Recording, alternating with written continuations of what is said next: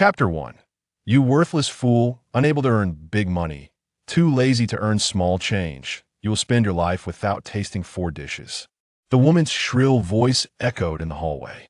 Get lost, just get lost, and do us all a favor by dying outside. The woman continued to shout, and the violent sound of the door slamming startled Guan Wei awake.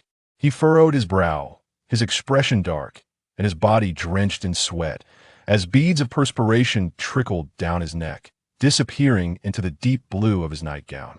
The woman's sobs intermittently reached his ears, and Guan Wei remained in a daze for quite some time. A gust of wind from outside sent a chill through him, gradually bringing him back to his senses.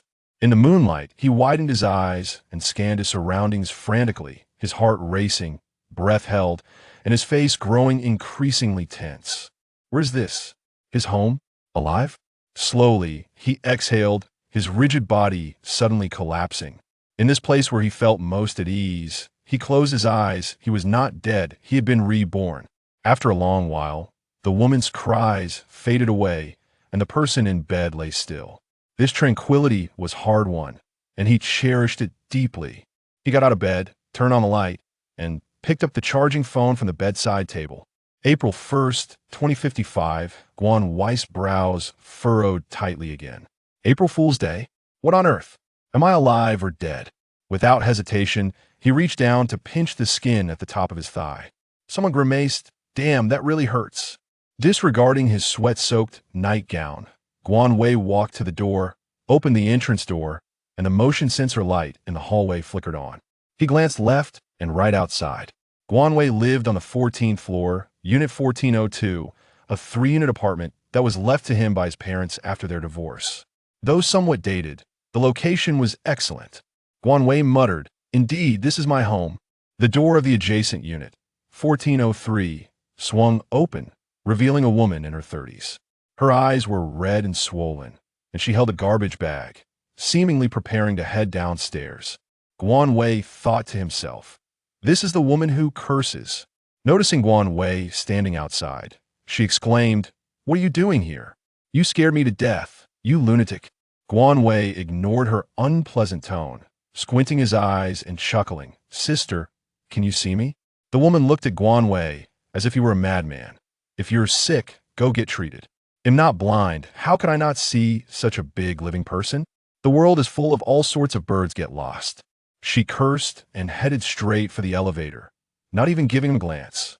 Guan Wei rolled his eyes, but was finally reassured that he was still a person and not a ghost.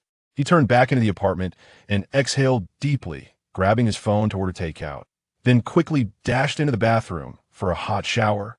In the mirror, he saw a man of considerable stature, standing at around 6 feet tall, with chiseled features, embodying the typical rugged charm of northern men. Guan Wei smiled faintly. "My name is Guan Wei, and I have returned." Emerging from the bathroom, the takeout arrived just in time. He ordered a duck hot pot, finishing it without lifting his head, and only then did he truly feel alive again. Comfortably reclining on the sofa, Guan Wei finally had the energy to recall the world that had driven him to despair before his death. On September 1st, 2055, a thick fog heralded the onset of the apocalypse. At that time, Guan Wei had just graduated from university and was in the internship phase. He lived in a third-tier city in northeast China called Suicheng. His salary was pitifully low, yet the cost of living was not, forcing him to rise before dawn and retire later than a dog. For a freshly graduated intern, not starving to death and avoiding bankruptcy was considered a victory. Initially, the fog did not draw much attention to people. Haze was merely a norm, and this time, the fog was just a bit thicker. Life continued as usual, and so did Guan Wei. Every day, he trudged to work, feeling like a blind man with his eyes wide open, clocking in at his small job. However, the fog persisted, and a week later, when it finally dissipated, people rejoiced. But before they could celebrate fully, Suicheng was struck by a severe storm, marking the beginning of calamity. The sky poured down like a sieve, making it easy to imagine the trials people were about to face. Supermarkets were raided, prices skyrocketed, and the money in WeChat and bank accounts became worthless digits. A notification from his phone interrupted Guan Wei's thoughts. Zhao Xin, brother, in coming to find you tomorrow to stay at your place for a few days. Please take me in. He added a teary-eyed emoji at the end. Guan Wei's expression darkened instantly as he slowly rubbed his temples, suppressing the resentment within. Replying, "No, I'm out of town." Zhao Xin, what are you doing out of town? When are you coming back? Guan Wei, on a business trip. Zhao Xin was the son of Guan Wei's uncle, only 2 months younger than him, and one of his few relatives. Speaking of relatives, one must start from the beginning. Guan Wei's parents were in a love marriage, but after only 3 months, they tied the knot. However, marriage brings not only passionate love, but also the mundane trifles of life. When Guan Wei was 3 years old, they divorced. His mother, Zhao Huan, was a strong-willed and opinionated woman who demanded his father leave with nothing. Now, the house was left to Guan Wei, to be transferred to him when he came of age. It is easy to imagine the hardships a woman faces while raising Guan Wei alone, but he was a good boy, understanding despite occasional mischief. Unable to bear witnessing her daughter's struggles, his grandmother took Guan Wei back to their rural hometown in Suiqing. Thus, Guan Wei waited like a left-behind child for his parents to return home to see him. However, when he was 11, his mother died in a car accident, and his grandmother, heartbroken from losing her daughter, fell ill and passed away 2 years later. Guan Wei's unreliable father had been silent all this time. For Guan Wei, that period was shrouded in darkness besides his uncle's family. He had no other relatives. His uncle, Zhao Kwa, lived in Suishi, and after his grandmother's death, he invited Guan Wei to move in with them under the pretext of taking care of him. Initially, Guan Wei was reluctant because his aunt, Li Meiwan, was not an easy person to get along with. Li Meiwan came from a well-off family and married Zhao Kwa, a poor rural boy, out of love, looking down on the Zhao family. Yet unexpectedly, his aunt was quite considerate and comforting towards Guan Wei, making him feel at home. Guan Wei had no defenses with his only relatives until 6 months later when he overheard his uncle discussing the compensation from his mother's accident with his aunt, leading him to a sudden realization. Guan Wei pretended he hadn't heard, as he was grateful for the food and shelter he received. Life under someone else's roof was tough after receiving the compensation. His aunt became less accommodating, serving only bland meals. Guan Wei knew that the entire family had their own secret stash. He always wore the same few pieces of clothing, with Zhao Xin's hand-me-downs tossed to him, never receiving new clothes, and even during the new year, he could only watch Zhao Xin donning new attire. His uncle Zhao Kuo paid little attention, as if merely surviving was enough to earn the merit. Until high school, Guan Wei boarded, managing to persevere until university, where he returned to the house left by his parents, working part-time to complete his studies. During university, he fell for a girl named Tong Yin, a beautiful southern girl whose gentle speech could melt hearts. She had fair, delicate skin and was petite and adorable. After more than a year of pursuit, they were still in the friend zone. Guan Wei often reflected on his parents' failed marriage, yet he never lost hope in love. He longed for his own family, a wife, and children. However, it was this woman, Tong Yin, along with Zhao Xin, that led to his demise in the apocalypse, and before his death, his hair even emitted a faint green glow. Zhao Xin attended the same university as Guan Wei. Whenever he felt annoyed by his aunt's nagging, he would come here to hide. Guan Wei remembered seeing Zhao Xin with Tong Yin only twice, unaware that the two had already become entangled. One day, Tong Yin suddenly accepted Guan Wei, and he ascended to the status of boyfriend, his mind swirling with pink bubbles, keeping him awake all night from joy. In less than half a year, Tong Yin coaxed him into transferring the house to her name. Looking back now, Guan Wei wished he could slap some sense into himself. Being love-struck was a dangerous thing. At that time, Tong Yin sweetly said, "I will save my first time for our wedding night. I hope you will cherish me." Love-struck and foolish, Guan Wei grinned like a simpleton, utterly oblivious. Now, reflecting on it, it was from that moment that Tong Yin grew increasingly distant, and Zhao Xin also vanished from sight. Guan Wei closed his eyes. The only valuable thing he had left was the house. Did his uncle and aunt know everything is well? A few days later, thick fog descended upon the city. Guan Wei remembered that to cheer Tong Yin up, he had gone to the mall to buy her a gourd necklace, leaving him with only 120 yuan. Suddenly, Guan Wei sat up straight. The gourd necklace? In the last memory he had, Tong Yin casually took a cup of milk tea and drank it, but before he could comprehend what was happening, his vision darkened and he lost consciousness. In a haze, he seemed to recall the mark that suddenly appeared behind Tong Yan's ear, shaped like a small gourd. Ha ha! Guan Wei laughed. Yet his eyes were devoid of joy. They were filled with a bloodthirsty yet exhilarated glint. It turned out that the concept of space truly existed. He had thought it was merely a plot device. In this lifetime, he was determined to claim that necklace. Returning to the topic of Guan Wei's demise, it can be said that he met his end through his own folly. Amidst the relentless disasters and food shortages, he kept Tong Yan by his side, refusing to eat himself lest his girlfriend go hungry. Later, his uncle's family also arrived at his home. With the only remaining relatives and his girlfriend by his side, even in the face of apocalypse, the dim-witted soul still chose self-sacrifice, evoking a sense of awe. While one person braved the torrential rain to scavenge for supplies, the rest of the family languished, merely waiting for death.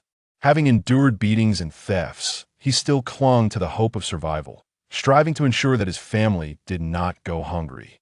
For 4 arduous years, he struggled in this desolate world, only to return with supplies and catch Zhao Xian and Tong Yin in a compromising position.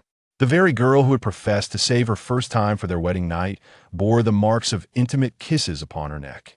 In that moment, Guan Wei felt an overwhelming emptiness consume him.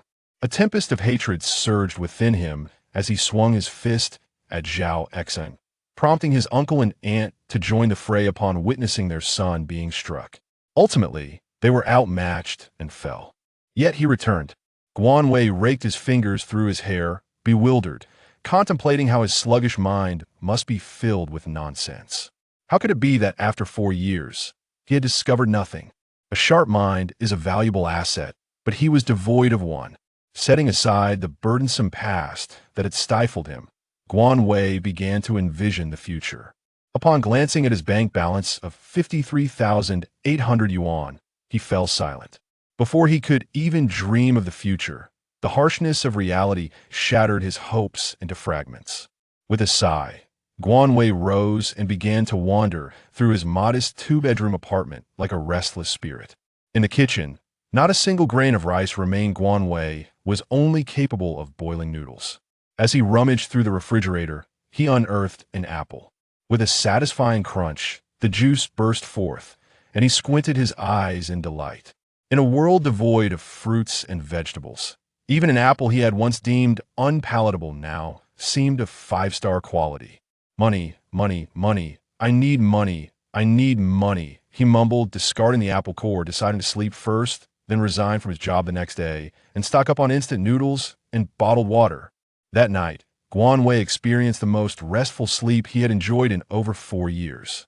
Awakening rejuvenated to greet the sun, he noticed the elderly residents downstairs already engaged in their morning square dance, while many mothers hurriedly escorted their children to school and vendors set up their stalls, bustling with activity as they sold breakfast.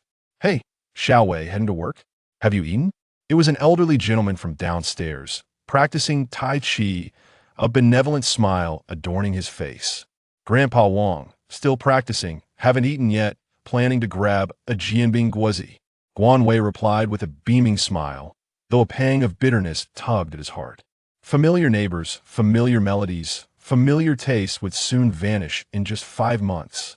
The bitterness was fleeting, as Guan Wei understood that he could not change the past, he could only strive to grow stronger.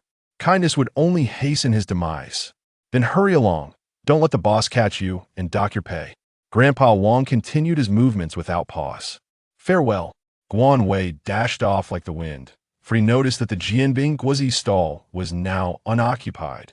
"Uncle Li, 1 jianbing guozi with a sausage," Guan Wei called out even before reaching the stall. Uncle Li chuckled. "Are you on fire?" "I'm famished." Uncle Li had been selling jianbing guozi outside the community for 7 or 8 years. and through this venture, he had managed to purchase a home. The residents of the community, along with the children making their way to school, are frequent visitors. Guanwei has even faced a barrage of calls from Uncle Lee when he set up his stall late, resulting in a half-hour reprimand from Uncle Lee. Yet, Guanwei simply cannot resist the temptation, with one hand savoring a jianbing guozi and the other steering a small bike straight to the office. He finds the process of resigning to be quite smooth. As an intern, he was not retained at all. With 2,500 in hand, Guanwei promptly headed to the bank to withdraw all his funds. With a net worth of 57,300, he decided without hesitation to purchase that gourd necklace first. Recalling his memory, he quickly arrived at the mall, and sure enough, the necklace was still there. The gourd, made of jade, and the chain of gold, was priced at 7,800. Guanwei remembered that in his previous life, he had only a little over 100 left after failing to buy it. Now, having made the purchase, he would still have several tens of thousands left. It seems that being in love is truly unwise. Wasting feelings is secondary, but wasting money is paramount. The sales assistant, observing Guanwei's intense fixation on the necklace as if it were a personal vendetta, found it amusing. "Sir, which model are you interested in? I can assist you in taking a closer look." Guanwei snapped back to reality, silently admonishing himself. Do not make a mistake. If the money is spent, what will I do if there's no space left? I would like to see that gourd necklace, Guanwei indicated. The sales assistant, with a white-gloved hand, deftly retrieved it and placed it on a tray. "Who is this for?" "The gourd is made of Hitian jade, symbolizing both wealth and prosperity." Guanwei did not respond. Only scrutinizing the necklace closely, he could not discern much, but he was certain that this was indeed the very one he had attempted to purchase in his previous life.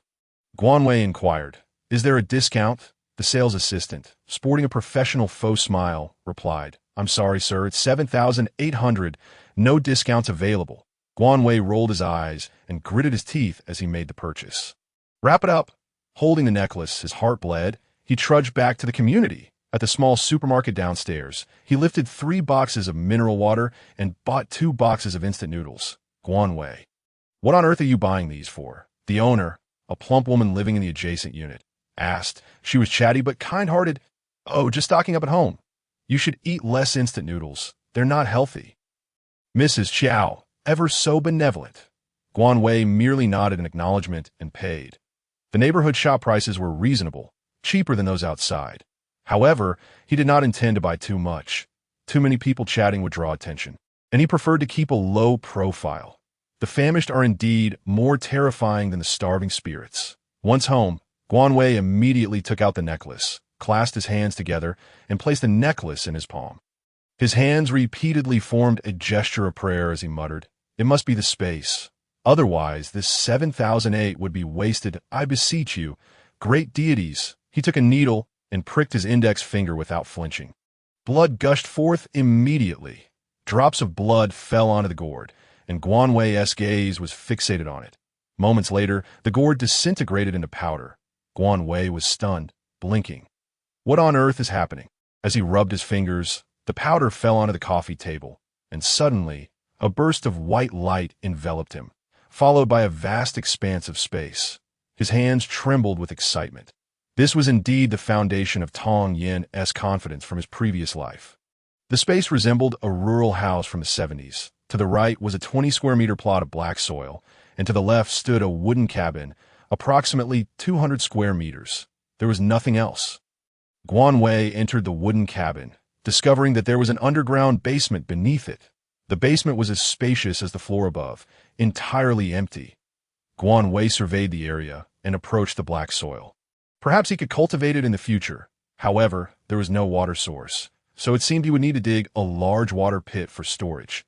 Just as he thought this, he noticed a large pit unexpectedly revealed beside the black soil. "Wow, is this really happening?" Guanwei excitedly walked back and forth several times. Thinking of going outside, he was instantly transported back to his room, recalling how Tong Yin had casually produced milk tea in his previous life. Guanwei grabbed a box of instant noodles, intending to store it in the space. Instantly, the box of instant noodles vanished from his hands. A box of instant noodles appeared in the wooden cabin within the space. With a smile, Guan Wei placed the mineral water into the space. As he thought of mineral water, it reappeared in his hands. After repeating this several times, Guan Wei realized he was hungry. Thus, he fixed his gaze on his bicycle and headed to the street of snacks. He remembered a particular stall selling delicious shengjianbo and devoured 20 before stopping. Approaching the stall owner, he said, "Boss, I'll take 30 pork shengjianbo and 20 shrimp ones to go." The owner chuckled. "Young man, shengjianbo is best enjoyed hot. Taking them home will ruin their taste." "No worries, I'll just steam them at home." The owner replied, "Then you'll need to wait a while, at least 30 minutes. In that case, I'll settle the bill first and return in half an hour." Guan Wei paid, intending to come back in a few days for more. He spent a total of 175 on the shengjianbo. But the owner charged him only 170. As Guan Wei strolled through the snack stalls, he bought some meat skewers and spicy chicken, then returned to collect the shengjianbo. He found a secluded alley to store the items in the space before heading home. With a focused mind, Guan Wei compiled a list of essentials from food to clothing, including everything from toothpaste and toothbrushes to kayaks and inflatable boats. The biggest issue was money. The meager sum in his pocket was hardly enough for anything. Guan Wei contemplated selling his apartment. It wasn't large, just over 90 square meters, but in a good location, fetching around 8 or 900,000 should not be a problem. But where would he live after selling it? Guan Wei furrowed his brow in anxiety. A penny could be a hero's downfall. A WeChat notification chimed. "Tong Yin, Guan Wei, what have you been busy with these past few days?" Guan Wei raised an eyebrow. Well, a rare visitor. He scrolled through their message history, and at this time, they had just confirmed their relationship a month prior. Unexpectedly, she took the initiative to contact him from the WeChat chat records. It was evident how much of a sycophant he had been. He was the epitome of a devoted admirer. Guan Wei cursed himself 1,000 times before finally replying. "On a business trip." Tong Yin replied, "When will you be back? I miss you." Guan Wei rolled his eyes, pocketed his phone, and didn't respond. Entering the space, he saw the items he had purchased and eagerly grabbed a lamb skewer to munch on. "Oh my, it's still warm." Guan Wei was thrilled like a playful husky. He then took out the shengjianbo, and indeed, they were the same. It seemed he could stockpile plenty of takeout and snacks. The plan to sell the apartment was set in motion. The remaining days would likely be busier than ever, and Guan Wei had a good night's sleep to recharge. The next morning, after a hurried breakfast, Guan Wei rushed to the real estate agency. His only request was to sell the apartment for 800,000 as soon as possible. The person attending to him was a man in his 30s. He smiled. "Brother, although your apartment isn't brand new, it's in a prime location and part of a good school district. At this price, it should sell quickly." After registering, Guan Wei thanked him for his efforts and headed straight to a car rental agency. Renting an old van, he had them remove the back seats to facilitate loading cargo. Then he went to the wholesale market. With limited funds, Guan Wei intended to buy some vegetable seeds and saplings first. The black soil in his space was his greatest treasure. Having provisions in his pocket meant he wouldn't panic. He bought plenty of water spinach, rapeseed, bell peppers, cucumbers, green beans, and cabbage. Anything he saw. The seeds were inexpensive. He bought a large quantity for 500. He also acquired saplings for apples, oranges, and grapes. In the fruit section, he purchased apples, pears, watermelons, kiwis, bananas, cantaloupes, strawberries, and grapes, totaling about 20 varieties, costing him 7,000. Once everything was loaded into the van, he found a discreet corner to store the items in the space before swaggering into a rice and oil shop. He bought 100 bags of 50-pound rice, 50 bags of 50-pound flour, and 50 barrels each of soybean oil, corn oil, sunflower oil, and peanut oil. He also bought some millet and peanuts. The shop owner, astonished, asked, "Brother, are you opening a store?" Guan Wei chuckled. "No, I'm just providing benefits for my employees. These bags of flour might not fit in your vehicle, right? I'll take some home first. It's not far, and I'll return for the rest." Guan Wei surveyed the surroundings and added, "Oh, and give me 500 pounds of sweet potato flour, please. How much will that be?" "Just a moment. Let me calculate." "Don't worry, I'll give you a discount." The owner was quite accommodating. The owner grabbed a calculator and began tapping away. In the end, he spent 28,000, having bargained for 3 bags of rice to be delivered. After securing the grains, Guan Wei moved to the spice section, requesting 50 pounds each of fennel, star anise, Sichuan peppercorn, cinnamon, and black pepper, as well as 30 barrels each of soy sauce, vinegar, and baijiu. He also bought 500 pounds each of white sugar and rock sugar, and he deemed salt essential, purchasing 2,000 pounds. In a post-apocalyptic world, salt would be as precious as gold, and Guan Wei felt he hadn't bought enough. He would have to wait for the house to sell before stocking up further. After stowing everything in the space, Guan Wei found himself with just over 2,400 left. He dashed to a bookstore, purchasing several cookbooks, agricultural texts, and martial arts manuals before heading home. While waiting for the apartment sale, he committed to rising early each day to practice Tai Chi with Grandpa Wong. And surprisingly, each session left him feeling invigorated. During the day, he studied martial arts and recipes. And whenever he had spare time, he would tend to the crops in the space. His days were busier than when he was working. In those 4 years of the apocalypse, Guan Wei had already honed many skills. Having been bullied often, one eventually learns to fight back. However, he currently felt physically inadequate, like a weakling, and he looked down upon himself. Half a month passed in the blink of an eye. His body had toughened up a bit. And to his delight, he could now whip up a few decent home-cooked dishes. Heaven knows that the first time he tried making his own tomato scrambled eggs, it was almost so salty he could have died on the spot. Anyone unaware would think he had killed the salt vendor. On that day, the weather was splendid, and after completing his morning exercise and having breakfast, Guan Wei received a call from the real estate agent. He tidied up his room a bit, and half an hour later, the agent arrived with a family of 3. Guan Wei had taken great care of the house, maintaining it well. The trio surveyed their surroundings while the agent followed behind, eloquently extolling the property. Guan Wei stood by the window, silently marveling at the agent's impressive eloquence. The man seemed quite satisfied, eventually turning his gaze toward the woman, signaling yet another devoted husband. It was the woman who would have the final say. "So, are you taking the furniture and appliances with you, or leaving them behind?" The woman inquired. "You can keep them if you want. If not, I'll take them away," Guan Wei replied nonchalantly. The woman nodded, deciding to keep the furniture and appliances, decisively stating, "We'll take this set." With that, the agent and the man both exhaled in relief, as it seemed they had been through quite a bit of house hunting lately. They promptly went to the agency to sign the agreement and complete the transfer, with 800,000 yuan now safely tucked into Guan Wei's pocket. He informed the woman that he would need until tomorrow to finish moving. To which she replied without hesitation, "No rush. Just give me a call once you've left. We need to tidy up as well." On his last night in the house, Guan Wei felt an overwhelming sense of reluctance. However, he had no time for melancholy. He still needed to organize his belongings and tend to the fields. He packed his personal items, clothes, bedding, a photo album, and kitchen utensils, all carefully placed into storage. Following that, he began organizing the wooden cabin in one corner of the basement. A substantial stash of fruits and vegetables had already accumulated. Rice, flour, and oil were stored in the wooden cabin. After arranging his possessions, Guan Wei gazed at the black soil. Recently, he had sown some vegetable seeds, and he was unsure whether it was the different flow of time in the storage space or the quality of the soil. But the seeds had already sprouted into seedlings.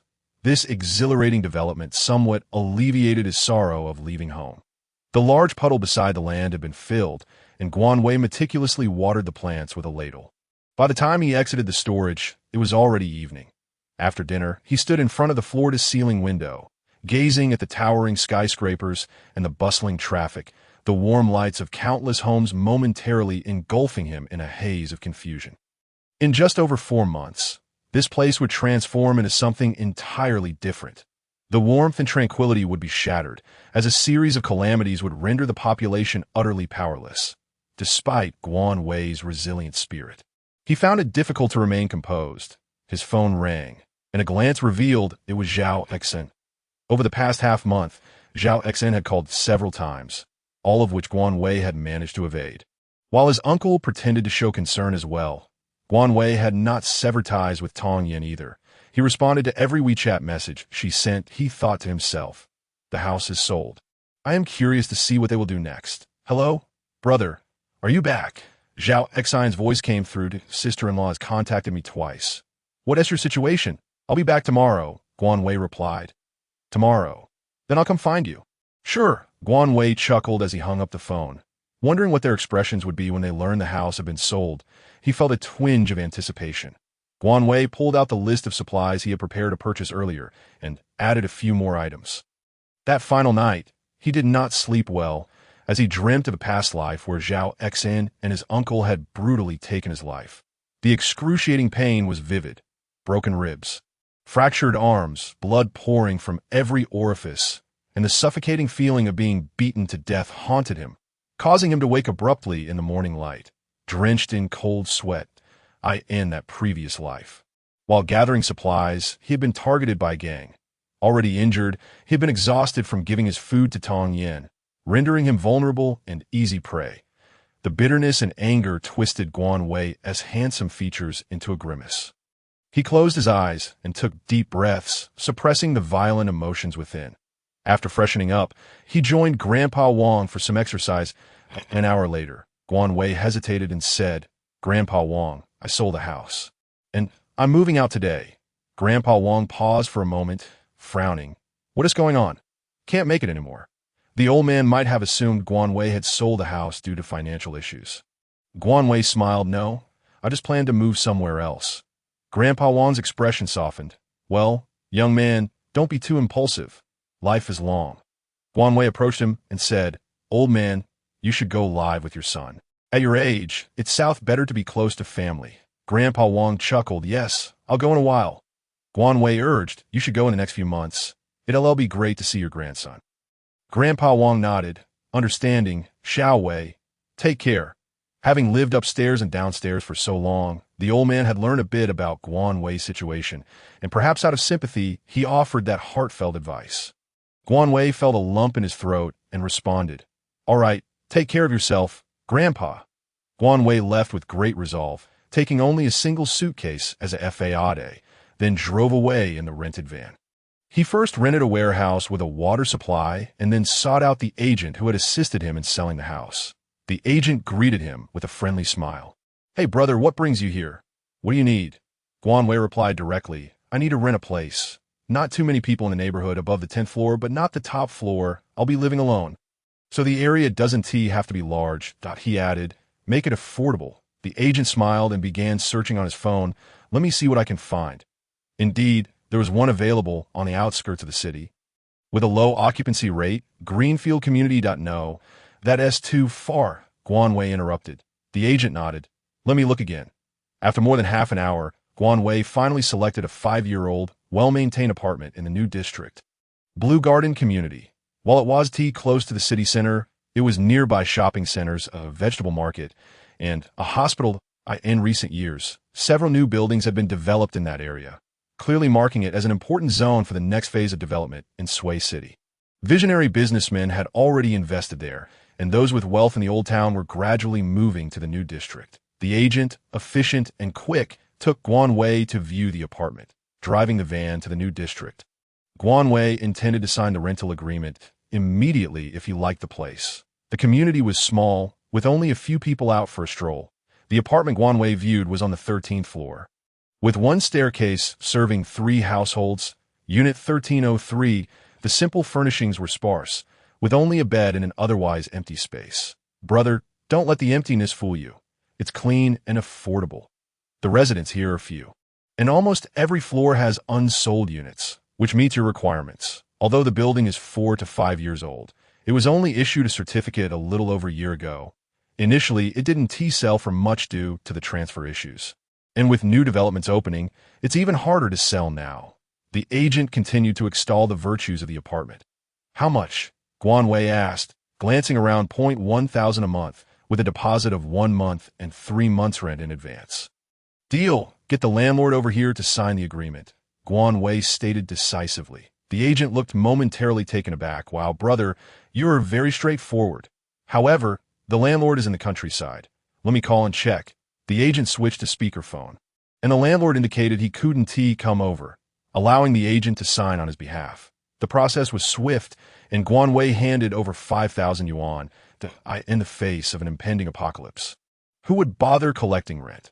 After bidding farewell to the agent and receiving the keys, water card, electricity card, gas card, and elevator card. Guan Wei immediately hired a cleaner to dust the place. He then went out to purchase a stove, arrange hood, and set up wireless internet. By the time everything was set up, it was already afternoon when Zhao Xian's call came in. Brother, have you moved? I heard from the neighbors that you sold the house. Zhao Xian sounded somewhat anxious. Oh, I forgot to tell you. I moved out. I'm renting now, Guan Wei replied. What? Why would you sell the house? The location is so good. How much did you sell it for? It must have been at least 900,000, right? Zhao Xian inquired eagerly. Guan Wei avoided a direct answer. Not much. Then how much is it? I just moved today. I'm quite tired. Let us talk another day, Guan Wei said, hanging up swiftly to take tea that moment. He realized he was starving, his stomach growling in protest. Just as he picked up his phone to order takeout, his uncle's call came in. This is quite dull. Guan Wei, you sold the house? What is going on with you? That is something your mother left you. How can you just sell it?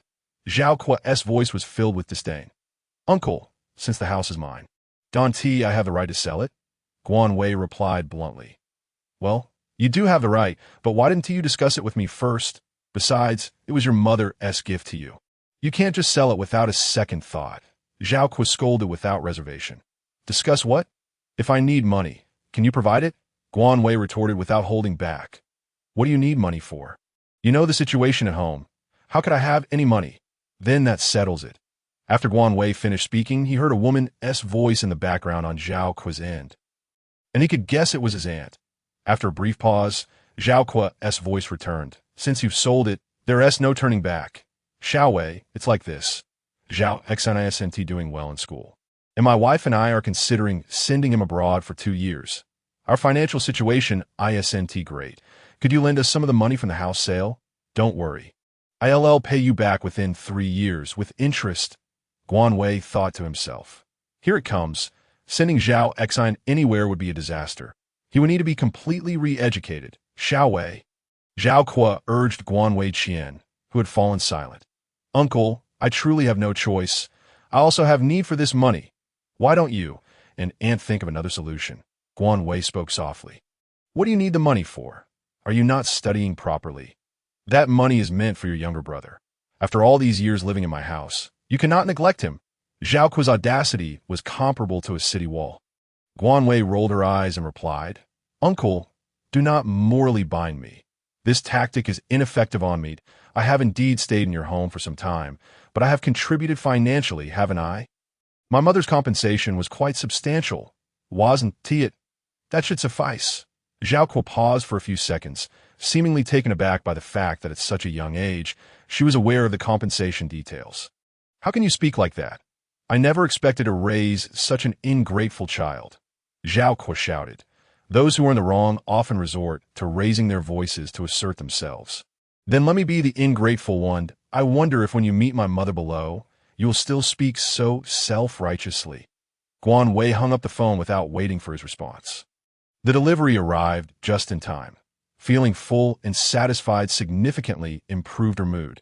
After a comfortable shower, Guan Wei climbed into bed, intending to enjoy a peaceful sleep, but some people simply refuse to let you be at ease.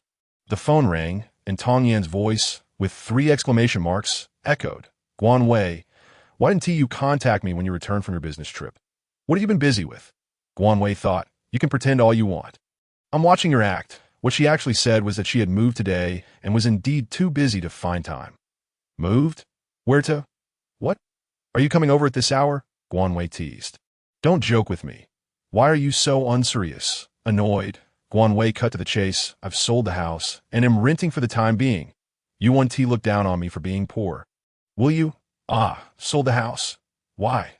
Planning to invest, but you wouldn't understand. Tong Yin fell silent for a moment. Invested all of it? Guan Wei grinned. Indeed, all of it. Tong Yan's voice rose. Guan Wei, how could you do this?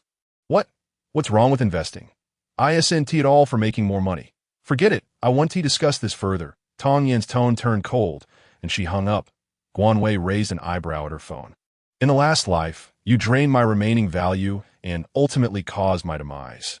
In this life, I shall certainly keep my distance from you, that I am eager to see how you all survive in the apocalypse.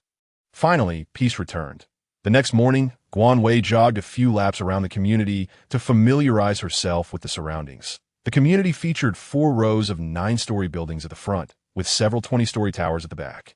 She discovered there were 2 entrances, the north gate being closer and, conveniently, a small supermarket nearby, making shopping quite convenient. After breakfast, she drove her dilapidated van straight to the Old City's affordable commercial market, needing to purchase some warm clothing. At this transitional season from spring to summer, winter coats were outdated.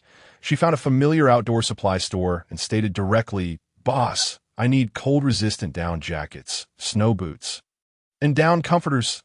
The boss, a plump and good-natured woman, looked surprised. "Young man, where are you planning to go?" "To the North Pole." The boss paused for a moment before laughing. "Oh, then I must find you some good items. I have polar gray down jackets. Follow me to the storage." "Sure, lead the way." The storage was stocked with everything imaginable. Ultimately, Guan Wei purchased 4 sets of cold-resistant clothing, 5 pairs of snow boots, thermal socks, thermal underwear, a tent, binoculars, a large-capacity solar charger, a waterproof flashlight, a first aid kit, and 2 inflatable boats, all for over 20,000. Next, she bought sports shoes, down jackets, scarves, underwear, wool sweaters, parkas, cotton hats, slippers, down pants, air conditioning blankets, down comforters, swim goggles, swim caps, and even 3 8-pound thick comforters and 2 10-pound ones. This cost her 15,000, as she aimed to buy as comprehensively as possible. The boss helped Guan Wei load the goods into the already crammed van. Even the passenger seat was not spared. Finding an empty alley, she stored everything in her space. She then headed to the daily necessities section, purchasing shower gel, facial wash, hand cream, towels, and 3,000 warm patches, not to mention 3,000 packs of toilet paper. Kerosene lamps, alcohol blocks, alcohol stoves, portable gas stoves, insecticides, and disinfectant were all essential. Heaven knows how many viruses lurked in water filled with insect corpses, even though she hadn't died from it in her previous life. After 3 trips, it was already evening when Guan Wei finished collecting her items and set off for dinner. She ordered 3 delicacies, stir-fried meat slices, and a bowl of white rice. While eating, she continued to shop online for medicines. As she had previously saved 100,000, besides buying medicines, she also ordered takeout and some small items she suddenly remembered. After finishing her meal, when settling the bill, she told the boss, "Your food is quite delicious. And the portions are generous. Mainly it's economical. Tomorrow, I'm hosting friends for dinner. Can you deliver?" The boss smiled. "Of course. Where to?" "Lanyuan community. It's a bit far." "Not too far. Just write down the menu. And don't forget the phone number and address." Guan Wei took the menu and ordered 50 portions of her favorite dishes, along with 20 other selections. The boss frowned. "Hey, brother, how many people are you treating?" Guan Wei lied without a hint of shame. "Just some family members and others who can't make it. I'll send the food to the company." The boss nodded with a smile. "Just give 1,000 as a deposit. The rest can be paid when it arrives tomorrow." Guan Wei swiftly paid, and while casually glancing at the restaurant's water buckets, she inquired, "Where did you buy your water buckets?" "They look sturdy." The boss chuckled. "Oh, I've used that for 3 years. A relative of mine runs a store. They have both water tanks and buckets." Guan Wei smiled. "I'd like to buy some too. Could you give me the contact?" "Their shop is just the first one on the left after you exit here. The blue sign is easy to spot." After thanking the boss, Guan Wei left the restaurant. "Boss, I was referred by the quick service restaurant owner on that street. Do you have larger buckets of that kind?" Upon entering the shop, she saw a dark-skinned, lean man with small eyes. He smiled warmly. "Oh, that's my sister's shop. We have those buckets. How many do you need?" Guan Wei pondered. "I'll take however many you've got." The man widened his eyes. "You want all of them?" "Yes, I want large-capacity water buckets and tanks." The man nodded. "I need to check the storage." "Are you in a hurry? Or you could give me an address, and I can deliver it tomorrow." Guan Wei nodded and took out 2,000 as a deposit. "All right." After leaving her phone number and the warehouse address with the owner, night fell, and Guan Wei hurried home. In the community, people walked their dogs, and seniors took strolls. Although there weren't many, it felt peaceful. There was another person in the elevator, towering at nearly 2 meters tall, which inexplicably created a sense of pressure. Guan Wei glanced at him and instinctively stepped back a bit. Just as she reached out to press the floor button, she unexpectedly discovered that this man also lived on the 13th floor.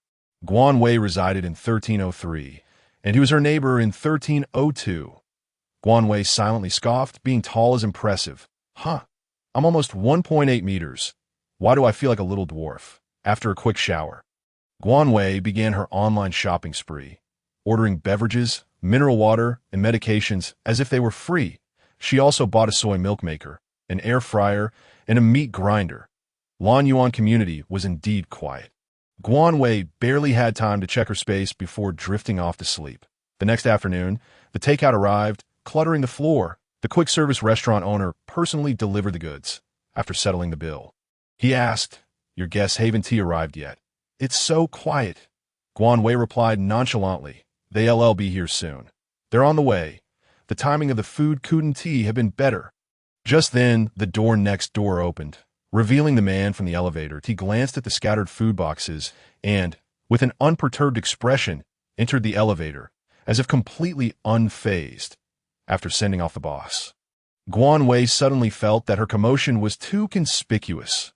If she wasn't careful, even the delivery person might take notice. To maintain her guise of hosting guests and prevent arousing suspicion, Guanwei had no choice but to head downstairs and buy many food storage containers, transferring the meals into them to store in her space. The restaurant's containers were stuffed in several large garbage bags piled at the entrance. After over 2 hours, having satisfied her own needs, she intentionally went downstairs to dispose of the trash. There weren't many residents in the building, but enough. Almost every floor had 1 or 2 households. Guanwei had seen a family of 3 living downstairs and a fashionable woman living above. The building was well constructed, with good sound insulation. Guanwei rarely heard any noise for the next month and a half. She set out early each day to scour for supplies. Then came the time for receiving packages and deliveries. She bought another batch of vegetables and fruits, along with dried goods like mushrooms, black fungus, seaweed, and dried kelp, all vacuum-sealed. Guanwei even dedicated an entire day to visit her rural breeding farm, purchasing 500 each of chickens, ducks, and geese, along with 3,000 eggs and 1,000 each of duck and goose eggs. Everything had to be processed meticulously. She also ordered at least 300 pounds of pork, lamb, beef, and ribs. The boss, upon seeing this wealthy individual from the countryside, couldn't help but break into a wide grin. After a series of negotiations, nearly 40,000 was spent. Due to the urgency of the situation, the boss promised to have everything delivered by today, and upon paying a deposit, the individual provided the warehouse's address.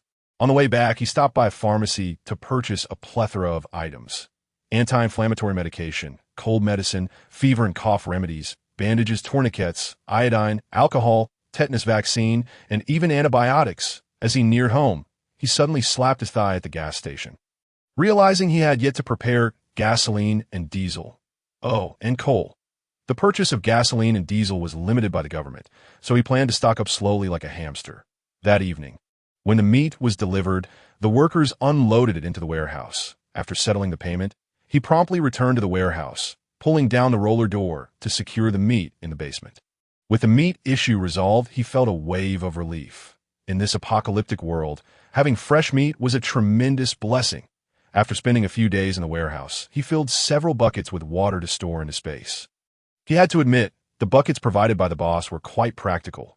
Shaped like water towers and equipped with taps, they saved space. The basement's food supply was already considerable, yet he still thought it insufficient.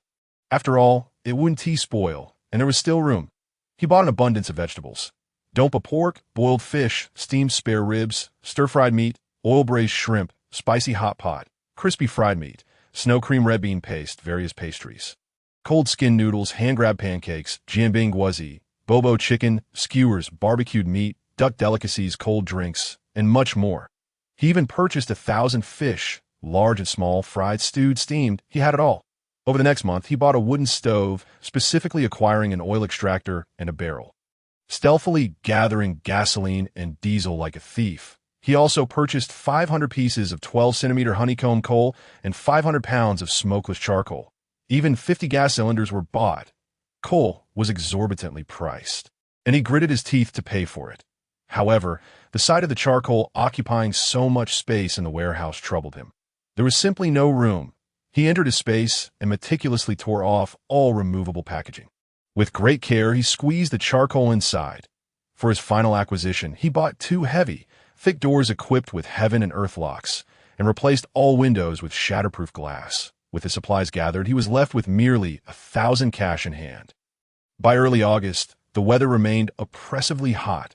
He sat on the floor, sipping watermelon juice while enjoying the air conditioning. The house still contained only a bed. It wasn't that he didn't wish to buy more furniture, but he simply lacked the funds. Over 800,000 had transformed into supplies in his space. Although the money was gone, he felt an overwhelming sense of security. In the kitchen, 3 large bowls sat side by side, one with dough rising, another filled with pork and cabbage dumpling filling, and yet another with more dough. He planned to make some noodles to store in the space. He had downloaded numerous cooking videos on his tablet and phone. Following along diligently, he spent the entire day experimenting in the kitchen. The dumplings he boiled turned into dumpling soup due to torn skins, and the dough for the flour rolls failed to rise, becoming hard as a rock. Frustrated, he lamented loudly, mourning the wasted dough and filling. After sipping a bowl of dumpling soup, he silently reassured himself. The taste is acceptable, Guanwei. Don't be disheartened. At least you haven't tea-starved. The wasted flour rolls and torn dumplings were neatly packed and placed into his space. The vegetables in his space had already been harvested, and they would be ready in about a month and a half. He had planted fruit tree saplings and sown another batch of greens. Guanwei intended to stockpile even more vegetables. He had gone far too long without them in his previous life, and he feared scarcity. Everything was for the sake of survival. Living was everything. In mid-August, after finishing his workout one day, he casually sent a message to his only good friend about stockpiling supplies. Just as he hit send, he heard a knock at the door. Puzzled, he wondered who could be visiting him. Peering through the peephole, he saw it was the person from 1302. He opened the door, and the man spoke first. I live in 1302, and I want to inquire where you ordered this door. I'd like to order one too. His voice was deep and magnetic.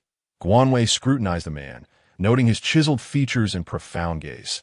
He was exactly the kind of heartthrob every girl dreamed of. Clearing his throat, Guanwei replied, I have a business card. Let me get it for you. The man thanked him. The business card lay on the shoe cabinet, and as Guanwei turned, he revealed his empty living room. The man raised an eyebrow, finding it intriguing. He took the card Guanwei offered, shaking it in his hand, and introduced himself. My name is Wei Hung. Thank you. Guanwei smiled. I'm Guanwei. No need for formality. Thus, Guanwei made the acquaintance of Wei Hung, the first person he met in the Blue Garden. Finally able to make dumplings worth showing off, Guanwei put in great effort and crafted over 2,000. As September 1st approached, he grew increasingly anxious. On the 30th, he felt as though a heavy weight was hanging in his heart, growing ever more burdensome. So he decided to take a walk downstairs. Coincidentally, his uncle, Zhao Kua, happened to cross paths with him. In fact, they had been trying to contact Guanwei throughout this period, but he had been too busy to respond. After their last conversation, Tong Yin had broken up with him the very next day, and Guanwei had simply replied with a good and blocked her. Frowning, he answered the phone, and before he could speak, Zhao Kua said, Are you trying to ascend to the heavens? How many calls have I made that you didn't notice? What is it? Guanwei replied, his tone icy enough to chill. Zhao Kua, further incensed by his tone, suppressed his anger and said, Come over for dinner tonight. I'm your uncle. Can't we at least maintain some connection? Guanwei, feeling exasperated, replied, I have things to attend to. Zhao Kua insisted, No, it shouldn't be so difficult to come home for a meal. How long has it been since we've seen each other? Guanwei narrowed his eyes. Fine, I understand. It would be good to see what this family had to say. In the evening, Guanwei arrived at Zhao Kua's home. Zhao Kua lived on the 3rd floor in a spacious, bright, 3-bedroom apartment of over 100 square meters. At this moment, Zhao Kua and Zhao Xan were seated on the sofa, while his aunt, Li Meiwan, busied herself in the kitchen. Upon seeing Guanwei, Zhao Xan immediately exclaimed, Brother, you're here. Sit down. Guanwei greeted his uncle and settled into a single sofa. Zhao Kua, taking on the demeanor of an elder, merely grunted in acknowledgement. Guanwei rolled his eyes inwardly. Before he could finish, Li Meiwan emerged from the kitchen, glanced at Guanwei, and said, Little Wei is here. Just in time. The last dish is ready. Come eat. To be honest, the spread was quite lavish. Chicken stewed with mushrooms, braised ribs, mushu pork, meatball soup, stir-fry garlic sprouts, and a plate of cold dishes, as the four of them sat at the table. Guanwei wasted no time and immediately began gnawing on a chicken leg. Out of the corner of his eye, he noticed Li Meiwan giving Zhao Kuo a meaningful look. Zhao Kuo did not respond. And Li Meiwan smiled. "Little Wei, where are you living now? What are you working on?" Guanwei quickly finished the chicken leg, grabbed a piece of rib, and casually replied, "I live in a city not far from here. I am currently unemployed." Zhao Exine chimed in, "Brother, how is your investment going? Are you making money?" With 6 pairs of eyes focused on him, Guanwei, still chewing on the rib, chuckled, "It's going well. I'm not losing money." Li Meiwan beamed. "Little Wei really has a promising future." Zhao Kuo took a sip of wine and remarked, "Since you are making money, you should take care of your younger brother. He is not as fortunate as you. He needs to go abroad for some experience to develop." Guanwei thought to himself, "Look, 3 sentences in, and they're already trying to claim what belongs to others." Hearing such words made Guanwei feel uncomfortable, so he quickly shoved another rib into his mouth to suppress the nausea. When a moment passed without a response from Guanwei, Zhao Kuo frowned, about to lose his temper when he saw Guanwei, who was gnawing on a bone, set down his chopsticks, elegantly wipe his mouth with a napkin, and stand up. Then he heard Guanwei say, "What does that have to do with me?" The atmosphere turned cold, and Li Meiwan suddenly shouted, "You little beast! After all these years of raising you, is this how you repay us? Today, I'll show the neighbors what kind of ingrate we've raised." "Ingrate? Who are you referring to?" Guanwei suddenly raised his voice. "I send tea at you.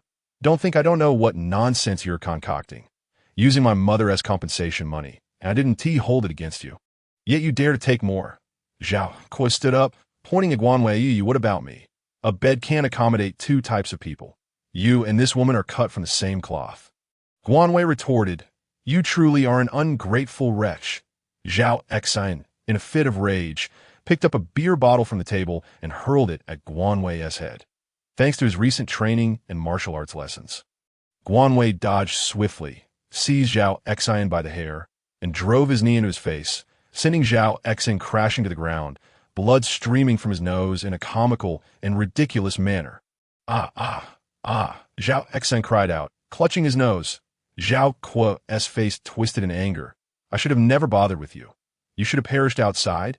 You're less than a beast." Guanwei sneered, "What has my mother as compensation money run out? And now you're eyeing my house? You could swim across the Pacific with that face of yours. Zhao Kuo, you'll never be able to afford 4 dishes in your life. Look at your pathetic self." At this moment, Li Meiwan rushed to Zhao Exine's side, tears streaming down her face. She didn't hold back her words, "You little bastard, I'll fight you." Guanwei completely ignored her and turned to leave. Within the confines of the door, Zhao Kuo remained silent, while Guanwei did not turn back, silently wishing to see the living versions of them once more. Upon closing the door, several neighbors curiously cast their gazes toward Guanwei, who nodded slightly and strode forward with determination. The sharp rebukes of Li Meiwan and the weeping of Zhao Exine still echoed from within. Once the cacophony faded entirely, Guanwei released a breath, the restlessness in his heart dissipating completely. In his previous life, he too had been a nagging fool, meeting a deserved demise. Guanwei had no intention of repeating past mistakes. With a sudden kick at the stones underfoot, he resolutely mused to himself, "Made it this far. Living it up, dead is dead, to hell with it." As he lifted his gaze to the sky, he felt deflated once more. After approximately 2 minutes of walking, an unsettling feeling struck Guanwei, prompting him to halt and gaze into the distance. The moonlight was cold and seemed shrouded in mist, rendering everything indistinct. The autumn breeze howled, and what was meant to come would inevitably arrive. Without further hesitation, Guanwei hurriedly drove his dilapidated van back to Lanyuan. By this hour, the residents of Lanyuan community had likely finished their dinners, strolling out in small groups to walk their dogs and digest. A family of 3, comprising an elderly couple, emanated warmth and harmony, a picture of tranquility. Before reaching the foot of the apartment building, Guanwei's phone rang, and somewhat impatiently, he assumed it was Zhao Kuo again. To his surprise, it was Jiang Saida. "Jiang Saida, nicknamed Zombie, stood at a height of 1.75 meters, hailing from a mountainous region, with a brilliant older brother and always donned in thick black frame glasses, projecting an image of a studious individual. Though in reality, he was an undeniable slacker. He was Guan Wei's only good buddy. After graduation, due to parental insistence, he returned to his hometown, and Guan Wei had not seen him since, uncertain if he had survived the apocalypse. "Hey, brother," came the familiar voice, causing Guan Wei to smirk slightly. "Don't speak English with me. You're of great Chinese descent. Speak Chinese." "Damn, Guan Wei, why are you such a jerk? Learning from your good girlfriend, I see. Cut the nonsense. You're already in the yellow zone, broken up. By the way, I texted you a while back. Why didn't you respond?" "Couldn't get through by phone either," Guan Wei chastised. "Don't mention it. I went in the mountains. And while gathering pine nuts, my phone fell and smashed. I just got back down and bought a new one to contact you." "How considerate," Jiang Saida inquired. "Is it really over? It's done. What do you want?" Guan Wei rolled his eyes. Jiang Saida immediately stated, "I'll arrive in Suiqing at 1:30 a.m. Stay at your place. Come pick me up." Guan Wei furrowed his brow slightly. This guy hadn't come last time. Suddenly, he recalled that Jiang Saida seemingly disliked Tong Yen, often claiming she had a white lotus air about her. Guan Wei curiously asked, "Is there something going on?" "What?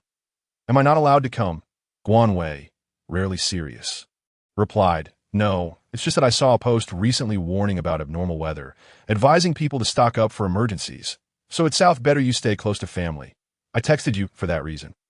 "What else with your paranoia? Do you believe everything? And by the way, I'm already on the train. Are you picking me up or not?" Jiang Saida cursed. Guan Wei helplessly tapped his head, realizing how foolish he was. "You keep pushing me, huh?" Jiang Saida fell silent for a few seconds, then switched to a dog-like tone. "Dad, I miss you. Please take me in. I'm such a filial son." Guan Wei chuckled.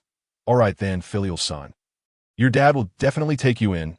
After exchanging playful banter, they hung up. Guan Wei stood by the flower bed, taking a couple of deep drags from his cigarette, cursing inwardly about the timing of this idiot's arrival. There would be no good night's sleep tonight, especially with having to pick up his son in the middle of the night. He entered his space to glance around. The baby bok choy in the dark soil was lush and green, making him grin broadly, his spirits soaring. The array of takeout and various snacks stored in the basement emitted an enticing aroma. Grabbing a roasted sausage, he turned and ascended the stairs. The wooden house was filled to the brim. Guan Wei gazed at the vacuum-sealed bags containing clothes and blankets, suddenly recalling he had forgotten the most crucial matter. He still lacked a vehicle, not referring to that shabby van he rented, but to a durable car. Considering the cash in his pocket, he resolved to wait for Jiang Saida to arrive. Hopefully, this guy had the financial means. The cold wind howled. September had indeed grown much chillier.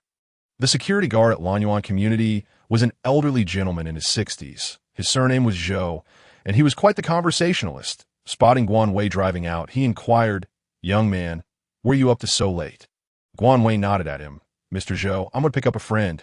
The train arrives at 1:30. Oh, keep your eyes peeled. Nighttime is not like daytime." Guan Wei chuckled and waved goodbye as he exited the community. The road was mostly clear, and aside from the dim streetlights, everything else was shrouded in darkness.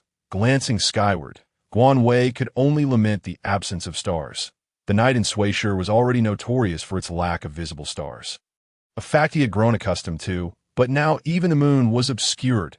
After traversing half of Suiqing, he finally reached the station. The train station, one of the brightest places in Suiqing at night, was bustling. After smoking 2 cigarettes in the car, he noticed a few figures emerging from the exit. Jiang Saida spotted Guan Wei from afar, waving energetically and grinning foolishly. A wave of emotion washed over Guan Wei. For while it had only been a few months for Jiang Saida, it had been over 4 years since he had seen this fool. This fool was the closest person to him in this world. "Damn, this breeze is making me hungry. Guan Wei, I missed you so much." Jiang Saida enveloped him in a bear hug, not forgetting to pat his back. Guan Wei also patted him and urged, "Hurry up and get in the car. Let us go eat." Jiang Saida adjusted his glasses, smiling. "Help me with the suitcase." Saying so, he directly hopped into the passenger seat. Jiang Saida grabbed a sizable suitcase. Guan Wei rolled his eyes but dutifully lifted it, exclaiming, "Damn, Are you carrying gold? It's so heavy. Once the luggage was stowed, Jiang Saida remarked, this is all my worldly possessions. Bro, I'm ready to re-enter the world and create some chaos. Guan Wei smirked. Wishing you success, but chaos is the last thing we need. Just hope you have the guts to make it happen. Jiang Saida removed his black-framed glasses, stating, honestly, I can't stand staying at home for even a moment. My parents are pressuring me to marry, and now I feel nauseous at the sight of anything greasy. Guan Wei chuckled. You're only 23. Why the rush? Jiang Saida lamented. Yeah, that is why I ran away. By the way, do you really not like Tong Yin anymore? Didn't you used to be infatuated with her? When did I ever say I was infatuated? Guan Wei replied, feigning innocence. Damn, I lost my life over them in my last life. Good riddance. Happy breakup. Wishing you joy. Guan Wei even burst into song. All right, tomorrow you should call your parents and explain things properly. Also, I wanted to mention the impending apocalypse. There will be natural disasters, so I think you should return home. Jiang Saida hadn't expected that the conversation would lead to this. Feeling exasperated, what nonsense are you spouting? You just got here, and now you want to send me off?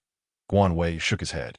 No, I'm serious. Jiang Saida rolled his eyes. Nope, I want to see if anything you mention will actually happen. Guan Wei sighed and shifted the topic. Did you bring me pine nuts? Jiang Saida grinned. Of course, especially got you some open pine nuts. Guan Wei raised an eyebrow. Good son, you're so filial. Jiang Saida responded, big grandson, be good. Guan Wei, swayed by the allure of the pine nuts, decided not to hold a grudge.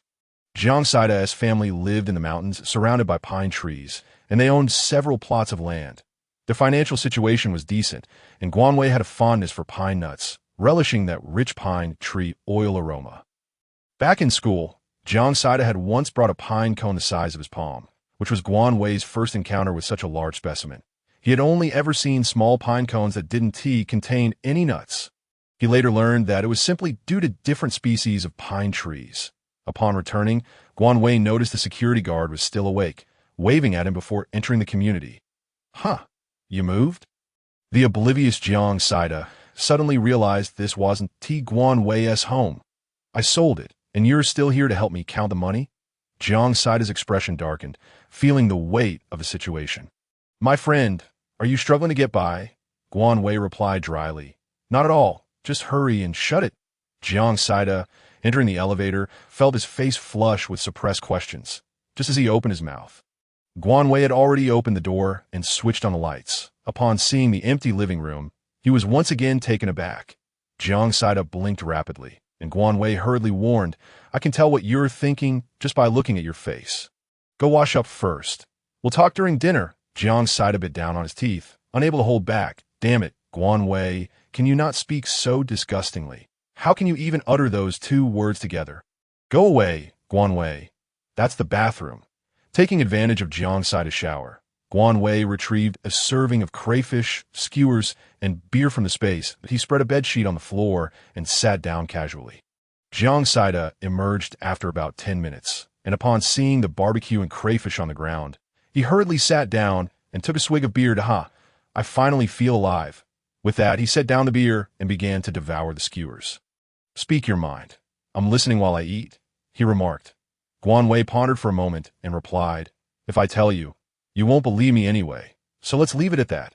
What kind of typical scoundrel rhetoric is that? Jiang Saida asked, wolfing down the meat skewers. I just need money, so I sold the house, Guan Wei finally uttered. Jiang Saida took another sip of beer and nodded. Oh, so do you still need money? I have some here. Guan Wei was taken aback, not expecting Jiang Saida to merely inquire if he needed money without asking why. Feeling a bit emotional, he replied, yes, how much do you have? Not much. A bit over 300,000, and I still have over 60,000 in WeChat. Jiang Saida replied nonchalantly. Guan Wei took a deep breath. This wretched second-generation rich kid. All right, then go to the bank tomorrow and withdraw it all in cash. Not a single cent should be left, Guan Wei declared fiercely, taking a swig of his drink. Jiang Saida, puzzled, asked, wait, not a single cent for me. Ah, will you lend it or not? Sure, take it. Jiang Saida nodded readily. The two then dropped the topic of money and indulged in eating and drinking heartily, reveling in their long-awaited reunion. With only one bed at home, the two had to share the space for nearly the entire night. planning to buy a new bed the following day. However, Jiang Saida was quite restless in his sleep, tossing and turning as if performing acrobatics. Perhaps due to his biological clock, Guan Wei awoke before 7. Feeling more fatigued than after 2 hours of exercise, he sighed, rising to go downstairs for a workout. The sun was absent and the sky was overcast. On the last day of September, Guan Wei knew that thick fog was approaching. After exercising, he bought soy milk, fried dough sticks, and tofu pudding before returning home, only to find Jiang Saida asleep in a rather ungraceful manner. Without hesitation, Guan Wei kicked him awake. "Get up, it's a busy day today." Jiang Saida, groggy and reluctant, replied, "Dad, let me sleep a bit longer. Children need sufficient rest." Guan Wei kicked him again, saying, "Not even your ancestors can save you. I need your money." After a brief pause, Jiang Saida sat up and nodded. "All right, I'm on it." Guan Wei chuckled, scolding him for being a drama queen, noting how he had already switched identities twice that morning. After breakfast, Jiang Saida called the bank to schedule a withdrawal, only to be informed that they could only do so the next day. Helpless, the two decided to visit the furniture market first, purchasing a bed, a sofa, and a wardrobe. Guan Wei ensured that everything was in stock, set for delivery that afternoon. They also bought 2 generators, a plethora of instant hot pot meals, ingredients, and bottled water from the supermarket. Next, they ventured to buy thick down jackets, wool sweaters, thermal underwear, and even 2 sets of diving equipment. They also picked up ceiling strips to prepare for sealing the windows that afternoon. Jiang Saida, speechless, realized that no amount of reasoning would work, so he dutifully followed along. Carrying bags and making payments that by the afternoon, they finished assembling the furniture and sealing the windows. Once everything was completed, Jiang Saida slumped on the sofa and finally asked, "What on earth is going on?" "There'll be thick fog tomorrow and heavy rain in a few days. Trust me, call your parents right now and tell them to stock up on food and drinks." Guan Wei instructed seriously. Jiang Saida frowned and looked at Guan Wei, exclaiming, "Damn, I'm convinced." He promptly picked up his phone to call. Guan Wei added, "Make sure they withdraw plenty of cash." Jiang Saida first apologized to his father, then comforted his mother before explaining about the need to stock up and suggesting they stay at his brother's house for a few days. Employing a bit of theatrics, he managed to convince his parents, who promptly hung up and headed to the local convenience store. As night fell, they would have to wait until tomorrow to go to town. Guan Wei felt relieved, but noticed Jiang Saida preparing to ask more questions, prompting him to quickly head to the bathroom and suggest ordering takeout first. That evening, Guan Wei finally had a room to himself, allowing him to organize his space and garden. He hurried to the space and harvested the vegetables, planting a new batch before finally settling down for the night. Guan Wei, wake up." He was jolted awake by a series of knocks on the door. With red marks on his face from the pillow, he opened the door to find Jiang Saida, looking anxious as he pointed outside. "Fog! Fog!" Guan Wei turned to the window, where thick fog enveloped the landscape, obscuring the towering buildings in the distance. Taking a deep breath, he asked, "What's wrong? Didn't I tell you? But this is too accurate." "Is that post you saw true?" Jiang Saida exclaimed, wide-eyed. "Perhaps," Guan Wei replied, glancing at the still-dazed Jiang Saida and contemplating whether to ask if he wanted to go home. However, Jiang Saida interrupted, "Stop right there. A complete veto." Guan Wei then urged, "Go wash up." After breakfast, the two descended the stairs and spotted Wei Hung conversing with a fashionable girl sporting voluminous curls at the entrance. Both turned to look at Guan Wei, with Wei Hung nodding in greeting. The girl, sounding weak, said, "Excuse me, could you help me settle a dispute? The weather is clearly to blame." Her voice was so sweet that it sent shivers down Guan Wei's spine, earning her at least 5 extra points. Jiang Saida poked his head out from behind Guan Wei, saying, "Hey, what's up, little sister? I'm here to help you settle this." He strode over to the girl and Wei Hung. Guan Wei rolled his eyes at Jiang Saida's flamboyant display and followed suit. Upon noticing their approach, the girl immediately explained, "It's so foggy today that I couldn't see the road and accidentally bumped into this brother's car. But since it was a weather issue and the damage isn't severe, I think the compensation should be fair. Yet this brother insists on calling the police." Before Guan Wei could speak, Jiang Saida interjected, "Hey man, since you've already been compensated, let's just drop it. It's normal to have a scrape in this weather." Wei Hung frowned at Jiang Saida, as the driver was her boyfriend, and he reeked of alcohol. Jiang Saida turned to the girl, who bashfully asked, "So, can we settle this privately? I really don't want him to be arrested." Tears streamed down the girl's face, and Guanwei thought, "What kind of fool is this?" Jiang Saida, unable to bear her tears, quickly suggested, "Hey, don't cry. How about we just let it go?"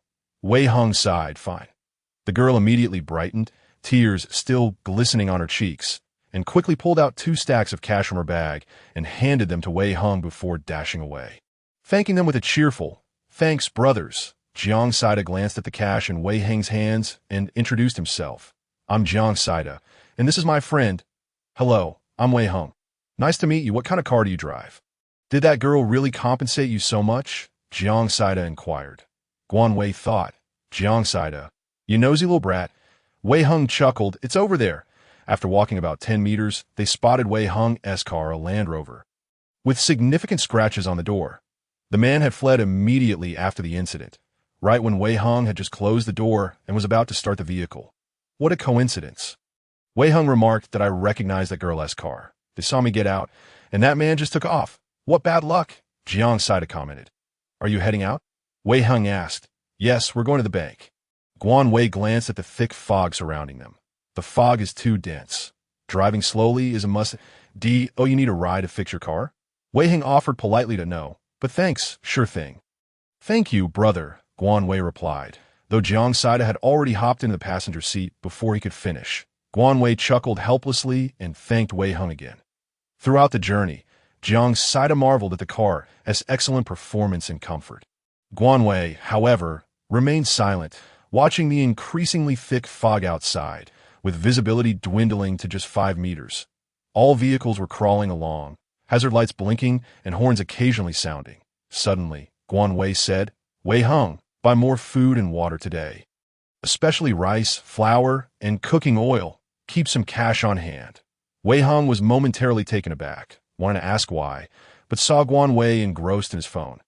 Guanwei was browsing a forum, posting about the uncertain situation in a post-apocalyptic tone. Within moments, replies flooded in. "What kind of society is this? You know things that the government doesn't tell." Another wrote, "Don't panic. It's just a bit foggy. Be careful not to spread rumors." Almost no one believed it, except for one reply. "It's quite possible. This weather is indeed strange." Having done all he could, Guanwei felt powerless against disbelief. After over an hour, they finally arrived at the bank, only to discover that Wei Hong had taken his advice and gone to withdraw money as well. Wei Hong finished his transaction first and turned to Guanwei, asking, "I withdrew 50,000.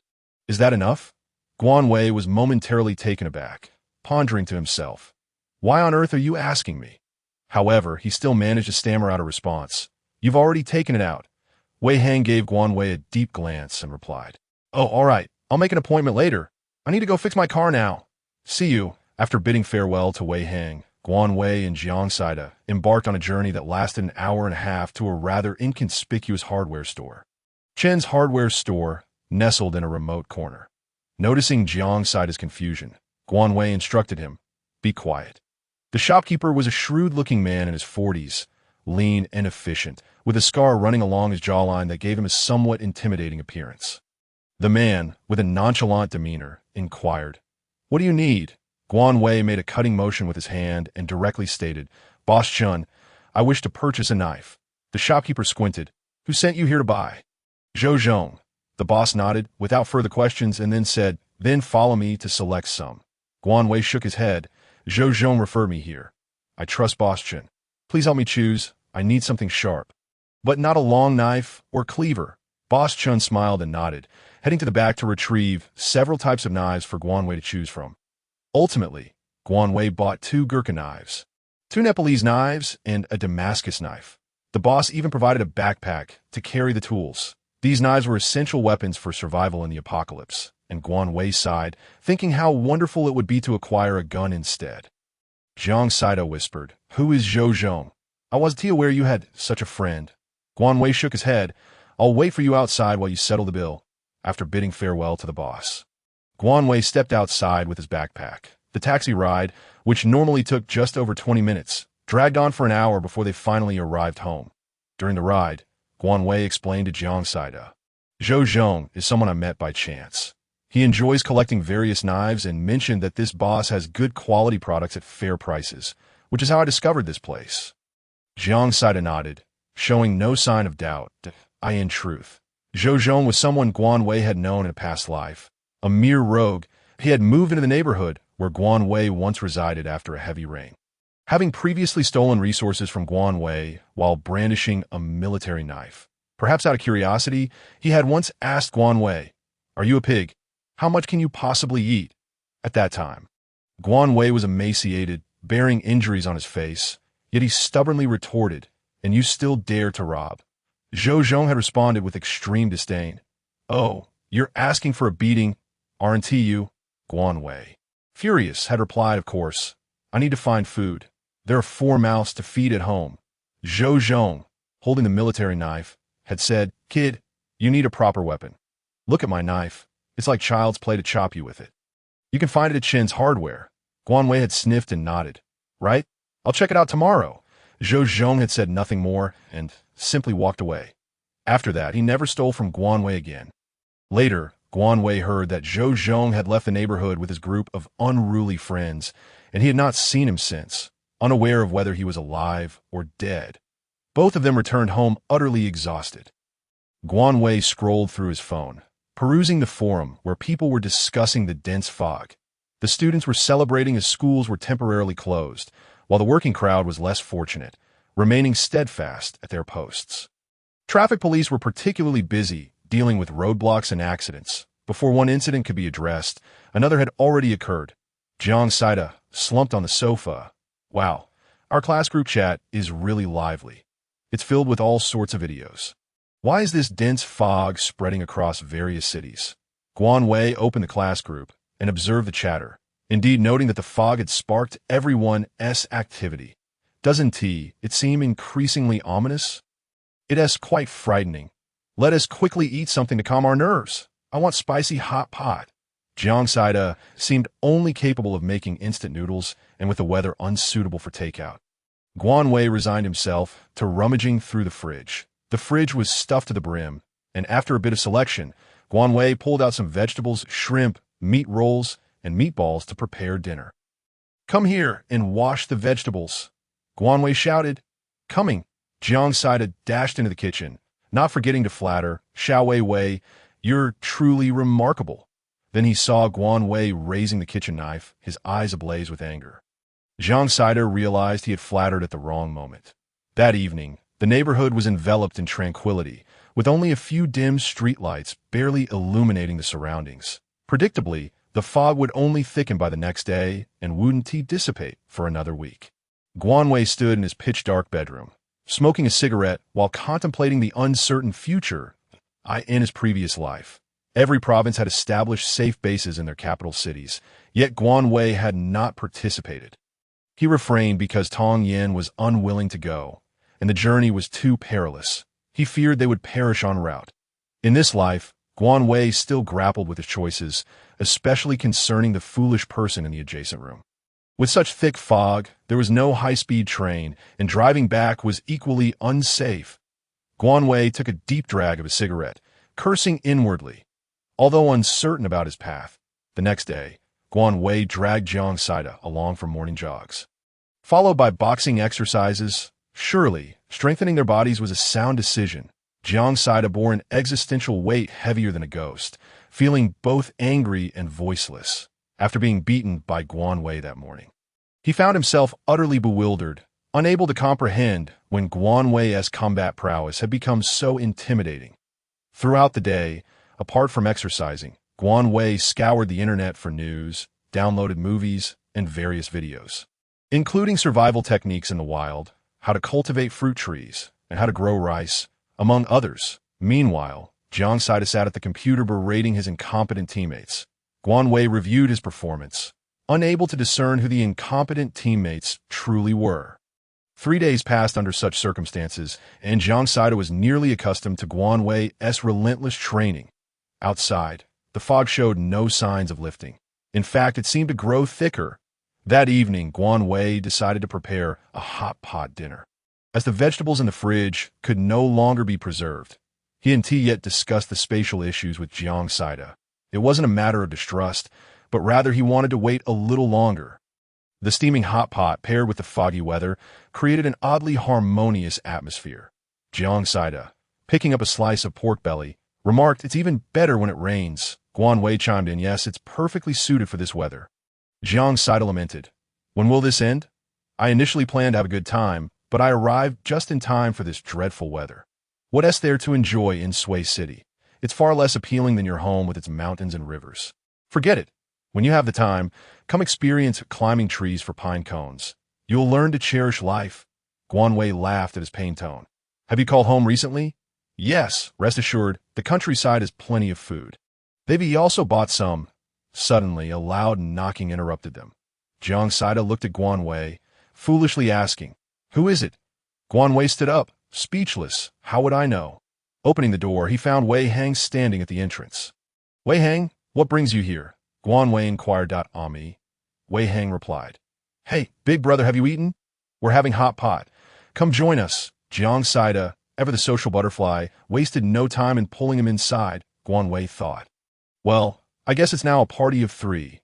Wei Hang appeared somewhat reserved, but after a bottle of wine, he relaxed considerably. Only then did Guan Wei ask, "What were you going to say earlier?" Wei Hang glanced at Jiang Saida and then back at Guan Wei, hesitating before stating, I wanted to ask you about this dense fog." Guan Wei lit a cigarette, while Jiang Saida interjected, "It's just fog. It should clear up in a few days." Wei Hang looked at Guan Wei, who explained, "Before the fog arrived, I saw a post suggesting that this fog marks the beginning of the apocalypse." "Look, it's already here." Wei Hang furrowed his brow. "Where's that post? I'd like to see it." Guan Wei, fabricating a story, replied, "Unfortunately, it was deleted. I happened to see it." He added, "It's best if it's not true. At least you can save your money without any losses." Wei Hang remarked, "I'm not concerned about the money. I saw similar doomsday discussions on the forum today, which is why I came to ask you." Guan Wei surmised it must have been the message he posted. Jiang Saida looked at the two, puzzled. "What are you two talking about? What era is this? How could that be possible? Besides, even if it were true, we still have the government." Wei Hang chuckled and refrained from pressing further, saying, "Yes, we still have the government." After enjoying a hearty meal, Jiang Saida took the initiative to clean up, as the vegetables and meat had been devoured cleanly. Wei Hang didn't linger long before returning to his place next door. With the fridge now empty, Guan Wei dragged Jiang Saida to the supermarket. The prices at the supermarket had remained stable, especially when compared to the extortionate costs during the apocalypse. Current prices felt almost delightful. To their surprise, while checking out, they encountered Wei Hang again, whose shopping carts were overflowing, one filled with food and the other with daily necessities. "Wei Hang, are you here to stock up?" Jiang Saida stared, dumbfounded, at the two carts. Wei Hang, upon noticing their expressions, chuckled, just in case. However, Guan Wei felt that Wei Hang was genuinely convinced of the impending apocalypse. Despite harboring some doubts, she still took precautionary measures. Wei Hang drove over, and naturally, Guan Wei and the others tagged along. Along the way, Wei Hang made a stop, claiming he was visiting an antique shop. Jiang Saida insisted on accompanying him to broaden his horizons, and Guan Wei followed suit to gain some insight. It seemed that Wei Hang was acquainted with the shop owner, and they promptly entered a room inside. While Guan Wei trailed behind Jiang Saida, glancing around curiously. The realm of antiques and art was entirely foreign to Guan Wei. This was her first visit to such a store. Jiang Saida pointed at a dark wooden sculpture and asked, "Wei, don't you think the Monkey King looks handsome? I want to buy this." Guan Wei looked at him in disbelief, unable to discern any charm in it, when a 1-meter-tall statue of the victorious Buddha was placed in the home. Guan Wei thought he must have lost his mind to follow Jiang Saida. That fooled, sane person would consider bringing a black monkey home. Watching the two excited monkeys exchange glances, Guan Wei felt an overwhelming urge to retreat into her shell. Finally realizing Guan Wei's low spirits, Jiang Saida, with a servile demeanor, sat beside her and said, "Hey, don't be upset. Look, I haven't forgotten about you, my bosom buddy. I even got you a gift." With that, Jiang Saida pulled out a wooden pendant from his pocket. The moment Guan Wei laid eyes on it, her blood boiled. It was yet another monkey, observing the myriad of expressions flitting across Guan Wei's face. Jiang Saida quickly added, "But this is from Wangwali wood. It's quite expensive. Over 8,000. Guan Wei's anger intensified at the mention of the price, and she could no longer contain herself, exclaiming, "Jiang Saida, for heaven's sake, are you out of your mind? You spent over 30,000 on that 1-meter monkey, and now you drop 8,000 on this pendant. Are you a tycoon, or just plain foolish?" At that moment, the shop owner must have been laughing heartily in the background. "Don't be angry. This is a talisman for safety, specially bought for you," Jiang Saida said with a grin. Guan Wei closed her eyes and took a deep breath, deciding to let it go. After all, friendship is paramount. She accepted the pendant and donned it around her neck, only to feel increasingly foolish as she looked at it. That night, she removed the pendant before sleeping and tucked it away in her storage space, finally feeling at ease. The next morning, while Jiang Saida was still asleep, Guan Wei seized the opportunity to enter her storage space. Upon stepping into the wooden cabin, she immediately sensed something was amiss. Although nothing was missing, the room felt oddly spacious. What had once been a narrow passage was now clearly wider. Confused, Guan Wei ventured down to the basement and discovered that the area had indeed expanded. In her excitement, she pondered what could have caused the increase in space. After circling around a few times, she suddenly realized that the monkey pendant from yesterday was missing. Wait, could that thing actually enlarge the space? Ignoring everything else, she hurriedly exited the storage and brought in the 1-meter monkey that Jiang Saida had purchased. To her astonishment, the wooden sculpture vanished from sight, and the space visibly expanded by about 20 square meters. Even the black soil had increased in area. Guan Wei laughed heartily. Indeed, there was nothing to worry about with a larger space. "Where's my victorious Buddha? Guan Wei, we have a thief in the house." "Guan Wei, my monkey!" The commotion from outside reached her ears, and Guan Wei felt as if a bucket of cold water had been poured over her. She had completely forgotten about Jiang Saida. Just as Jiang Saida was about to shout, he saw Guan Wei materialize in the living room, her mouth opening and closing repeatedly without uttering a word. Rolling her eyes, Guan Wei declared, "There is no thief. I took it." Then, she proceeded to perform a magic trick, making a cabbage appear out of thin air, followed by another trick where the cabbage disappeared. Jiang Saida shivered, staring at Guan Wei in shock. "What on earth is happening, Guan Wei? When did you learn magic? Where's my monkey?" Guan Wei had no intention of concealing her storage space from her friend, and since the moment was ripe, she decided to share everything. She pulled Jiang Saida to the sofa and explained the details of her storage space and how the monkey had contributed to its expansion. After she finished, Jiang Saida remained silent for a long time. Guan Wei silently thought to herself, "He must think I'm a freak. Once he realizes it, he'll probably be scared and run away, leaving me to endure this life alone. Wait, does this mean we can steal without detection?" Jiang Saida suddenly exclaimed loudly, "All right, so you're just a unique oddball. First off, stealing is still illegal, and besides that, what else do you have in mind?" Guan Wei inquired. After a moment's thought, Jiang Saida replied, He decided to use the remaining money to buy more monkeys. Why was Guan Wei so troubled by the monkey issue? "Listen, since I have a storage space, perhaps the apocalypse is indeed real. So, I want to know if you would like to return home," Guan Wei said earnestly. Jiang Saida seemed to finally grasp the gravity of the situation and hesitated. "What about you?" Guan Wei chuckled lightly. "I'll be fine that I've stockpiled plenty of food. I can last until the end." After a moment of contemplation, she added, "Your home is in the mountains, which are relatively high if there's a heavy downpour. Make sure to find a safe place quickly. It's likely that extreme cold and heat conditions will occur in the future."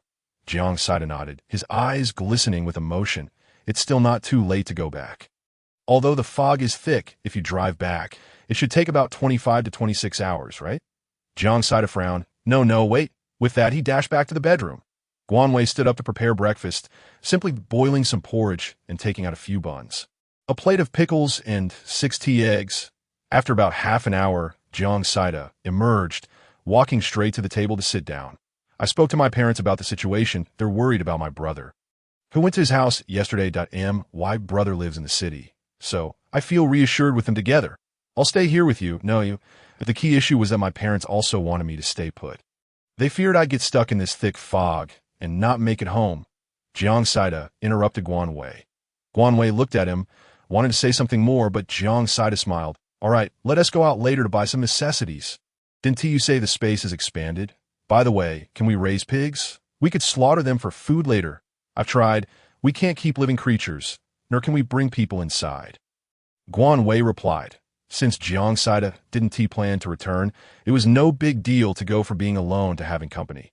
Guan Wei believed she could ensure Jiang Saida's safe return to his parents. Then let us buy meat, various kinds. Guan Wei said that I have plenty in my storage space. Enough to eat. However, Jiang Saida ignored Guan Wei's comments and took her back to the antique shop from yesterday, spending another 50,000 on several wooden sculptures. All right, the Monkey King won't be lonely anymore. His good friends will accompany him now. They then headed to the supermarket, where Jiang Saida made a sweeping purchase of all meat. He also bought a mountain of fruits, vegetables, and grains. Additionally, they bought 5 radios and went to a pet store to purchase 10 bags of sand. The sand would come in handy, especially during water and power outages, as it would help with basic needs. A perfect solution. With such a large haul, Guan Wei could not store everything in front of others, so they arranged for home delivery. The wooden sculptures they bought this time were exquisite and not inexpensive. As soon as Guan Wei got home, she tossed them into her storage space. The visible increase in space was substantial, easily around 100 to 180 square meters. Even the black soil had expanded. Jiang Saida was thrilled to see the space grow larger and was momentarily stunned as he watched Guan Wei perform her magic, storing everything away. That evening, it was time to tend to the crops again. There were still plenty of seeds and saplings left. Guan Wei planted 5 rows of sweet potatoes, which were delicious when roasted or boiled and would fill her up.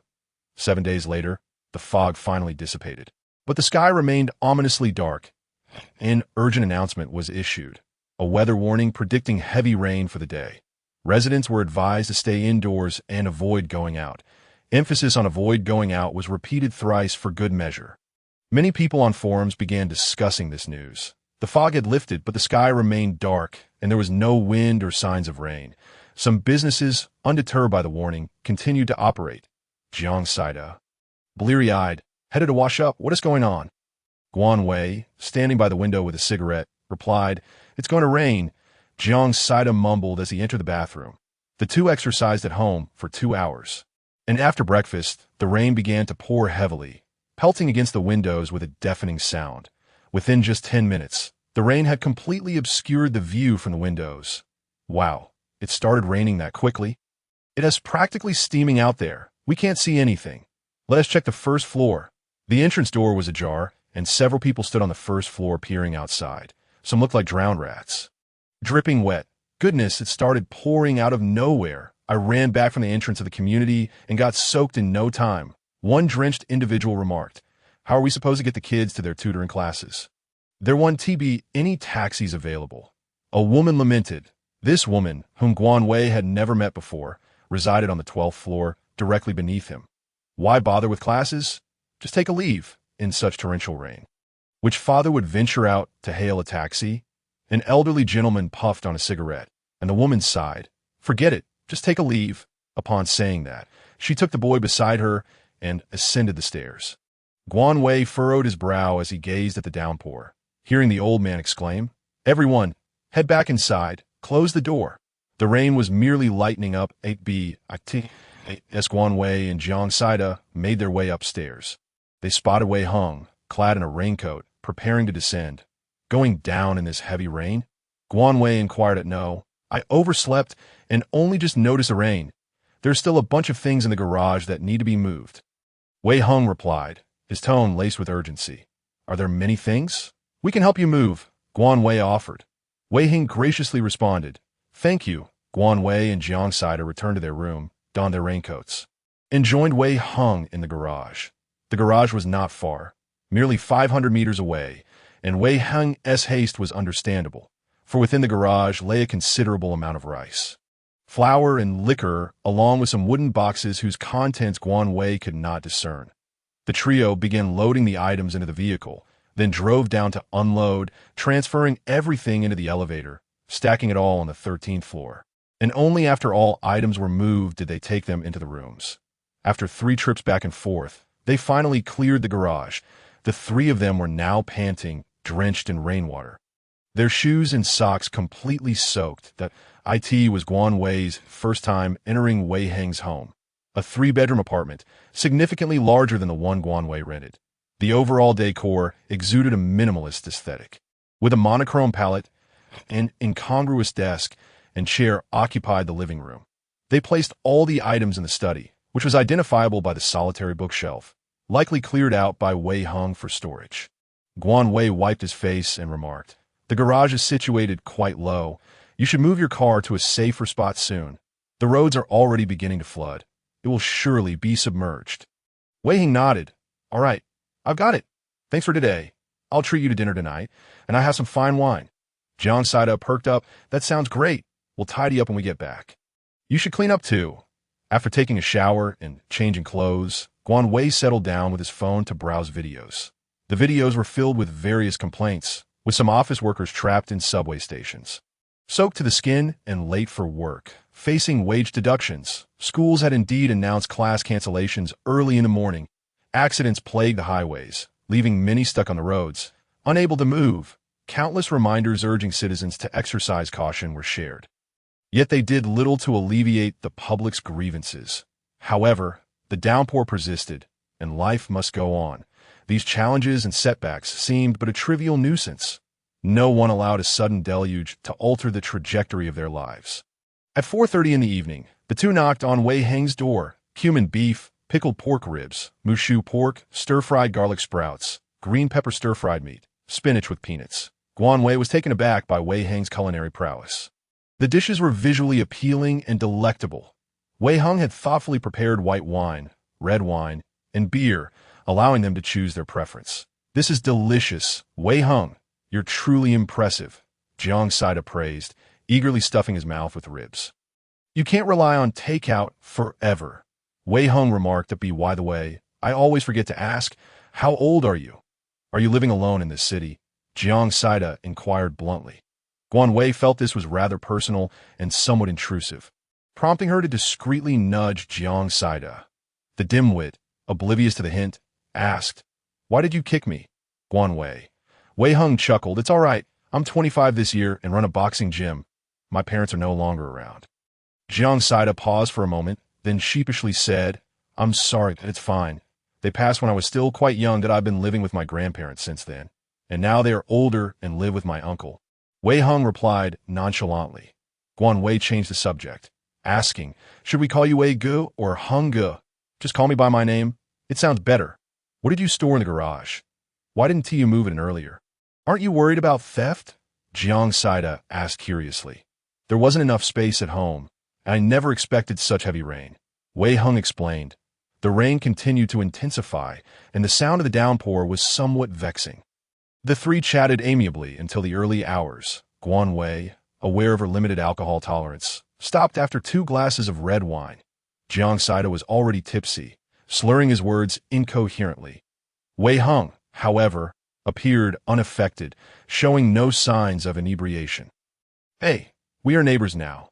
If you need anything, just let us know. Don't hold back." Jiang Saida slurred, already slumped over the table. Guan Wei sighed. "I should be heading back." "Thank you for the hospitality." Wei Heng squinted and smiled. "No need to be polite. We are neighbors, after all. Just be open about it." "Yes, just be open about it," Jiang Saida echoed, smacking his lips afterward. Wei Heng suggested, "Shall we exchange WeChat?" "Neighbors," Guan Wei smiled and replied. "Sure, I'll add you first, and tomorrow morning I'll have him add you." The two exchanged WeChat IDs and phone numbers, bidding each other farewell. The rain continued its relentless fall, and various videos maintained high viewership. Those on the highways found themselves ensnared in dire circumstances. Going without food or drink was trivial. Yet the September nights grew quite chilly, and many must have felt utterly defeated after a day and night of such conditions. In no time, all public servants braved the rain to assist wave after wave of people. A news outlet even released videos urging citizens to remain indoors, keep dry, and avoid going out. Initially, people paid little heed. But by the second day, as the torrential rain persisted, the streets and alleys of Sway City were completely submerged. Some forum users boasted about braving the downpour to stock up on food. Consequently, a frenzy ensued as everyone rushed to supermarkets. Wei Hing also planned to buy some vegetables and meat. Jiang Saida, unable to sit still, insisted on accompanying him, leading the three to a nearby large supermarket. Guan Wei had never witnessed such a scene. Crowds upon crowds, each person clad in raincoats, and no one caring about the water splashing on one another. Hats of various colors bobbed up and down like a sea of colors. Goods were snatched up as if they were free, with even snacks like biscuits and chips being wiped clean. Guan Wei felt as though he had been thrust into the supermarket by the throng, completely unaware of how many times he had been stepped on. Just as he was about to lose his temper and shout at someone, a hand firmly grasped his wrist, pulling him away with force. And he felt his back pressed against a warm chest. Guan Wei froze, uncontrollably wanting to turn around, when he heard Wei Heng's voice beside him. "Don't move around. It's too crowded." Jiang Saida got lost. Guan Wei, although he considered himself straight, being shielded by a man, with their fronts touching and backs aligned, was undeniably awkward. After a few seconds, Guan Wei suddenly heard a short burst of laughter. "What are you laughing at?" Guan Wei queried. "Nothing, just thought it was amusing how your ears turned red," Wei Heng replied. "Amusing? You must be joking." Before Guan Wei could retort, they were squeezed into the fresh produce section, just as Guan Wei was about to break free. He suddenly felt a jolt forward, a soft sensation brushing against his cheek, and an arm encircling his waist. "Sorry, someone bumped into me," Wei Heng said, releasing his arm afterward. Guan Wei sidestepped and replied, "Oh, it's fine." To his surprise, Wei Heng added, "I didn't expect your waist to be so slender." "It's you who's slender. Your whole family is slender," Guan Wei thought, wondering if he was being teased, but he had no evidence. Wei Heng smirked. "Oh my goodness, it's so crowded. Hurry up and buy the groceries. I bought the meat, and those aunties scolded me for competing with the elderly for food." Jiang Saida suddenly burst out from the side. Exclaiming loudly, Guan Wei shot a glance at Wei Heng, as if to say, "Jiang Saida saved you." Then he looked at Jiang Saida's empty hands and asked, "Where's the meat?" Jiang Saida panted, "It's in my clothes. Don't want it to get stolen." Only then did Guan Wei notice Jiang Saida's belly, which was bulging, resembling a woman in her 10th month of pregnancy. After a moment of silence, Guan Wei made a cool gesture. Jiang Saida glanced at the vegetable section, hurriedly starting to push his way through, shouting, "Quickly, the vegetables are running out." After saying this, he deftly grabbed a bag and smiled at an elderly woman buying vegetables. "Aunties, take it easy. Leave some for me. The kid hasn't had vegetables for several days." Guan Wei, Wei Heng. After 2 hours of shopping, the trio finally emerged from the supermarket, each struggling to carry a large bag of groceries at the entrance. Jiang Saida clutched the meat tightly, fearing it would be stolen if he let his guard down. "You two hold on to the vegetables and fruits. I nearly risked my life to get these. You have no idea how formidable those elderly folks are. From now on, I will never give up my seat on the bus for them. They're in better shape than I am." Guan Wei marveled, realizing that Jiang Saida did possess some merits. At least he could snatch goods from the grasp of the elderly. "Let's hurry up and go," Wei Heng urged. Upon reaching their doorstep, they unexpectedly encountered the agent and two unfamiliar individuals. Guan Wei felt a jolt of unease, sensing something amiss. "Oh, you're back." The agent's face still bore traces of rainwater. "What is going on?" Guan Wei asked. Glancing around, I'm really sorry. This is the homeowner. They suddenly decided yesterday to reclaim the house for themselves," the agent said, a hint of regret in his tone. Guan Wei felt a surge of frustration. He truly believed he had met with misfortune. "Didn't I pay for the house? Desiring something is one thing, but where can I find a place amid such torrential rain?" Guan Wei coldly remarked. The male landlord, who appeared to be in his 50s, hurriedly stepped forward, saying, "My brother, I sincerely apologize. We are also a loss that we originally lived in the countryside, and this apartment was purchased for our son. However, he has moved to another city for development, leaving it vacant, which is why we thought to rent it out. But with this heavy rain, many houses in lower-lying areas have been flooded. We truly have no other options." Guan Wei narrowed his eyes. He had invested significantly into the property, not to mention the security doors and the replacement of windows. Who would have anticipated such a predicament? Jiang Saida observed Guan Wei's expression and remarked, "At this moment, we won't be able to find another place, and it's unreasonable to expect us to vacate immediately." The landlord seemed quite embarrassed and troubled at this juncture.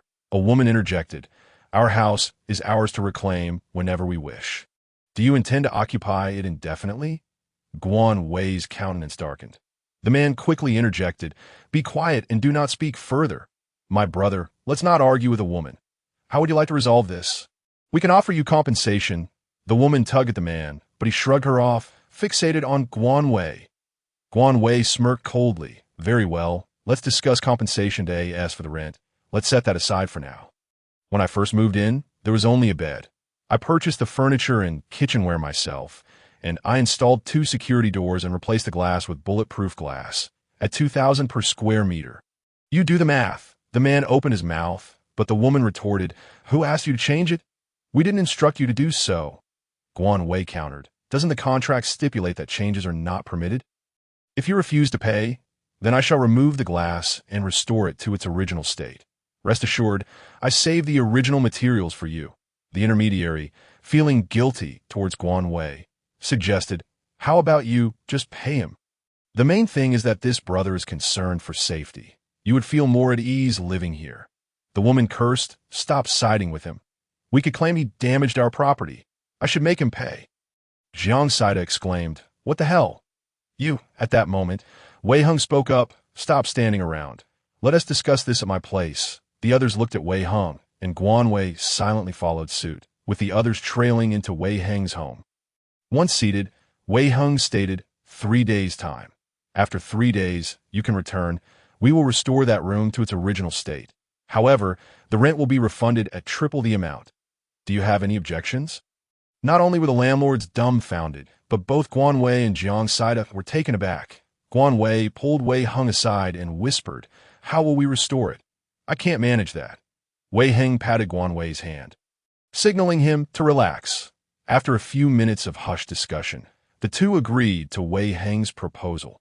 The intermediary drafted an agreement, and soon after, the couple departed. Amidst the torrential downpour, he had been put through such turmoil.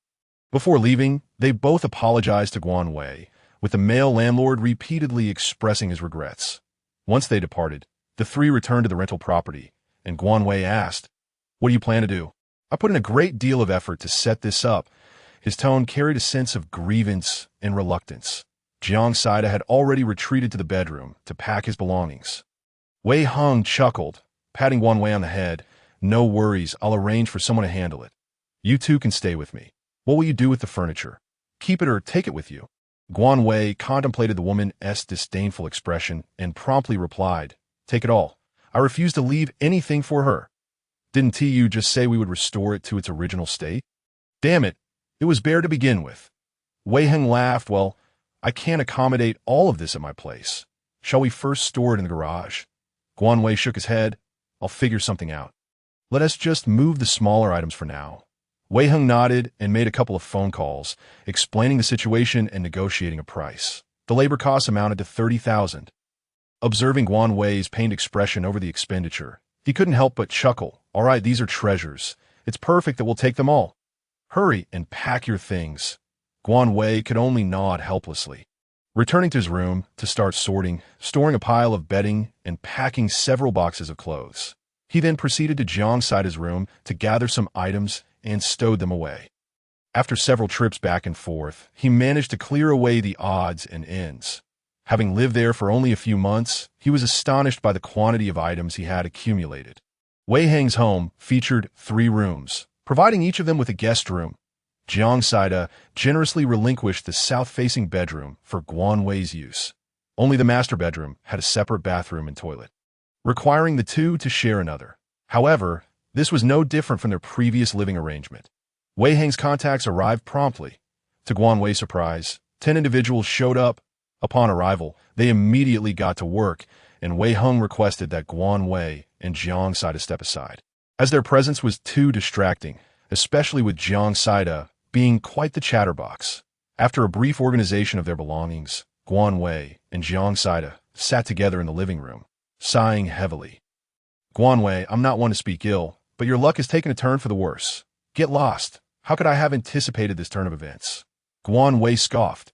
By the way, is it possible that you can no longer keep the secret of your space?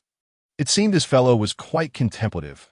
Guan Wei replied, well, I still need to transport all that furniture. To be honest, the more people knew about the space, the greater the risk, but he wasn't overly concerned about Wei Hung. He just had a gut feeling that Wei Hung would not harm him. Sounds of electric saws, hammers, and drills echoed from next door. Unable to sit still, Guan Wei ventured next door to assess the situation. Finding Wei Hung engaged in conversation with a man, gesturing towards the adjacent unit. Upon noticing Guan Wei, Wei Hung approached and reassured him, don't worry, they will be staying here tonight, and will complete the work by tomorrow. Dinner was a feast prepared by Wei Hung, a large pot of dishes featuring pickled cabbage and pork belly, which turned out to be quite delicious, just as Wei Hung had predicted the following morning. His home was bustling with activity, as the glass dimensions were uniform. The bulletproof glass was being installed in Wei Hang's residence. Security doors were also being put in place. Workers outside were erecting rain covers as they commenced their tasks. After the installation, the drying and baking processes began, consuming considerable time and effort. Regardless, Guan Wei felt a sense of relief knowing that his possessions had not gone to waste. Everything was finally settled by the afternoon of the third day. After settling the workers' payments, Wei Hung chuckled. All right, it's finally done. Jiang Saida pulled out money, intending to reimburse Wei Hung, but Wei Hung naturally refused, stating, I do not intend to take this back. This money is unnecessary. Guan Wei pondered for a moment, realizing that the expenditures had indeed been substantial, so he refrained from further haggling. Wei Hung added, those two should be arriving soon. Let us handle the furniture. Jiang Saida glanced at Guan Wei and cheerfully said to Wei Hung, I'll go with Guan Wei. You deserve a break that you've been through enough these past few days. Guan Wei interrupted, let us go. Jiang Saida, watching Guan Wei's retreating figure, uttered the last word, fine. Wei Hung cast a glance at Jiang Saida and followed Guan Wei into the neighboring unit.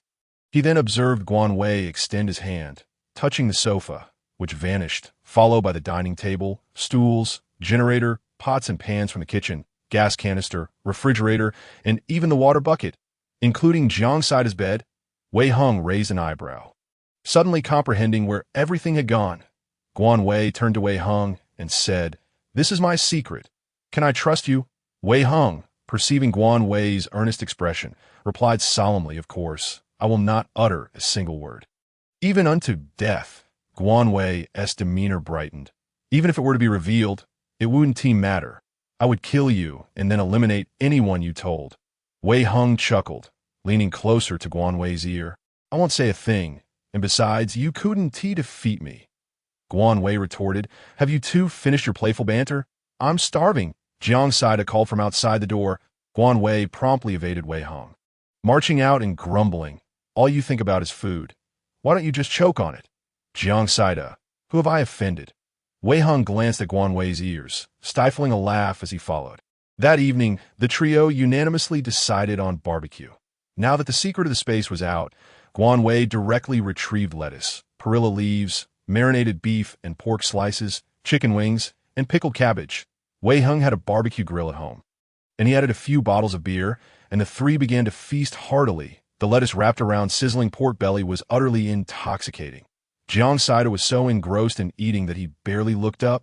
After a couple of sips of beer, Wei Hung commented, now that I know your secret, can you explain it to me, so I might have a general understanding, as he savored the delicious pork belly. Guan Wei nodded and recounted the characteristics and functions of the space, including the secret of its expansion. Wei Hung listened and nodded. Indeed, it is a treasure. Jiang Saida chimed in, exactly. Therefore, we must safeguard the secret of the space. Wei Hung laughed. Of course, but do you think the space is now 300 square meters? It's still insufficient. I have antiques and calligraphy at home. You can take them for a trial. Guan Wei waved his hand. No need. It's sufficient for now. And besides, they are too valuable. Wei Hung interjected. Do not hesitate. I suspected you knew a lot. Now that you possess this space, it signifies that some unforeseen events may occur. Helping you is also for our benefit. I need to hold on to this support. Guan Wei chuckled. Recognizing Wei Heng's cleverness, Guan Wei, upon hearing this, felt compelled to comply with such a request. "Thank you." Jiang Saida bid farewell, urging his companion to eat quickly lest the food spoil. Guan Wei pondered why his good friend could be so naive. After all, the homeowner would not return until nightfall. He was momentarily taken aback by the sight of the restored room, seemingly unable to comprehend that nothing remained. The woman surveyed the surroundings several times, failing to identify any faults. The man chuckled, stating that this was the promised payment. "Truly a hassle for you all. I am Zhou Zheng, and this is my wife Wu Xiulan. We shall be neighbors from now on. Please take care of us." Guan Wei accepted the envelope and handed over the keys, tearing up the agreement, declaring it void. "Since there are no issues, let us discard it." Watching the man awkwardly shred the agreement, the three turned to leave. It was not that Guan Wei was overly cautious. The woman's behavior was simply intolerable. And without the agreement, he could finally feel at ease as for how the two would manage in the empty house. It was no longer their concern. With this major issue resolved, Guan Wei finally settled onto the sofa to browse his phone. The torrential rain had persisted for 5 days. The forum was abuzz with activity. The old pickled cabbage isn't sour. Could it be the apocalypse? Why has the Mayan prophecy taken so long to unfold? I am Cupid's arrow. I still have a small goal to achieve. I refuse to report to the underworld. I love eating big pork. Hey, upstairs, how about I help you spend it? I too have a small goal. I wish to date. I don't want to die without ever having held a girl's hand. I am Cupid's arrow. Big pork, your situation is even more tragic. I truly sympathize with you. How about I share some with you? Wah, you're bullying me. I'll go tell my mom. Wah, no wonder you're single. I found a reason for your singleness. You're your mama's boy. It's no surprise you're alone. Jiang Taigong fishing for sharks. On a serious note, I live on the 3rd floor. Will my home be flooded? The whole world speaks Chinese. Hey, upstairs, don't scare yourself. Open your horizons. You can live in the top floor corridor. Guan Wei chuckled at the banter of this motley crew. What a refreshing mindset. Turning off his phone, he picked up his pajamas and headed to the bathroom. Emerging from the bathroom, Jiang Saida, phone in hand, exclaimed that Wei Hong had added him to the homeowners group, where many were messaging about buying food. Oh my, one wealthy individual actually spent $50 on a large cabbage. Bottled water was $30 each, while sodas like Coca-Cola and Sprite were $50. Fresh produce prices had skyrocketed tenfold, even 20-fold. Potatoes had reached $15 a pound. And as for fruit, the prices were exorbitantly high. With watermelons sold individually for $150 each, normally, a watermelon would cost only $50. Potatoes were just $2 or $3 a pound. Rice and flour were priced exorbitantly as well, with a 50-pound bag costing $500 and a 20-pound bag $300. Jiang Saida continued, noting that despite this, many residents braved the storm to purchase supplies. In these trying times, people were hoarding food, fearing they might run out. Thus, a variety of characters could be seen venturing out to shop. After showering and changing into pajamas, Wei Hong emerged and asked what else they needed. Guan Wei glanced at him, faintly noticing that Wei Hong had an impressive physique, broad shoulders, long legs, and sharp features that made him quite handsome. Not hearing a response, Wei Hong turned to Guan Wei, smiling. "What? Do you want me to come closer?"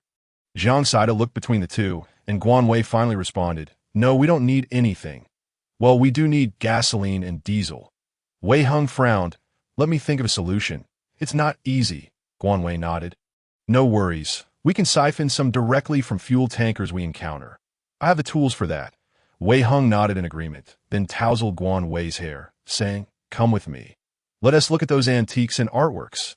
Following Wei Hong into the study, Guan Wei saw the wooden boxes that had been moved from the garage. Wei Hong opened 2 of the boxes, saying, "Take a look. These are for my family. Some I bought myself. You can take whatever you like." Guan Wei frowned. "Shunti, I leave some for you. After all, they were a gift from your family." He recalled Wei Hong mentioning that his parents had passed away, and there might still be mementos from them here. Wei Hong smiled. "No need. I've kept what I wanted. These just take up space." Seeing his indifferent demeanor, Guan Wei replied, "All right, I'll take them," as Guan Wei accepted the 2 boxes of antiques and artworks. A sudden flash of white light enveloped him, and it took over a minute for the space to reappear before him. The wooden house had doubled in size, as had the land, 600 square meters.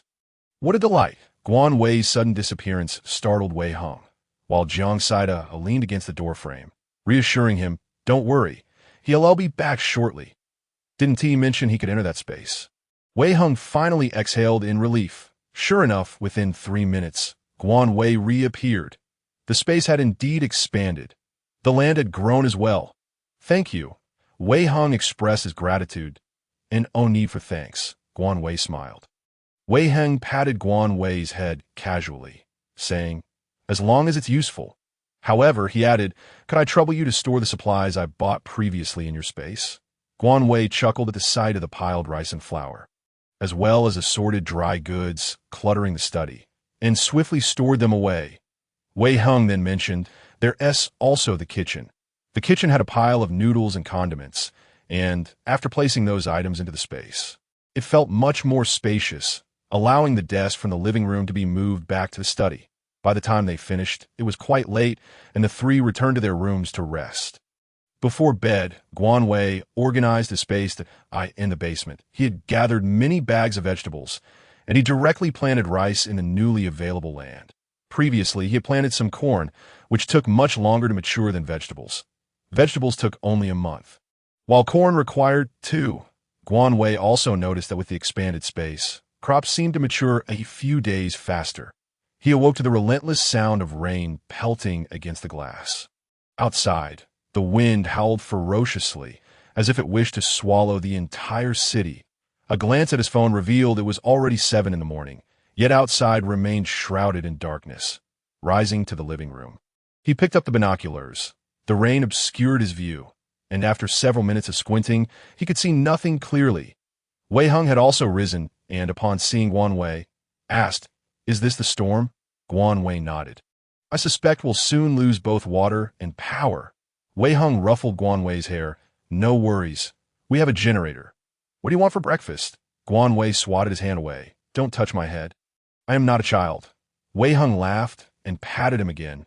"You're still a child." Guan Wei found him quite bothersome. An official message on his phone advised residents to stay indoors due to the dangerous winds that could dislodge signs and other objects. The torrential rain battered everything, creating a sense of impending doom, and panic began to spread among the people. In the community group, the property management notified the first and second floor residents to seek shelter with neighbors, urging everyone to support one another. As a first floor resident, Guan Wei witnessed this unfold.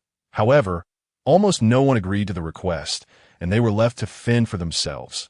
The first floor housed 2 families. 101 was an elderly couple, while 102 was a newlywed couple surnamed Shao.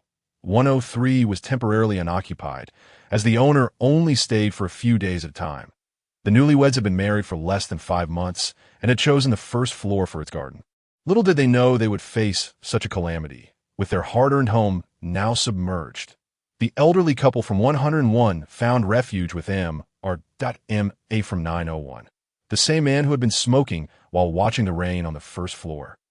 The second floor had 3 households, all of whom hastened to find the unoccupied unit, breaking locks to move their supplies in. Unfortunately, the newlywed couple wasn't so lucky. The empty house they found was indeed bare, nothing but unrenovated space. Guan Wei was unaware of these circumstances, and even if he were, he would remain indifferent. Breakfast consisted of simple boiled dumplings filled with chives, eggs, and shrimp. Just after finishing, he heard a knock on the door. Jiang Saida moved to open it, but Guan Wei held him back, peeking through the peephole that he opened the first security door and from behind the second, asked, "What is it?" "Hello, I'm from 102. My home has been flooded. Could you take us in for a few days? We can pay for food and lodging. Please, I beg you."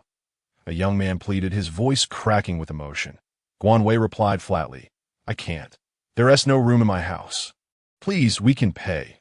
We want to stay for free." The man continued desperately.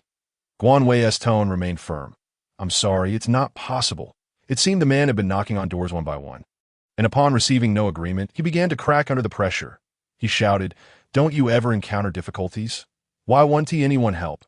You're all so heartless." After cursing, he began to kick the door with such force that the noise echoed throughout the building. Guan Wei narrowed his eyes, an icy aura emanating from him as he casually retrieved a knife from his space, opening the final security door. Jiang Saida finally reacted, exclaiming, "Damn," and hurriedly followed him out. Wei Hung, who had been in the study, heard the commotion and stepped out as well. Upon seeing Guan Wei open the door, the two outside assumed he had agreed to their request, but before they could feel elated, Guan Wei had already drawn the knife against the man's throat. The woman, terrified, crumpled to the ground, screaming loudly. Guan Wei turned his gaze towards the woman and coldly commanded, "Silence." The man trembled all over, beads of sweat cascading down his face. "Oh, you dare to kill me with a knife?" Jiang Saida swallowed hard, his heart racing. It was the first time he had witnessed such a fierce side of Guan Wei. Wei Hung, leaning against the doorframe, displayed no emotion, his gold-rimmed glasses giving him the appearance of a refined scoundrel. "You dare to smash my door. Why shouldn't I carve a couple of holes in you?" Guan Wei declared, his malice unabashed. "Big brother, I implore you, we truly have no alternatives. Many houses are empty, and we have nowhere to go. Can't we just pay?" The woman, sitting on the ground, her face pale, sobbed. "What do I care?" Guan Wei retorted, turning again to the man, pressing the knife's tip with more force, as a stream of blood trickled down. "What do you say?" Leave immediately." The man stuttered. Guan Wei withdrew the knife, saying, "Don't come back to 1302. With that, the woman pulled the man away, stumbling as they fled. "Guan Wei, why are you so wild?" "But I like it." Jiang Saida laughed. "Get lost from now on. If someone knocks, keep an eye out. Don't just let anyone in." Guan Wei scolded, then turned to Wei Hung. "Have you finished enjoying the spectacle?" Wei Hung smiled. "Nice knife." He said this before turning to leave. Jiang Saida asked Guan Wei, "That moment just now felt so unfamiliar. I thought you were truly going to kill him." Guan Wei asserted, "At such a moment, one must never be bullied. If there's one, there will be a second. To survive, one must act decisively." There was no other choice for Guan Wei. The once kind-hearted youth had irrevocably embarked on the path of brutality. Jiang Saida and Wei Hung were in the study. Indeed, that makes sense. Afterward, Guan Wei took Jiang Saida to exercise before entering the space, retrieving a considerable amount of vegetables in preparation for a spicy hot pot that evening. He also gathered some fruits, strawberries, grapes, and apples. Jiang Saida was wreaking havoc in his room, still able to be heard cursing at the actors. Meanwhile, Wei Hung remained in the study, not emerging until nightfall. Guan Wei arranged the fruits on a plate and knocked on the study door. "Come in," Wei Hung said, leaning back in his chair, looking towards the door. Guan Wei entered, saying, "I've washed some fruit. Have a bite. I just had strawberries, they're quite sweet." He placed the plate down and picked up a strawberry to eat, but unexpectedly, Wei Hung grasped Guan Wei's wrist and took the strawberry from his hand, eating it himself. After finishing, he smiled, "Sweet." Guan Wei's eyes widened in astonishment as he withdrew his hand, stammering, You won't eat by yourself?" Wei Hung remained silent, simply smiling and staring at him. Guan Wei felt uneasy under his gaze and was about to flee when he heard Wei Hung say, "My hands are filthy." Look, it was then that Guan Wei noticed Wei Hung was engaged in crafting. To be precise, carving. Guan Wei raised an eyebrow. "You could do this?" Wei Hung replied, "Just a hobby. My carving is rather mediocre." "What are you preparing to carve?" On the table lay a round, dark wooden stick, appearing quite precious. "It's a secret for now. I'll let you see it once I'm done." Wei Hung chuckled, then added, "Could you please feed me a grape? I'd like to eat one." Guan Wei said, "Oh, fine, are you shy? Then forget it. I'll eat it later." Not receiving a response from Guan Wei, Wei Hung shrugged. Who's shy?" Guan Wei shot him a glare, extending a grape towards his mouth.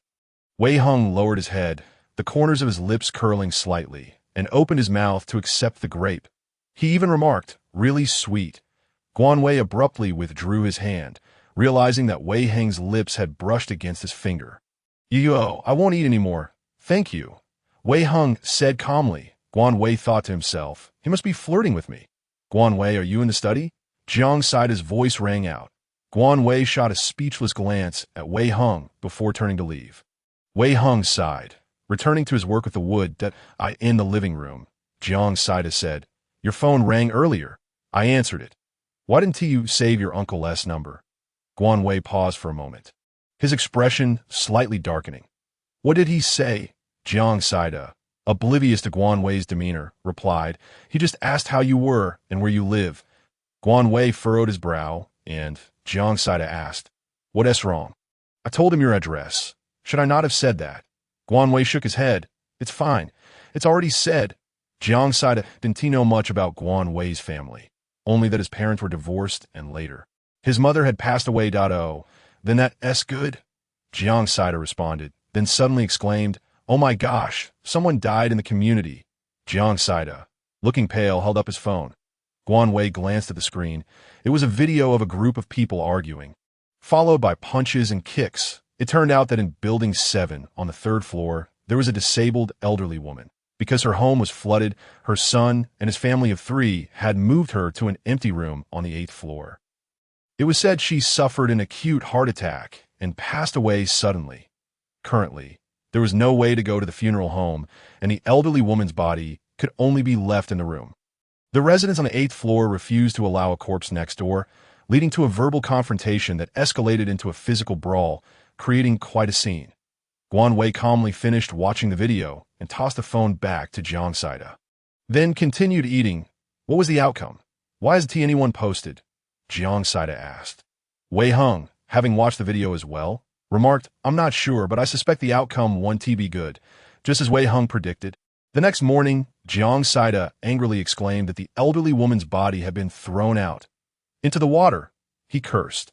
Guan Wei clenched his fists, exhaling sharply. "Don't overestimate humanity." The residents on the 8th floor refused to allow a corpse on their floor, while other floors would not interfere. The property management was also powerless and would not allow the man and his family to bring the body inside. People are inherently self-serving. Among the family of 3, one was a woman and another a child. How could the man possibly stand against the residents on the 8th floor? Jiang Saida sighed silently, pondering when this would come to an end. The power could not be restored momentarily, and with the plumbing still incomplete, the desire for a hot shower became overwhelming. Thus, the generator came into play. The noise was bearable, but the stench of sweat was truly intolerable. After 3 individuals comfortably finished their hot baths, they sat on the sofa, exchanging blank stares. Guan Wei sighed in resignation, suggesting they make dumplings, since someone had to keep busy. Once cooked, they would serve as dinner. Wei Hung took charge of kneading the dough, preparing the dumpling filling, and rolling the wrappers, while Guan Wei and Jiang Saida were tasked with the dumpling assembly. However, the dumplings made by Jiang Saida were likely to be rejected even by dogs. The kitchen was filled with Guan Wei's exclamations. "What kind of nonsense are you wrapping? The filling is spilling everywhere." After boiling, this mess would just become a pot of slop for the dogs, who wouldn't even touch it. "How can you wrap dumplings like this? If the wrapper tears, you just stick another layer on. Are you playing with Russian nesting dolls?" Jiang Saida, "Do you intend to wrap them in a large buns?" Wei Hung chuckled softly at Guan Wei's frustration. After 20 minutes, amidst the reprimands, Jiang Saida finally managed to produce a somewhat presentable dumpling. Guan Wei sighed in relief, feeling a sense of paternal pride. Jiang Saida, visibly agitated, retorted, "You've scolded me for so long, and I've endured it. Don't go too far." Guan Wei merely raised an eyebrow in silence. After all, who would help if they got on his bad side? Jiang Saida's dumplings indeed turned into slop, which he had to deal with himself. They were certainly easier to care for than dogs. Wei Hung consumed nearly 50 dumplings, while Guan Wei managed 35, feeling stuffed as he lounged on the sofa. Understanding the situation, Jiang Saida took it upon himself to clean the kitchen. Thus passed 2 tranquil days. That night, after a customary stroll around the space, Guan Wei lay in bed, nurturing the desire for sleep. During these 2 days, Guan Wei had deliberately avoided one-on-one encounters with Wei Hung, who, as far as he could tell, exhibited no unusual behavior. Guan Wei felt he might be overthinking it. Perhaps Wei Hung was simply that type of person, unconcerned with displaying a degree of intimacy among friends. Suddenly, Guan Wei heard sounds outside the door, and he sat up abruptly. Gripping his military knife, he cautiously exited the bedroom, stealthily opening the first security door. Just as he prepared to open the second, someone covered his mouth from behind and hid. Without needing to glance back, Guan Wei knew it was Wei Hung, for Jiang Saida was shorter than him and could not have managed to cover his mouth. In his embrace, Guanwei glanced at Wei Hung. Shrouded in darkness, pressed a finger gently against Guanwei's lips, signaling him to hush. Simultaneously, the outer door creaked open. Holding his breath, Guanwei perceived a trio of figures entering, stealthily surveying their surroundings. Once all three had entered, Wei Hung abruptly flicked on the lights, illuminating the room. The intruders, startled, turned to face them, raising their clubs and knives. Upon seeing Guanwei wielding a knife like a vengeful deity at the entrance, Wei Hung merely crossed his arms and observed.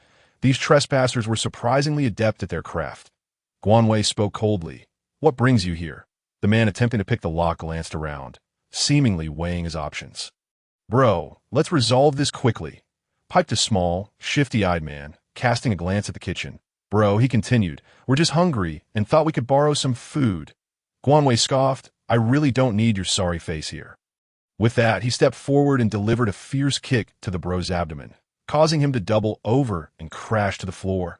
The shifty-eyed man brandished the kitchen knife wildly, but Wei Hung was quicker, executing a precise, sweeping kick that knocked him down instantly. Jiang Saida, perhaps alerted by the commotion, opened the door at that moment. Guanwei shot a glance and commanded, "Get back inside."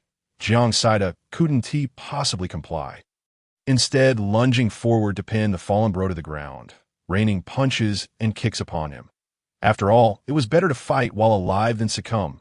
Guanwei, having navigated the trials of the apocalypse for 4 years and self-studying martial arts over the past few months, regarded the three weaklings with disdain. Skillfully dodging a club, he plunged his knife into the arm of the man wielding it.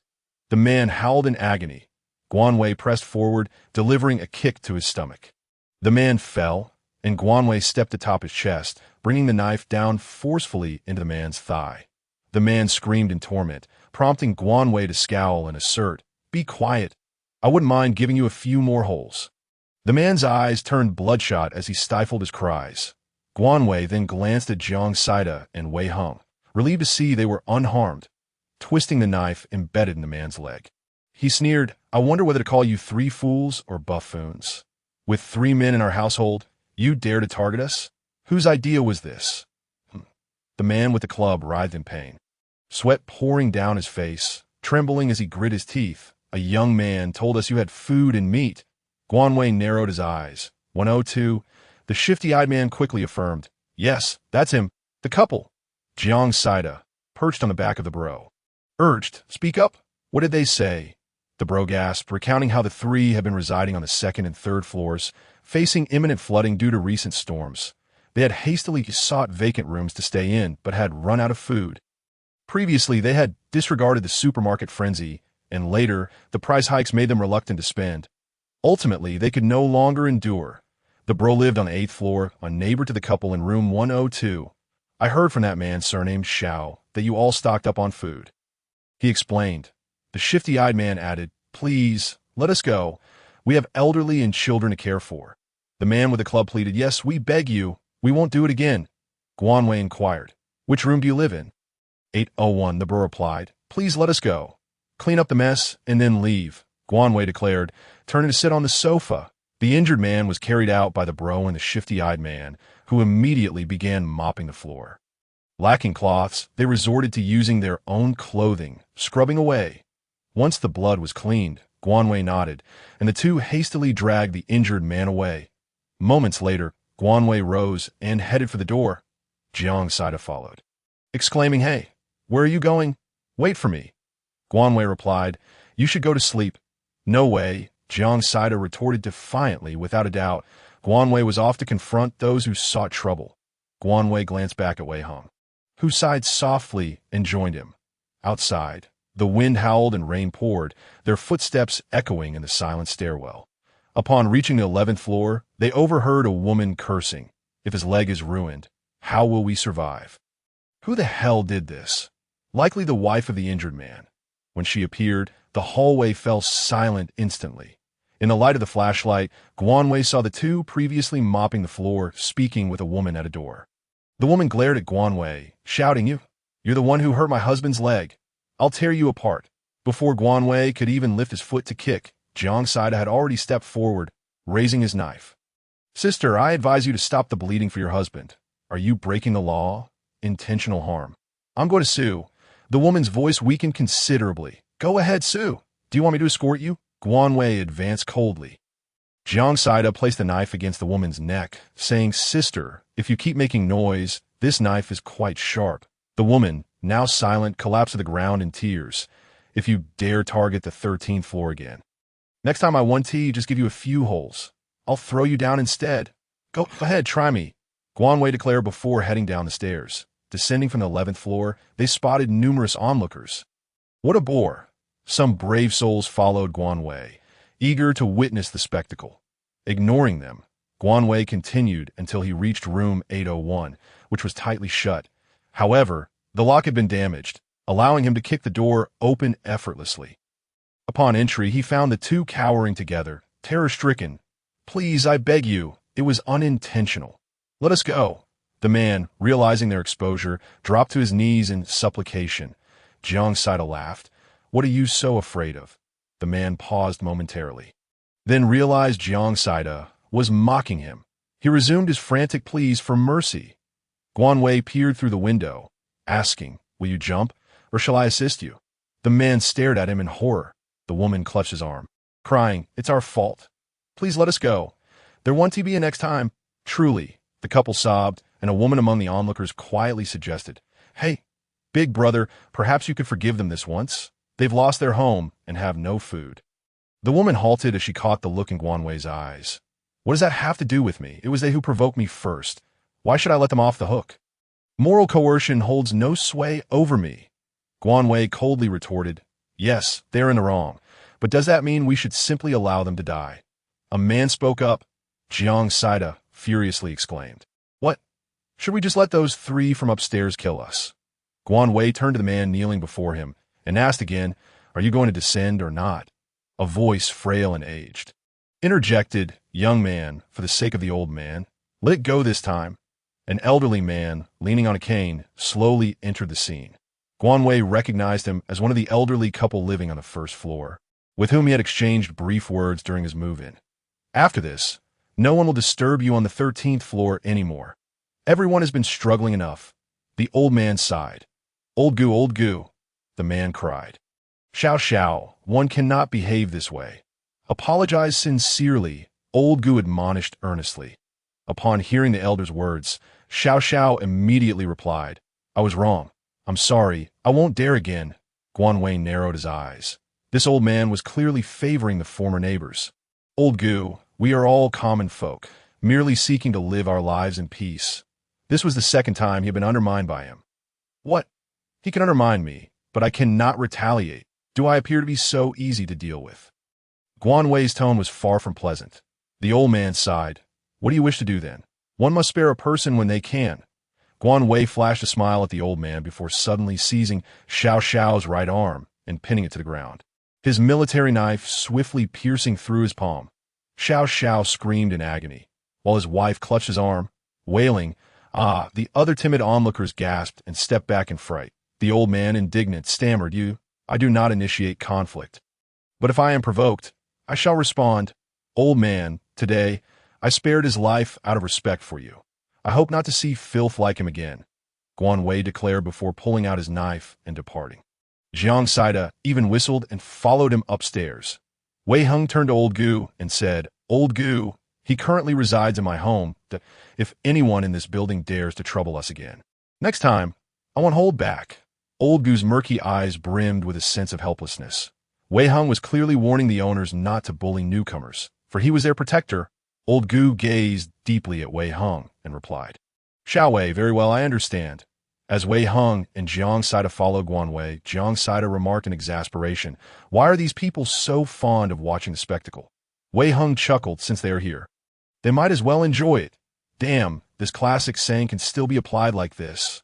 Jiang Saida laughed. Upon arriving home, Jiang Saida hurried into the bedroom, clamoring for a good nap. Guan Wei, mop in hand, was halted by Wei Heng, who said, What are you doing? If they didn't clean properly, I shall do it thoroughly, Guan Wei insisted. Wei Heng pulled him down onto the sofa, retrieving a first aid kit. Your right hand is injured. Only then did Guan Wei notice blood streaming from his palm. It's nothing. I must have accidentally nicked it with a knife. No need for bandaging.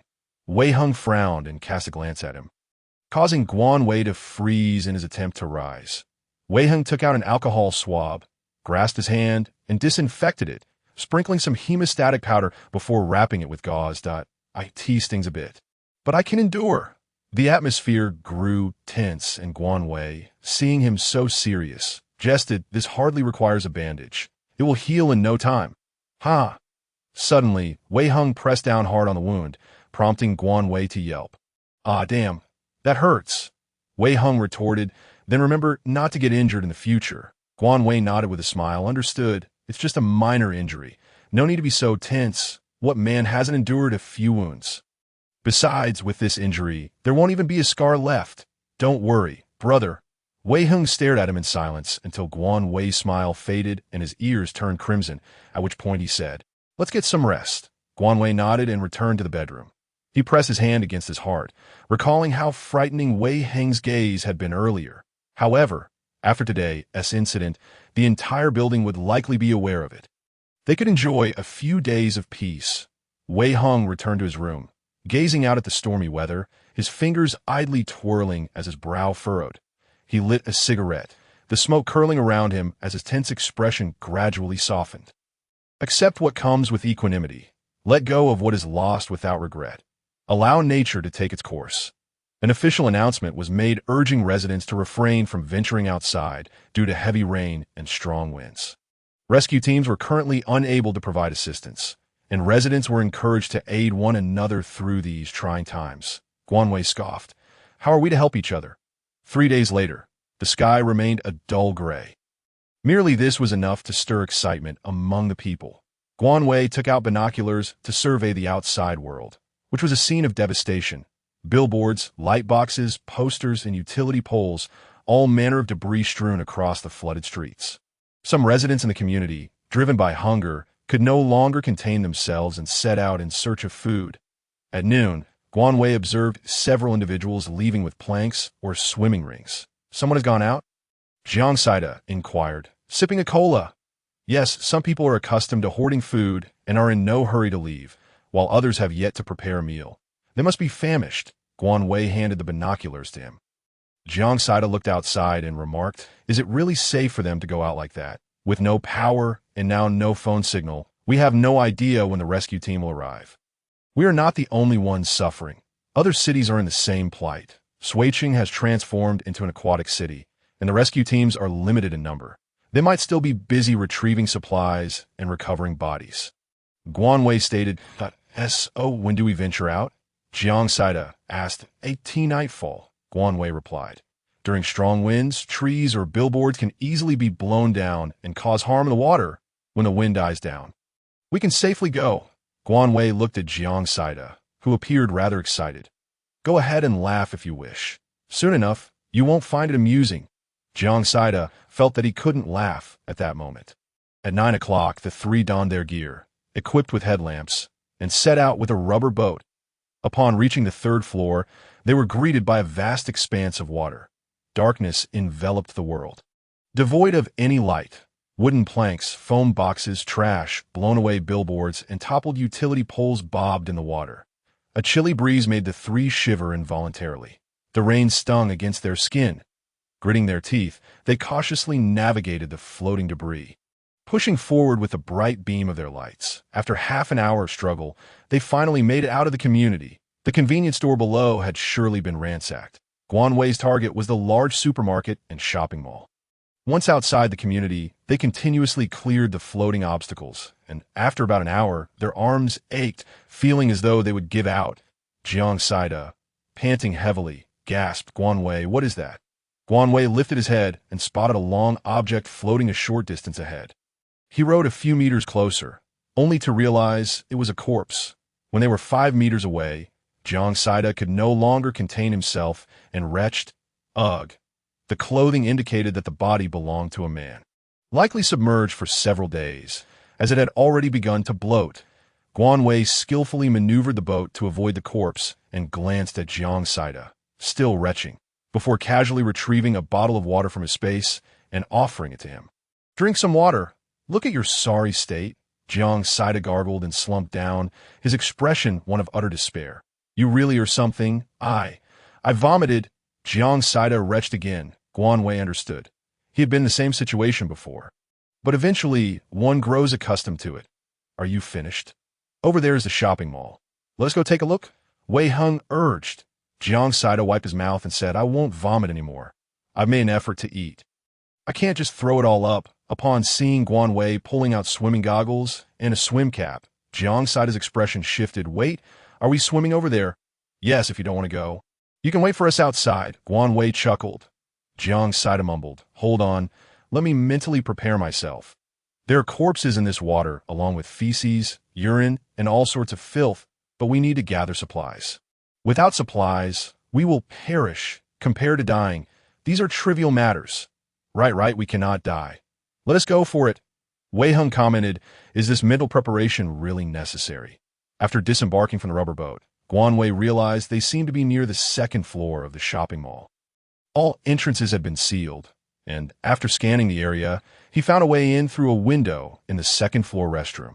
He retrieved a fire axe from his space and began to smash it against the window, shattering the screen and glass after several dozen strikes. The moment the window broke, Guan Wei noticed a plethora of items floating inside the building.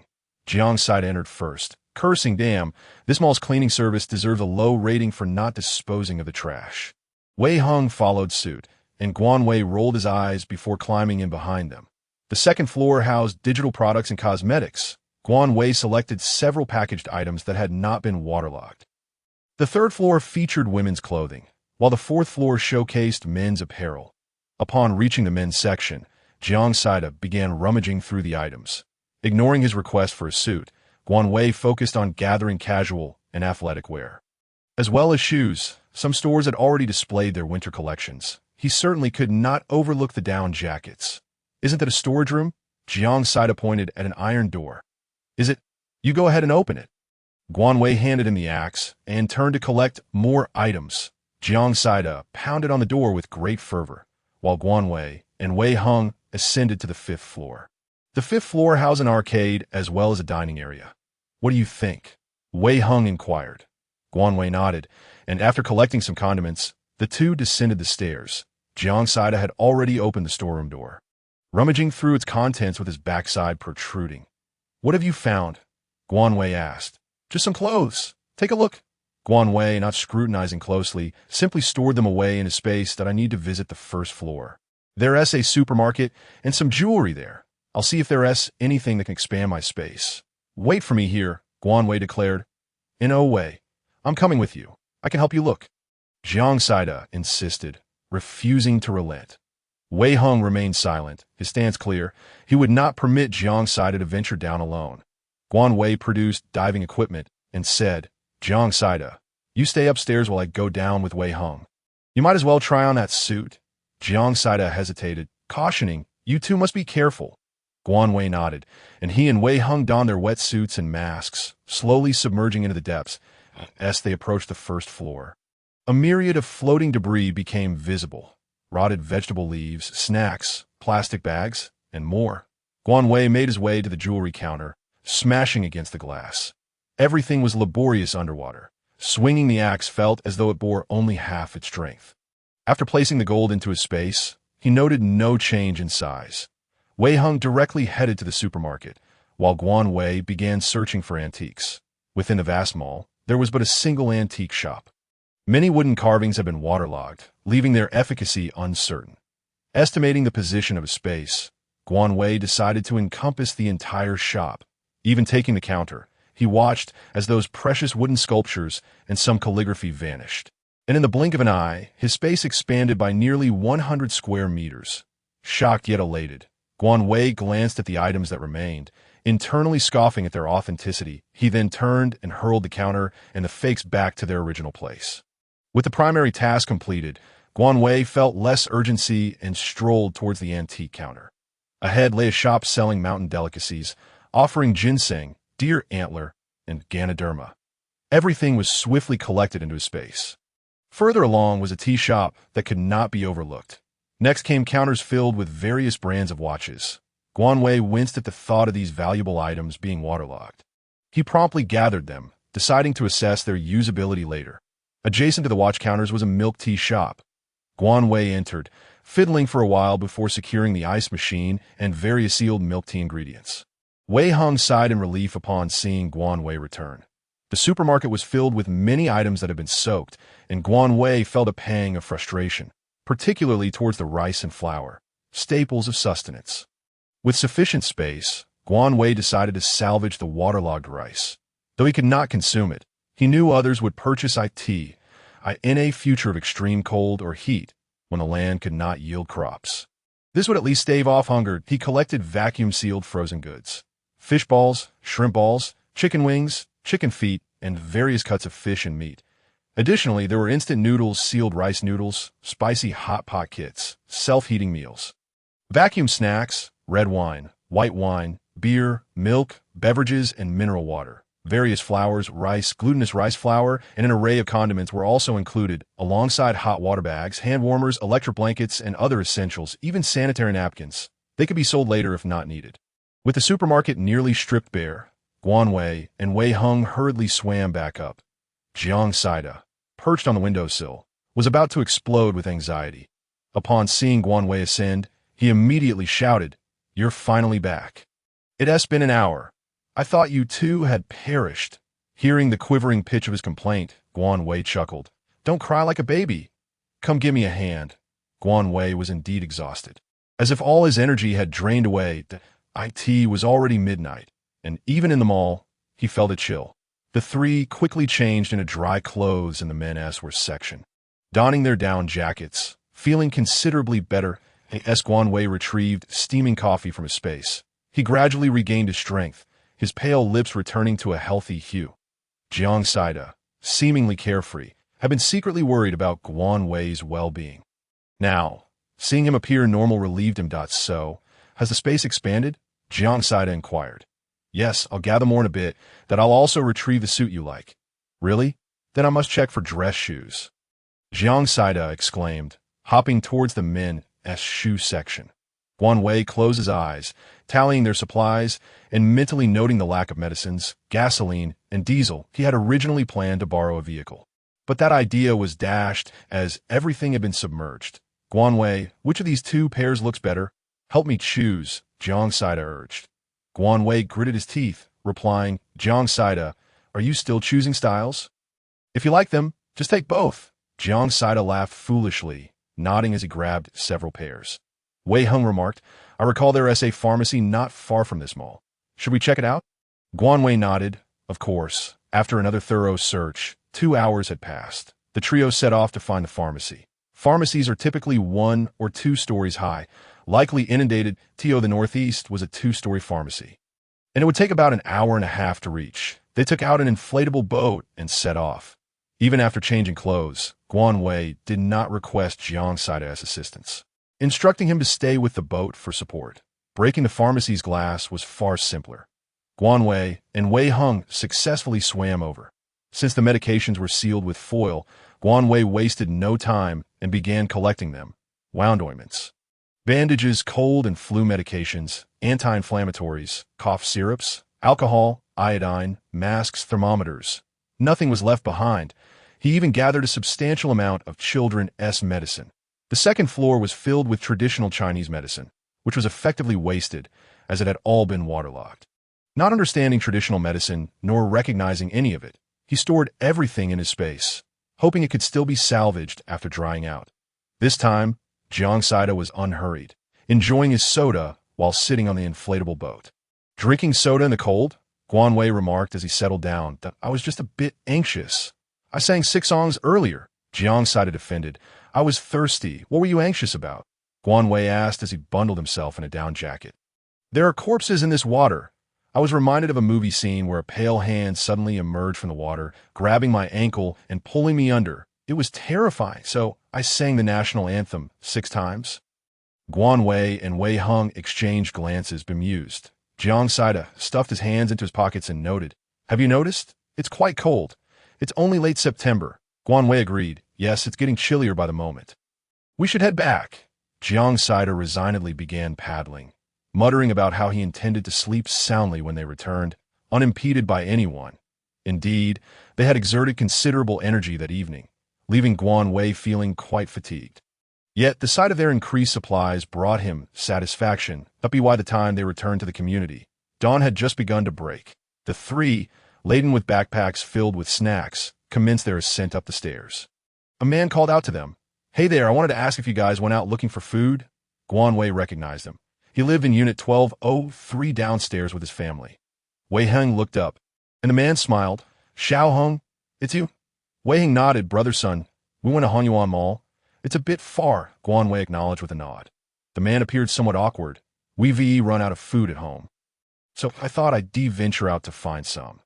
Guan Wei remained silent, while Wei Heng reassured him, "Brother son, you can scavenge from the nearby convenience stores. Many items are floating in the water." The man expressed his gratitude. Wei Heng added, "This is Sun Changhai from 1203. He has a 13-year-old son, Sun Tianjua, and his wife is Lu Ting. They're a friendly family." As they reached the 8th floor, Guan Wei spotted the wife of a man named Xiao Xiao, who turned and fled in fright upon seeing him. "Guan Wei, Wei Heng," Zhang Saida laughed. "You know, people see you like a natural disaster. I doubt you'll ever get married." Guan Wei merely scoffed. The three quickly consumed a modest meal of noodles before resting. They had gathered a considerable amount of antiques and artwork, not to mention the increased size of their wooden space. Guan Wei was curious if, by continuously collecting antiques, his space could expand indefinitely. After a brief organization of their supplies, he harvested the vegetables from their land and planted crops on the newly acquired land. Finally feeling content enough to sleep, the trio slept soundly and deeply, oblivious to the events unfolding outside. As soon as the wind ceased, all the soldiers in Suicheng sprang into action, forming multiple rescue teams to disperse across various areas. Damaged communication equipment began to be replaced and repaired. They all worked diligently to restore normalcy to people's lives. In room 1002 on the 10th floor, a young girl sobbed in the bedroom, while an elderly woman blocked the door, preventing a man from entering. The man, Gao Tianhai, was confronted by his mother while his 15-year-old daughter, Gao Mengmeng, hid in the cupboard. Gao Tianhai has long subjected his wife to domestic violence. It was when Gao Mengmeng turned 10 that her mother could no longer endure the torment and fled in secret. From that moment on, Gao Mengmeng became the target of Gao Tianhai's abuse. His anger would erupt at the slightest provocation. Even the mere act of her taking an extra bite of food could result in violence. Fortunately, her grandmother was present, which spared Gao Mengmeng from a few beatings. However, in the past 2 years, the elderly woman has been afflicted with Alzheimer's disease, leading to an increase in the frequency of Gao Mengmeng's beatings. When lucid, she could protect her granddaughter, but in her confusion, she could only watch helplessly as Gao Mengmeng suffered. Tears of anguish mingled with hatred on Gao Mengmeng's face. With a resounding crash, the bedroom door was kicked open, causing the elderly woman to stumble backward. Gao Mengmeng, quick on her feet, caught her grandmother just in time, only to find the grotesque visage of the man she feared. "You worthless burden! I sent you out to find food. Did you not hear me? Is there nothing to eat in this house?" he shouted, his voice dripping with contempt. "You ungrateful wretch! You beast!" muttered the elderly woman, her voice quavering with indignation. Gao Tianhai seized Gao Mengmeng roughly, the stench of alcohol overwhelming her senses, and struck her face with a resounding slap. "Get out and find food! Have I raised you for nothing? Hurry up!" The neighbors, accustomed to the sounds of conflict, could only shake their heads in resignation. The elderly woman, unsteady on her feet, grasped Gao Tianhai's arm and cursed. "You beast! Do you wish for your daughter to perish? You've already driven Yinping away. Do you intend to chase your daughter away as well?" Yinping was the name of Gao Mengmeng's mother, and upon hearing it, Gao Tianhai's expression twisted into a mask of fury, his eyes gleaming with malice. He swung his arm forcefully and bellowed, "Do not dare mention that wretched woman's name." With a sickening thud, the elderly woman was thrown to the ground, her head striking the bedpost, blood immediately gushing forth. Gao Mengmeng rushed forward, crying out, "Grandma! Grandma!" Gao Tianhai, seemingly driven mad, shouted, "Serves you right. Who told you to bring up that vile creature?" Gao Mengmeng, in shock, screamed for help. In a fit of rage, Gao Tianhai seized her collar and hurled her against the wall.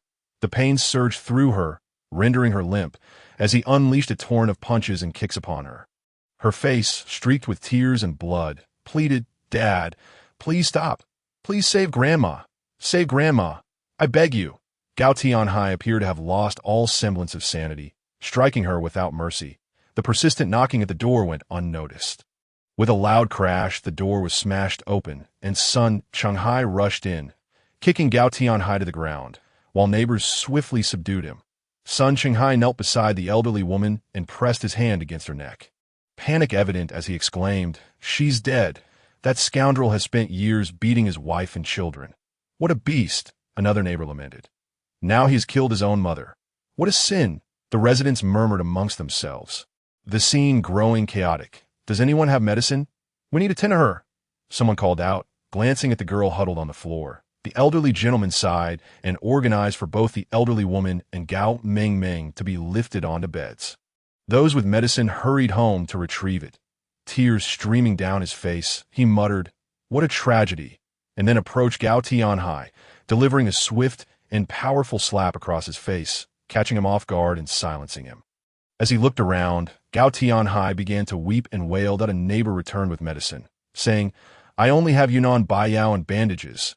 A woman hurried to apply the medicine to the girl. Guo Wei finally awoke in the afternoon, having been roused from sleep by the urge to relieve himself. Ignoring the aches throughout his body, he expressionlessly resolved his physiological needs and climbed back into bed, ready for a return to slumber. The sound of knocking roused him once more, and he opened the door, his hair tousled. Wei Hung chuckled at his disheveled appearance. "I apologize for interrupting your sleep." Guo Wei tugged at his hair. "No worries, I was already awake. Come in." The generator's hum filled the room as Wei Hung settled into the chair opposite the bed. "How's your arm?" "Feeling sore?" he asked. Guo Wei nodded. "I should have brought a motorized inflatable boat." "I was unprepared." Wei Hung smiled and produced a bottle of medicinal liquor from his pocket. "This works wonders. Let me help relieve your arm." Guo Wei thought to himself, "Here we go again. No need. I can manage on my own." Wei Hung grabbed his arm. "Just wait a moment.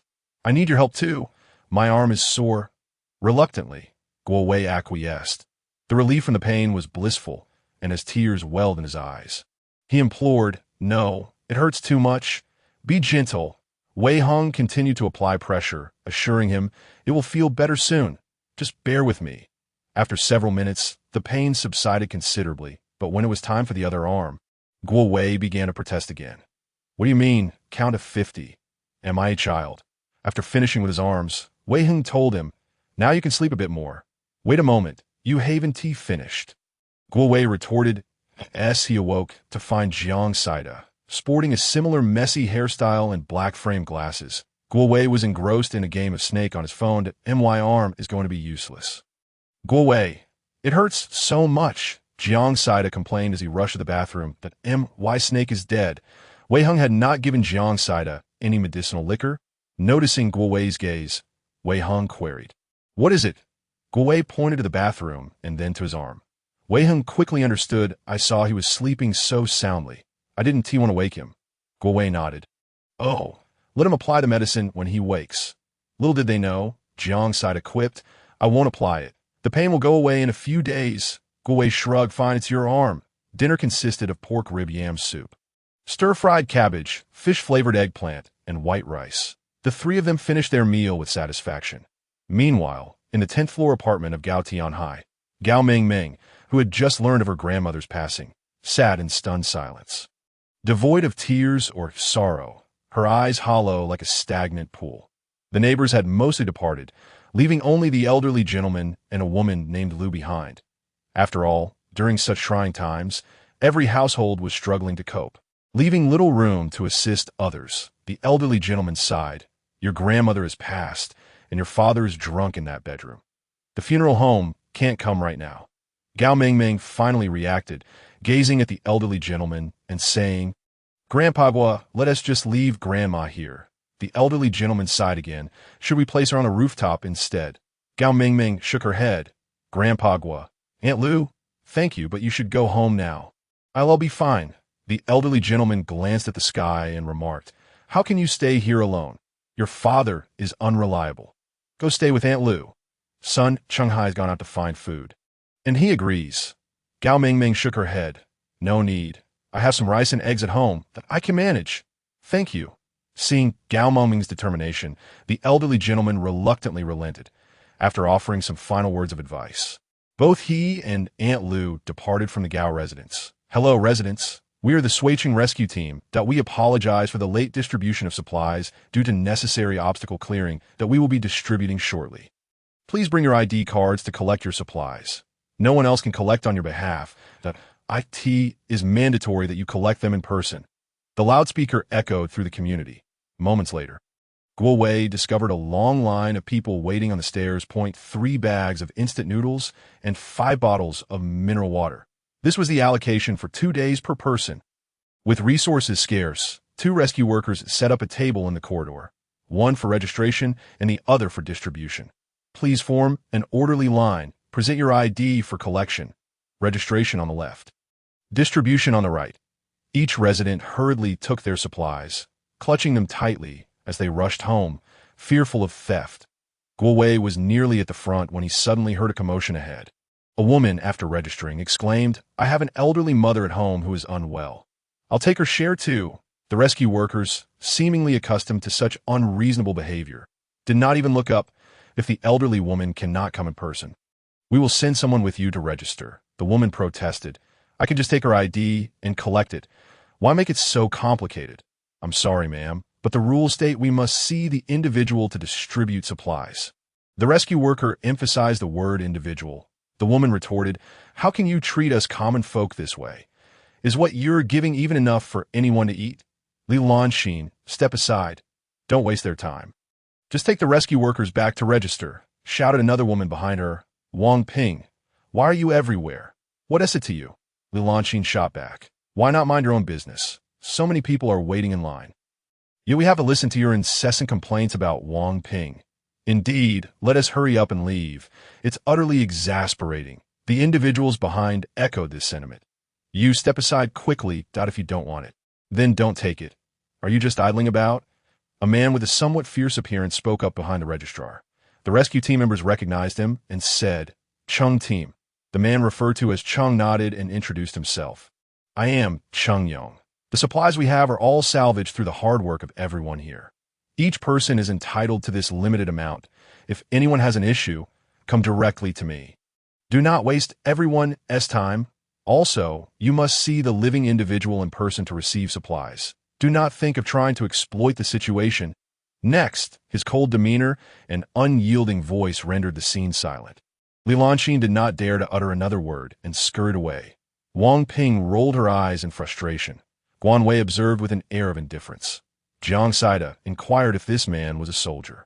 Wei Heng affirmed that the members of the rescue team were indeed soldiers. Suddenly, the man named Chung Yong approached Wang Ping and asked, Hello, sister, may I inquire if the person who caused the ruckus earlier truly has a sick mother at home?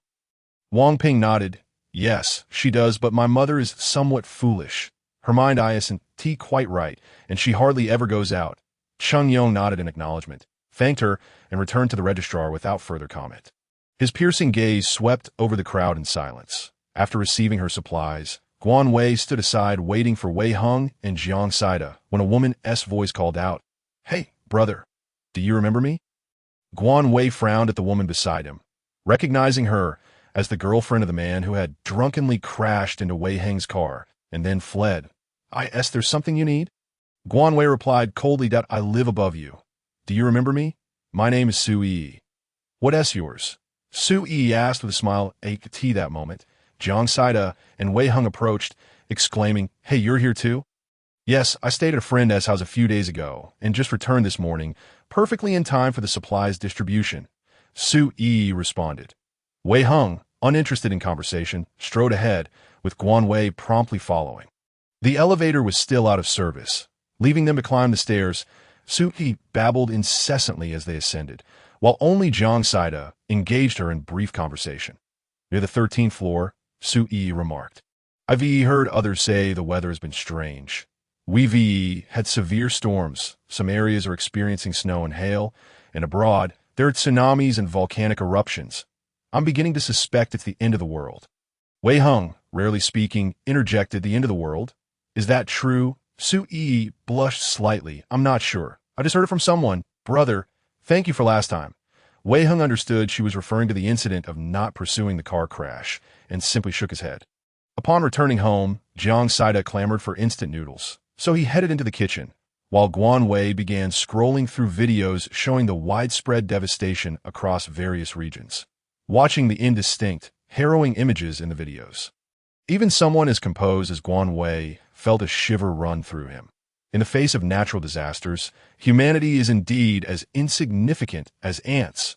Guan Wei sighed deeply, trying to recall the disasters of his past life. 4 years had made him forget many things. He only remembered that extreme cold could indeed freeze people, and extreme heat could fry an egg on the ground, or perhaps a steak cooked to medium. Moreover, hail the size of eggs could kill if it struck someone. "Guan Wei, Wei Hung, come eat." Jiang Saida's voice broke the reverie. Guan Wei looked at the noodles before him, complete with vegetables, eggs, and meat rolls. It looked quite appetizing. After tasting a bite, he remarked, "Not bad at all." "Keep it up." Jiang Saida chuckled. "What is there to keep up with when boiling instant noodles? I can at most add another sausage." Guan Wei bluntly stated, "I meant you could learn to cook." Jiang Saida shook his head. "I can only boil instant noodles. The only dish I can make is scrambled eggs with tomatoes and nothing more." Wei Hung chimed in, "Guan Wei, how can you be so brazenly useless?" The rescue team distributed supplies every 2 days, and despite not lacking food or drink, Guan Wei still went downstairs to collect his share. 3 days later, the water level had receded significantly. Although there was still some standing water, it barely reached an adult's ankles. In the community chat group, people were discussing a serious matter. Last night, rescue team leader Cheng Yong discovered the body of an elderly woman at Li Lanxin's home. The elderly woman was none other than Li Lanxin's mother. The old matriarch suffered from dementia, colloquially referred to as being foolish, and had only one daughter. Hence she lived with her daughter and son-in-law. How could someone be so inhumane as to conceal the death of her mother while using her ID to fraudulently claim supplies? How did she die? Was she murdered? The cause of death remains unknown, but she had been dead for 2 days. That woman is truly a beast. With such a heart, she deserves to be childless. It has said that Cheng Yong is quite formidable. After distributing supplies, he went straight to Li Lanxin's house. Reports indicate that similar incidents occurred in other communities. At the time, Li Lanxin had been throwing a tantrum, refusing to let anyone in, but Cheng Yong forced his way inside. Guan Wei read the group messages with an impassive expression. The hardest times had yet to come. For a morsel of food, some people could do anything, even sell their children or wives in the pitch-black night. The rain fell incessantly like a curtain, accompanied by the sound of rain tapping against the window. The three of them quietly equipped themselves and made their way downstairs once more. This time, they were in search of a fuel tanker. Outside room 1002, a frail girl was struggling to drag a heavy bag. Thus, the four of them unexpectedly crossed paths. The three, armed with flashlights, clearly saw the contents of the bag. It appeared to be a person, an alive one, struggling and writhing inside, emitting muffled sounds drowned by the rain. Gao Mingming never anticipated encountering anyone in the dead of night. Her face bore evident bruises, her complexion pale, and her lips trembled. As Jiang Saida swallowed hard, about to speak, Guan Wei directly descended the stairs. Jiang Saida hurriedly followed. Wei Hung nodded and followed suit. Gao Mingming stared wide-eyed at the three descending, pursing her lips in silence, though her body visibly relaxed. Unable to contain himself, Jiang Saida whispered to Guan Wei, "Is that a person? That child is the one who was beaten." Gao Mingming. Wei Hung from behind nodded. "Yes, the one in the bag is Gao Tianhai. Is she trying to kill someone?" Jiang Saida pondered aloud. "Yes," Guan Wei replied coolly. "Should we do something about it?" "This is murder," Jiang Saida exclaimed anxiously. Guan Wei shook his head. "Just pretend you didn't see it. People like that are better off dead." Jiang Saida protested. "But there are no rules anymore. It's not like killing is legal." Guan Wei interrupted him sharply. "Finding the fuel tanker won't be easy. It requires more time and energy."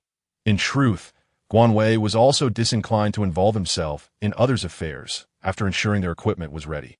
The three of them plunged into the water. Once outside the residential building, they boarded the rubber boat. Their cleanup from the previous day had made tonight's venture significantly smoother. Others, lacking complete gear, found it challenging to swim far to seek food.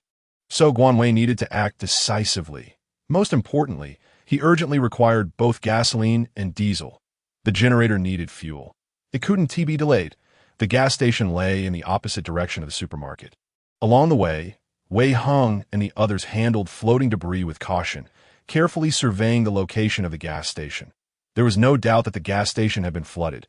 Finding an undamaged fuel tanker would be a Herculean task. There's a gas station not far from the south gate of Fushing Community, Wei Hung noted. It took them about an hour to reach the south gate. Let us get in the water and see if there are any convenience stores around. Guanwei suggested. Jiang Saida shivered. It's so damn cold. Quit whining and hurry up.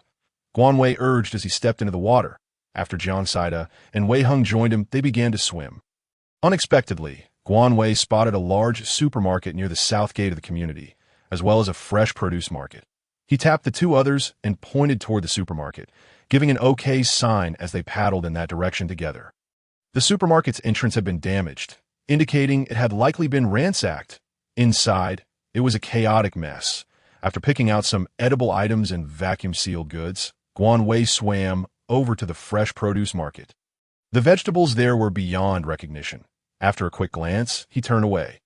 Everything worth taking had already been taken, so there was no point in wasting energy. Further ahead was a tobacco and alcohol shop. Jiang Saida excitedly pointed out, his intentions clear. The shop's rolling shutter was intact, suggesting it hadn't been visited. Taking out an axe, Guanwei began to break down the door.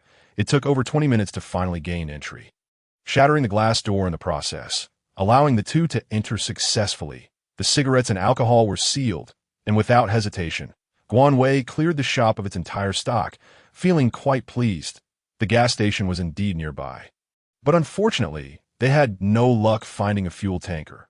Guanwei entered the convenience store of the gas station, taking several white fuel containers, along with a good amount of undamaged snacks and some toilet paper offered to gas station patrons. Since they couldn't procure fuel, the three had no choice but to return to the surface. Jiang Saida asked, "Where do we go from here?" Guanwei replied, "Since we've come this far, let us have a look around." Jiang Saida muttered, "Are you here for a vacation?" "What do you mean, let us just look around?" Today, they didn't find a fuel tanker but managed to gather quite a bit of food, which made them feel much better about their efforts.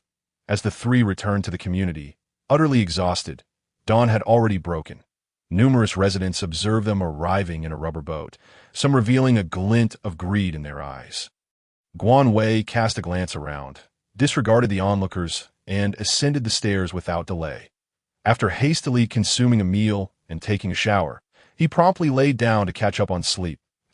In the hazy realm between dreams and wakefulness, Guanwei heard voices. He rose, descended from his bed, and slowly opened the door, a knife already in hand. The sounds of a scuffle echoed in the corridor. Without hesitation, Guanwei unlocked the security door, only to find Wei Hung entangled in a fierce brawl with 6 men. Without a moment's thought for anything else, Guanwei joined the fray. The individuals were unfamiliar to him. With a swift motion, his knife plunged into one man's abdomen, followed by an exclamation of, "What the hell is happening?" Wei Hung had already spotted Guanwei and, with a swift kick, sent one assailant sprawling, declaring, "Home invaders," true to his reputation as a martial arts instructor. Wei Hung fought with brutal efficiency, leaving those struck by his blows dazed and disoriented. Guanwei, in the heat of battle, fought with a ferocity that intimidated the men who hesitated to approach. Armed with kitchen knives, fruit knives, axes, and clubs, they attempted to retaliate. Guanwei nimbly evaded their strikes, seizing one man's collar and delivering a sharp kick to his knee. The sound of a bone cracking resonated, and the man crumpled to the ground. Howling in agony, 2 others, sensing the tide turning against them, made a hasty retreat. Guanwei shouted, "Cowards!" Gazing back, he noted that Wei Hung had already subdued 3 more assailants. Guanwei smirked.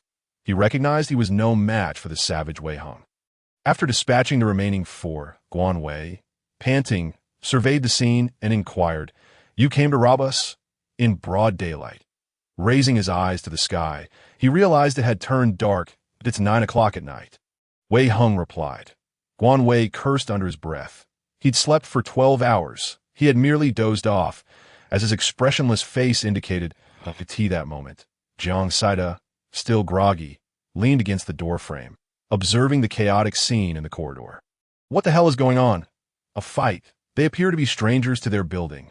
Wei Hung noted the groaning men on the ground, one of whom, stabbed in the abdomen by Guan Wei, had already succumbed to unconsciousness. Silence, Guan Wei commanded coldly. Jiang Saida, clad only in oversized shorts, approached the assailants, demanding, "Which building are you from?" "Building 7. One replied, wincing as Guan Wei stepped on his ankle, eliciting a grimace of pain.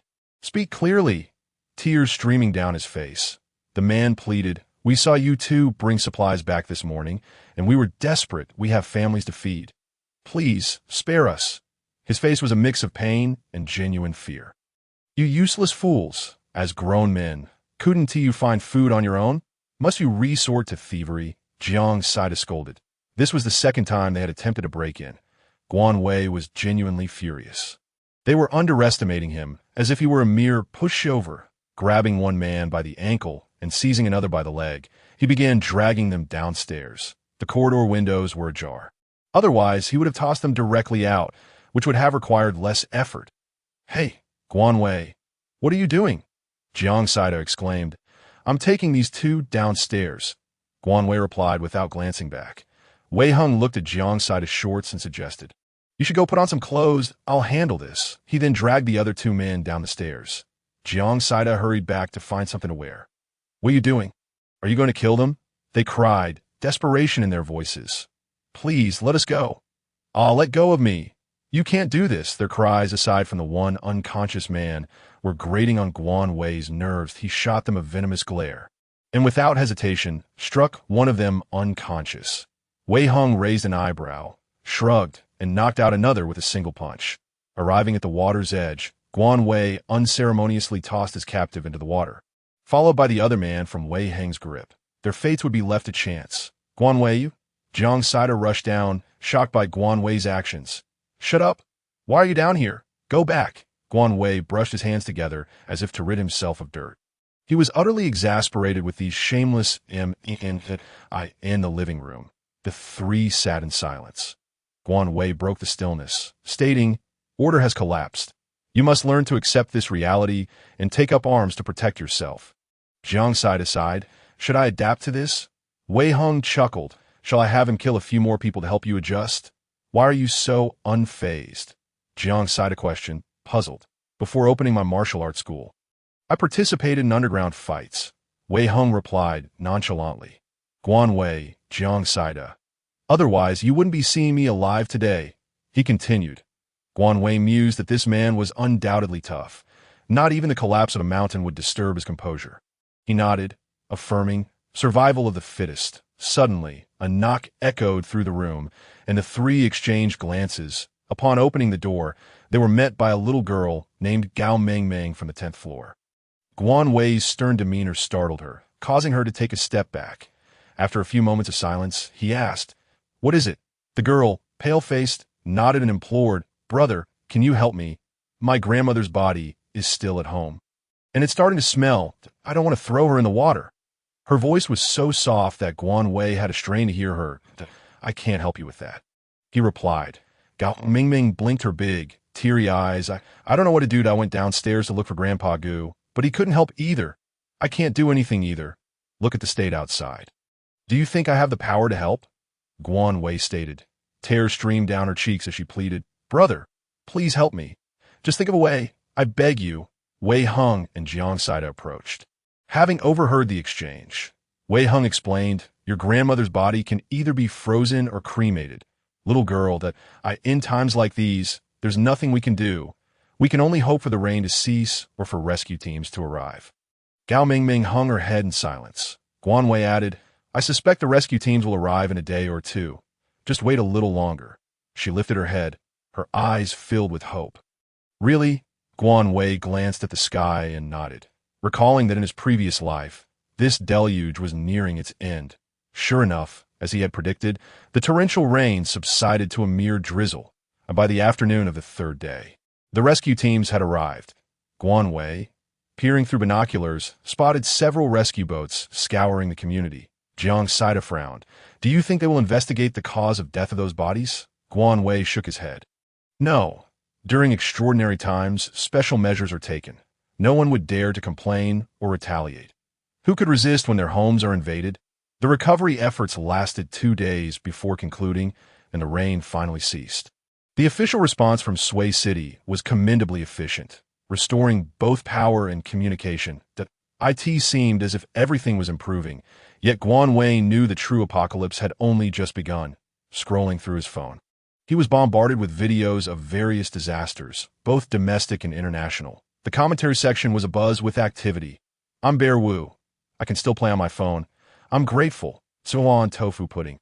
I do love a cup of cheese milk cap. Any kind-hearted brother willing to bring me one? Tofu pudding. I prefer sweet and salty. Are you dreaming in broad daylight? I'm almost drinking my own urine that I'll gain 10 pounds. Suehua on tofu pudding. Being called brother by you is like calling me ancestor. I can't manage that. Suehua on tofu pudding. Woe is me. Pretty people are trouble. By the way, the rescue team arrived today and distributed food. I apologize for every grain of rice I wasted. Yuri really floating. Beautiful. Which community are you in? We are still starving. Pretty people are trouble. Nanwan, we just finished distribution today. Our community has recovered quite a few bodies. Dodiju head. Not just your community. It should be the same everywhere. Many who went out looking for supplies drowned. Big bone. Not just those who drowned. Some were also killed. TSK. Pretty people are trouble. So scary. Most afraid of Siegwankuan. I'm scared too. Guan Wei shut off his phone, turning to Jiang Saida, who was rummaging through the fridge with his backside sticking up. Did you make a call? He asked. Jiang Saida nodded, pulling out a bag of chicken wings and heading to the kitchen. I just called my mom. Thankfully, she listened to you and stocked up on food, so it's not too hard to get by. But I could hear the sadness in her voice. My brother said someone in their building went out looking for food and drowned. Guan Wei noted in the community chat, at their age, seeing all this is bound to be overwhelming.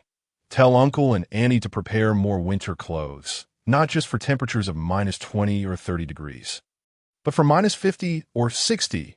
Sure. Jiang Saida agreed without hesitation that he believed in Guan Wei even more than Guan Wei believed in himself. Guan Wei often found himself crafting explanations in his mind, such as why it could reach minus 50 or 60 degrees, why he had prepared everything in advance, and why he remained unfazed upon seeing bodies floating. Yet Jiang Saida had never seriously inquired. It seemed that even if Guan Wei betrayed him at that moment, he would still cheerfully help raise the price. As the torrential rain subsided, the water level visibly began to recede, and the long-awaited sun finally made its appearance, albeit still accompanied by a chill that rendered it less than warm tea this moment. Jiang Saida was eagerly observing outside, noting the arrival of yet another rescue team at O. Are they here to distribute supplies? He wondered, spotting boxes of instant noodles. Guan Wei, peering through binoculars, pondered, why not take advantage of it?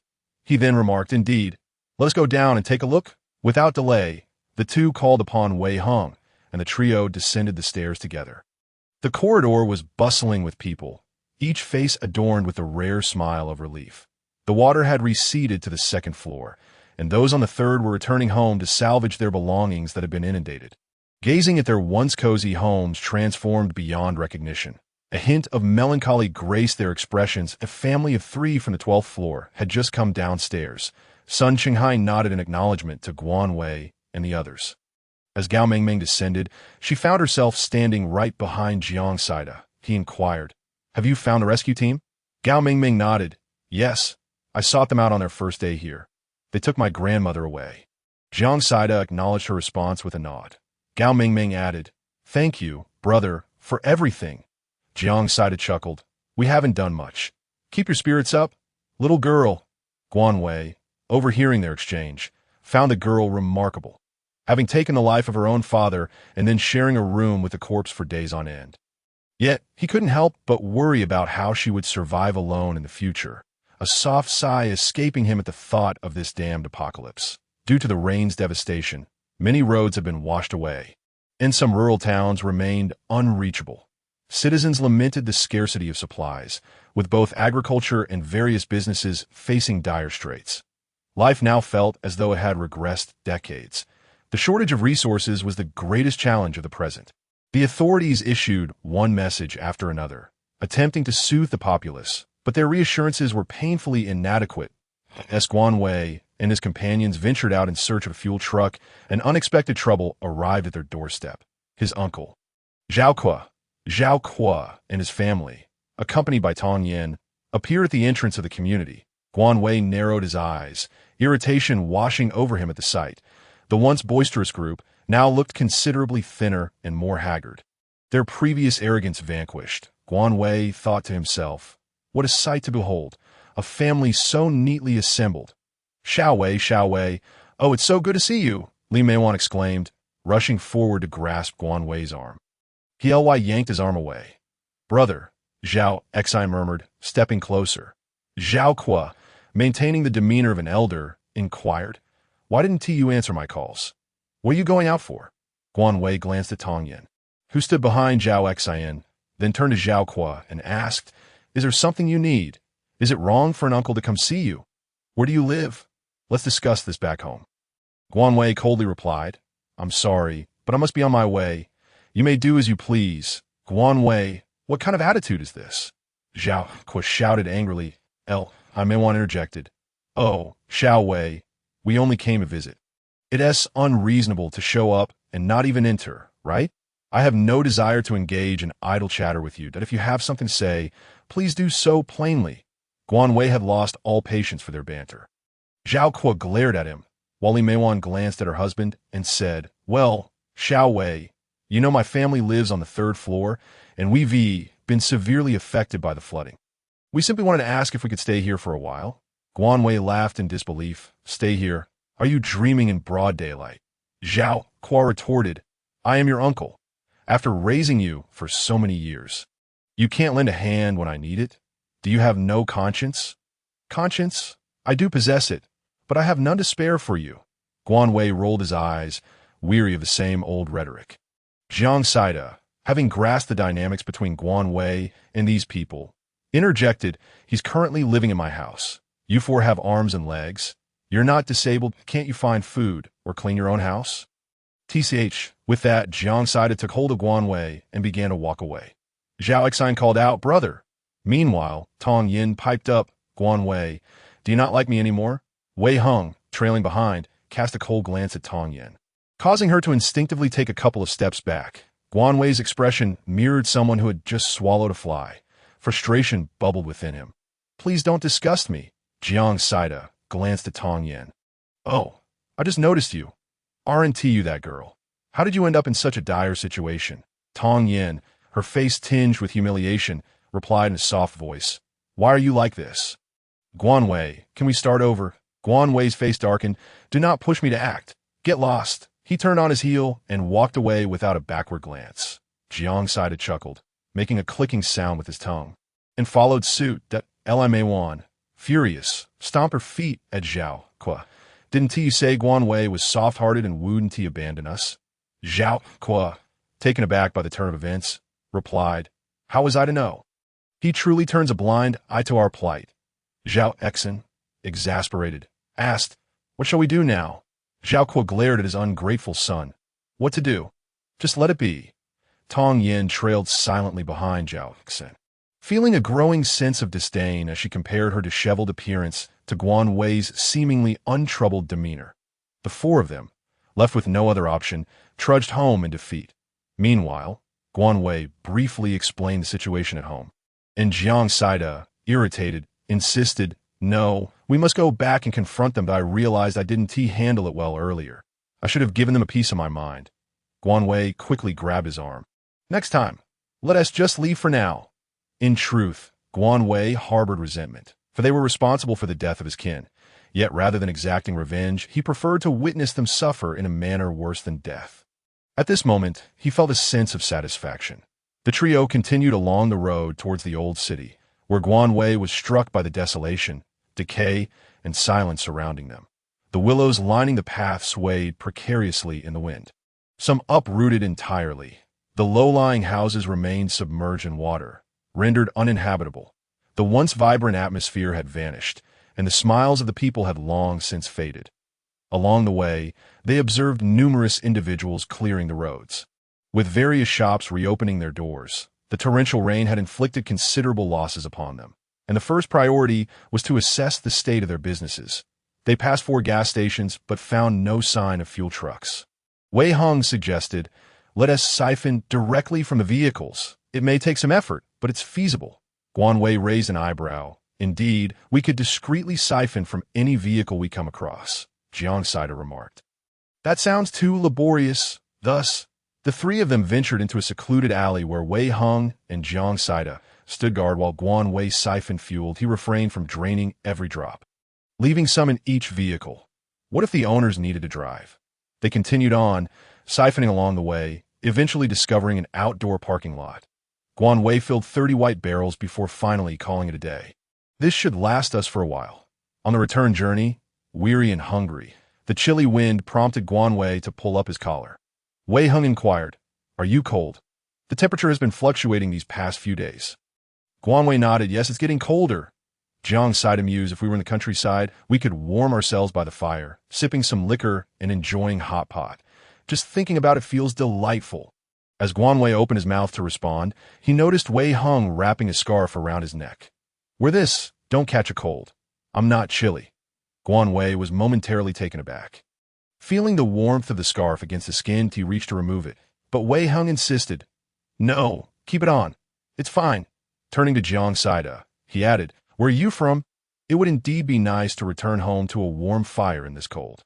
Jiang Saida replied, "I'm from Shanshi. My home is in the mountains, and it takes a whole day to drive there." Wei Hong chuckled. "That is quite a distance. I envy those who live in the countryside." Guan Wei silently listened to their conversation, his thoughts drifting as he ambled forward, feeling that his life had become considerably more vibrant.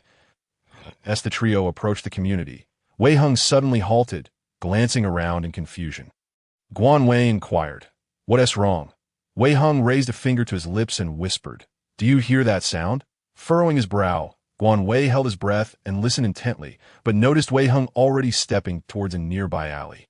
Jiang Saida and Guan Wei followed closely behind. After a distance of about 5 or 6 meters, Wei Hong stopped in his tracks, revealing a feeble little dog, emaciated and barely breathing, with weak, pleading eyes. It appeared to be a small local breed, with white fur around its eyes and a predominantly yellow coat. Guan Wei examined it closely and found no visible injuries. It seemed to have been abandoned and was now too weak to find food. Wei Hong stepped forward and cradled the little dog in his arms, observing it carefully before stating, "It has been discarded." Jiang Saida sighed. "I can barely take care of myself. How can I possibly care for a dog? Should we take it home and look after it?" Wei Hong turned to Guan Wei, asking, "Do you want to keep it?" "Of course," Guan Wei replied decisively. Wei Hong said, "Then let's take it home." Guan Wei smiled. "All right, let's go." The puppy appeared to be 2 or 3 months old male. Upon arriving home, Guan Wei found a small blanket to wrap it in. There was no dog food in the space. Fortunately, there was some milk powder salvaged from underwater a while ago. Wei Hong carefully fed the puppy spoonful by spoonful, and it seemed to understand that it had been rescued, slowly swallowing the milk powder. After feeding it about half a bowl, Wei Hong paused and said, "Let's feed it a little less for now. It hasn't eaten in many days, so let it adjust slowly." Jiang Saida watched the puppy intently, saying, "Will it die? It looks so weak." Wei Hong replied, "Let's leave it to fate." That evening, Wei Hong fed the puppy again before returning to his room to wash up and prepare for sleep. Jiang Saida remarked, "I didn't expect Wei Hong to be so meticulous." Guan Wei remained noncommittal, pulling out her phone to search for videos and articles about raising dogs. "How much money do you have left?" she asked Jiang Saida. "Not much, around 40,000, Jiang Saida replied. "What are you buying?" "Nothing much. Let's visit the pet hospital tomorrow," Guan Wei suggested. The instinct for survival is profoundly strong in both humans and animals, and the adorable little dog opened its eyes the next day. Trembling as it stood up, early in the morning, Jiang Saida was reluctant to get out of bed, while Guan Wei accompanied Wei Hong to retrieve the car. Ever since Guan Wei told Wei Hong to park at a higher location, his car had been consistently parked in an above-ground parking lot. They later found a pet hospital where two women were busily tidying up the chaotic store upon seeing the puppy in Wei Hang's arms. They expressed a hint of pity. They advised waiting to bathe it, as the puppy was still very weak. During the vaccination, they attentively explained the necessary precautions for raising a puppy. Much of the dog food and milk powder was sealed. Even if it had been submerged in water, as long as the bags were intact, it posed no issue, and the store had ready supplies. Wei Hang selected a few varieties and also picked out a dog bed. After settling the bill, the two headed home. Should we give it a name? Wei Hang suddenly asked. Guan Wei chuckled. It's your find. You choose since we're raising it together. You can name it. Wei Hang replied with a smile. Guan Wei shook her head. I really can't think of one. You do it. How about Wei Wei? Guan Wei suggested. Guan Guan. Wei Hang chimed in. Guan Guan is unsatisfied. Guan Wei gritted her teeth. Shut up. I sent shut up rather unpleasant. Guan Wei rolled her eyes. Wei Hang, I've noticed you have two faces. You seem like a person in front of others, but here you act like a fool to D. Oh, you have a split personality? Wei Hang laughed. You've noticed I'm different in front of others?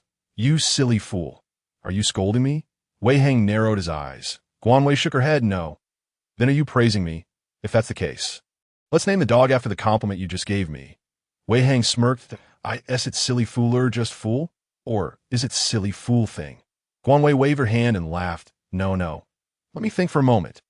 A few seconds later, Guan Wei said, let's name him Duke, both gentlemanly and graceful. Wei Hang sighed. Where do you see any grace or gentlemanly qualities in a puppy that looks so ugly? Fine. Let's call him Duke. That day marked the distribution of supplies, and upon returning, they encountered a long queue. Jiang Saida was chatting with a girl named Su Yi upstairs. Guan Wei and Wei Hang joined the line. One bottle of mineral water was missing from the supplies, and many people wore displeased expressions. Wu Xiulan, the landlady of Guan Wei's rented place, began to complain, we used to get 5 bottles every 2 days. Now, with one less, how are we supposed to survive? No one spoke up. Everyone silently cheered her on. If they won the argument, everyone would get an extra bottle. If they lost, there would still be 4. Sorry, we distribute according to the regulations above. Supplies are scarce, so please understand. One of the rescue workers said, I can't understand. Did the higher-ups send all the water to the big cities, leaving us in this small city to suffer? Wu Xiulan persisted. Zhou Zheng kept trying to pull Wu Xiulan away, not wanting her to create a scene, but to no avail. If you have grievances, go find the higher-ups. We're just following the rules. The rescue worker dismissed her with a curt response and returned to his work. They had become immune to people like her who acted unreasonable. They encountered such behavior almost daily. What attitude is that? Am I not stating the facts? Wu Xiulan retorted. What facts are you stating? Cheng Yong appeared. The rescue worker whispered a few words to him. Cheng Yong replied, Don't want it. You can refuse. Just don't pick a fight with me. Zhou Zheng quickly apologized. I'm sorry. I'll leave right now. Wu Xiulan angrily exclaimed, Who is picking a fight? Is this how you treat the common people? Don't you see us as human? Slap. Zhou Zheng, trembling with rage, said, Shut your mouth. Go back. Wu Xiulan was struck by Zhou Zheng, her expression one of disbelief. She stood there dazed as she was pulled away. Cheng Yong's expression wasn't good either. It was a thankless task to gather supplies, clear obstacles, and distribute them. Time-consuming and labor-intensive. Everyone was suffering in their own way. After the 3 returned home with the supplies, Jiang Saida held Duke and said, That Wu Xiulan is too fierce. What good does it do to offend a rescue team? Guan Wei scrolled through her phone. She's just foolish. There's no helping it. As for the name Duke, Jiang Saida expressed profound admiration. He also hoped that Duke would grow increasingly handsome. That evening, the 3 planned to have spicy hot pot. After Wei Hang finished with Duke, he joined Guan Wei in washing the vegetables.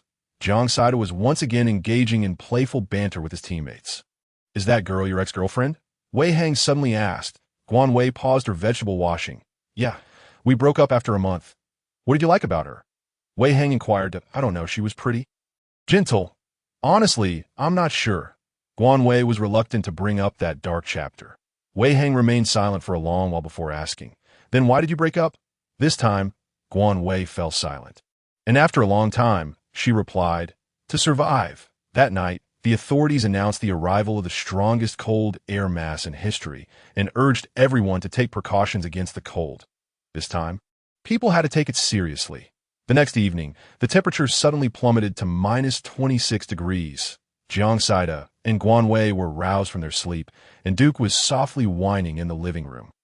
Wei Hang, wearing thick pajamas, cradled Duke in his arms. Many lights in the neighborhood were still on, likely to keep the shops warm. Guan Wei turned on the air conditioning, saying, "I have extreme cold-proof down jackets in my space. I'll get them out later. Will the neighborhood have heating tomorrow?" Wei Hang was uncertain. "Let us sleep first. Plug in the electric blanket." The air conditioning in the bedroom was already on. Jiang Saida nodded. "Yeah, let us hurry and get under the covers that don't catch a cold." When they woke up in the morning, the temperature had already dropped to minus 35 degrees. After exercising, Guan Wei went into her space and picked some tomatoes and grabbed a few eggs, planning to make tomato and egg noodles for breakfast. Upon exiting the space, Jiang Saida exclaimed, "Guan Wei, what else do we need to prepare? I just saw a video saying we might reach minus 70 degrees here. The neighborhood group chat is about to explode." Guan Wei thought for a moment and looked at Wei Hang. "There's no rush. I have honeycomb coal and charcoal. Some items can be picked up for free in a few days. So why spend money?" Wei Hang replied. "Then I'll start cooking." Saida, "Please feed Duke." Guan Wei helped prepare by washing the tomatoes and cutting them. Wei Hang chopped the scallions and heated the oil, while Guan Wei scrambled 5 eggs until they were well mixed. Soon, a delicious aroma wafted from the kitchen. After breakfast, Guan Wei said, "Wei Hang, let us go out for a bit. I want to buy some more seeds and planting boxes. I want to try growing vegetables." Jiang Saida questioned, "In this kind of weather, can anything grow?" Wei Hang wiped his mouth. "It's worth a try." "What if it works?" In the bitter cold of minus 30 degrees. The wind whipped against their faces like a knife. Guan Wei bundled herself up tightly in a down jacket and scarf. The wholesale market was deserted. Fortunately, the shop doors had left contact numbers. The two called each shop to inquire about buying seeds. Many shop owners had stock at home, so they went from one to another to make purchases. Guan Wei didn't haggle. The seed prices were already reasonable. One shop owner, appearing familiar and around 50 years old, said, "I kept some for myself. When the weather improves, I can plant at home. It's too cold to grow vegetables right now. You young ones don't waste it." Guan Wei smiled. "Sir, I want to buy some to keep. I'll use them in the future." The old man was a genuine farmer, once a skilled worker, and he shared many planting tips that Guan Wei was unaware of. After buying from about 6 or 7 shops, Guan Wei stopped. Wei Hang contacted the shop selling planting boxes and purchased 30 single-layer boxes in a 5-pack, 20 double-layer boxes, and also took 20 triple-layer boxes. Guan Wei looked at him loading the items into the car, saying, "That's too much. There's no room in the car." Wei Hang replied, "You can secretly put some in the space when you get in the car. I thought it would be better to buy more, so we don't run out next time. I'm utterly at a loss as to whether it can indeed be cultivated. I trust you. Let us take our time." Wei Hang gently patted Guan Wei's head and said. Guan Wei responded with a smile, "All right, but you and Jiang Saida must join me in the planting." Wei Hang nodded. "As you command." Before the vehicle had traveled far, Guan Wei suddenly noticed a flicker of light in the sky, which vanished in an instant. Was that lightning? Almost immediately, a loud bang echoed on the car roof. The sound of pounding intensified. "Hail! Wei Hang, we need to find shelter," Guan Wei exclaimed. She recalled that hail had occurred in her previous life, yet back then, she had sheltered indoors and had completely forgotten about it. There was nowhere to take cover in such a short time. Cold sweat trickled down Guan Wei's forehead as she scanned her surroundings intently. Wei Hang swiftly halted the vehicle, nimbly maneuvering to the passenger side. Opening the door and pulling Guan Wei down, he shielded her head as they both sprinted towards the nearest shop. The store was not open, but fortunately, the awning at the entrance provided some cover. The hail fell like a torrential waterfall. The sounds of shattering glass surrounded them. While the front door creaked and groaned under impact, people screamed in panic, desperately seeking refuge. Yet the hail, escalating from quail egg size to that of chicken eggs, fell with increasing ferocity. Many were struck before they could run a few paces, bruises instantly forming on their bodies, while some were hit on the head, suffering severe injuries. Others slipped and fell, struggling to regain their footing on the icy ground. The shopkeeper hurriedly opened the door. allowing the injured to rush inside for safety. With so few shops open, those that did were already packed to the brim. The spacious awning quickly filled as well. With Guanwei caught between Wei Hung and the door, almost ensnared in his embrace. Being so close made Guanwei feel somewhat awkward, and she attempted to lean back, only to be yanked back into his hold. "Don't move. It's cold against the door. Don't shove. There's no room left," a man suddenly shouted in anger. The crowd shifted abruptly, and Wei Hung instinctively lifted Guanwei into his arms, their bodies pressed tightly together. Guanwei stiffened, unsure of how to react. "Guanwei," Wei Hung's chest vibrated as he spoke. "Relax. Isn't it exhausting to be so tense?" Guanwei replied, "Let me find a spot to hide. My absence won't matter." Her heart raced violently as she blinked in confusion, subtly inching backward. "There's no space left. Get lost," the man shouted furiously. "Make room for me. Damn it. If I go out, I'll be crushed. Can't you see there's no room? Hurry and find somewhere else." Wei Hung held the door with one hand, the cold biting, while the other protected Guanwei's head as people jostled behind them, chattering restlessly. His expression soured immensely. Suddenly, a pair of thick gloves appeared before Guanwei. "Put these on," she urged. In an instant, Wei Heng's anger dissipated as he extended his hand, and Guanwei deftly helped him don the gloves. A piercing scream rang out. Guanwei couldn't see what was happening outside. But Wei Hung glanced back, saying a man was pushed out. Guanwei frowned. Such is human nature. At this moment, the weak are bullied, and in the face of life and death, one's true essence is revealed. He ran to another place. He was injured. It shouldn't be serious, Wei Hung added. Guanwei nodded, her gaze fixed on the hailstones scattered at her feet, her heart tightening. Across the street, some windows were shattered, and the hailstones were as large as eggs. It was no wonder that people would get hurt. The glass of the storefront shattered, with the entire facade collapsing with a whoosh. "Are you all right? Is everything okay?" Wei Hung scrutinized Guanwei's expression. She shook her head. "I'm fine, but what do we do about our car's broken windows?" Wei Hung chuckled. "As long as you're unharmed, why worry about the glass?" Guanwei furrowed her brow. "I'm just thinking about how cold it will be when we return," Wei Hung replied. The hail persisted for half an hour before finally subsiding. The crowd gradually dispersed. The ground was littered with egg-sized hailstones, shards of ice, and broken glass. "Let us walk back. We can't drive through this," Wei Hung suggested. "All right, it'll take about 30 minutes to walk back," Guanwei affirmed. Just as she finished speaking, snowflakes began to fall from the sky, large flakes landing on their faces, sending a chill through them. Guanwei discreetly retrieved a hat, scarf, and gloves from her space, wrapping herself up snugly as they began their journey homeward. After walking for 5 minutes, Guanwei felt frost forming on her eyelashes. The ground turned white as the snow thickened and fell more urgently. If there were a thermometer, it would likely read -40 degrees. "Guanwei, hurry up," Wei Hung urged. "It's getting colder." The streets were deserted as they sprinted against the biting wind, finally reaching their community after half an hour. Upon entering the hallway, Guanwei's eyebrows and eyelashes dripped with water. Her face grew numb, and her entire body felt stiff. Wei Hung removed his gloves and rubbed her face, urging her to ascend the stairs together. At last, they reached the 13th floor, where Jiang Saida, upon seeing the two return, exclaimed angrily, "Look at how many calls I made. Neither of you answered." As the frost on their brows melted, droplets of water fell, and a cloud of steam rose from Guanwei and Wei Hung. "I didn't hear my phone ringing," Guanwei declared, removing her gloves and hat to check her phone, only to exclaim, "Darn it, it's dead." Wei Hung chuckled. "Mine too. It froze." That hail was terrifying. The windows rattled violently, and I feared they would shatter. I even heard the glass breaking next door, Jiang Saida said, pouring them both a cup of hot water. "Yes, our car's windshield is shattered, so we ran back. We won't be going out for a while. The snow won't stop anytime soon," Guanwei stated, clutching her cup. She rummaged through her supplies, pulling out a stove, hot water bags, heat packs, thermal clothing, electric blankets, and a down comforter. She also grabbed several large buckets. "Let us store some snow in these buckets. The water and electricity will inevitably be cut off, and we need to get the stove ready."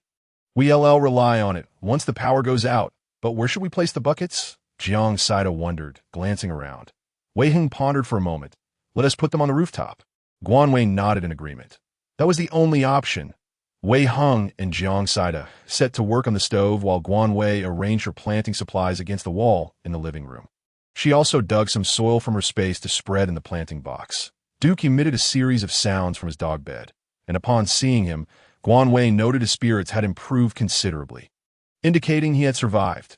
After Wei Hung finished with the stove, he approached Guan Wei, who suggested, let us just plant one box for now to avoid wasting seeds.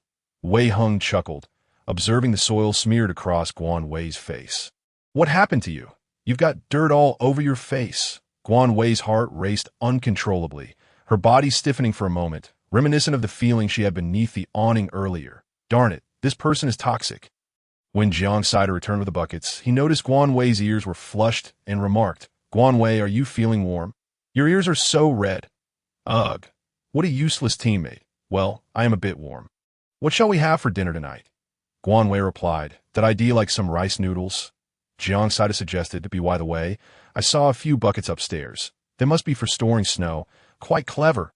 Guan Wei grabbed a cucumber from her space and began munching. Once the water stops, anyone could think of that. Jiang Saida retorted, am I not a person? Wei Hung chuckled, swiftly finishing with the seeds and preparing to wash his hands when he suddenly exclaimed, the water's off. Guan Wei nodded. It's too cold. The pipes must have frozen, so there won't be any water that I'll take to sand to the bathroom. This stuff is clean and easy to clear away. As she picked up her phone and powered it on, she was relieved to find there was still signal and Wi-Fi. The messages in the homeowners group had skyrocketed to 99, filled with requests for help with broken windows or urgent heating needs. Initially, the property management responded politely, stating they had contacted the glass manufacturer and to be patient. As for the heating issue, it required the decision of the heating company. They finally cautioned everyone about the dropping temperatures and to keep warm, advising not to sleep too deeply. As more and more issues arose, the property management ceased responding altogether. After finishing a steaming pot of rice noodles, they felt warm inside. Jiang Saida stood by the window. Guan Wei, do you think they can deliver supplies tomorrow? The snow on the balcony had formed a thick layer, blanketing the world in white. They can. The military has snow vehicles, but I'm not sure how long they can keep delivering. Guan Wei replied, hugging Duke. Does he need a bath? Jiang Saida inquired. Not yet. Let us wait a few days. Wei Hung interjected. Although Duke appeared more spirited, he still seemed a bit weak. It's too cold. I'll take him to bed tonight. Jiang Saida declared. Guan Wei nodded. All right, but be careful not to roll over and crush him. With a click of his tongue, Jiang Saida carried Duke back to his room. Wei Hung remained silently by the window, and Guan Wei said, you should get some rest. I'll head to my room first. Wei Hing nodded, you sleep first, before retreating to the study. Guan Wei wandered around her space, noticing the fruit tree seedlings had grown a bit more. She believed it wouldn't be long before they could enjoy the fruits of their labor. After watering the plants and tidying up her space, she returned to the bedroom, to her surprise. Wei Hung was sitting on a chair, waiting for her. Goodness, you scare me to death. Did you know that? Wei Hung chuckled. I apologized, though there was hardly a hint of remorse in his tone. This is for you. He indicated towards the table. For me? What is it? Guan Wei stepped forward to inquire. As he drew closer, he realized that the gift from Wei Hung was a wooden carving to this me. The figure stood upright, a mere 10 centimeters tall, wielding a knife and bearing a somewhat fierce expression. You like it? I believe it's my finest work, Wei Hung remarked. Thank you. I truly appreciate it. It turned out that he had been diligently carving this piece in his study over the past few days. Guan Wei inspected it closely, exclaiming, your craftsmanship is impressive. Wei Hung smiled. I'm glad you like it. Now, sleep well. I shall retire as well. Guan Wei nodded, muttering a good night, and placed the small sculpture beside his pillow, contentedly drifting off to sleep. The blizzard raged on throughout the night, blanketing the city in a thick layer of snow, with temperatures plummeting to a record low of -46 degrees when Guan Wei arose. He found Wei Hung moving a bucket filled with snow into the room. Upon seeing Guan Wei, he urged, hurry to the bedroom. The door is left ajar. It's freezing. Guan Wei turned back to dress warmly before joining Wei Hung in relocating the snow. They filled 2 buckets to use for flushing the toilet, while the rest Guan Wei stored in his space. Jiang Saida, squinting and reluctant to open his eyes, handed the Duke over to Guan Wei. Grumbling, "It's too cold. This guy's too much trouble. I'm going back to sleep. Don't wait for me to eat." With that, he hastily retreated to the bedroom. Guan Wei exchanged glances with the Duke, who whimpered a couple of times, seemingly hungry. Guan Wei set him down and went to prepare milk powder, followed by a bowl of dog food. With everything ready, the little creature excitedly dashed over and began to eat heartily, displaying a commendable appetite. For breakfast, Wei Hung had prepared millet porridge, steamed dumplings, and several plates of pickled vegetables. An announcement blared from downstairs, urging residents to come collect supplies, warning of the frigid weather and urging promptness. Guan Wei sighed, "I can hardly muster the energy to move. It's too cold." Wei Hung replied, "Then stay here. I'll check it out."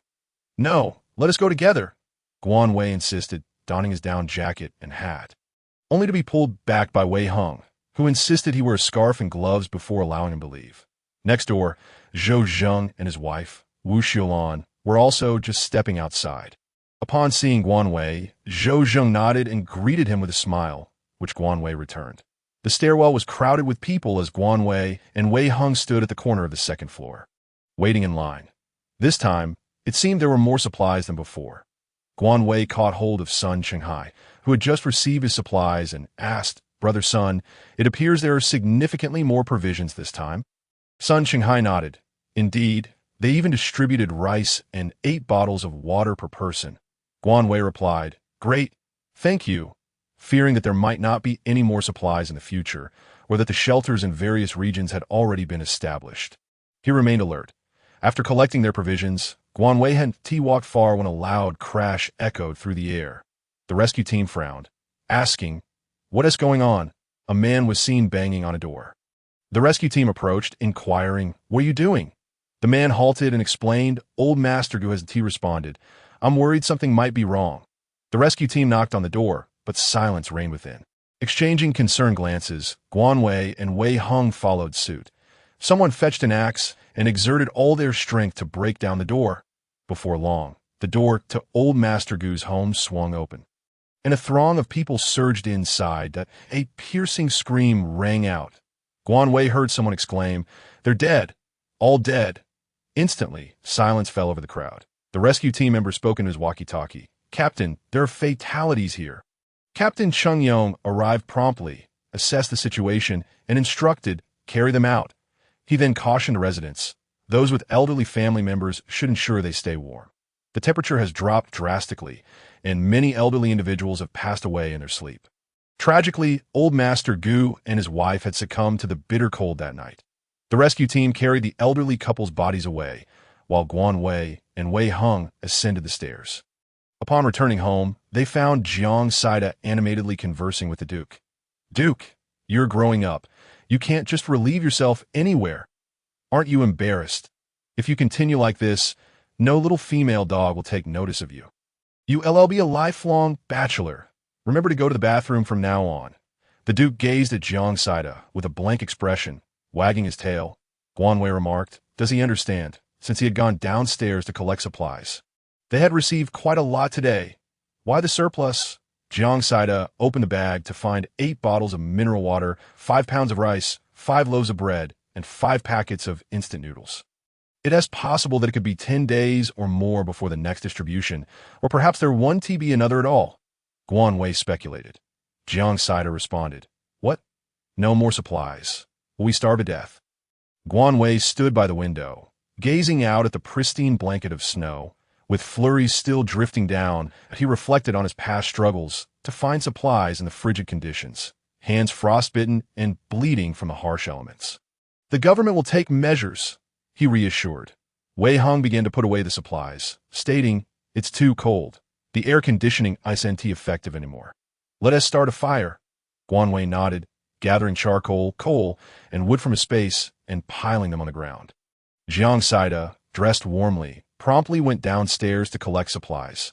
Wei Hung suggested, "Let us all squeeze together tonight. We can sleep in the living room. That'll move any unnecessary items to the bedroom shortly." In the living room, They left only the sofa and laid down a thick mattress on the floor. The electric heater was on, and the fire blazed warmly, quickly warming the room. The Duke comfortably nestled in his dog bed.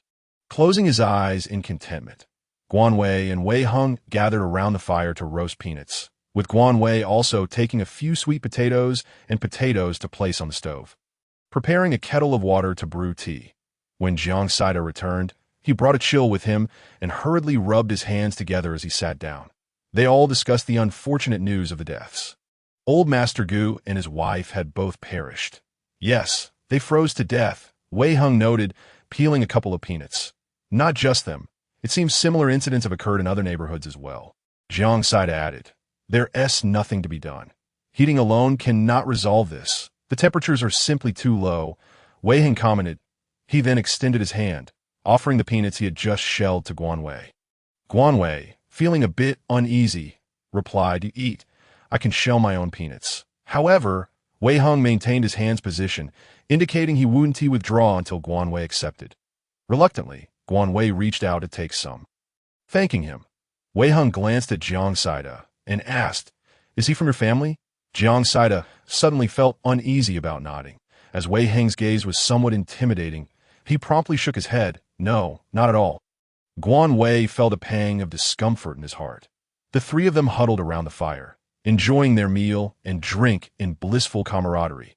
The fire crackled cheerily, and a layer of condensation formed on the windows as the warmth inside contrasted sharply with the frigid air outside. In the afternoon, the wind picked up, sending snowflakes dancing in the cold breeze, making it feel even chillier. By evening, Guan Wei craved beef brisket with tomatoes, yearning for a tangy soup. Wei Hung rolled up his sleeves and got to work. While Guan Wei retrieved several tomatoes and prepared a few hawthorn berries, it was said that adding hawthorn to beef stew would help tenderize the meat. The clay pot simmered slowly, bubbling with steam and rich aromas.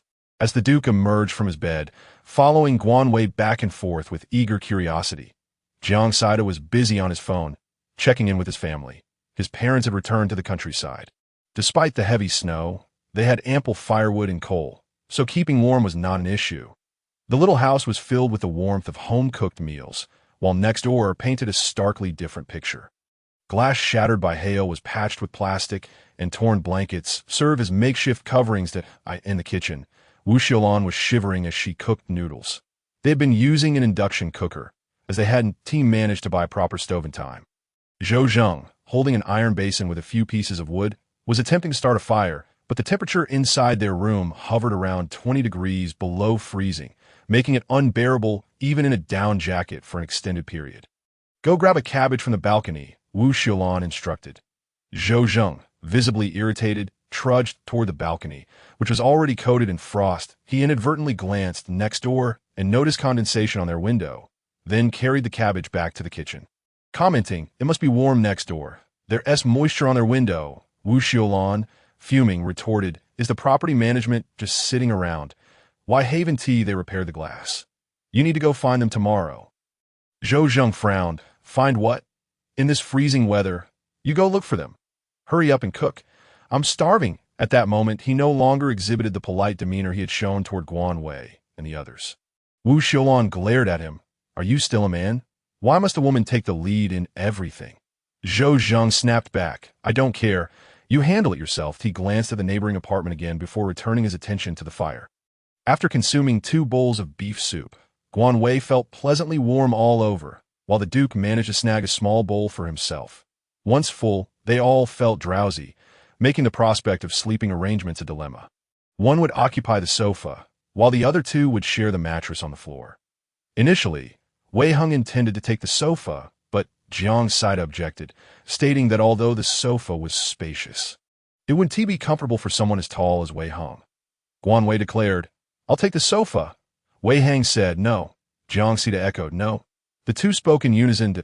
In the end, Jiang Saida took the sofa while Guan Wei and Wei Hang shared the mattress.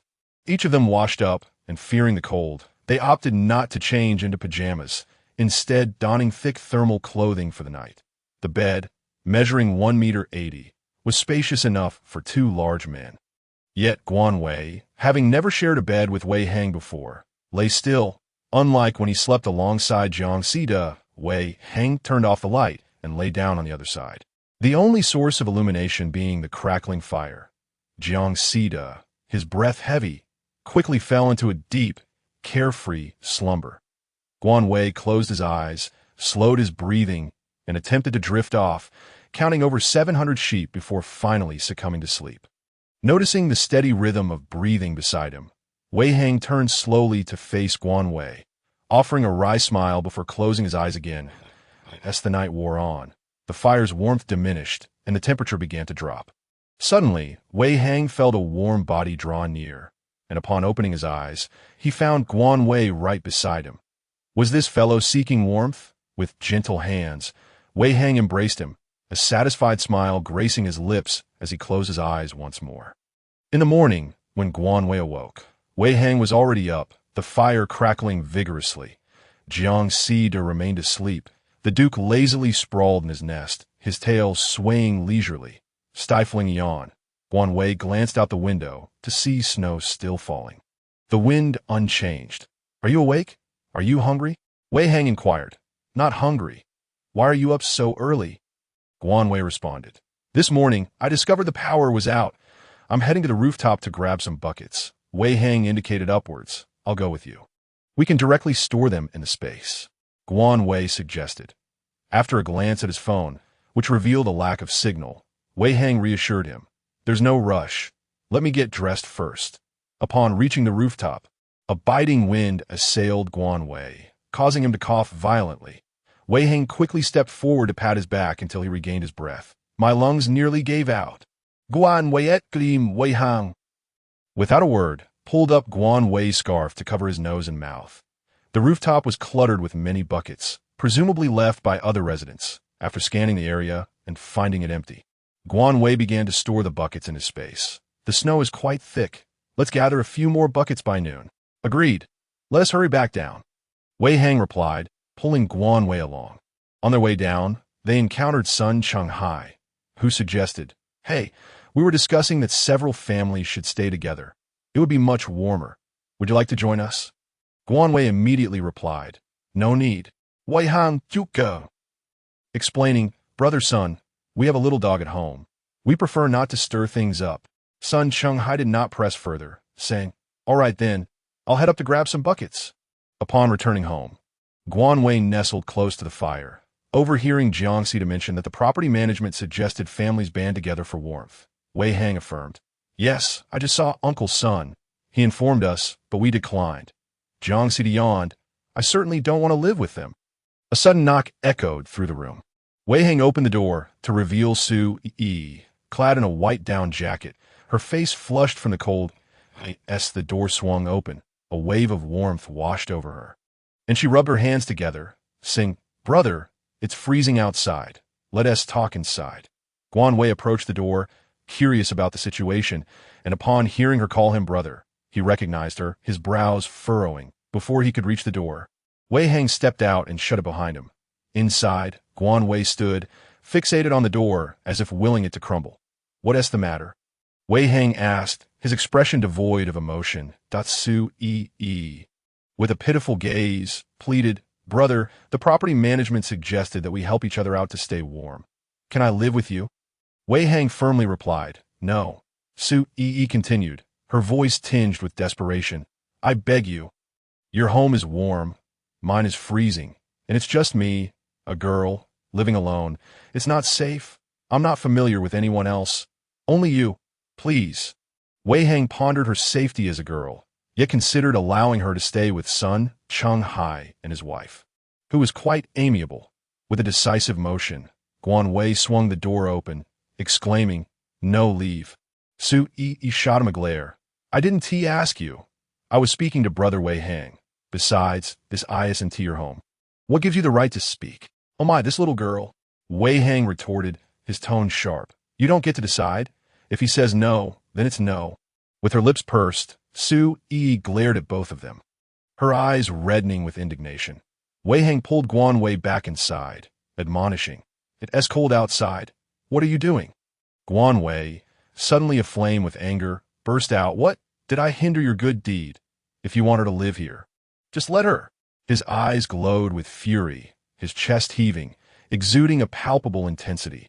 Wei Hang was taken aback by this unexpected outburst. Initially, he had stepped outside to shield Guan Wei from the cold, only to find him emerging in a fit of rage. "What on earth has you in such a tizzy?" "I just said I don't agree." Guan Wei's expression remained frosty. "Then why did you hesitate?" Wei Hang frowned. "I wasn't hesitating. I never considered letting her stay. Stop being angry." Guan Wei retorted coldly. "I am not angry." Wei Hang turned to Jiang Sida, who stood aside, feigning innocence, and asked, "Is he angry?" Guan Wei shot a glance at Jiang Sida, who nodded and then shook his head. It was painfully obvious to anyone that Guan Wei was indeed upset. "My fault. Hurry and warm yourself. I'll go cook," Wei Hang announced before retreating to the kitchen.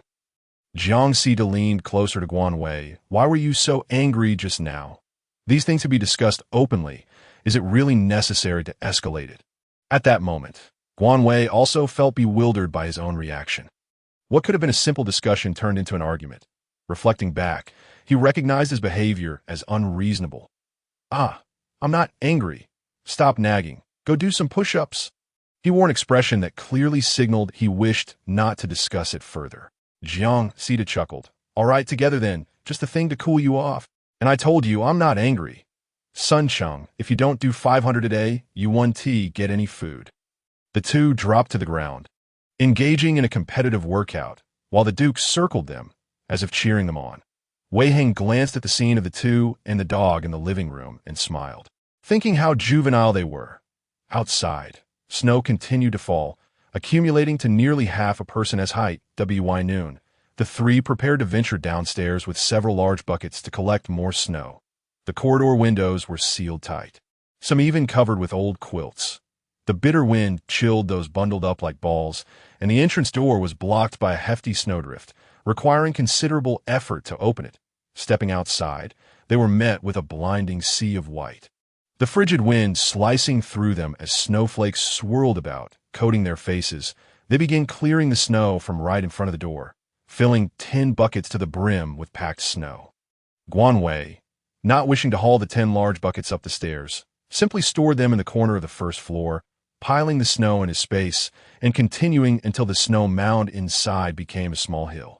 A young girl with a bucket also descended the stairs. Due to prolonged exposure to the snow, Guan Wei's eyes struggled to focus. He blinked a few times before realizing it was Gao Mingming. Seeing them, she softly said, "Brother, I'd like to fill a bucket of snow too. Could you help me carry it up?" The little girl was clad in an ill-fitting down jacket, her small face flushed from the cold. Hands chapped and cracked, with a corner of her mouth split open. She looked quite pitiful. Jiang Sida stepped forward. "Just a moment. I'll fill it for you. Stand back. It's too cold." Gao Mingming sniffled. "Thank you, brother."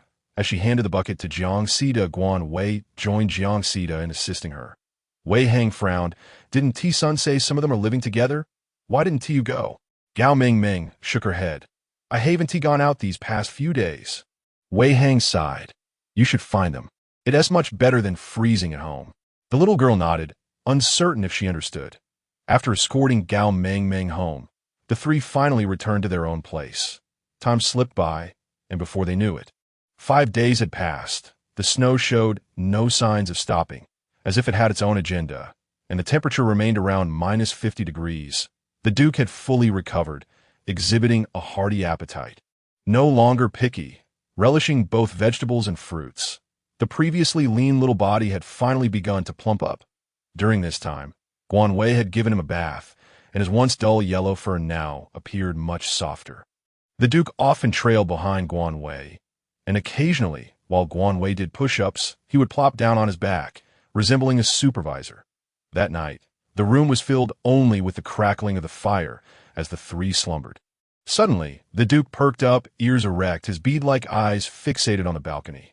Guan Wei, groggy, opened his eyes, illuminated by the firelight, catching a glimpse of Wei Hang's sharply defined face, mere inches away.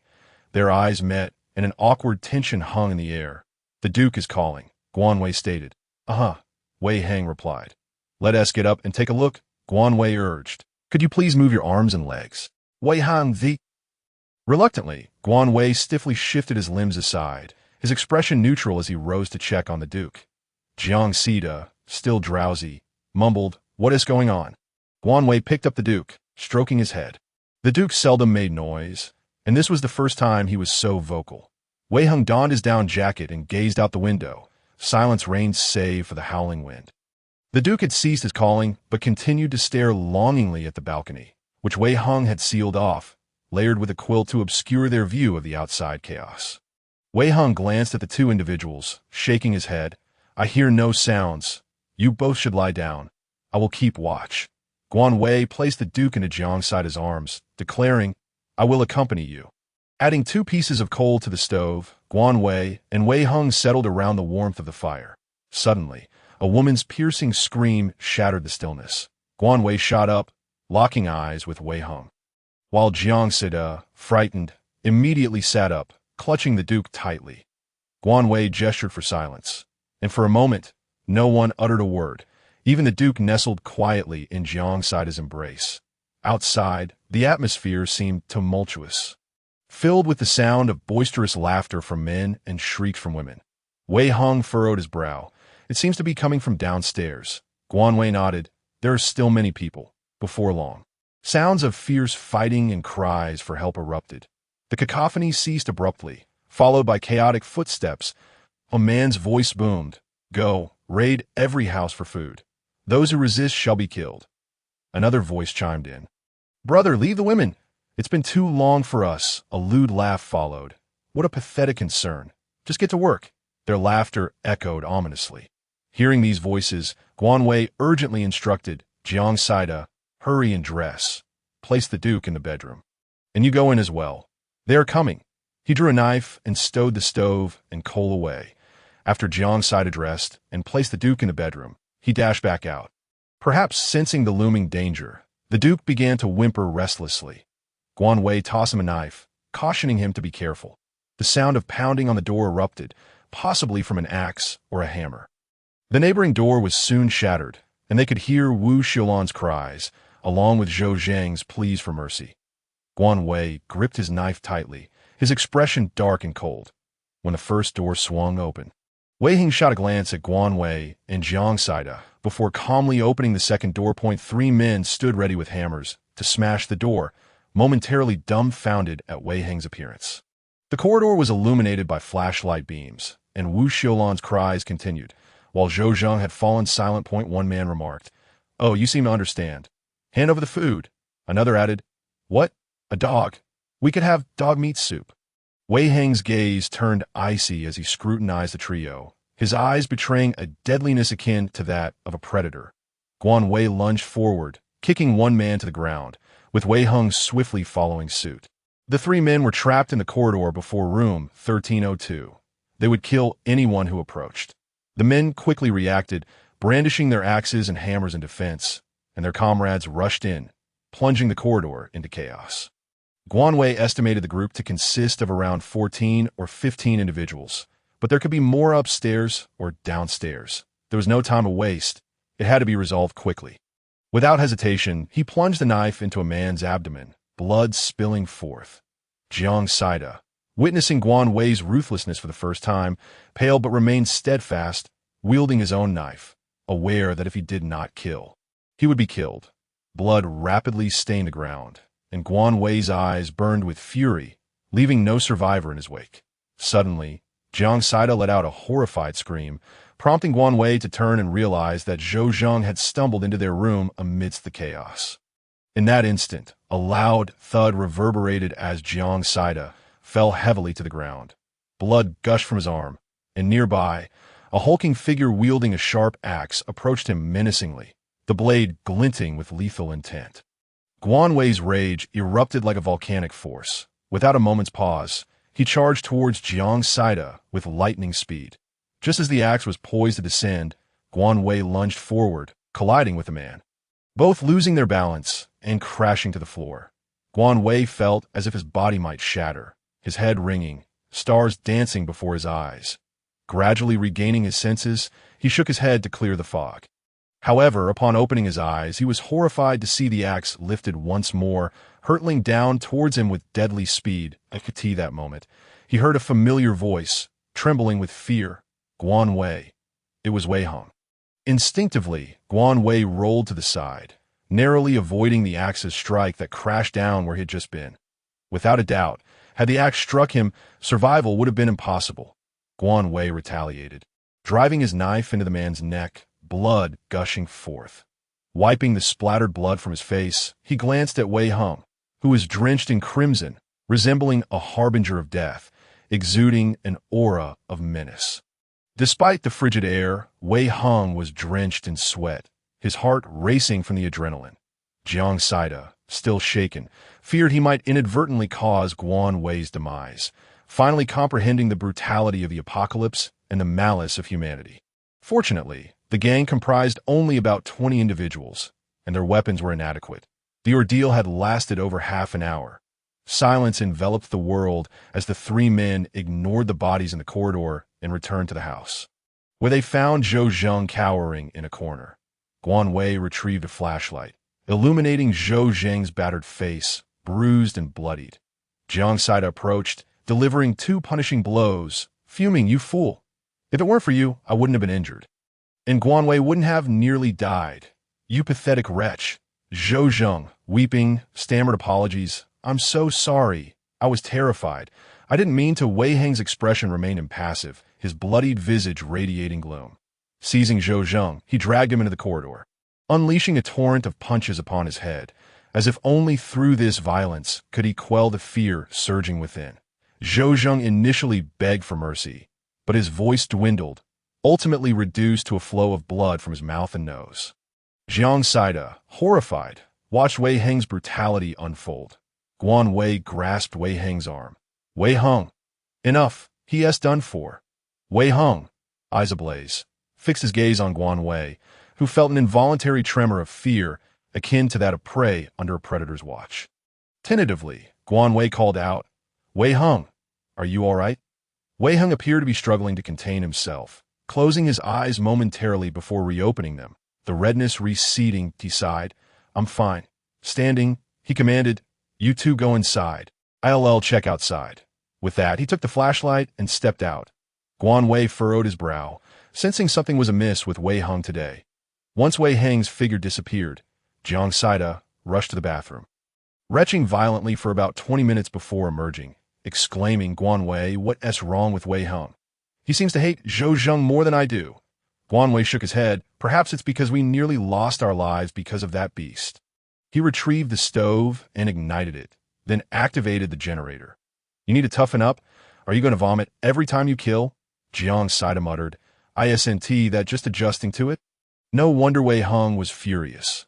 "You nearly got your head chopped off by that axe. When he called your name, I saw him rush to save you, only to be struck in the back." Guan Wei's hand froze, recalling that moment of terror, his heart racing anew. They endured the cold, washing off the blood and changing clothes, but Wei Hong had yet to return. Jiang Saida carried the Duke out. Perhaps due to fear or the chill, the Duke appeared listless, trembling slightly. Guan Wei instructed, "You feed him some water and food, that I'll go find Wei Hong." When Guan Wei located Wei Hong, he found him standing in the third-floor stairwell, smoking alone, enveloped in a sense of desolation and solitude. "What are you looking at?" Guan Wei inquired.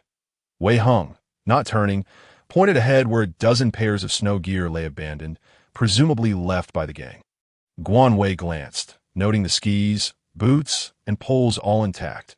With a smile, he descended and stored the skis away. "Are these people from a ski resort?" The flickering firelight cast shadows across Wei Heng's face, illuminating it in a dance of light and dark that he gazed at Guan Wei, who reported that 6 individuals had perished on the 5th floor, 7 on the 8th, and 9 on the 11th. With more casualties next door? Guan Wei furrowed his brow, asking, "All of them are dead?" Wei Heng nodded, noting that no one from upstairs had died, as they had not yet made it up there. Sun Qinghai and his companions, a total of 12, resided on the 15th floor, along with Su Yi and Gao Mingming, A.S. Guan Wei, and Wei Hong ascended. The door swung open, and Su Yi peered out. Rushing towards them, to be precise, She approached Wei Hung and inquired, "Brother Wei, are you all right? I want to go outside, but I'm scared. They don't dare come out to help." Witnessing Su Yi's affected demeanor, Guan Wei rolled his eyes. Wei Hung reassured her, "I'm fine." Gao Mingming soon followed, her face a mixture of embarrassment and concern as she asked, "Are you both okay?" Guan Wei shook his head, insisting, "We're fine, it's too cold. Let us head back." With that, the two descended directly to their home. Guan Wei could hardly blame others for not coming to assist. After all, no one is devoid of fear, nor is anyone obligated to lend a hand. The warmth of their abode enveloped them, and Wei Hung immediately retreated to the bathroom. After a night of turmoil, fatigue weighed heavily upon them, yet sleep eluded them. When Wei Hung emerged, he found Guan Wei and Jiang Saida warming themselves by the fire. With sweet potatoes roasting atop the stove, Guan Wei retrieved a first aid kit, asking, "Were you injured? Let me bandage it." Wei Hung dismissed it, saying it's nothing, just minor wounds. Guan Wei frowned, insisting, "Let me take a look." After a moment of hesitation, Wei Hung stepped forward, revealing several shallow knife wounds on his arm, which Guan Wei treated with care. "You're back," Guan Wei stated. Wei Hung removed his shirt, exposing a muscular torso that drew frowns from both Guan Wei and Jiang Saida. His back bore numerous scars, most of them old, with only 2 fresh wounds from that day. Guan Wei found it impossible to articulate his feelings. Anger, frustration, suppression. Ultimately, they coalesced into a single sentiment. Heartache. What happened? Guan Wei's voice was low. Wei Hung remained silent for a few seconds before replying, "Old injuries from a long time ago. I was beaten. It's nothing." Guan Wei bit his lip, refraining from further inquiries as he gently applied the ointment. After a prolonged silence, Wei Hung finally spoke. "My parents left long ago, in a car accident. Initially, I lived with my second uncle's family. As a mischievous child, I often faced punishment. My second uncle is a soldier with a fierce temper. Minor infractions earned 10 lashes, while major ones were dealt with according to circumstances. Most of these scars are from one of those significant mistakes." Guan Wei reached out, gently touching Wei Hung, who tensed, asking, "Are you done with the ointment?"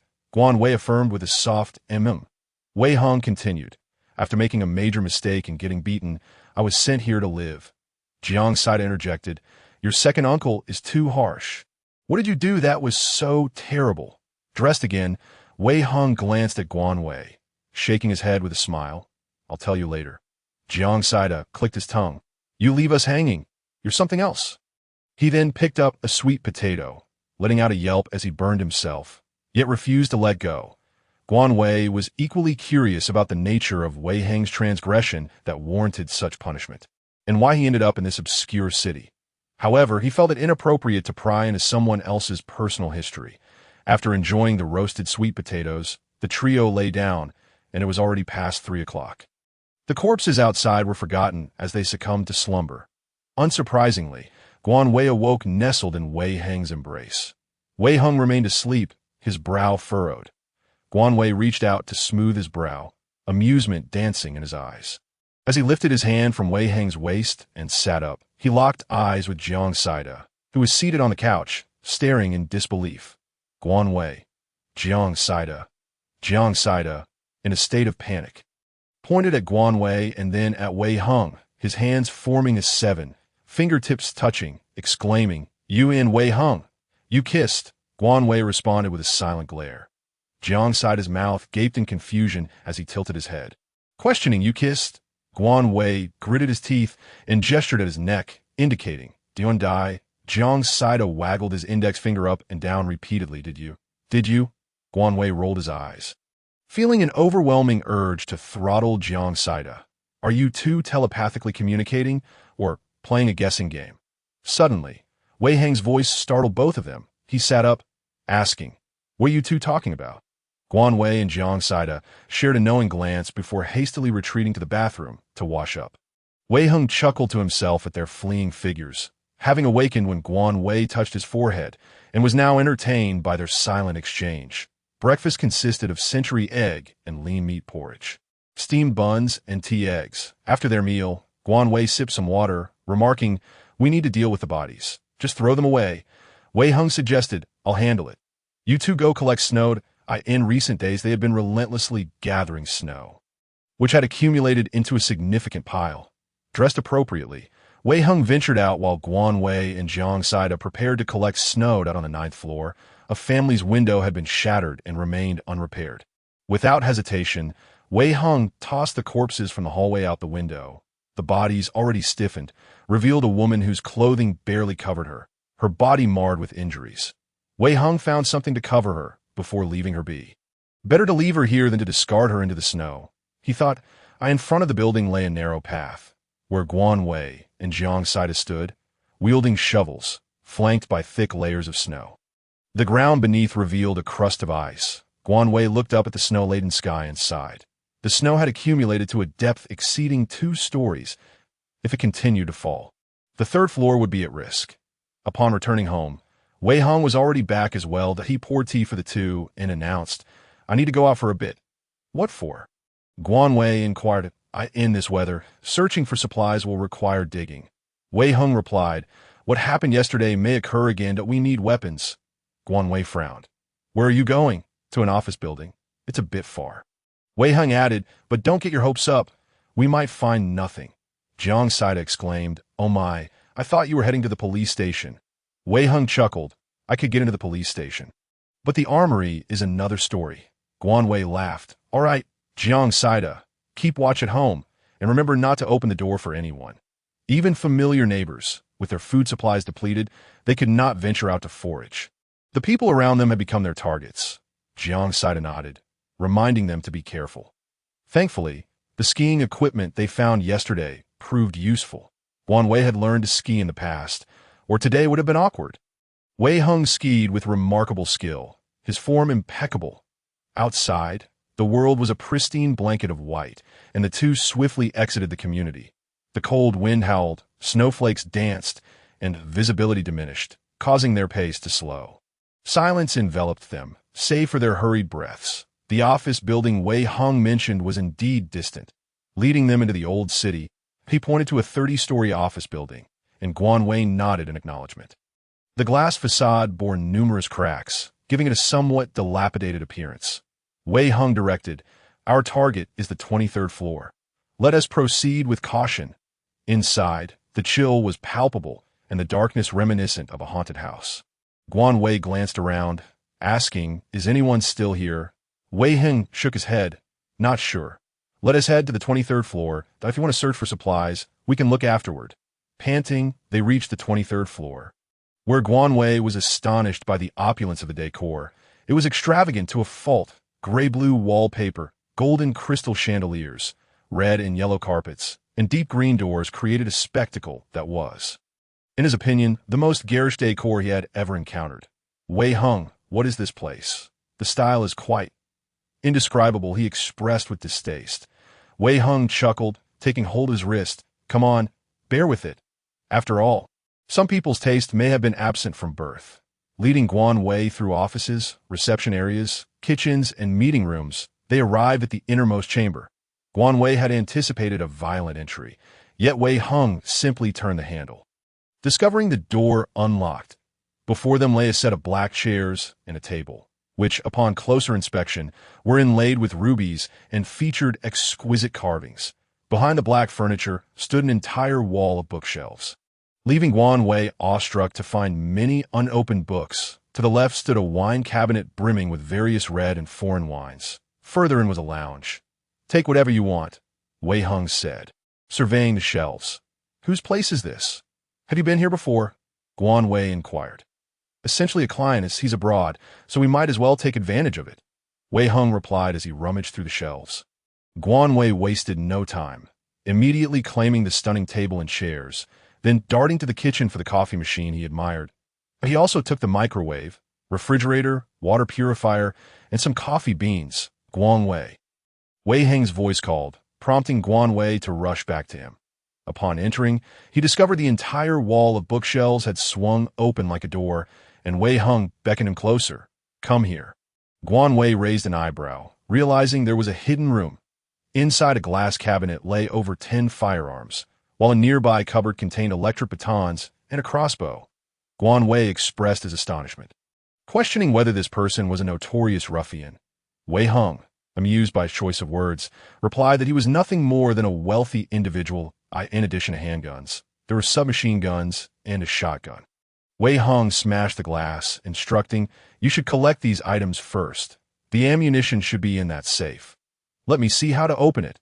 Guan Wei nodded, carefully stowing away these life-saving items into his space. By chance, Guan Wei discovered a small, inconspicuous groove on the side of the glass cabinet. Pulling on it, he found a long drawer hidden beneath the cabinet, his gaze fixated on the gleaming gold bars and bullets. He exclaimed to Wei Hung, "Golden bullets!" Wei Hung raised an eyebrow in disbelief, astonished that this person had not secured the gold and ammunition in the safe. "Take them away, and we'll take the safe too," Wei Hung declared. After they finished collecting their loot, Guan Wei searched the area again, unapologetically taking every book from the bookshelf. He also gathered up the snacks and stationery left on the desk. "What about the laptop? That chandelier looks rather nice too," Wei Hung inquired as he surveyed the surroundings. Guan Wei shook his head, saying the laptop could be taken, but the chandelier could be left behind. "But what if the laptop gets damaged?" Wei Hung suggested they take it and discuss it later. Once all items were collected, Guan Wei proposed, "Let us go upstairs." The 24th and 25th floors housed an advertising agency, which was mostly filled with assorted magazines and notebooks, and little else of value. Ascending further, they reached a game design company on the upper floors. Guan Wei snagged a few figurines, knowing that Jiang Saida would surely be thrilled. The 27th floor was dedicated to lingerie and sleepwear, already ransacked by others, leaving chaos in its wake. Following his principle of not passing up free goods, Guan Wei took all the clean items from the shelves. Wei Hung chuckled, "Ladies' lingerie and underwear. What do you need those for?" Guan Wei confidently replied, "There are quite a few styles: lace, cotton, seamless modal." Wei Hung teased, "Oh, you could give them to your girlfriend, or even your ex." Guan Wei shot him a cold glance, saying, "Shut up." The ground floor also had cosmetics and bedding supplies for sale, and while their food haul was minimal, Guan Wei did not hesitate to take any untouched bedding sets, blankets, and cosmetics. "Let us check out other buildings," Guan Wei said, adjusting his hat and glasses. Wei Hung frowned. "It's freezing. Are you sure you can handle it?" Guan Wei laughed. "I'm a tough guy. I'm not that fragile." Reluctantly, Wei Hung agreed. "All right, let us take a look." The building behind them had already been scavenged by others, filled with various studios. When they reached the 8th floor, however, Wei Hung abruptly halted. Guan Wei, puzzled, asked, "What's wrong?" Wei Hung replied, "There are bloodstains on the wall." The dimly lit corridor made it difficult to see clearly, but upon closer inspection, Guan Wei recognized the dark splotches of dried blood covering the wall. They cautiously advanced deeper into the room. The bloodstains became increasingly abundant, and the floor was littered with congealed blood. Upon reaching the final office, Wei Hung stopped again, his face a mixture of shock and disgust. Guan Wei peered inside and was met with a horrific sight.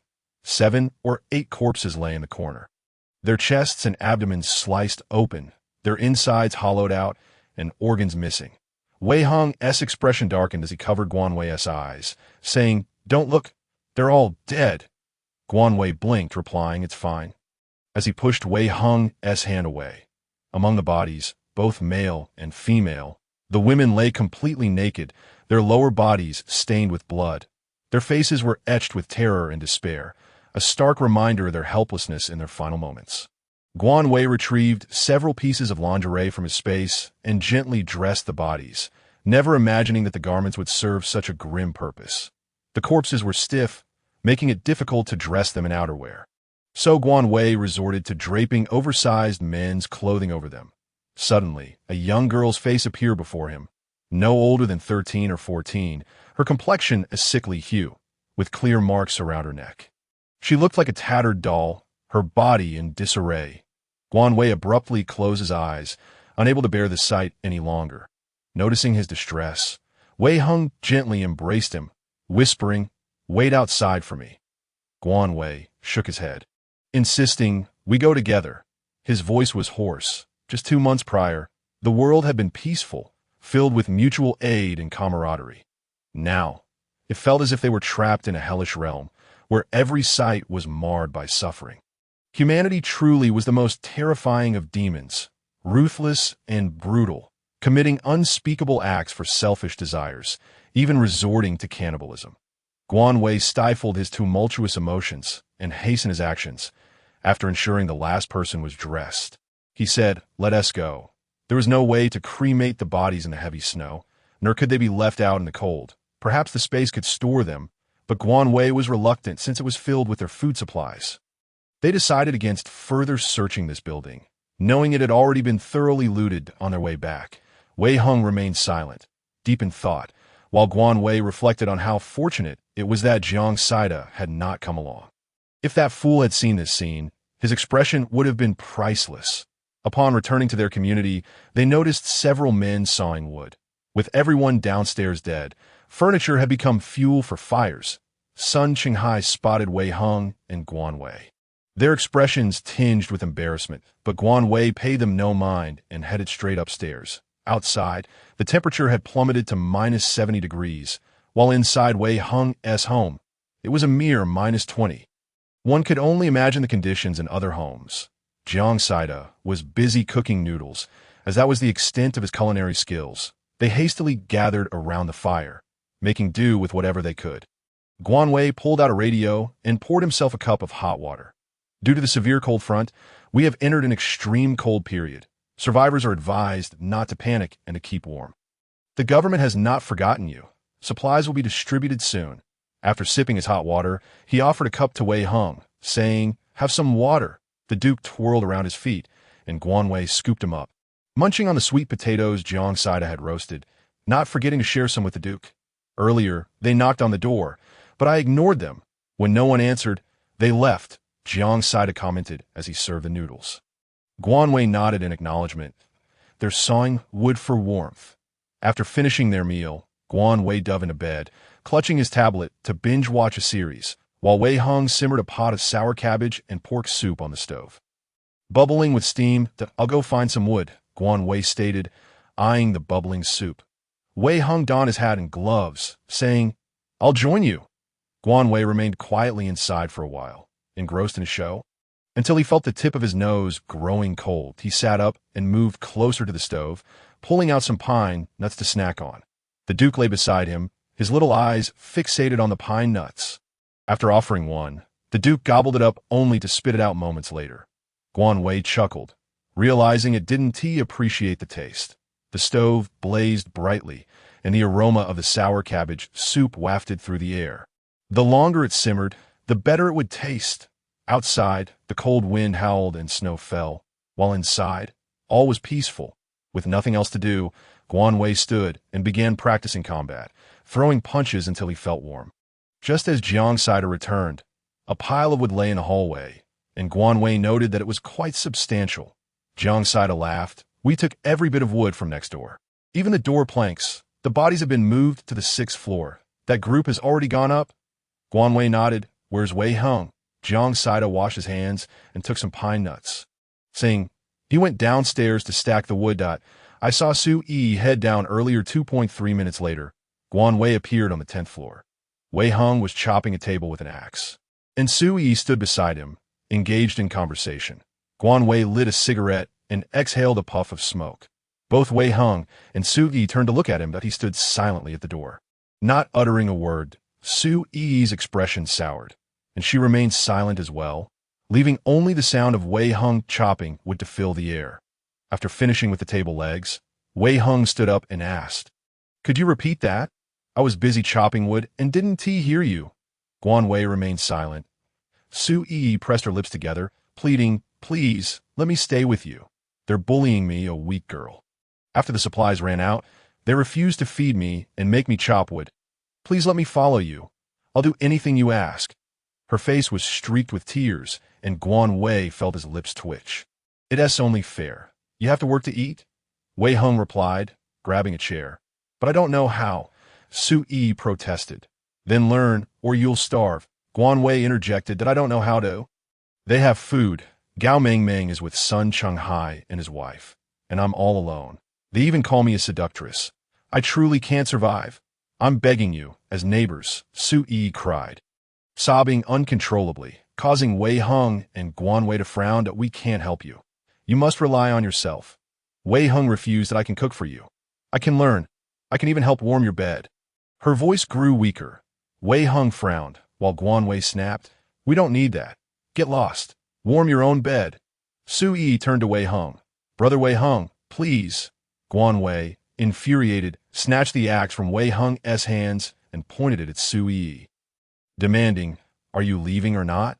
Unexpectedly, Su Yi plopped down on the floor, crying, Just kill me. I can't go on living anyway. I would haunt you even in death. Guan Wei's fury was palpable, her eyes nearly bursting with rage. Wei Hung patted Guan Wei's arm, seizing the axe and turning towards Su Yi, declaring, I will not intervene. You must find your own way out of this predicament, and do not provoke him. He is truly capable of ending your life. Su Yi, with tear-filled eyes, gazed up at Wei Hung and suddenly clung to his leg. Brother, you're a good person. Please save me. I beg you. In her desperation, she pressed her face against his leg. Seeking comfort, Wei Hung gritted his teeth, exerting all his strength, yet he could not pry her off. Guan Wei, unable to endure any longer, seized Wei Hung's arm and delivered a precise kick to Su Yi's shoulder, sending her sprawling to the ground. She then prepared to charge forward to continue her assault, muttering, Who says one cannot strike a woman? You foolish idiot. Your face is more repugnant than a sewer. What are you even doing? Watch me not beat you to death today. With swift reflexes, Wei Hung caught Guan Wei around the waist, crouched down, and hoisted her on his shoulder, making his way out the door. Guan Wei flailed, cursing, Let me go, Wei Hung. You better release me. Just watch, I will make her pay. That wretched woman who cannot leave me alone. She buzzes around like a fly. It's infuriating. Wei Hung, fearing she might hurt herself in her struggles, admonished to stay still, or you might end up falling. Guan Wei persisted. Damn it. Let me go. That dead woman. A sharp slap silenced her. Guan Wei stared in disbelief, having been struck by Wei Hung right on her backside. When Jiang Saida saw Guan Wei being carried back by Wei Hung, his jaw dropped in astonishment. Wei Hung instructed, Go to room 1003 and bring back some wood, and don't forget the axe. Jiang Saida nodded. Sure, but is Guan Wei all right? Guan Wei felt as though the sky had collapsed, utterly dejected as she was carried. Thankfully, her friends still showed concern for her, a touching display of brotherly affection. Wei Hung reassured, She'll be fine. Now go. Jiang Saida hesitated. You won't hit her again, will you? With a sharp glare from Wei Hung, Jiang Saida quickly shut his mouth and hurried to get dressed before heading downstairs. Guan Wei, feeling a mix of emotions, exploded. You hit me. You actually struck my backside? Wei Hung chuckled. What did you expect, given your behavior? Guan Wei retorted angrily. Who's misbehaving? Did you not hear that woman say she would come and warm your bed? What? Do you wish for her to do so? Wei Hung clarified. She said it was for us, not just me. Guan Wei, incensed, shouted, Damn it, fine. I'll leave right now. She spun around to storm out, but Wei Hung quickly grabbed her. No, I never said that. Sit down and let me explain. With red-rimmed eyes, Guan Wei yelled. I refuse to listen. I was wrong, okay? I should never have gone down there. I should have just left with Jiang Saida. Wei Hung firmly held her down in a chair, squatting in front of her and sighed. Guan Wei, what is it that you're angry about? Are you jealous? Guan Wei crossed her arms and glared at Wei Hung, her breathing rapid with indignation. Not waiting for her to respond, he continued, Do you know what grave mistake I made to earn over 40 lashes from my second uncle? Even my grandparents didn't plead for me. Guan Wei furrowed her brow, observing the pain and unspoken turmoil in Wei Hung's eyes. I came out, and that is why I was punished so severely. I've always had a volatile temper, gotten into many fights, even putting others in hospital. I'm used to being beaten, but that time, my uncle was particularly ruthless, all because I did not like women. Wei Hung sighed deeply and added, So, Guan Wei, I am not interested in women. Guan Wei, taken aback, nodded slowly. Oh, I see. Wei Hung pressed on. Since we've brought this up, I want to ask you, do you discriminate against those like me? Guan Wei shook her head. I suspect you might be aware of my feelings for you. So could you provide an answer? Would you consider giving a try? Guan Wei lowered her head. I don't know. I've only pursued girls. I truly have no idea. Wei Hung nodded. Well, just treat me as a friend. Don't feel uncomfortable. I certainly want to allow Su Yi to stay here. So rest easy. Please don't be angry. After saying this, Wei Heng stood up and said, "I'll go check on Jiang Saida." Jiang Saida returned with the wood and encountered Wei Heng in the hallway. "Did you two have a fight?" he asked. Wei Heng contemplated and inquired if Guan Wei had feelings for the woman they had encountered at the door. Jiang Saida thought for a moment. He pursued her for a while. But they broke up after just a few days. Then it started pouring rain. Wei Heng frowned. Did he truly have feelings for her? Yeah, he was quite earnest during the pursuit, but it ended abruptly. "I'm not sure of the specifics. He didn't say much. That woman isn't suitable for Guan Wei. I don't like her, as I always felt she was calculating." Jiang Saida rambled on. Wei Heng sighed, his heart sinking to it was so hard to finally like someone, only to discover they were straight. Guan Wei sat alone in the chair, lost in contemplation about her own orientation. Do women prefer attractive women? Or do men who are not interested in handsome men not fancy Wei Heng? Guan Wei shifted her position. Jiang Saida entered. "Guan Wei, go tidy up the wood." Guan Wei's face flushed crimson as she nodded and left. Seeing her exit, Wei Heng instructed, "Please tidy up. I'll go prepare dinner."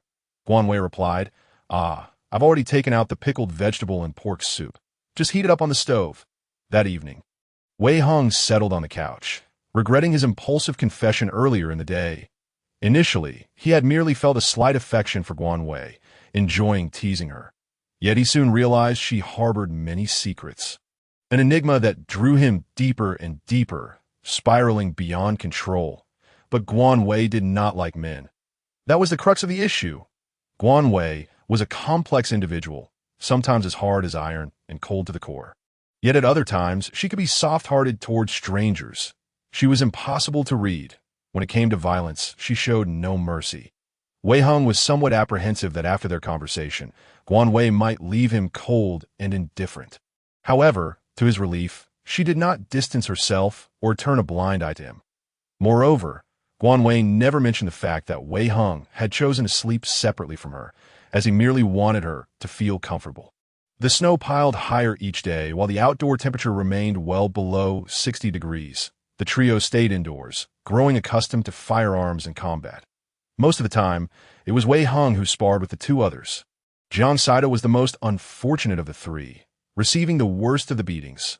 The seeds they had planted previously had sprouted tender green leaves, perhaps due to the soil quality, and were thriving impressively. Thus, the three brought out all the other planting boxes, sowing every seed that showed no signs of growth. The soil in their space had been excavated, but nature would replenish it adequately. A couple of days ago, Duke had been thoroughly reprimanded by Wei Heng for destroying the newly sprouted vegetables. It had gobbled up a box full of soil, and by the time Guan Wei discovered the mess, it had already caused significant damage. Consequently, Duke had gone hungry for 2 meals before realizing it had made a grave mistake, inciting the ire of its caretaker. That morning, Guan Wei was awakened by the cold, turning to glance at the still sleeping Jiang Saida. Her expression one of resentment. During the previous nights spent with Wei Heng, she had never felt the chill that now engulfed her. It seemed colder each night. Jiang Saida, like Guan Wei, had icy hands and feet, unable to retain warmth throughout the night, and she had no desire to snuggle up to him. After adding 2 cold briquettes to the fire and checking on the vegetables, Guan Wei turned to prepare milk powder for Duke.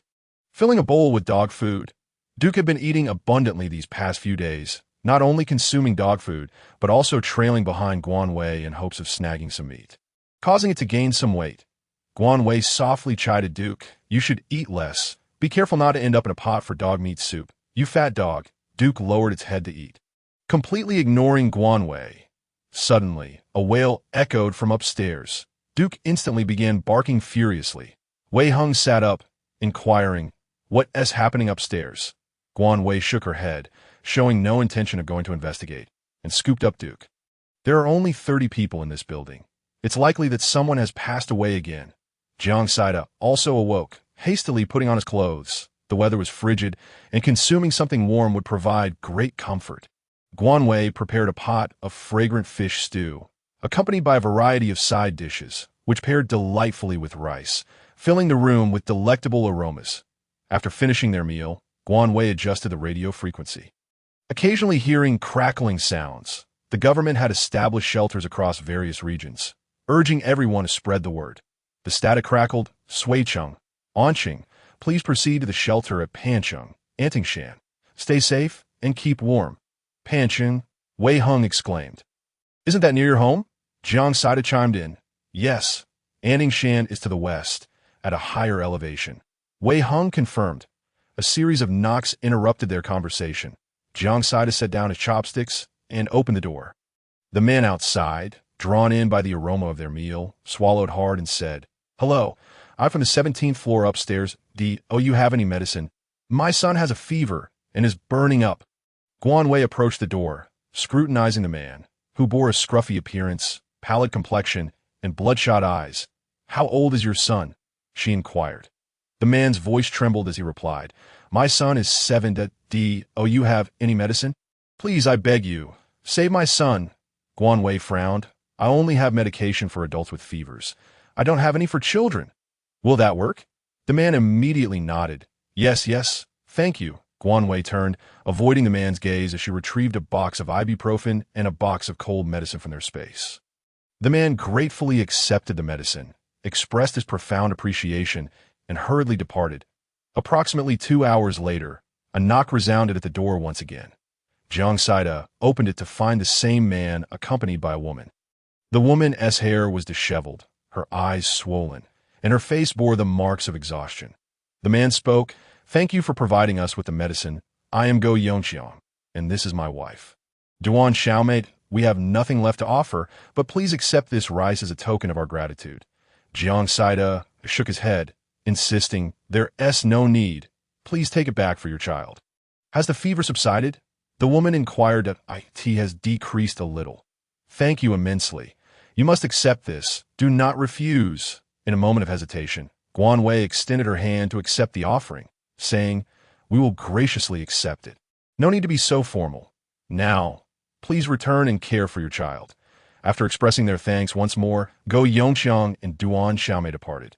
Guan Wei opened the bag to discover rice, casually placing it in the kitchen. She then noticed Wei Hung sitting by the stove, shelling a small bowl of pine nuts. Turning to Jiang Saida, she remarked, Jiang Saida, do not feel compelled to give away items simply because they are suffering. Such a savior complex is unwarranted. Jiang Saida nodded. Acknowledging her point, I understand your perspective. I just feel a bit sympathetic. Guan Wei retorted, In these apocalyptic times, one must prioritize practicality over misplaced compassion. Remember that. Guan Wei seated herself beside Wei Hung. Glancing at the small bowl, Wei Hung continued his task without lifting his gaze, his hands deftly moving. Guan Wei pouted slightly, rummaging through her belongings and tossing a few brightly colored garments to Jiang Saida. How about you fashion something for the Duke? Jiang Saida, looking utterly bemused, replied, Do I appear to be someone skilled in sewing? With a sigh, Guan Wei picked up the Duke, examining him from various angles before decisively stating, Then I shall give it a try. Wei Hung, straightening up, took the Duke into his arms, saying, Allow me to handle this. He then sat on the sofa, picking up the garments, only to pause and add, But who among you will fetch some needles and thread? Guan Wei and Jiang Saida exchanged glances.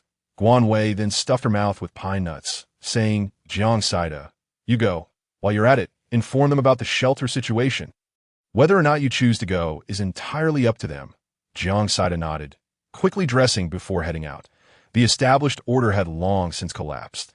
The heavy snowfall rendered it impossible for the government to send vehicles to rescue survivors. The only option to reach the shelter was to walk, which posed numerous dangers, including freezing to death or being robbed. Everything was shrouded in uncertainty. Guan Wei furrowed her brow as she munched on pine nuts, occasionally glancing at Wei Hung, who remained focused on his task until the bowl was empty. Suddenly, Wei Hung declared, If you have something to say, just say it. Guan Wei hesitated before asking, Do you wish to go to the shelter? Wei Hung lazily looked up at her, responding, I am indifferent either way. Indifferent? What does that mean? Guan Wei pressed. Wei Hung smiled. It means if you want to go, we shall go. If you do not wish to go, we shall not. Wei Hung then stood, saying, Let us take out the lamb chops and radishes. We shall stew the lamb for dinner. Guan Wei nodded silently.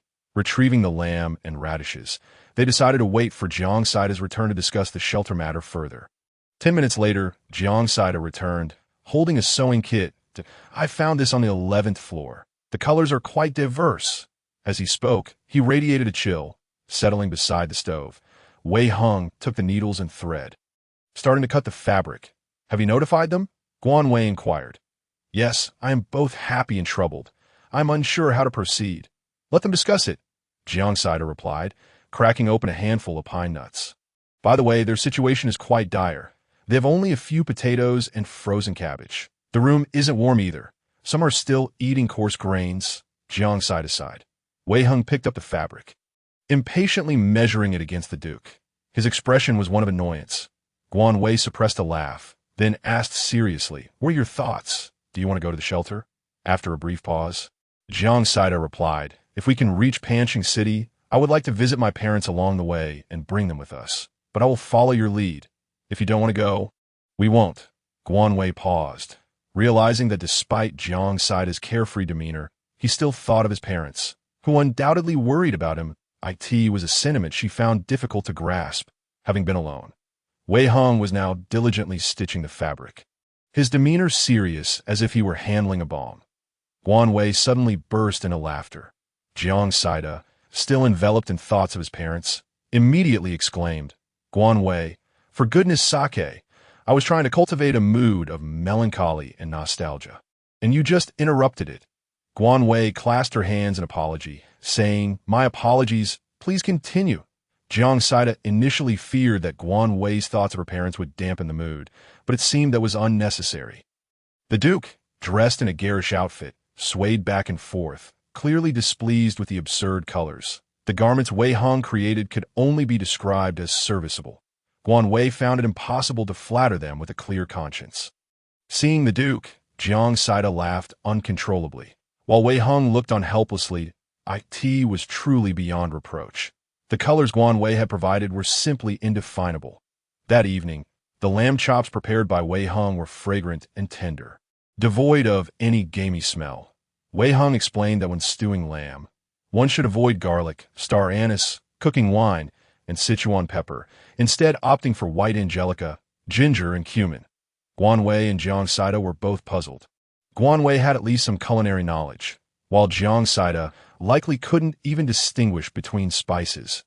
After a bowl of lamb soup warmed them considerably, the duke enjoyed a couple of pieces of meat, now lazily sprawled out, looking both comical and adorable in his little outfit. Suddenly, a piercing scream from upstairs shattered the atmosphere, followed by a cacophony of shouting. Jiang Saida frowned, wondering what the commotion was about. Guan Wei lazily raised her eyes and remarked, That sounds like Su Yi. After glancing at Wei Hung, he shrugged. Upstairs, chaos reigned as Su Yi's face bore the marks of a vicious assault, her skin marred with scratches and blood. A woman in her 30s or 40s glared fiercely, her chest heaving with anger. Su Yi sat on the floor, tears streaming down her dirt-stained clothes, which obscured their original color. She shouted, You shameless little hussy. We kindly offered you our company, and you dare to seduce my man? A man, Lu Ming, was trying to pull the woman away. That's enough, he exclaimed.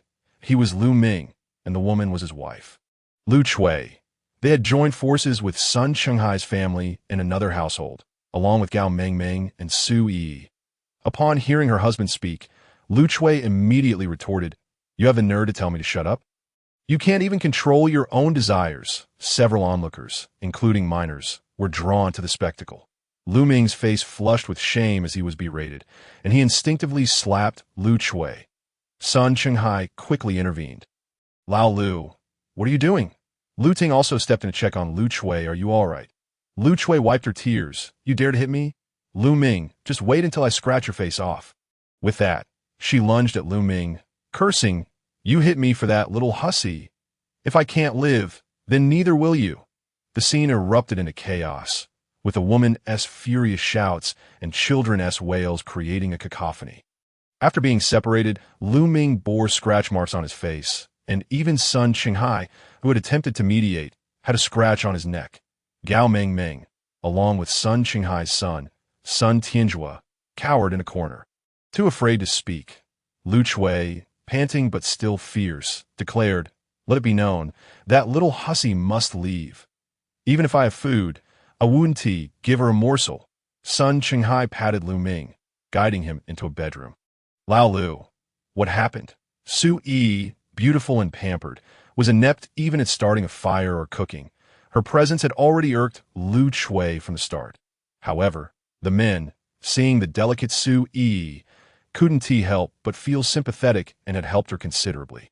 But as time passed, every wife grew resentful. Even Sun Qinghai's usually kind wife, Lu Ting, had grown indifferent to her.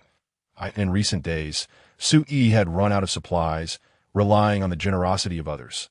Today, when Lu Ming went downstairs to saw wood, Su Yi followed, and they exchanged words. Perhaps due to Su Yi's gentle demeanor, Lu Ming succumbed to temptation and embraced her, coincidentally right in Lu Chui's line of sight. Lu Ming sighed, slowly recounting the events. Sun Qinghai frowned. I initially took pity on her for being alone, which is why I allowed her to stay. I never anticipated it would lead to this. Now, with your wife's attitude, what do you plan to do? Lu Ming lamented. What can be done? It's all my fault. If we send her away, we leave ourselves with no options. Sun Qinghai suggested. Let us discuss it among ourselves and consult Ma Ge. Ma Ge, whose full name was Ma Dayo, was the head of another household, his wife named Wang Li, and their child was roughly the same age as Gao Meng Meng. Upon entering the living room, as Sun Qinghai began to broach the subject, Ma Dayo remained silent, allowing his wife to speak. Qinghai, let us go with Lu Chui's suggestion. We have no extra food to spare for her. Lu Chui sneered at Su Yi, her disdain palpable. Su Yi sobbed pitifully, repeatedly apologizing. Sister, it's my fault. I won't dare to do it again. Please, don't chase me away. Wang Li retorted. Where were you when all this was happening? You were secretly pursuing my dear friend Daya, and do not think for a moment that I am unaware of it. My silence was merely to spare you embarrassment. Upon uttering these words, the expressions of those in the room shifted dramatically. Daya furrowed his brow and said, let us not speak of such matters. Su Yi then displayed a pitiful countenance, pleading, I truly did not. I beg you, I cannot survive outside. Lu Chui shot a glare at Lu Ming, exclaiming, how is it that you alone managed to engage in such antics while the others remained oblivious? Just wait until I deal with you.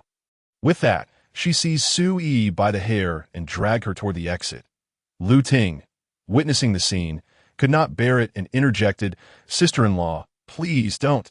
However, before she could finish, Wang Li pulled her to her side, insisting no one should intervene. This wretched person must be expelled. Lu Chui surveyed the group and, disregarding Su Yi's cries of agony, continued to drag her along. With a resounding thud, Su Yi was thrown out the door, which was promptly shut. I beg you. I shall never dare again. Please help me. I swear I will not misbehave. Su Yi's incessant knocking echoed, yet no one paid her any heed.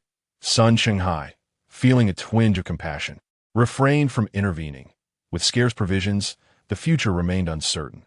One must consider the well-being of family. Lu Chui glanced at the children and commanded Lu Ming, come inside with me. Before long, the sound of slapping reverberated through the room. Gao Meng Meng, with tear-filled eyes, turned to Sun Qinghai and Lu Ting, who seemed to sense her unspoken thoughts. Do not worry. We will not cast you out. Gao Meng Meng lowered her head, saying, Aunt Lu, I shall work harder and eat less. Lu Ting smiled gently. No need for such thoughts. Come, warm yourself by the fire with Tianju. The fire crackled in the center of the living room, and the group formed a circle, the voice of Su Yi fading into silence outside. Guan Wei and the others were entirely unconcerned with the happenings above, only to be startled by Su Yi's persistent knocking on their door. The Duke called out a few times, and Wei Hong opened the door. Guan Wei was by the stove, roasting sweet potatoes, while the Duke had already devoured one, leaving a smudge of soot around his mouth. Upon hearing Su Yi's cries, Guan Wei sprang to the door. Jiang Saida, startled by Guan Wei's sudden movement, exclaimed, What's wrong? Were you chased by a dog? Following closely behind, he too arrived at the door. What a large dog, Guan Wei remarked. What heinous deeds have you committed to end up in such a state? Su Yi maintained her tearful tone, pleading, I beseech you, take me in. I have nowhere else to turn. Guan Wei rolled her eyes and produced a lighter from her pocket, saying, Here, use this to start a fire. There are plenty of empty houses. Find one to stay in. Brother Wei Hung, I beg you, if I am not frozen to death, I will surely starve. You cannot stand idly by. Su Yi implored. Wei Hung merely lifted an eyebrow. Go find food elsewhere. There is none left. They have all taken it, Su Yi sobbed. Then I am powerless to assist you, Wei Hung replied. How can you be so heartless? How can you turn a blind eye to my plight? Why are you all so indifferent? Su Yi broke down, her face streaked with tears, her lips blue from the cold. At that moment, she felt utterly hopeless. Guan Wei's expression darkened as she pushed Wei Hung aside and confronted Su Yi. Why do you cling to us like a stubborn leech? Get as far away as you can, otherwise do not blame me for being impolite. Su Yi, her eyes bloodshot, retorted, You can take care of a dog, yet why can you not show me a shred of compassion? If you insist on my departure, then you might as well kill me. Guan Wei abruptly flung open the door, seized Su Yi by the arm, and tossed her onto the ground with a forceful jerk. She dusted off her hands and commanded leave. The door was slammed shut and locked in one swift motion. The following day, while gathering snow and ice, Guan Wei overheard Sun Qinghai mention that Su Yi had perished, found lifeless on her own bed. That night, she had sought refuge from everyone in the building. Yet none had opened their doors, nor did anyone care about her fate. Sun Qinghai, concerned, had merely glanced inside, only to discover her corpse. Guan Wei felt no pangs of emotion. In this peaceful world, one must rely on oneself to survive, especially in such apocalyptic times. In the days that followed, the snow continued to fall and the winds gradually subsided. Guan Wei noticed that several paths in the community had been cleared and people were departing without returning. She surmised that these individuals may have received news of a refuge and had begun their journey. In temperatures plummeting below 60 degrees, Guan Wei did not deem this a wise decision. One could easily lose their ears to frostbite or even perish on the road. During the day, Guan Wei, taking on a paternal role, directed Wei Hung and Jiang Saida to pack snow. Go Yongxiang appeared in the hallway, carrying a large bucket. Brothers, are you planning to head to the refuge? He inquired. Guan Wei shook her head. I have yet to decide. I do not plan to go for now. Go Yongxiang nodded. Our group has already left one family behind, and another plans to depart tomorrow. My son is still coughing, so I thought it best to wait a while longer. Guan Wei agreed. The weather is far too cold. Let us wait until the snow stops. She held a favorable impression of Go Yongxiang and his wife. At least they understood the importance of returning what they borrowed from others. Wei Hung placed the bucket in the hallway and remarked to Guan Wei, Beneath the snow lies a thick layer of ice. Once the weather warms, we can draw water. Guan Wei replied, That will suffice. Let us return. The snow in the storage was already piling up, and collecting 4 to 5 buckets daily would be ample. After Go Yongxiang departed, Guan Wei discreetly stowed the bucket in her storage and stealthily ascended the stairs. The seedlings upstairs had grown considerably and would likely be ready for harvest in about half a month. The Duke awaited their return, wagging his tail jubilantly at the door. This outfit was simply too festive. That evening, Guan Wei entered the storage as usual, only to hear Wei Hung groaning upon her exit. Furrowing her brow, she lit the kerosene lamp and discovered Wei Hang's face flushed, his forehead beaded with cold sweat, indicating he was unwell. She reached out to touch his forehead, exclaiming, Oh no, he has a fever. While waiting to check his temperature, she retrieved a thick blanket, boiled water, and exerted considerable effort to change Wei Hung's clothes. Also rummaging for antipyretics, cold medicine, and anti-inflammatory drugs. The thermometer registered 38.8 degrees. Guan Wei frowned as she propped him up and administered the medication. Jiang Saida woke in the middle of the night to attend to personal matters, only to find Guan Wei seated in front of the sofa. Her gaze fixed intently on Wei Hung. Guan Wei, why aren't you asleep? Jiang Saida inquired softly. Guan Wei yawned. Wei Hung has a fever. After speaking, she felt his forehead again, her beautiful brows knitting together once more. Is he burning up again? Jiang Saida approached her side and asked, Shall I take a turn? No need. You sleep soundly, and if he is burning up, you might not even notice. Guan Wei firmly declined. All right, just call me if you need anything. The temperature soared to 39 degrees, and she administered more medicine. Guan Wei found herself unable to sleep. It was already November 15th, and the heavy snow was expected to continue for about another week. As temperatures began to rise, the scorching heat would soon follow. The earth would crack, yielding no grains, and during the hottest days, temperatures could exceed 60 degrees, rendering it impossible for anyone to venture outside. Not only was there a disruption in water and electricity, but the most difficult days lay ahead. Life felt reminiscent of pre-liberation times. The refuge would undoubtedly be the quickest place to restore normalcy. After all surviving souls would congregate there, composed of individuals from various trades. They would adapt to the apocalypse swiftly and devise the most suitable methods for survival. Guan Wei observed Wei Heng for an extended period. The usually lively individual now lay quietly, and she felt grateful for her stockpile of medicine. Unable to resist, she reached out to trace the contours of Wei Heng's profile, from his brow to his cheekbone and jawline. Finally resting her fingers on the corner of his lips, gently tapping a few times as she murmured, "Do not turn into a fool. Should you do so, I shall cast you outside and abandon you. You must recover soon." At 3 a.m, Wei Heng's fever broke, and Guan Wei could no longer resist the pull of sleep, eventually dozing off by the edge of the sofa. When Wei Heng awoke, he felt parched. He remembered he had a fever the previous day and vaguely recalled someone tending to him, administering medicine, and changing his clothes. Yet he felt too disoriented to open his eyes or speak. Upon seeing Guan Wei, he chuckled softly, ruffling her hair, then carefully rose to embrace her. A man nearly 1 meter 80 tall felt surprisingly light. Sensing movement, Guan Wei groggily opened her eyes, immediately tensing up. "Is your fever gone? Put me down." Wei Heng nodded, awake now. "You worked hard last night. You should catch a few more winks." He gently set her back on the sofa. Guan Wei, startled by his embrace, quickly responded, "No need. I will make you some porridge. You can sleep a bit longer." "Go on. You sleep as well." Wei Heng blocked her rising motion, grinning, "Your ears are red. Are you shy?" Guan Wei buried her head in the blanket, mumbling, "I'm just having millet porridge." Wei Heng chuckled lightly, "Don't hold it in." He turned and headed to the kitchen. Only when Guan Wei heard his footsteps fade did she peek out. Rubbing her ears, internally she scoffed, "What is so embarrassing about that? Pathetic." Guan Wei distinctly felt her acceptance of Wei Heng growing, yet this process left her somewhat bewildered. Her ambivalence made her feel as though she were behaving like a cad. Lost in thought, Guan Wei once again succumbed to sleep.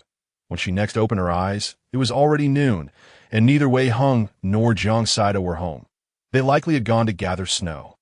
Guan Wei furrowed her brow, and upon descending the stairs, she encountered 2 individuals busily shoveling snow, their efforts vigorous and spirited. "Wei Heng, you have just recovered from your fever. What on earth are you doing out here?" "Go back," Guan Wei admonished with irritation. "Oh, he is fine. Young and strong. Once the fever breaks, he is as good as new." "Don't fuss," Jiang Saida replied. However, Wei Heng set his shovel down and whispered to Jiang Saida, "From my experience, that expression means he is about to explode. I'll head back up. You keep at it." "Thank you for your hard work." Jiang Saida cast a doubtful glance at Guan Wei. And indeed, after Wei Heng returned, her demeanor visibly softened. What on earth is going on? Jiang Saida wondered aloud. 5 days later, most of the residents in the building had departed, and the community was gradually becoming deserted. The Sun Qinghai family, accompanied by Gao Mengming, had left the previous day, leaving only the 3 of them and the Gui Yongxiang family in the building. During dinner, Guan Wei abruptly announced, "We're leaving too. As soon as the snow stops, we'll set off." "Really? We're walking there?" Jiang Saida inquired with excitement. "Indeed, it will be best to find a vehicle. If not, we'll walk," Guan Wei replied. "Why the sudden desire to go?" Wei Heng questioned. "Because I believe there will be abundant resources that we lack," Guan Wei declared. Wei Heng nodded. "If you wish to go, then we shall. If it doesn't suit us, we can always relocate." Jiang Saida chimed in cheerfully. "I just want to go home and take a look." Guan Wei nodded. "That is perfectly fine." 3 days later, the snow ceased. The sun, long absent, finally broke through with dazzling brilliance. The warm rays illuminated the vast expanse of snow, casting a golden shimmer all around. That evening, The trio indulged in a steaming hot pot feast, dining heartily in preparation for their journey the following day. Everything salvageable from their home was collected by Guan Wei, including furniture and appliances. Clad in winter attire, snow boots, hats, gloves, and masks, they bundled up securely. Each carried a large backpack filled with food, drink, and weapons as they departed the Lanyuan community. The Duke, nestled in Guan Wei's arms, gazed excitedly at the swirling snowflakes. The world, draped in white, was breathtaking, yet their eyes were unaccustomed to its brilliance. The three donned sunglasses in silent agreement, sharing a knowing smile. With the snow having ceased, many could be seen on the road, laden with bags, families in tow, all heading toward the refuge. The trio moved northward, the Duke concealed in Guan Wei's embrace, striving to avoid the crowd and advancing swiftly. During the day, like most others, they casually consumed some compressed biscuits by nightfall. They reached a nearby town, eager to find a vacant room for a proper meal. "Halt!" a rough voice commanded. Turning, they spotted 6 burly men brandishing knives behind them, exuding an intimidating aura. "Gentlemen, our meeting is fate. Since we're staying here tonight, let us settle a toll," announced a tall, lanky man. Jiang sighed a scoff, muttering, "What rotten luck! It's like misfortune opened the door for us." Guan Wei stroked the Duke in her arms. Tiske. Wei Hung raised an eyebrow. "How much?" The lanky man chuckled. "You're quite the understanding fellow." "Not much, just 5 pounds of rice per person," Wei Hung countered. "What if I don't have any?" A thin, dark man chimed in. "Whether you do or not, we'll find out." As they advanced, the trio remained frozen in fear. Guan Wei brandished her gun, declaring, "Nobody move." She then instructed Wei Hung, "Tie them up." With that, she retrieved a bundle of rope from her backpack. The lanky man immediately pleaded, "Big brother, we were wrong. We didn't recognize your authority. Please spare us." As Wei Hung approached with the rope, the dark man suddenly lunged forward with a knife aimed at him. Guan Wei's pupils dilated, and she pulled the trigger. The shot rang out, and the dark man collapsed. Clutching his bleeding thigh, the Duke, startled by the gunfire, began to wail. The others, overwhelmed by fear, stood frozen, realizing that they were merely fighting for survival and wished to avoid losing their lives. Wei Hung coldly regarded the fallen man, then stomped his foot onto the man's chest, plunging his knife into his neck. Blood gushed forth as Wei Hung withdrew the blade, disdainfully wiping it on the man's clothing. Guan Wei stepped forward. "How many of you are there?" The bound individuals exchanged glances, and the lanky man replied, "There are 18 of us in total." "Where is your hideout?" Wei Hung inquired coldly. The lanky man muttered, "It's a coal yard to the south of the town." Guan Wei and Wei Hung exchanged a glance and smiled. "You two go ahead.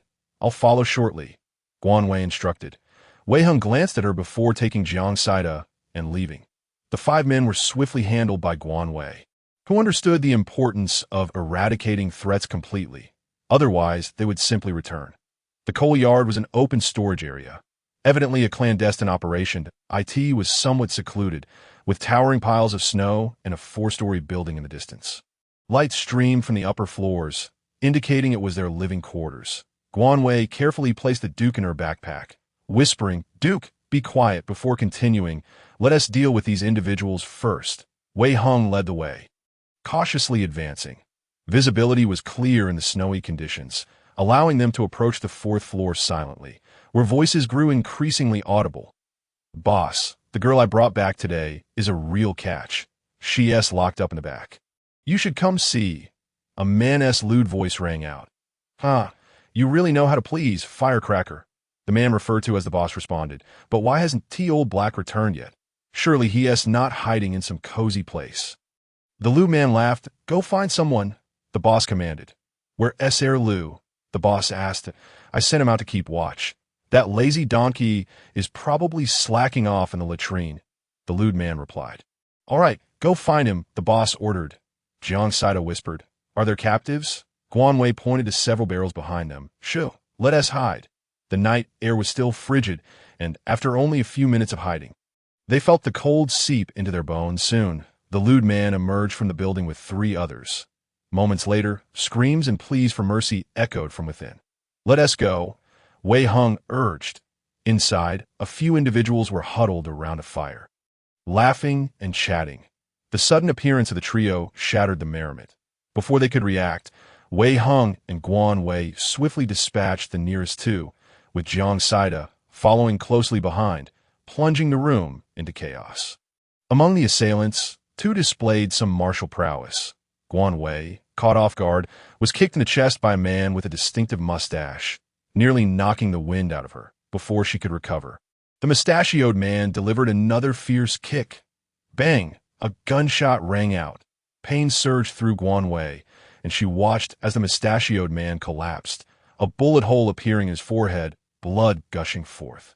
Wei Hung, his eyes ablaze with fury, rushed to support Guan Wei. "Are you all right?" Guan Wei shook her head, suppressing the pain. Jiang Saida cursed. "Damn it! You two saved me!" Only then did Guan Wei realize Jiang Saida was pinned to the ground. A knife poised dangerously close to his eye. Without hesitation, Wei Hung fired again, neutralizing the remaining threats in the room. The trio discovered a lounge area behind the room and, upon opening the door, were confronted by a naked woman, her chest stained with blood, lifeless. Jiang Saida cast a glance before turning away, unable to bear the sight. The bosses fled. Wei Hung frowned as he draped a blanket over the woman's body. "Let us search the place," Guan Wei declared, stepping outside. The building appeared to be a dormitory with 6 rooms in total, but they found no one else inside, only an abundance of supplies, predominantly rice and flour, along with an assortment of biscuits, noodles, bottled water, and some frozen, hard vegetables. Like locusts ravaging the land, Guan Wei unceremoniously collected everything into her storage space. Suddenly, Jiang Saida pointed out the window. "Guan Wei, look over there." Guan Wei approached Jiang Saida, peering through the window to see a path carved into the snow, leading to a distant snowbank. Wei Hung squinted. "Let us go check it out," climbing through the window. The trio, armed with guns, followed the path. After about 3 minutes, they discovered a storage shed. Cautiously pushing open the large door revealed a substantial pile of coal and a haphazard assortment of people, men and women alike. "What the hell, are they all dead?" Jiang Saida gasped in shock. Guan Wei lit a kerosene lamp to inspect more closely. All the individuals bore wounds, their faces and hands smeared with dirt. Regrettably, not a single one was alive. 27 people, Wei Hung remarked. Guan Wei nodded. "Let us search around." After a thorough inspection, Wei Hung shook his head. "Nothing found. This place is completely bare. Let us go. It's getting late. We'll deal with it tomorrow." Before departing, Guan Wei collected some coal into her storage space, reasoning that even if it was difficult to burn, it was still coal. Just as they returned to the 4th floor, they encountered the lewd man known as Firecracker, accompanied by 3 others, walking toward them.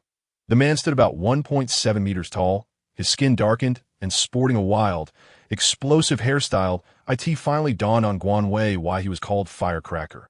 "Who are you?" Firecracker demanded, brandishing a knife. "I am your father," Guan Wei retorted, lifting her gun to point at Firecracker and his companions. The sound of gunfire erupted, and the Firecracker was struck on the thigh, eliciting painful wails. The 3 individuals were also gunned down by Wei Hung and Jiang Saida. Guan Wei stood coldly before the Firecracker and inquired, "What is your leader's name?" The Firecracker, clutching his wound and grimacing in agony, replied, "Zhang Xiazi." Guan Wei stepped on the Firecracker's injury, prompting a sharp scream. "Name?" The Firecracker, with a mournful expression, lamented, "I truly do not know. Everyone simply calls him Zhang Xiazi." Wei Hung asked, "Is he blind?" The Firecracker shook his head. "No, he is not blind. His eyes are small, and he often squints. Hence the nickname. Brothers, I beg you to spare me. I am merely a subordinate. All tasks were commanded by Zhang Xiazi. I am a good person." Guan Wei scoffed. A good person? Wasn't that woman brought here by you?" Wei Hung interjected. "Let me handle this. You two go inside." He then dragged the Firecracker out. Upon returning to the 4th floor, having lost the desire to prepare a grand feast, Guan Wei grabbed a few boxes of self-heating rice and praised the Duke with a few buns, saying, "Duke, you performed splendidly. Keep up the good work." Wei Hung entered and asked, "Do you have any medicine? Rub the injured area before sleep. Otherwise, it will hurt even more tomorrow." Guan Wei smiled. "All right, I had almost forgotten." Wei Hung furrowed his brow. "If you cannot win, then use a gun."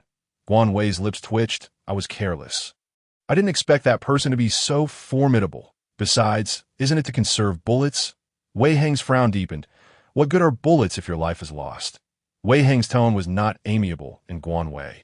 Aware of his own fault, refrained from retorting. Jiang Saida, having finished preparing a box of rice, finally spoke. This time I side with Wei Heng. Your life is paramount.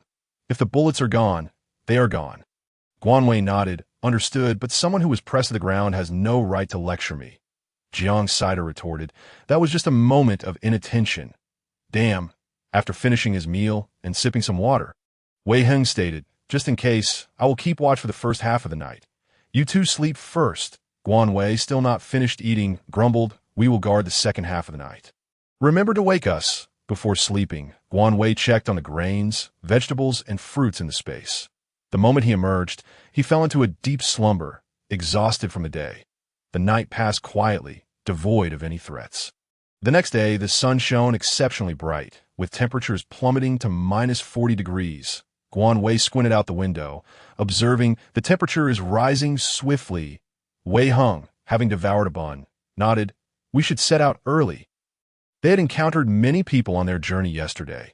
Those individuals appeared gaunt, with cracked lips, clearly having gone hungry for a long time, while Guan Wei and his companions seemed like anomalies. Thus, the trio and the dog proceeded along the small town roads as per the map, avoiding the main forces.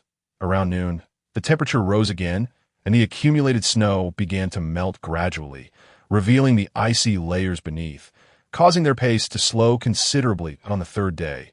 However, Guan Wei deviated from the planned route and headed directly to the city, which was named Shuangyuan City, far more prosperous and expansive than Suicheng. At the center of Shuangyuan City stood a skyscraper shaped like a copper coin, reputed to be the sturdiest structure, commonly referred to as the Big Copper Coin. Guan Wei's objective was precisely there. Approaching noon, the trio finally arrived at their destination, a building with a distinct outer circle and inner square. The skyscraper boasted 26 floors above ground and 2 below. They entered through the second floor, which appeared to be a shopping center, chaotic and littered with shards of glass and various debris. The second floor seemed to be the shopping area, featuring a CAF. But after searching, Guan Wei found only some summer clothes available. The upper floors were filled with numerous offices and meeting rooms. The trio climbed to the top floor, discovering an office that spanned over 100 square meters. To the right of the entrance was a sofa with a coffee table, and to the left stood a desk with large floor-to-ceiling windows, providing ample brightness. Behind the desk was a bookshelf, beyond which lay a lounge equipped with a restroom and shower, along with a separate tea room, furnished with several sets of teaware and a brand-name coffee machine, clearly the workspace of a high-ranking executive. Jiang Saida, who had been holding back his curiosity, finally asked Wei, "What are we doing here?" Guan Wei replied, "Children should not ask so many questions." As the temperature rose and the snow melted, the shelter would be rebuilt once more. Initially, Guan Wei planned to stay in Shuangyuan City for a while. Wei Heng glanced at Guan Wei and said, "Take out the stove." Guan Wei retrieved the items and declared, "I will go out and scour the area." With that, he set out with the Duke. Jiang Saida muttered, "So mysterious." Wei Heng ignited the stove and remarked, "If he does not wish to speak, there is no need to inquire. He will tell you when he is ready." Jiang Saida chuckled. "Aren't you curious?" Wei Heng remained silent. Of course, he was curious. No one desired to understand Guan Wei more than he did, but he also understood the principle of moderation. Meanwhile, Guan Wei, accompanied by the Duke, boldly explored various rooms, many of which bore signs of past fires, suggesting that numerous individuals had sought warmth here. Guan Wei collected some expensive-looking decorations, ornaments, and furniture that had not been burned for firewood. Including a water dispenser and coffee machine in some rooms, he discovered traces of blood, and on the 17th floor, he stumbled upon 2 corpses. Holding the Duke's leash, Guan Wei traversed back down, curling his lips in disdain. "Duke, this place is too poor. There's nothing here. Let us head back." Just then, Guan Wei heard a commotion below. Upon closer inspection, he discerned voices, survivors passing through, likely intending to stay the night. It had nothing to do with him. So Guan Wei silently led the Duke back upstairs on the 21st floor. He saw Wei Heng hastily exiting a room, preparing to descend. The moment Wei Hong spotted Guan Wei, the icy demeanor on his face thawed instantaneously. Though his tone remained nonchalant as he asked, "You're back?" Guan Wei, captivated by the sudden warmth in Wei Heng's expression, felt an uncontainable stir in his heart. This moment left Guan Wei at a loss. Despite Wei Heng's declaration of affection, he did not rush to respond. He was an exceedingly patient and meticulous hunter, attentively waiting for his prey to willingly step into the trap. Guan Wei narrowed his eyes and smiled. "What is wrong? Are you worried about me?" Wei Heng did not answer directly, stating instead, "You've been out for nearly an hour. Are you concerned?" Wei Heng shot him a sidelong glance, frowning. Guan Wei retorted, "TSK, my apologies. I didn't realize you were so worried." After a few moments of silence, Wei Heng chuckled. "Guan Wei, are you doubting my intentions?" Before Guan Wei could respond, Wei Heng stepped forward, slightly bending down to meet Guan Wei's gaze directly, saying, "If you have doubts, I can confess my feelings to you every day." Guan Wei.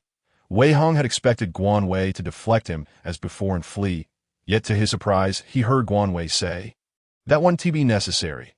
I just felt for a brief moment that you were rather handsome." Wei Heng froze, staring at Guan Wei, momentarily unsure of how to react. Since the confession, he had been cautious, maintaining a distance in fear of Guan Wei's possible aversion. Should Guan Wei express dislike, he would certainly retreat to the position of mere friends. However, Guan Wei did not distance himself after Wei Heng laid bare his feelings. He felt a flicker of relief and anticipation. As long as Guan Wei accepted him, no matter the obstacles, he would never let go. Guan Wei smiled. "Let us go. It's time for dinner." Only then did Wei Heng come to his senses. Calling out Guan Wei's name once more, Guan Wei, catching the gleam in Wei Heng's eyes, replied, "I will give you an answer once we reach the shelter." Wei Heng smiled and nodded. "All right." That evening, Guan Wei brought back several packed meals from the restaurant, and the three of them feasted heartily. Afterward, they tidied up the office. Jiang Saida and Guan Wei each claimed a sofa, while Guan Wei took a mattress and Wei Heng opted for the floor. The stove was set in the middle of the threed. The fire blazed brightly as Wei Heng sat on the sofa, roasting sweet potatoes for the Duke.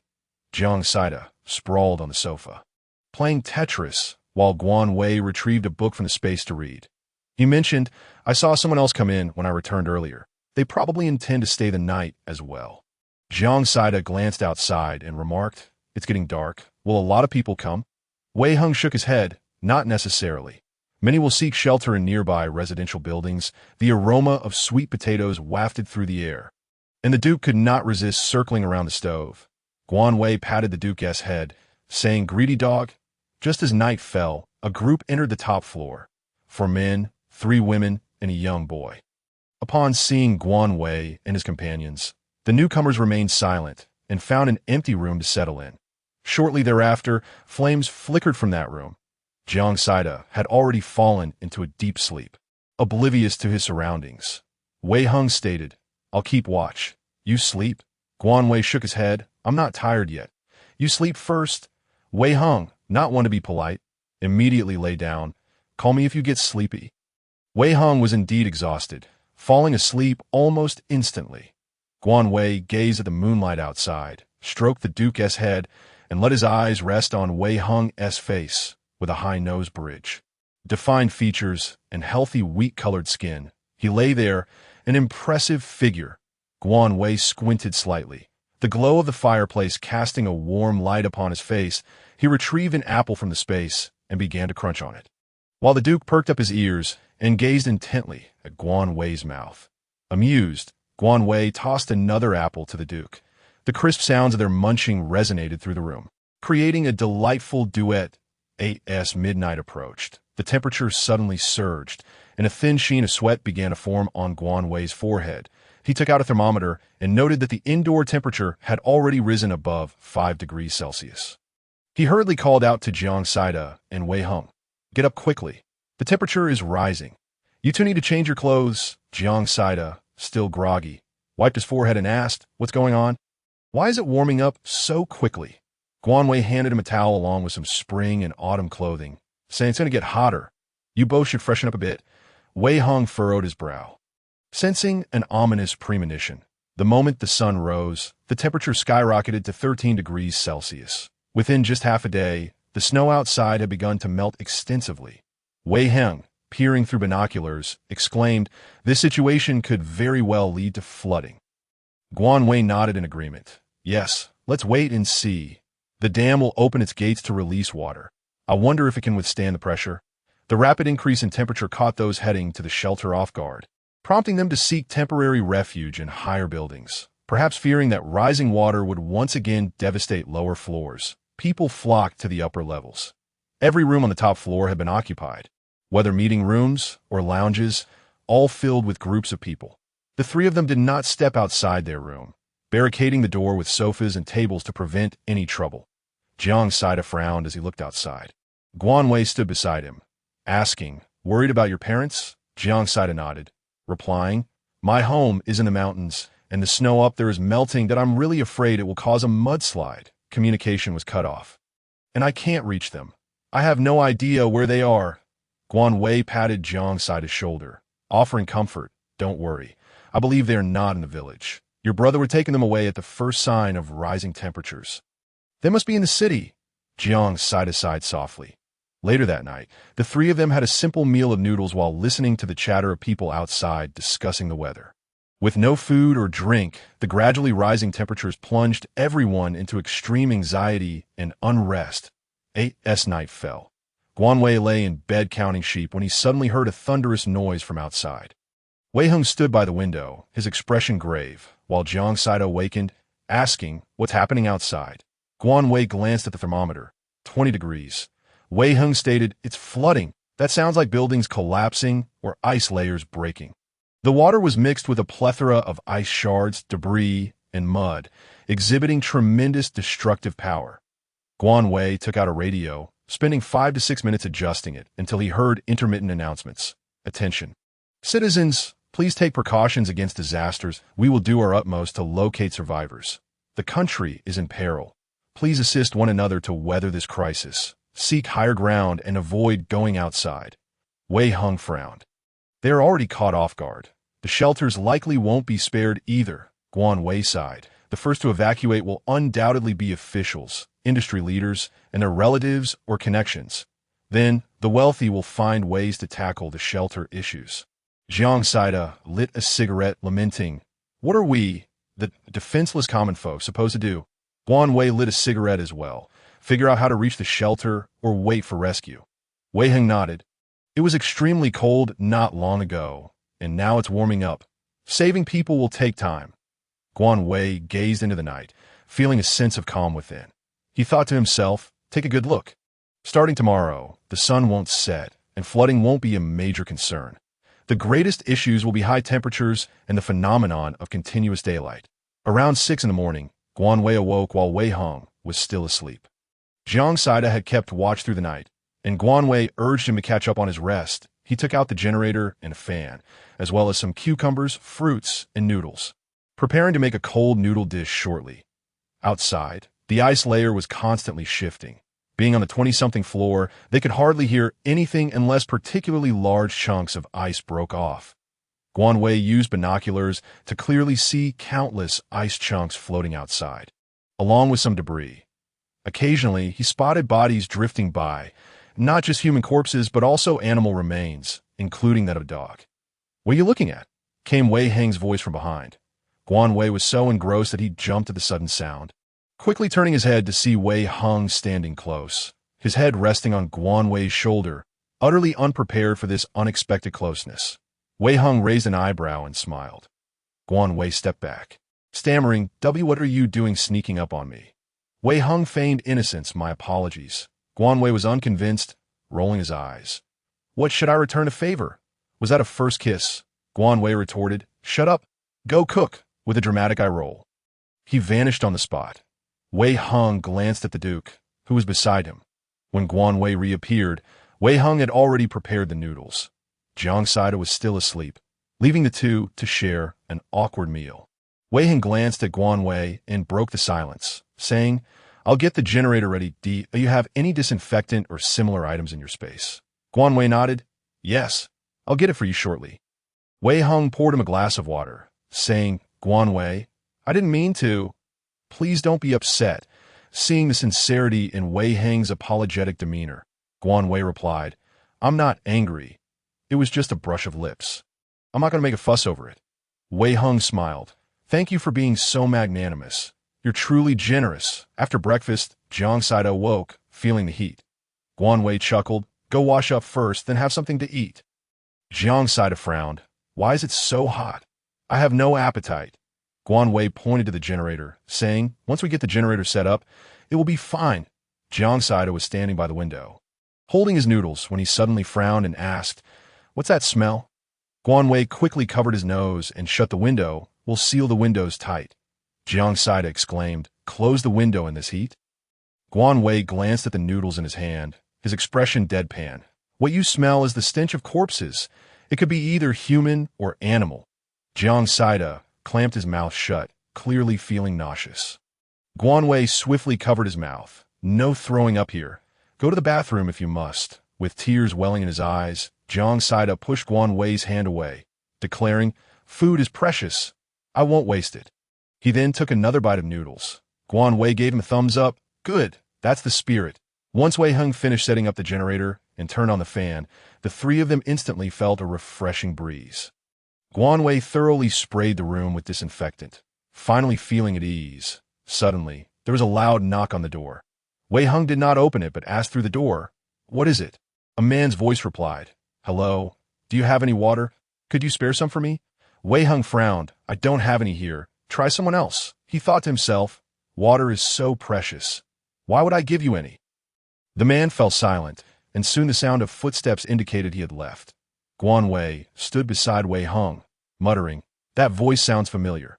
Wei Heng shook his head. I don't know. It doesn't ring a bell. Suddenly, Jiang Saito exclaimed, Wait, Guan that sounds like your brother. Guan mind flashed to Zhao Xian's face, his distaste evident. What does it matter to me? Whether he lives or dies is none of my concern. Guan plopped down onto the sofa, indifferent. After dinner, Guan remarked, The temperature has now reached 20 degrees Celsius, and it will only get hotter from here on out over the next few days. I will head into the space to organize supplies and the remaining food and vegetables that if you need anything, just call me. I can hear you. Jiang Saito responded, Hey, I want to go in too.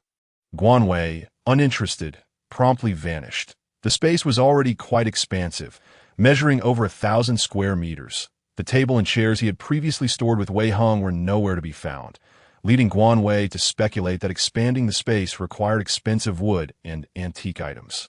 This was also why he had kept that small wooden sculpture Wei Heng had once gifted him in his backpack, fearing it would disappear in the blink of an eye.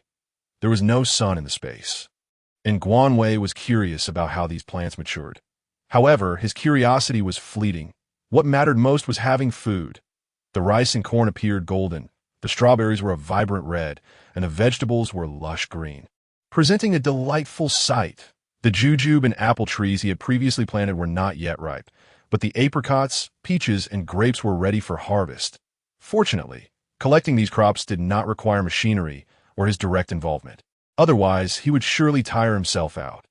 Guan packed the rice and corn into large bags, collecting the husks as well for future use to feed chickens and ducks. He planted another batch of corn and wheat, then stored the fruits and vegetables in the basement. The vegetables were assorted in a myriad of types, meticulously organized by Guan, while rice and flour were neatly stacked in a corner. Holding 2 watermelons and a bag of strawberries, Guan exited the space, only then realizing he had been occupied for 3 hours.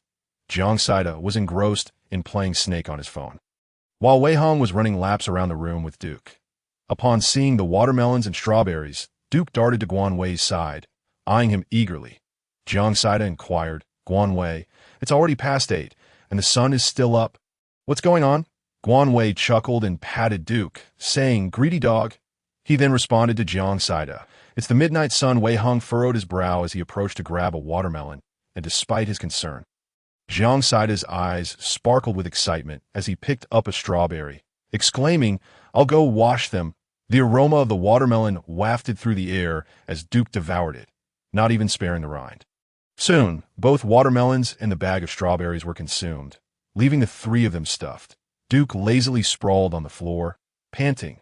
Wei Hung suggested, "Shall we stay here for the time being?" Guan Wei nodded. "Let's assess the situation. After all, the heat is unbearable, and we have no means of venturing outside. The water could be teeming with bacteria and viruses." Jiang sighed.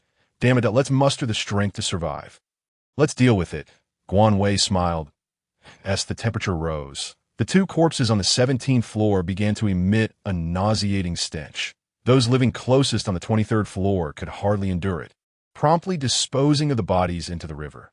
The foul odor still lingered within the building, and as the 23rd floor filled with residents, the open windows exacerbated the stench. The trio remained confined within their office, sealing any small gaps beneath the door with cloth strips to keep the smell at bay. While the windows were firmly taped shut, sound from outside persisted. Children crying, adults occasionally arguing, and women cursing intermittently reached their ears. With the temperature soaring to 25 degrees, the hunger and thirst-stricken populace grew increasingly desperate. Food could be scarce, but the absence of water was utterly intolerable. Guan Wei observed through binoculars as many people fetched buckets of river water, even spotting some fishing in the water. Individuals on the 26th floor were also drawing water and casually caught 2 fish. Jiang Saida leaned against the door, announcing they've returned with water and caught fish to make soup. Guan Wei's stomach churned at the thought of the bodies in the water, his expression turning grim. Yet, people were driven to extremes. They yearned to survive. Guan Wei began to spray disinfectant around the room, especially near the door and windows. Soon, the air was filled with the scent of disinfectant that a public announcement cautioned, "Please be wary of consuming food and water from unidentified sources. Avoid fish and other food items to prevent infection from unknown viruses." The broadcast continued intermittently, but the gist was comprehensible. 3 days later, temperatures escalated to 30 degrees, and the water levels outside began to recede. Guan Wei surmised that it was likely due to the dam's release of water. In his previous life, he had also experienced a flood receding after 3 to 5 days. Subsequently, military vehicles arrived to transport survivors to shelters, due to the harsh weather conditions of torrential rain and extreme cold. The military's vehicles were limited in number. Every city was engaged in the search for survivors and the incineration of corpses, with soldiers nationwide remaining on high alert. The shelters were presumably undergoing reconstruction, as hospitals and agricultural sectors could not afford to halt operations. These were of utmost importance. Suddenly, Duke barked, alert and fixated on something in the distance. The trio hurriedly approached and discovered several cockroaches scuttling across the ground, some even taking flight. Guan Wei quickly retrieved insecticide, spraying with urgency and carefully bagging the cockroach carcasses. The sewer had long since been clogged, and Wei Hung pointed to the exhaust fan, asking, "What about there?" Guan Wei replied, "It's all blocked." The 3 of them busily worked up a sweat. That moment, screams erupted outside. "A rat! Oh no, a rat!" And cockroaches. Footsteps thundered outside, accompanied by loud banging. Guan Wei pressed his ear against the door and overheard a woman asking, "Can we eat the rat? Is there a risk of viruses?" A man replied, "What are you afraid of? It's better to die from illness than starve. Grasshoppers' legs are also meat, let alone rats." Another man interjected, "We can't eat that. Let's hold off." The man intent on consuming the rat persisted, "If you won't eat it, then I will." Guan Wei clicked his tongue. What a death wish! After another round of disinfection, the trio took a quick shower and changed into fresh clothes, feeling much rejuvenated. Guan Wei and Wei Hung lay down, preparing to catch some sleep. Even Duke sprawled out. Meanwhile, Jiang Saida continued his battle with Snake. Just as the snake filled the entire screen, Duke suddenly stood up, startled by Duke's abrupt movement. Jiang Saida's hand trembled, causing the snake to perish. Jiang Saida muttered softly, "Damn it," then glanced at Duke, only to find him still staring outside, digging his hind legs into the ground without barking. Lowering the volume on his phone, Jiang Saida keenly sensed that someone was outside. Casting a glance at the 2 asleep, he stealthily approached the door, only to be met with a loud crash. Someone was indeed banging on the door. Then came a second and a third knock. Wei Heng and Guan Wei rushed to the door. Wei Heng asked, "What do you want?" A man with a hoarse voice replied, "Do you have a dog? Bring it out so we can all eat. Keeping a dog these days is just a waste of food." Wei Hung retorted coldly, "Get lost." After a couple of seconds, the banging resumed. The noise was so loud that Guan Wei rubbed his ears. Although the door appeared sturdy, it couldn't withstand such relentless pounding. "Don't be afraid. Keep banging, and we'll feast on dog meat together," the man shouted. Guan Wei swiftly donned a mask, and the three of them equipped themselves before Guan Wei brandished a knife and opened the door. Outside stood over 10 individuals, both men and women. Guan Wei surveyed the scene, raising his knife, declaring, "Who dares to bang again?" "Go ahead, I dare you," one man exclaimed. "He's got a generator. No wonder we heard noise." Guan Wei glared at him. "If you want to die, come forward." Duke barked fiercely, appearing as a ferocious beast. The onlookers gazed at Duke as if he were a moving hamburger, their eyes gleaming with desire. "Brother!" Suddenly a voice called from nearby. Guan Wei recognized the face he despised. "Zhao Exine." Zhao Exine hurried over. "Brother, what are you doing here?" He glanced into the room. Guan Wei brandished his knife, signaling him to stop advancing. "I'm not your brother. My whereabouts are none of your concern. Get lost." Guan Wei's tone was icy. Zhao Exine had grown gaunt, his eyes vacant, cheeks sunken, lips cracked, and his hair a disheveled mess, matted together, emitting a foul odor. "Brother, please don't say that. My parents are in that room, along with Tong Yin and her parents and sister. Wouldn't it be better for us to go to the shelter together? We could look out for each other." Zhao Exine urged anxiously. Guan Wei was filled with revulsion. TSK, I don't know you. Get lost." A man stepped forward to pull Zhao Exine away. "Big brother, stop resisting. Look at you. There are only 3 of you. You can't fight us, so why not just give us the dog? Let's have the room and the generator, and we promise not to harm you." This man was the first to speak, his small eyes and pockmarked face revealing remnants of youthful acne. Guan Wei narrowed his eyes, scrutinizing him for a few seconds. "Are you Zhang the Blind?" The man looked up. "Ah, I didn't expect my name to be so well known." "You know me," Guan Wei fumed. "I know your grandfather. Damn it." With that, he swung his knife at Zhang. Zhang dodged just in time, his flesh jiggling as he cursed. "Damn! Charge at him! Let's feast on his meat." 5 men surged forward, and Guan Wei noticed Zhao Exine immediately retreating to a corner. These men were unarmed civilians, and upon seeing Guan Wei and his companions wielding knives, they felt intimidated, especially given Guan Wei's prowess, and were quickly overwhelmed. A gunshot rang out, and the surroundings fell silent for a moment before erupting into screams. Simultaneously, Guan Wei was pulled off balance by a powerful force, landing into a warm embrace. He couldn't hear the shouts. All he could discern was Wei Hang's muffled groan, sweat streaming down his face. Guan Wei's heart sank, his face turning pale, his hands trembling uncontrollably, with a quivering voice tinged with panic. He asked Wei Hung, "Are you okay? Where are you hurt?" Wei Hung shook his head. "Don't be afraid. I'm fine. I won't die." In mere seconds, Jiang Saida reacted swiftly, his eyes reddening as he drew a gun from his pocket and aimed directly at Zhang the Blind, who was about to seize the dog. Zhang's eyes widened as he collapsed to the ground with a dull thud, convulsing for a few seconds before drawing his last breath. Blood gushed forth, and brain matter oozed out, creating a gruesome spectacle. Duke continued to bark, circling around Guan Wei and Wei Hung. Jiang Saida shouted, "Let's get Wei Hang back first." Guan Wei's body trembled slightly as he supported Wei Hung, turning back toward the room. Only then did he notice that Wei Hang's upper arm had been shot, blood already staining his shirt.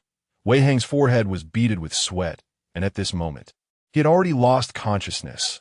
Laying Wei Hang on the bed in the lounge, Guan Wei hurriedly retrieved the medical kit, rummaging through it for anti-inflammatory, hemostatic agents, and bandages, but after several minutes, he could not find any anesthetic. The bullet was still lodged in his arm, and it had to be removed. Without anesthetic, they would have to endure the pain.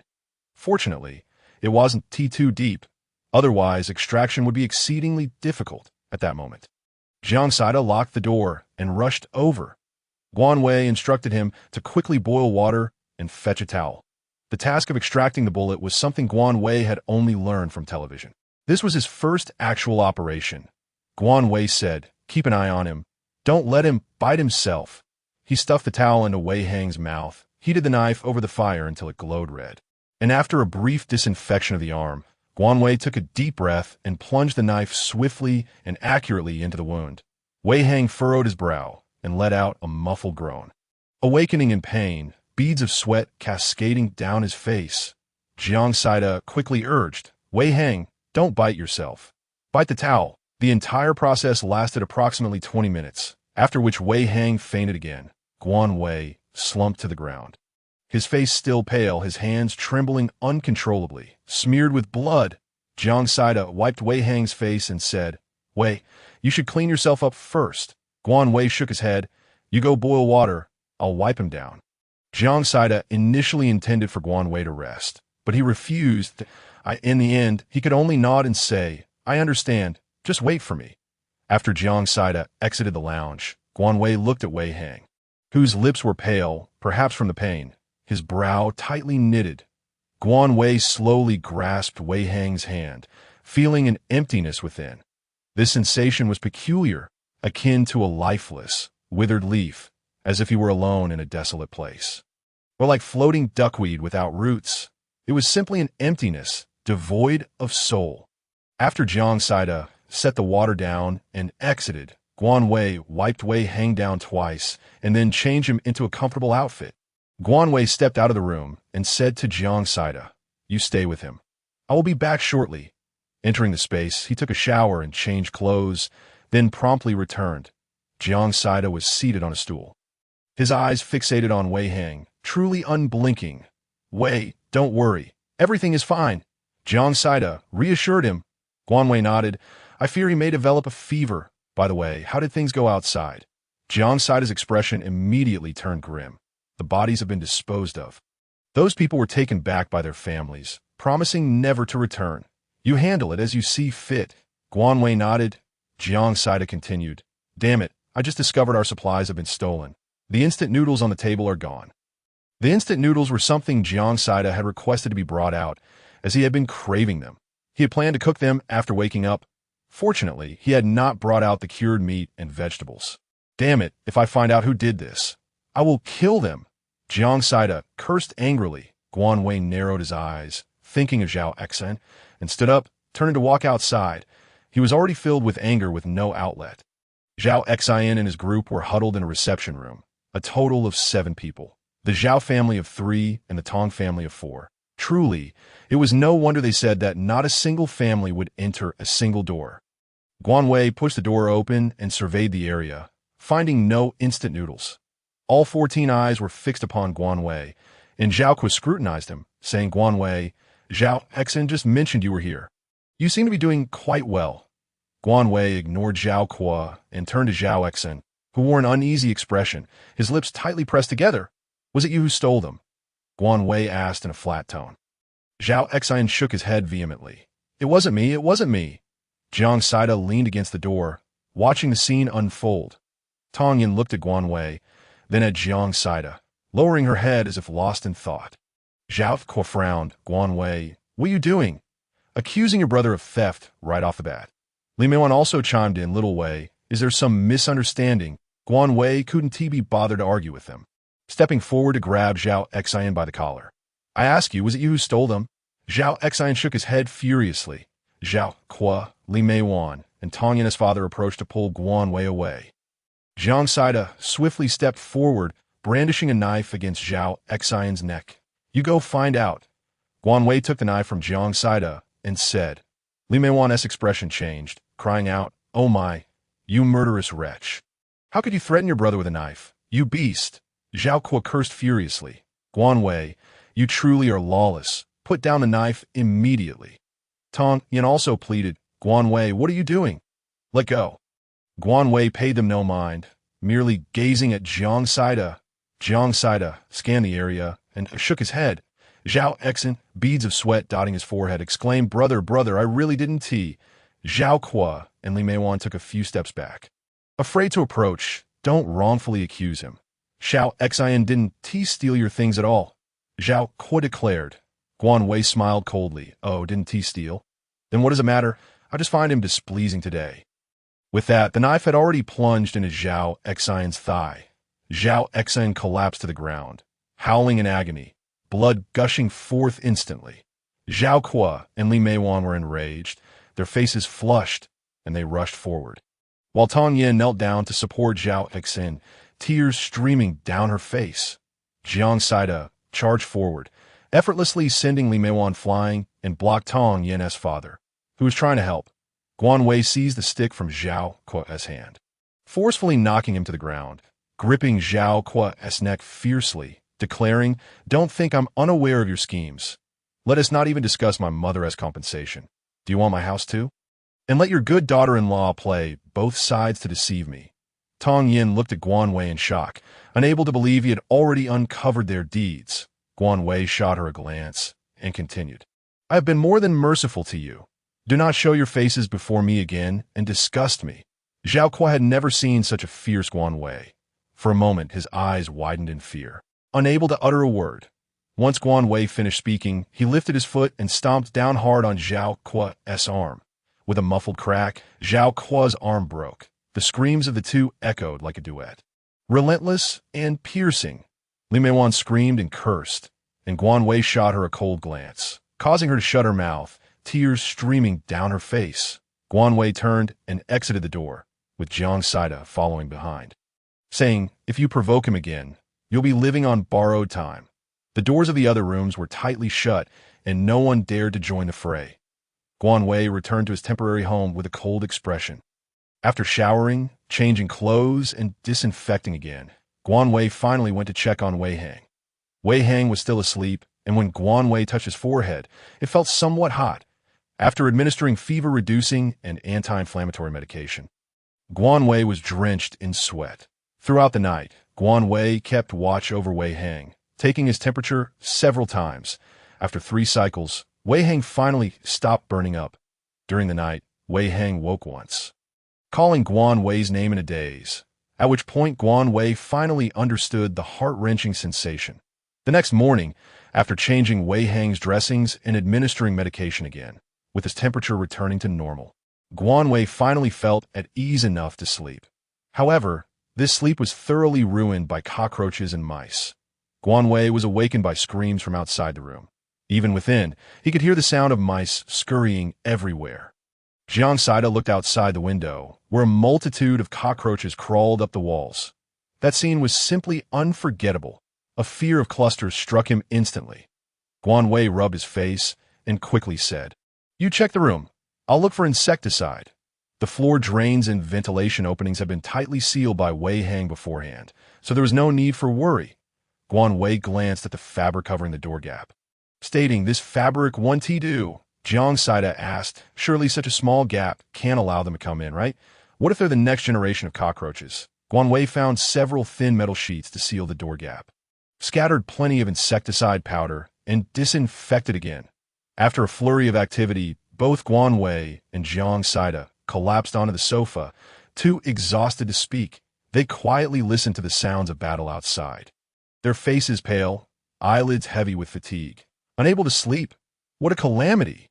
The mice would likely be devoured by those unafraid of death, while the cockroaches were burned in a fire thrown down the stairs. Every day, Guan Wei and Jiang Saida checked the room, fearing mice and cockroaches would invade, and daily disinfection was indispensable. A week passed in such quietude, and Wei Hang's health had improved significantly, his temperature dropping to 35 degrees. All the water outside had evaporated. On this day, the rescue team reappeared, this time with military trucks. A soldier in uniform shouted loudly through a megaphone. In an instant, all the survivors descended the stairs. Jiang Saida, peering through binoculars, observed them for a while and remarked, "I can't hear what they're saying. Shall I go down to check?" Guan Wei nodded. "Yes, all right." He then tossed Jiang Saida a set of sun protective clothing and a mask. "The thickest kind.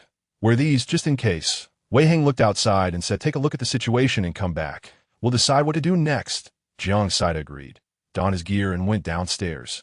When Jiang Saida reached the bottom, the area was packed with people. Some soldiers were handling various bodies on the ground. A soldier in protective gear shouted, "Everyone, please remain silent and listen to me. The government is currently researching seeds that can survive under extreme conditions and has made significant progress. Believe me, it won't be long before we no longer face hunger." A man, visibly agitated, exclaimed, "Is it true? Then we shall not suffer from hunger." A soldier responded, "Indeed, You must trust in the nation and the government. Gather here at this time tomorrow, and we shall escort you to the shelter. However, vehicles are limited. The elderly, children, and women shall take precedence. Others will have to await the second batch. On what grounds? We cannot afford to wait, protested a man with a rather unsavory appearance. The soldier cast a glance his way and continued. I shall repeat myself. The elderly, children, and women take priority if there is space. We will accommodate others, do not cause trouble. Otherwise, you may find your own way. Jiang Saida inquired. Are there any requirements to enter the shelter? The soldier nodded. Each person must bring 5 pounds of food. A commotion erupted among the crowd. Where shall we find food? It is a miracle we have not perished from hunger. How can you treat the common people this way? You are inhumane. You are forcing us to our doom. The soldier frowned. Everything at the shelter requires manpower and resources. Once you arrive, you may seek work that we will provide further details upon your arrival.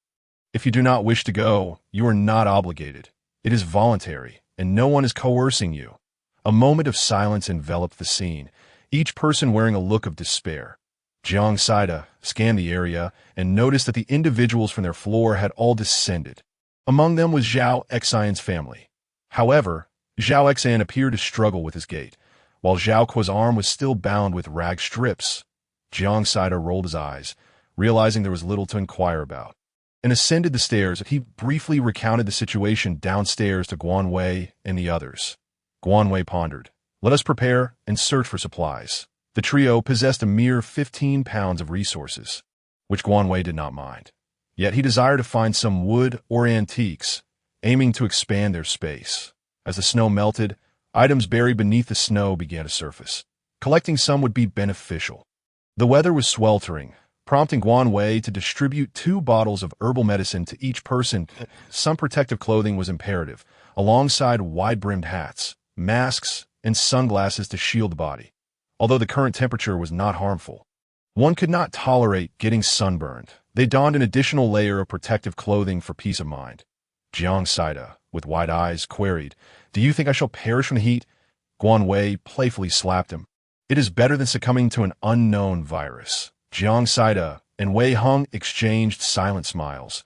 Choosing to remain quiet, they gathered all the belongings in the room into their space, also taking the beds, tables, chairs, and sofas that were already in the office before stepping outside. Due to the necessity of supplies for entering the shelter, many ventured out in search of food, primarily targeting malls and supermarkets. Guan Wei and his companions focused on antiques, adopting a more laid-back approach. The large copper coin was situated in the heart of Shuangyuan City, bustling with activity. The trio headed east, passing various cold drink shops, supermarkets, and brand clothing stores. Soldiers were busy clearing away corpses and animal remains from the streets, all clad in protective gear, gloves, and masks. Many rummaged through supermarkets for food, while others browsed clothing stores, despite the garments having endured the elements. They remained wearable. Food items were primarily sealed or bottled. The trio, accompanied by their dog, attracted considerable attention, especially with Duke appearing quite rotund. Guan Wei and his companions paid little heed to the gazes of others. Making their first stop an electronics store, which was deserted. Many appliances had been waterlogged, but Guan Wei was unconcerned, knowing they could be repaired later. This represented potential value. They collected high-power air conditioners, refrigerators, washing machines, rice cookers, milk tea machines, ovens, ice makers, soy milk machines, and air fryers, among various small appliances from reputable brands. Their second stop was a farming tool shop. However, Guan Wei was still at the stage of considering shovels and picks. Following Jiang Saida's advice, he purchased some machinery. Unfortunately, Guan Wei soon realized that their storage space was becoming limited. Fortunately, Wei Hung discovered a gold shop and an antique store across the street, significantly increasing their storage capacity. Guan Wei was no longer hesitant, seizing every last piece of gold. The hardware store was Wei Hang's suggestion, primarily for acquiring a nail gun. While a nail gun was not a real firearm, it could certainly cause a surprise. Guan Wei also rummaged through the hardware store, finding electric drills and saws quite appealing to AS for clothing and shoes. Jiang Saida was particularly fond of them, exploring several locations before discovering 2 unopened packages. which Guan Wei found somewhat distasteful. He sprayed a generous amount of disinfectant before collecting them. The large supermarket had already been thoroughly scavenged, leaving not even a bottle of water behind. However, an abundance of daily necessities remained, including pots, bowls, brooms, mops, shovels, and spoons. Even steel wool was not overlooked. The oppressive heat caused their stamina to wane quickly, prompting the trio to find an empty shop, remove their protective gear, and each consume a bottle of herbal medicine before commencing disinfection. Cold noodles were the perfect choice at this moment. Jiang Saida prepared 2 bowls before stopping and later indulged in half a watermelon, whimsically calling a slippery seam. Guan Wei sincerely questioned how vast Jiang Saida's appetite truly was. Concerned for Wei Heng's health, he suggested returning home directly. Yet, Wei Heng appeared indifferent. Observing his expression, Guan Wei sensed he was not lying, so he decided to rest a while before setting off again. Wei Heng remarked, "Guan Wei, pass me the map. I wish to see what else is nearby." The maps Guan Wei had prepared earlier, along with some found on his phone, were intended for the convenience of locating supplies. Wei Heng examined the map meticulously and, after a while, said, "There's a bottled water factory nearby. Shall we check it out?" Jiang Saida frowned. "Even if it exists, can we drink it?" Guan Wei scrutinized the map for its location and replied, "Not far. Let us go take a look. If there is nothing, it's of no consequence." After taking turns to rest briefly, the trio and their dog set off once more. Most pedestrians were burdened with large bags, while Guan Wei and his companions carried only a single backpack filled with lightweight snacks. Guan Wei genuinely felt fortunate to have space, as if they were carrying a large supermarket with them. Walking to the bottled water factory took roughly an hour, but their journey was delayed by random stops to explore shops, taking 2 hours to arrive. Upon reaching the factory, they found the doors ajar. The trio cautiously approached, yet no sounds reached their ears. Armed, they entered the premises. The factory was expansive, and after navigating through numerous twists and turns, they finally located the storage room. The IT was somewhat chaotic, with water barrels strewn haphazardly on the ground, likely left behind by previous scavengers. Upon opening the door, Jiang Saida pointed towards the wall in surprise. "So many." Guan Wei smiled. "We have indeed come to the right place." There against the wall stood numerous barrels of bottled water, lined up in neat rows. Despite the barrels being covered in grime, their sealed nature rendered them fit for use, and on another wall, there were taps for running water. Though many had already been unsealed, presumably taken by others, Guan Wei eagerly began collecting the water, discovering a few barrels were empty. Upon closer inspection, he noted cracks on those barrels, likely damaged by freezing temperatures during the harsh winter. An hour later, Guan Wei finished gathering the water and emerged to find Wei Heng pointing at a disinfectant machine. "This can be taken." Guan Wei nodded, swiftly collecting it. Subsequently, the trio found numerous water barrels, and by the time they finished gathering, it was already 7 in the evening. Rather than linger at the factory, they decided to take a different route to find a place to settle down and prepare dinner. Duke walked alongside Guan Wei, wagging his tail, equipped with a special muzzle crafted by Wei Heng to prevent him from consuming any unsanitary items on the ground. There were no longer any dead rats on the floor. Yet the air still carried unpleasant odors. The soldiers continued their relentless efforts to manage the debris without pause. Guan Wei observed that there had been no significant collection of supplies. It seemed the primary mission this time was to escort survivors to the shelter. Jiang Saida pointed to a figure conversing with other soldiers in the distance. "That is the one who spoke downstairs this morning." Guan Wei nodded, saying, "Jiang Saida, why don't you ask when the second batch might depart?" Jiang Saida nodded and was about to walk over when Wei Heng interjected, "I will go." Guan Wei watched as Wei Heng offered the man a cigarette. The two began conversing, and during their exchange, the man laughed and patted Wei Heng on the shoulder. Jiang Saida asked, "Are they familiar with each other?" Guan Wei, equally puzzled, shook his head. "I do not know. Perhaps he is just sociable." When Wei Heng returned, he reported in about 5 days they should be back, but he suggested aiming for the first batch to leave. The early arrivals will have the opportunity to rent good accommodations. If you delay, the options will be gone. Jiang Saida inquired, "Are there good accommodations?" Wei Heng nodded. "When I left, development had already commenced there. Not far from Anning Mountain, there is a villa district and many high-rise buildings have been constructed. They say a school is also being built. Guan Wei asked, "Have you not returned there in recent years?" Wei Hung replied, "Not particularly, but my uncle's home is quite distant from there, so I am not very familiar with it."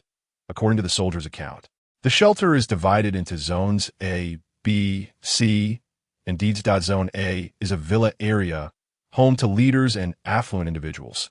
Zone B accommodates residents of apartment buildings, while Zone C features small houses centered around schools.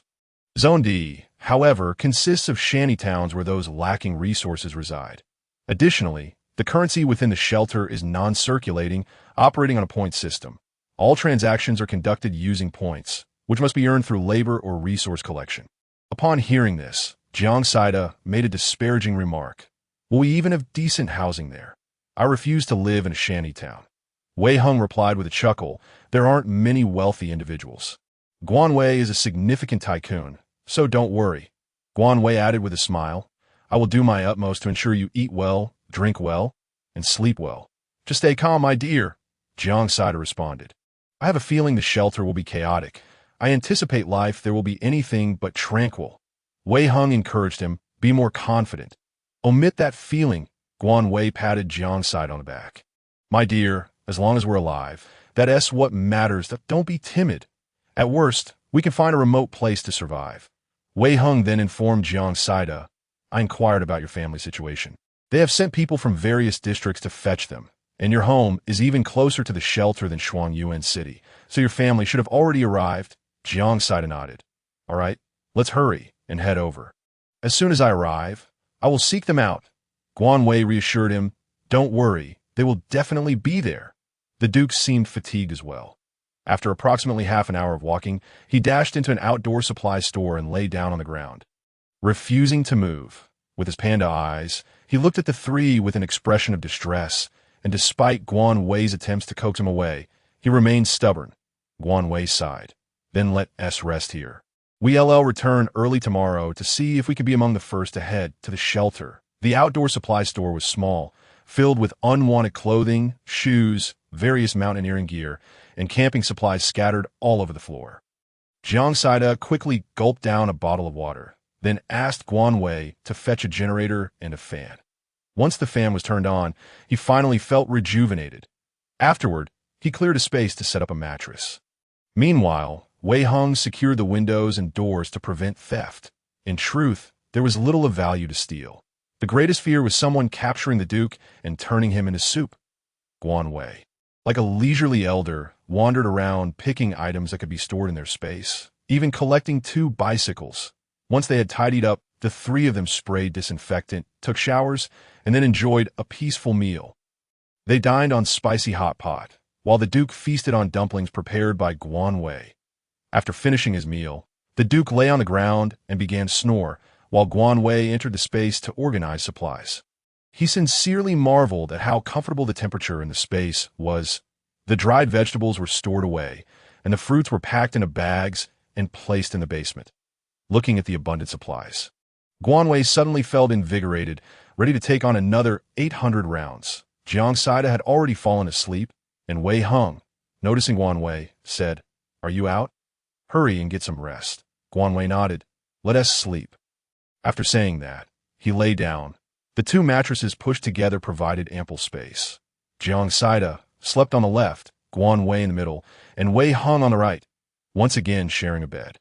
Guan Wei suddenly felt a twinge of embarrassment. Yet, Wei Hung remained unreserved, making Guan Wei appear overly concerned. With his eyes closed, Guan Wei let out a soft sigh, thinking he wouldn't fall asleep, only to find himself drifting off to slumber before long.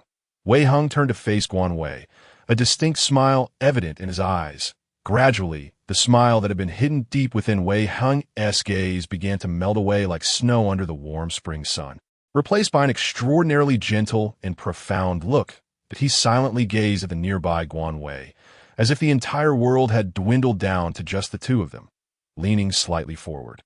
His movements were as gentle as a breeze caressing the surface of a lake. He quietly drew closer to Guan Wei. His lips brushed softly against Guan Wei's, akin to 2 delicate petals touching one another. In that instant, Wei Hung felt his once calm heart tremble violently. This sensation resembled a small stone cast into tranquil spring waters, creating ripples that were both subtle and enchanting. It was also akin to an ancient, solemn bell being forcefully struck, resonating with deep, lingering tones that shook the soul, he thought. This person must be held tightly. This person is his, and is alone. 4 hours later, Guan Wei awoke first. He roused the other two. And after a quick bite of few buns, they hurried toward the great copper coin. Time was ample, and along the way, they stumbled upon numerous odds and ends. Upon their arrival, they found over a dozen military trucks parked by the roadside. People from all directions were lining up, with women, children, and the elderly already boarding the vehicles. Numerous soldiers stood guard to prevent disorder. Jiang Saida exclaimed, "Why are these people up so early? Don't they need sleep?" Guan Wei replied, "Who wouldn't want to escape their suffering as soon as possible?" Jiang Saida muttered, "Alas, suffering seems to be everywhere." The three stood in line, observing the faces of the survivors, which bore smiles. Their gazes no longer dull and lifeless. It appeared that the shelter represented their last hope for survival. Many cast greedy looks at the Duke, but upon noticing the soldiers, they quickly reined in their avarice. The three of them and the dog were fortunate enough to board the last truck, jostling together in a chaotic mass. Someone shouted, "Why does the dog get to ride? Aren't people more important than dogs?" A chorus of voices turned to Jiang Saida, who was cradling the Duke. Those who failed to board the truck joined in, clamoring with a variety of grievances. The soldiers' gazes shifted to the Duke. In this world, those capable of caring for pets were exceedingly rare, leaving them uncertain whether to admire Guan Wei and his companions for their abundance, or to rejoice that this dog had not been slaughtered for a meal. "What are you all shouting about? Quiet down. If they can keep a dog, then that's their skill. If you have the ability, you can keep one too. I'll help you load an entire truckload to the shelter." Guan Wei turned to the soldier who spoke, the same one who had conversed with Wei Hung. He held a megaphone, his skin dark, eyes sharp, and lips cracked, yet exuded an air of righteousness and stood tall, embodying the authority of a soldier. Instantly, the clamor subsided. The soldier glanced at the Duke and smiled. "Well taken care of." Jiang Saida grinned widely. "Thank you." The soldier turned back, gestured, and the truck began to move. After traveling about 200 meters, Jiang Saida muttered, "TSK, it's only a few days late. What's all the fuss about?" Guan Wei frowned as he squeezed into a corner of the truck. "It's uncomfortable." Wei Hung glanced at Guan Wei. "Not feeling well?" Guan Wei shook his head and whispered, "The smell is unbearable." The people in the truck hadn't bathed in a long time, emanating an unpleasant odor. Some had even taken off their shoes, inciting discontent among those nearby. The man who had removed his shoes was scolded mercilessly, ultimately having to put them back on. The journey was bumpy and uneven, and for the first time, Guan Wei experienced the sensation of motion sickness. His face contorted as if he were about to explode with rage. Suddenly, Wei Hung wrapped an arm around Guan Wei's shoulders, gently pressing Guan Wei's head against his own shoulder. "Get some rest." Wei Hung's voice was soft yet clearly reached Guan Wei's ears. Guan Wei stiffened for a few seconds, then gradually relaxed, shifting to find a comfortable position and close his eyes. Wei Hung looked at the round little head, a smile slowly forming on his lips. Jiang Saida, holding the Duke, stared at the two as if he had seen a ghost, his eyes wide as saucers, and the corners of his mouth twitching with confusion.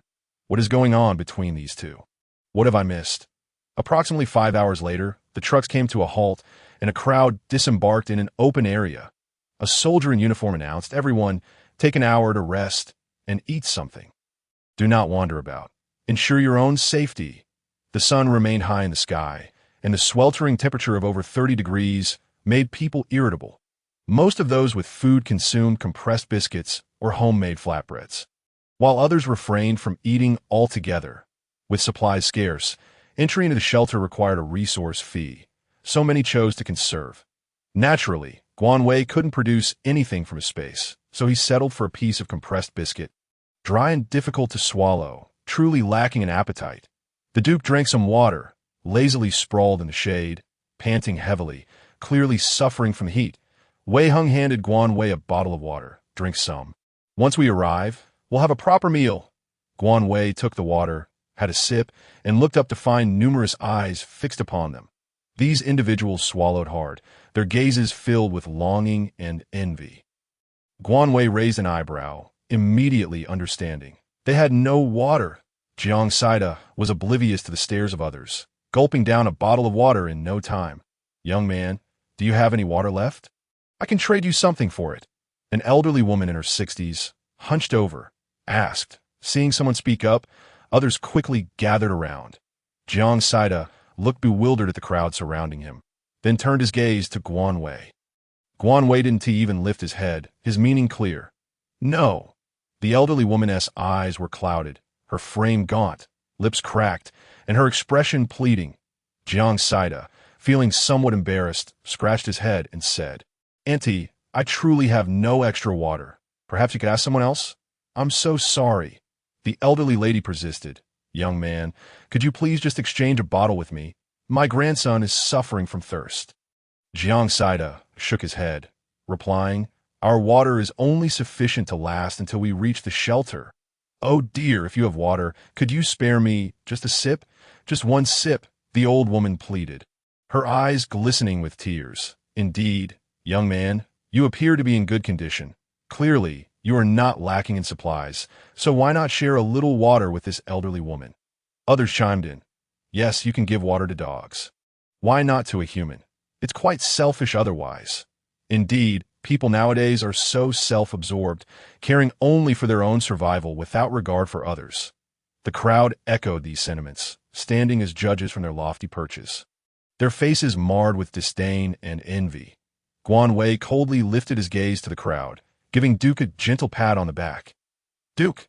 The dog sprang to its feet, as if understanding its master's intent, and began barking furiously at the onlookers, the sound deafening.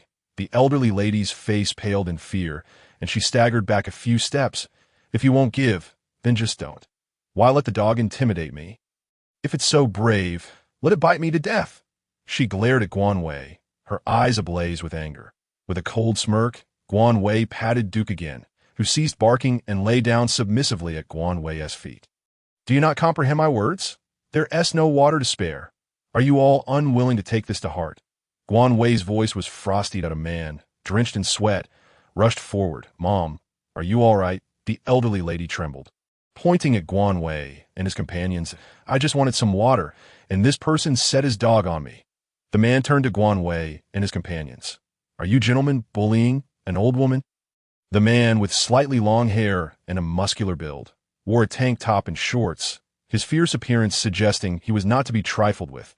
Guanwei frowned and stepped forward, clearly agitated. Wei Hung grasped Guanwei's arm, advising, "Perhaps you should inquire about your mother's situation before speaking further." The man's expression darkened immediately. And no matter the circumstances, one should never bully an elderly woman.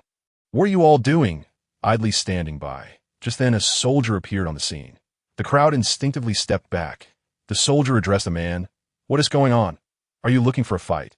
The man replied, "They set their dog on me." Wei Hung succinctly explained the situation. The soldier turned to the elderly woman. "Please refrain from moral coercion.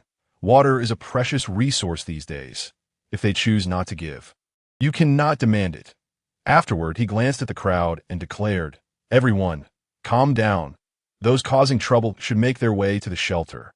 Then he directed his attention back to Guanwei and his companions. "In the future, do not let your dog intimidate others." Jiang Saida, smiling, saluted the soldier. "Yes, sir." The man, amused, chuckled. "Li Kai, I previously worked at the Inting Mountain Police Station. You all should get in the vehicle. We are departing shortly." With that, he turned and walked away. Guanwei frowned at Li Kai, while Wei Hung patted him on the back. "Come on, let us get in the car." Guanwei remarked. This fellow, Wei Hung, interrupted. "You'll have a chance to interact later. Let us go." 10 minutes later, they set off once more, making their way toward the shelter. After more than 10 hours of arduous travel, they finally arrived at the Inting mountain area. Though it was called a mountain, it was merely a modest hill. The trees had long since withered, leaving the entire mountain devoid of life. As they rounded the small hill, the distant sight of towering buildings became visible, with long lines of people queuing. The truck came to a halt, and everyone hurriedly disembarked, carrying their supplies. Duke leaped out and immediately dashed away. Guanwei noticed that the dog had found a dead tree stump. Marking it as his territory, Duke then began to wander aimlessly. Jiang Saida, wearing a troubled expression as he gazed at the long queue, lamented, "How long must we wait in line?" Guanwei also frowned, feeling the heat as beads of sweat trickled down his face, fearing he might succumb to heat stroke. He instinctively glanced back to check on Wei Hung's condition, but found he was nowhere to be seen. After scanning the area, Wei Hung appeared from the front of the line, saying, "Wait a moment." "Wait for what?" Before Guanwei could finish his sentence, a military jeep pulled up in front of them. The driver jumped out and rushed towards Wei Hung, enveloping him in a bear hug. Guanwei and Jiang Saida exchanged puzzled glances. Wei Hung said, "Let go. Act a bit more composed." The man, noticing the curious gazes of bystanders, quickly released Wei Hung and turned to Guanwei and Jiang Saida, smiling. "Hello, I'm Wei Zheng, Wei Heng's younger brother." Guanwei was momentarily taken aback, suddenly recalling that Wei Hung had mentioned his second uncle was a soldier. Both Guanwei and Jiang Saida hurriedly greeted him and introduced themselves. Duke returned at that moment, rubbing against Guanwei's pant leg. Wei Zheng, grinning, remarked, "Oh, is this dog yours? He is quite handsome. What's his name?" He reached out to pat Duke's head, but the dog swiftly dodged, growling as if ready to bite. Wei Hung swatted Wei Zheng's hand away, saying, "Stop dawdling. Let us get inside. It's too hot." Wei Zheng then seemed to remember something important, exclaiming, "Oh, I forgot. Hurry, get in the car." Once inside the vehicle, a refreshing breeze enveloped them, the air conditioning providing relief. Jiang Saida inhaled deeply, saying, "At last, I feel alive." Guanwei, feeling considerably more comfortable, remarked with a hint of disdain, "We're about to spoil." Wei Zheng laughed, "You're complaining about me. Brother, why don't you ask about the situation back home?" Wei Heng, sitting in the passenger seat, replied, "Seeing you like this indicates that everything is well at home." Wei Zheng pouted, "Well, not entirely. I'll give you the specifics when you return home." Wei Heng shot him a glance but remained silent, knowing that their grandparents and uncles and aunts were certainly safe. Otherwise, Wei Zheng would have been in tears upon seeing him. As the vehicle moved forward, Guanwei noticed a line of fences at the shelter's entrance, with soldiers recording and processing identification information. Wei Zheng parked near the entrance, and a soldier approached, saluting, "Team Leader Wei." Wei Zheng's demeanor shifted from jovial to serious as he stated, "These three are my family. Please process their paperwork." The soldier nodded, "Understood. Please provide me with your identification for registration. Additionally, prepare 5 pounds of supplies per person." He glanced at Duke and added, "For large pets, only half is required." Wei Heng inquired, "Are there any specific requirements for the supplies?" The soldier replied, "No particular requirements. Food items will suffice as long as the weight is adequate." The three of them submitted their identification and supplies, ensuring that they only brought what was necessary. With 3 beeps, their information was swiftly entered into the system, the supplies weighed, recorded, and then they were granted passage. Duke seemed to have taken a disliking to Wei Zheng, continually baring his teeth at him. Wei Zheng parked the vehicle about 100 meters inside the entrance and curiously asked, "What is up with this dog? Am I really that intimidating to dogs?" Guanwei casually tossed Duke a chew toy, saying, "His name is Duke. This is truly the first time we've encountered such a situation." Wei Heng bluntly stated, "You really don't seem to endear yourself." Wei Zheng merely chuckled, "Brother, I'm genuinely happy you're back. Grandpa mentioned you just a few days ago. He was worried about you."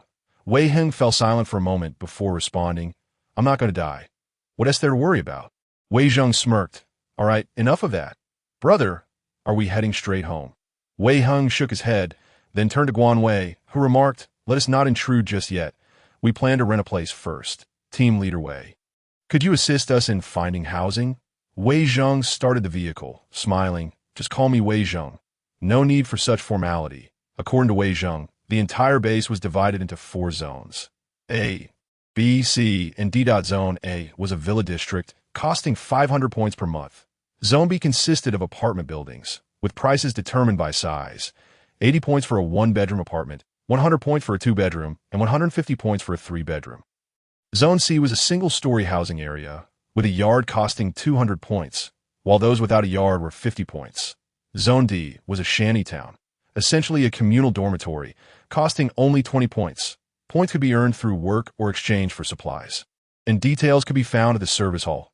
Wei Zheng continued. Oh, and you should first go to the service hall to process your identification information. It's a card similar to an ID. And your points will be recorded on it, so do not lose it. Guan Wei nodded.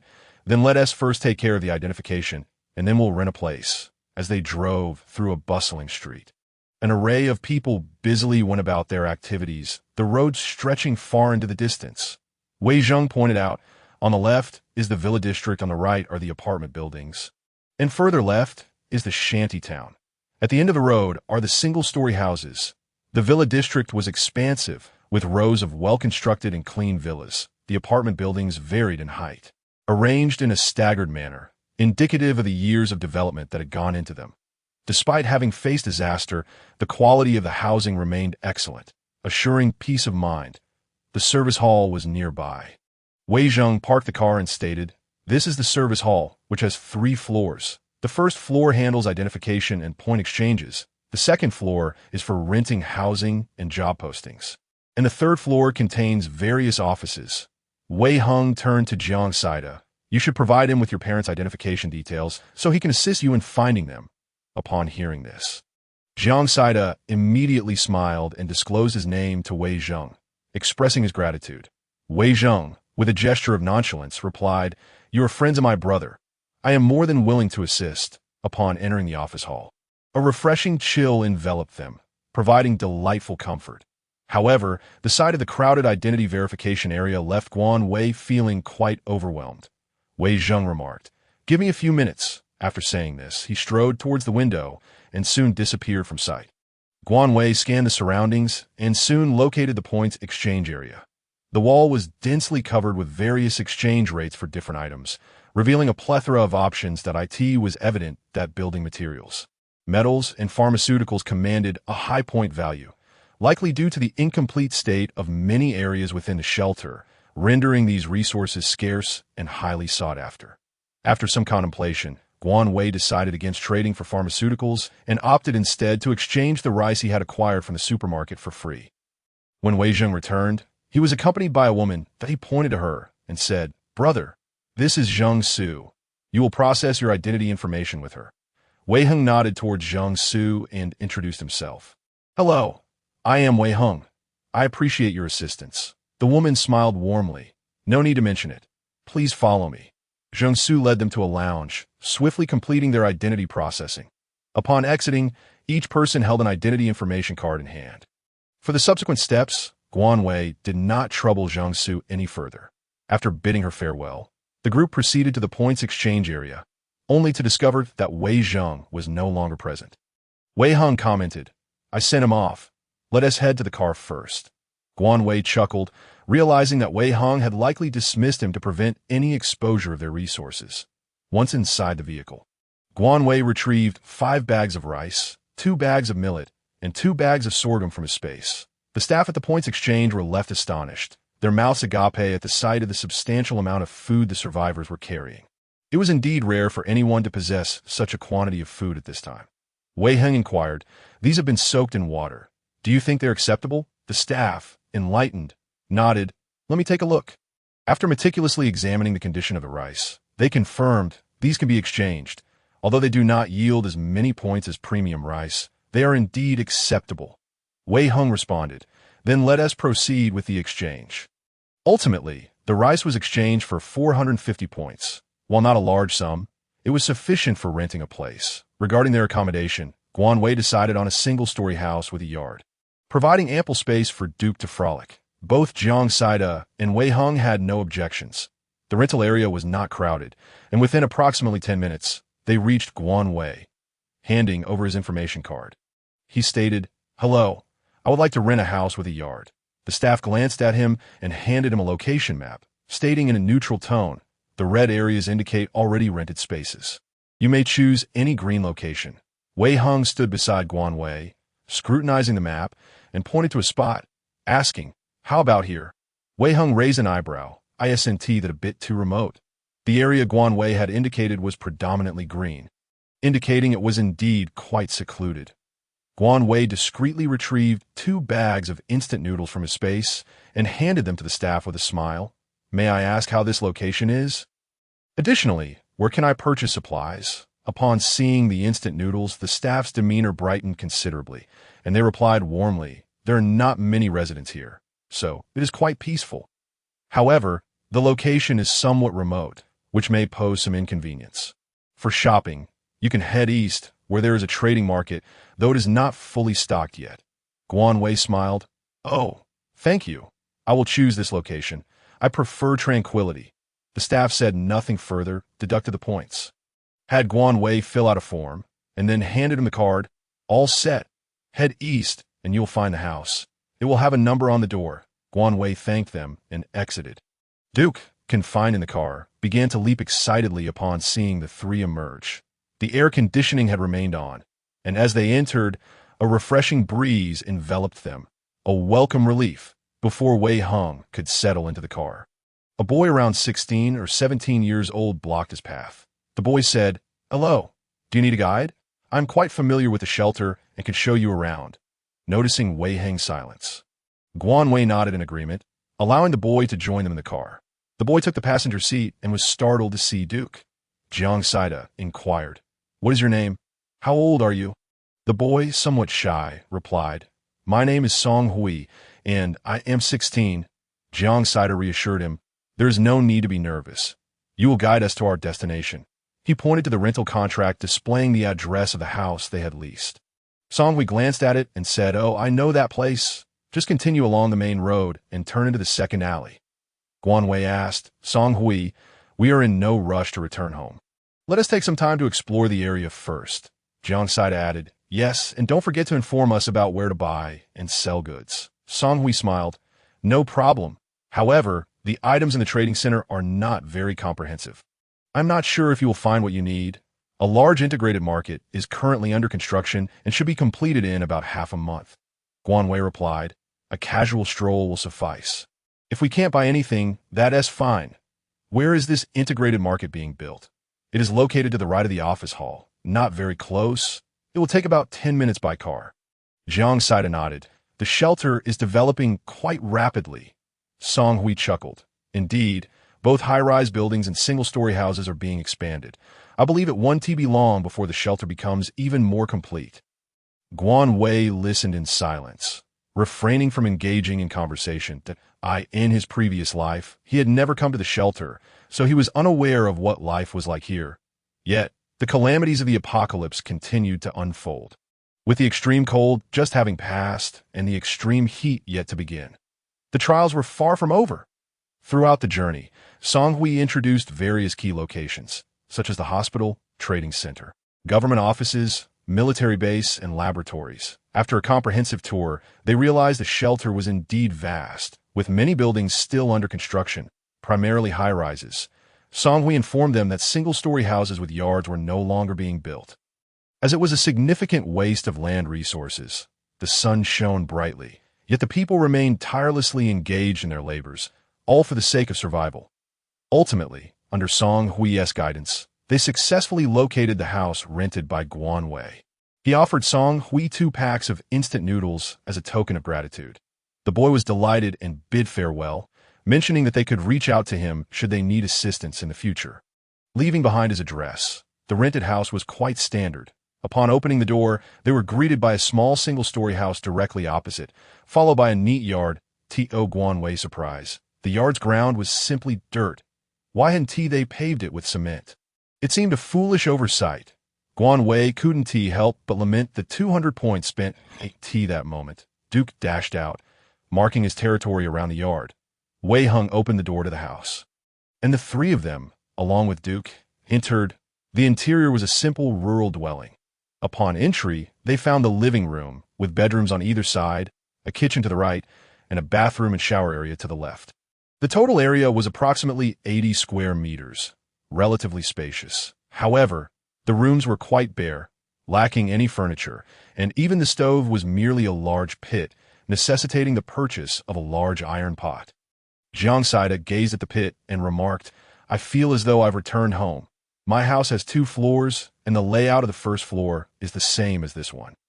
Except we have only one bedroom on the first floor, while the other room has a mahjong table specifically for my mother to play on. Guanwei chuckled. I genuinely don't have a large iron pot. I don't need anything else.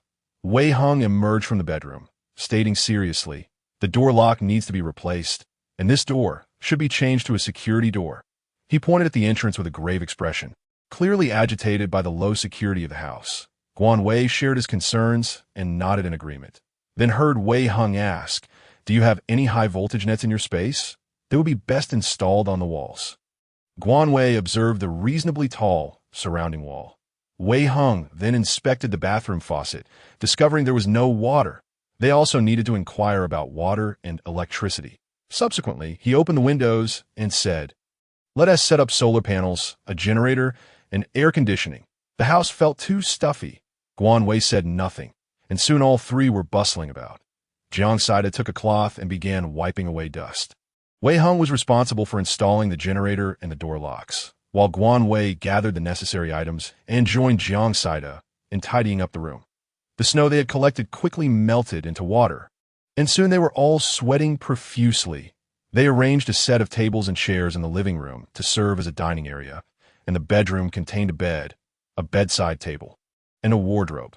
Afterward, Guanwei and Jiang Saida started hanging curtains. As the weather grew increasingly warm, Guanwei chose dark curtains to block out the sunlight. In the kitchen, they set up a shelf and neatly arranged pots and pans, even placing half a bag of soaked rice at the bottom of the shelf. Duke wandered around, following the three of them. Suddenly, Jiang Saida exclaimed, oh no, we need to set up a bed for Duke. Guanwei jumped. Can you not be so dramatic? It's hot. Will he even be able to sleep in a bed? Despite saying this, he still fetched Duke's bed and placed it in the living room. With a pleasant chime, the air conditioning unit sprang to life, instantly filling the room with cool air. In the living room stood a vertical air conditioner, casually taken during the time of gathering large copper coins.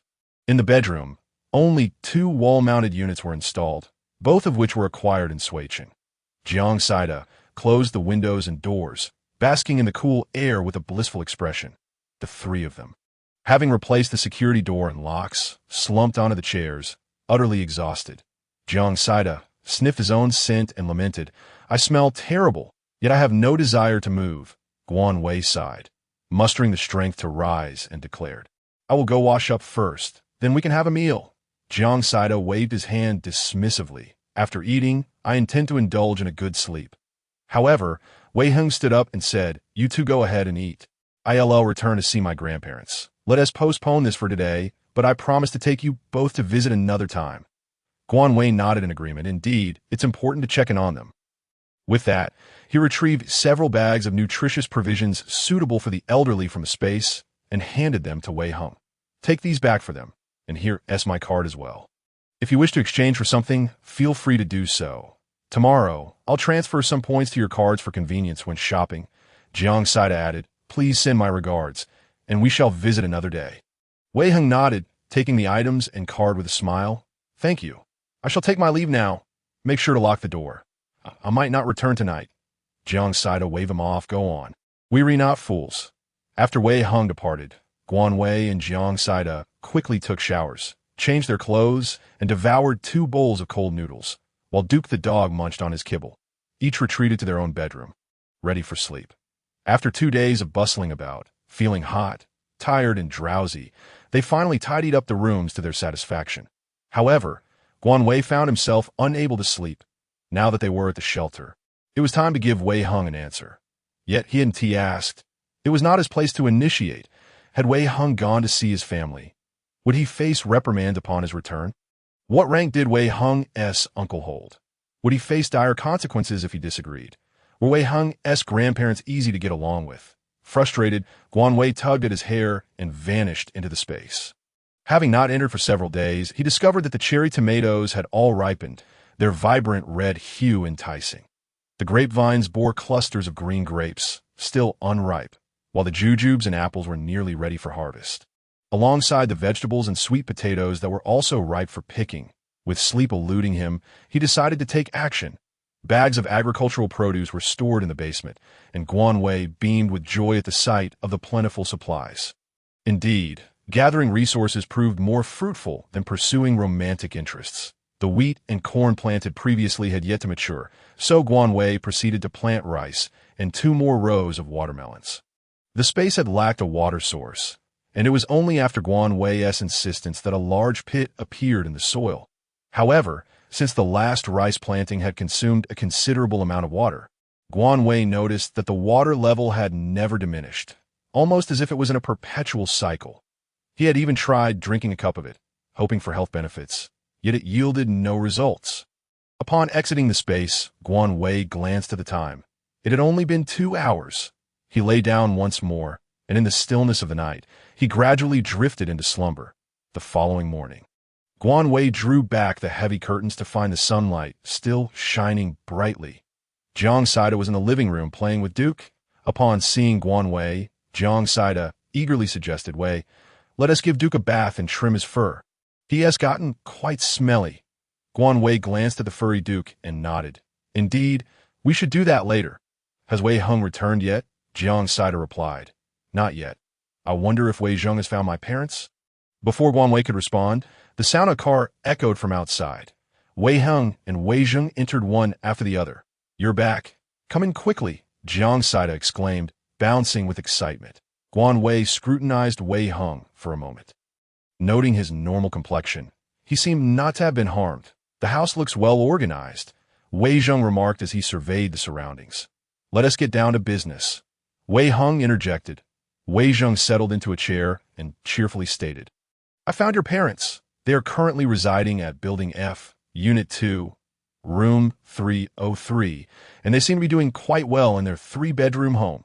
Jiang Saida leaped to his feet, grasping Wei Zheng's hand in gratitude. "Thank you so much. You've helped me immensely. From now on, you're like a brother to me. I'll be there for you whenever you need." Wei Zheng nodded vigorously. "Of course, we're friends." "No need for formality. Now let go of my hand. It's getting warm. It's too hot." Jiang Saida released his grip, grinning like a fool. Guanwei felt equally elated for Jiang Saida and promptly suggested, "Let us hurry over to your home to visit." Guanwei packed some food and snacks in his backpack, ensuring Duke was comforted and instructed not to bark before the 4 of them set out. Only then did they notice 2 cars parked outside. Wei Hung explained, "I secured one for our convenience when we go out." Guanwei nodded, whispering, "Are you all right after going back? What did your uncle say?" Wei Hung chuckled, leaning closer to Guanwei's ear. "Don't worry, I didn't get a beating." With a blush creeping to his ears, Guanwei hopped into the car. Wei Zheng had other matters to attend to and opted not to join them. But Guanwei invited him to dinner at their home when he had the chance. Wei Zheng happily accepted and departed. On the way, Guanwei noticed several households in the bungalows tidying up. Likely new arrivals. The shelter would gradually welcome many survivors, and numerous private shelters would likely send people over. Upon entering the apartment complex, Guanwei frowned slightly, not for any other reason than the close proximity of the buildings, with their tiny windows creating a dense appearance. Jiang Saida also fell silent, seemingly sharing the sentiment that the environment left much to be desired. Once downstairs, Wei Hung parked in a corner, locking the door cautiously before following them upstairs. The corridor wasn't particularly spacious, but remained relatively clean. Jiang Saida knocked on the door, a hint of nervousness in his demeanor. Moments later, the door swung open, revealing Jiang Saida as his sister-in-law, Meng Na. Upon seeing Jiang Saida, Meng Na's eyes welled with tears as she exclaimed, "Saida, is it really you?" Jiang Saida responded with a smile, "Sister-in-law, I'm back. Are Mom and Dad home? What about my brother and the kids?" Meng Na ushered him inside, saying, "Come in quickly. Everyone is well. Dad, Mom, come out and see who has arrived." The trio entered the stuffy room, and Jiang's parent hurried out upon spotting Jiang Saida. His mother, with tears streaming down her face, grasped his hands and lamented, "Oh, we've been waiting for you." His father, equally emotional, chastised, "You troublesome child, how dare you run away?" Jiang Saida embraced his mother, choking back tears. "Dad, Mom, I'm sorry. I am back now." Meng Na wiped her tears and urged, "Oh dear, don't just stand there. Sit down. The important thing is you're back." Guanwei and Wei Hung settled on the sofa. Observing Jiang as parents scold Jiang Saida for nearly 20 minutes, Ming Na awkwardly poured water for the two guests, apologizing, "I'm sorry, my parents are just overly excited. Have some water." Guan Wei shook his head with a smile. "Sister-in-law, we understand." The water in the cups appeared yellow and of poor quality. "Mom and Dad, don't scold me. My friends are here. Let me introduce them. This is Guan Wei and Wei Hung. Without them, I wouldn't have made it back."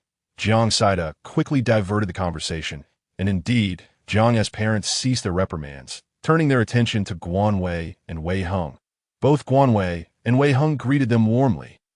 Jiang's mother smiled kindly. "Thank you both. My son has caused you trouble." Wei Hung swiftly waved his hands.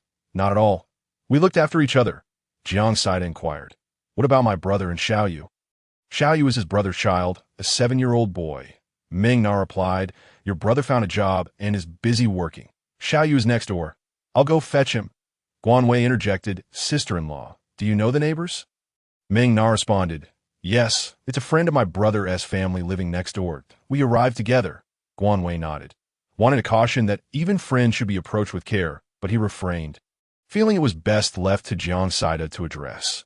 Ming Na then went to call over Xiaoyu, while Jiang's father remarked, "You all should stay for dinner, though we don't have much. Please don't be shy." Guan Wei shook his head. "Uncle, we want to stay for dinner. I have other matters to attend to. Let Jiang Saida keep you company." With that, Guan Wei pulled out a small bag of rice, some dried vegetables, 5 bottles of mineral water, and a few snacks, placing them on the coffee table. Jiang's mother immediately stood, pushing the items back into Guan Wei's hands, exclaiming, "What is this? Take it back quickly." "These provisions and water are precious," Jiang's father echoed. "Yes, take it away. This is unacceptable." At that moment, Ming Na returned with Xiaoyu, who ran up to Jiang Saida, exclaiming, "Uncle, I missed you so much." Jiang Saida lifted Xiaoyu into his arms, replying, "I missed you too. My little you is getting more handsome by the day." Xiaoyu curiously eyed Guan Wei and Wei Hung, then spotted the snacks on the table. Swallowing hard, Jiang Saida chuckled. "Xiaoyu, say hello. This is Uncle Guan Wei and Uncle Wei Hung." Xiaoyu blinked his big eyes and called out to them. Guan Wei smiled, squinting slightly as he handed Xiaoyu a packet of candy, saying, "Be good. Save this candy for later. But don't eat too much, or you'll get a toothache." Xiaoyu glanced at Ming Na, hesitating to take it, yet his eyes sparkled with desire. Ming Na quickly interjected, "You all keep it for yourselves." Wei Hung chuckled, "Sister-in-law, there's no need for formality. These are all gifts from Jiang Saida." Jiang Saida nodded and interjected, "Ah, let us not tear them apart." Ming Na then turned to her son. "Xiaoyu, thank your uncles." The little boy, with his cherubic voice, expressed his gratitude while his eyes were fixed eagerly on the sweets.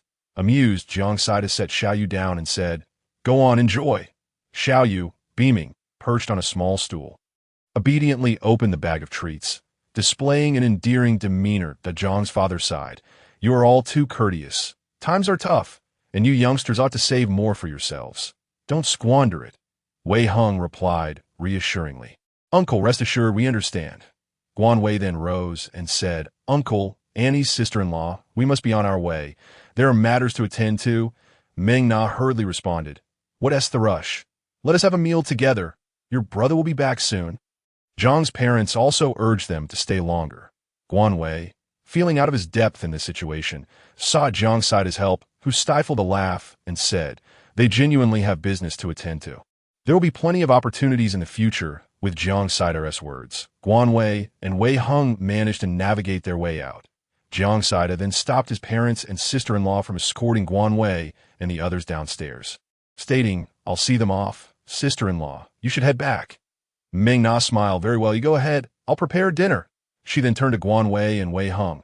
"You two should come by often. Your parents and I want to come down. Just enjoy your time." Guan Wei and Wei Hung nodded with smiles, rushing down the stairs to Mai. How enthusiastic! Jiang Saida accompanied the two downstairs, hesitating at the car's edge, opening his mouth to speak before closing it again. Guan Wei rolled his eyes and said, "Spit it out." Jiang Saida scratched his head and said, "Guan Wei, my parents and sister-in-law, along with Xiaoyu, are not in the best of spirits, and the environment, as you can see, is not great. I was thinking of renting a place near you for them." "That sounds good. You can discuss it with them. If they agree, we can go tomorrow." As for the points, Dante let them worry, Guan Wei replied. Jiang Saida's eyes glistened with emotion as he said, "Thank you, brother. Your secret is safe with me." Guan Wei patted Jiang Saida on the shoulder, saying, "It's a good thing for a family to reunite. Hold back those tears." Jiang Saida instinctively wiped his face. "What tears? I haven't cried." All that remained for him was the exhaust from the car. "Where to?" Wei Hung inquired. Guan Wei, in high spirits, replied with a smile. To exchange points, Guan Wei took out all the expired medications from his space: cold medicine, fever reducers, and antibiotics. Wei Hung asked, "Are you trading all of these?" Guan Wei nodded. "Yes, that I have no shortage of medicine. Medications are the most scarce resources in this world, and even expired ones can be exchanged for high points. Moreover," Guan Wei handed Wei Hung a large bag of traditional Chinese medicine to avoid drawing attention, and they exchanged separately. Ultimately, the medications fetched a staggering 3,500 points. Guan Wei was astonished, never expecting medicines to be so valuable. Next, the two inquired about the water and electricity situation. Electricity was relatively cheap, at 1 point per kilowatt hour, but water was exorbitant, costing 8 points per liter. Guan Wei hesitated about whether to hook up water, but Wei Hung had already paid the points, adopting a wealthy demeanor. Wei Hung laughed. "Let us start it. You don't have to use it if you don't want to." Guan Wei pouted in tacit agreement. They then examined job positions, noting that technical roles, along with hospital and guard positions, offered comparatively higher salaries, while the rest were rather meager. Wei Hung asked, "Are you looking for work?" Guan Wei shook his head. "Not at all. I'm just browsing." He had no intention of working, as he could easily gather resources outside to exchange for points. With temperatures soaring above 40 degrees, hitting 50, no work could continue. One must have water and food to survive. After resolving the water and electricity issues, Guan Wei and Wei Hung returned home to enjoy some cold noodles and brought Duke a few strips of jerky and dog food. After resting for an hour, they headed straight to the trading center with Duke in tow. The trading center was quite spacious, with neatly arranged stalls selling various items. It was bustling with people, and the stalls offered a mix of goods. Duke's presence immediately attracted attention. An instant sensation. Wei Hung held tightly to Duke, ensuring it stayed within his sight, while Guan Wei scoured the area for needed items. There were stalls selling bags, jewelry, fabric, clothing, pots and pans, and hardware, but none selling food or drink. Guan Wei paused at a stall displaying exquisite handicrafts, each piece intricately carved. The seller, slender woman, immediately greeted him. "Hey there, brother, what would you like to buy? Feel free to browse." Guan Wei inquired, "Sister, did you carve all of these?" The woman shook her head. "No, my husband did. We used to sell these. We have quite a bit of stock at home, but with everyone struggling for food, I thought I might exchange some for provisions." Wei Hung pointed to a reddish-brown dragon and asked, "What kind of wood is this carved from?" The woman glanced and remarked, "Brother, you have a keen eye. This is from rosewood." Guan Wei then asked, "How much for this? 50 points or 10 pounds of grain?" "That is a bit steep." Wei Hing interjected. The woman laughed. "It's not expensive at all. Not only is the wood top-notch, but the craftsmanship is also exceptional. My husband put in a lot of effort." Wei Hung shook his head, while Guan Wei said, "Sister, can you lower the price a bit? This one tea provides sustenance. I'm only interested in it for personal enjoyment." The woman pondered, slightly troubled. "Brother, how about you pick another one? If you buy two, I'll count it as 15 pounds of grain or 80 points. See, I'm being generous." Guan Wei chuckled and teased. "Sister, you really know how to do business." Wei Hung then chose another piece shaped like a cabbage, likely carved from the same wood. The woman cheerfully accepted the points, and the two departed with Duke. The trading center was quite lacking in quality items, and after a round of browsing, they found little worth purchasing. Just as they were about to leave, a sudden cry echoed, "Let go of my sister. I beg you, please." A male voice rang out. Everyone turned toward the source of the sound. Not far away at a stall, a boy was on his knees, crying out in desperation. In front of him stood four menacing figures, while a girl was being held by two of them, her face marred with bruises and tears streaming down. "Tianjua, don't worry about me. Just live well." The girl sobbed. Guan Wei and Wei Hung exchanged glances, both frowning. The girl was Gao Mengmeng, and the boy was Sun Tianjua, son of Sun Chengai. Sister, no. I can't let them take you, Sun Tianjua pleaded. Let go of my sister. I'll repay the debt. What do you little brat have to repay with, huh? Why not just hand over your sister? If we're pleased, we might even give her some points to spend. The lead man sneered, his followers echoing with laughter. You broke our trust. I only borrowed 50 points, yet you demand 200 back. You're inhumane. I'll report you. I'll go to the military. Sun Tianjua wiped his face and stood up defiantly. Damn, you little brat. Are you asking for trouble? The lead man stepped forward and kicked Sun Tianjua in the stomach. Two henchmen immediately advanced, raining down punches and kicks on him. Tianjua, don't provoke them. Just leave me, Gao Mingming cried out. She then desperately pleaded, please don't hit him. I'll go with you. Just don't hurt him. Gao Mingming struggled mightily, her voice hoarse, but she was firmly held. Utterly powerless, the lead man waved his hand, and the henchmen ceased their assault. Report us? You must be tired of living. Go ahead and try. I'll kill your sister in a heartbeat. The man growled viciously. Onlookers kept their distance, none daring to intervene. What a tragedy. Those poor children, an elderly man remarked. Indeed, borrowing from the Tsinghua Society is practically signing your death warrant. Another woman added. Guanwei asked, Sister, what is going on? I just arrived yesterday and don't quite understand. What is the Tsinghua Society? The woman glanced at Guanwei, seeing his kind demeanor, and replied, the Tsinghua Society is like a group of loan sharks. If you can't repay your points, they abduct women, though I've heard they dare to do anything. What a tragedy, Wei Heng queried. Why? I sent anyone intervening. The woman cast a glance at Wei Heng and muttered, it's useless. They just send out a couple of scapegoats, and that's the end of it. No, I can't let them take my sister. Sun Tianjua clung tightly to the lead man's pants. Desperate to prevent them from taking Gao Mingming. Tianjua, don't worry about me. Just go. Gao Mingming sobbed. The lead man's veins bulged as he raised his foot to kick Sun Tianjua in the head. Woof, woof, woof. At that moment, Duke lunged and bit the man's leg. The man lost his balance and fell, while he raised his other foot to kick Duke.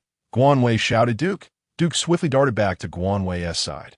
Gao Mingming and Sun Tianjua stared blankly at Guanwei and Wei Heng as they approached. Moments later, tears cascaded down their faces, their eyes filled with hope and longing.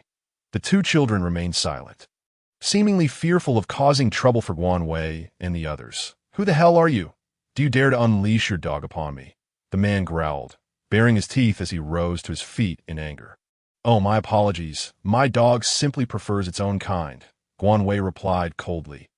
Wei Heng, with a mocking expression, added, Oh, he says you're a dog, but I must say, you're far inferior to one. The leading man, his eyes bulging with rage, turned to his lackeys and shouted, What are you staring at? Take them out. Several henchmen immediately charged at Guanwei and Wei Heng. In less than 10 minutes, a few large men lay sprawled on the ground, battered and bruised. Wei Heng even offered the additional service of dislocating arms, resulting in a chorus of wails. Guanwei turned to Gao Mingming and Zhao Tianju, asking, What happened to you two? As she stepped on the face of the leading man without any hesitation. She applied pressure with remarkable force. Gao Mingming supported Zhao Tianju, saying, Brother, they forced me. When we first arrived, I had no points and was desperate for work. I happened to encounter this man who deceived me, claiming he would lend me 50 points and allow me to sell things here for free, knowing I was in a dire situation. Tianju hadn't eaten for 2 days, Gao Mingming continued.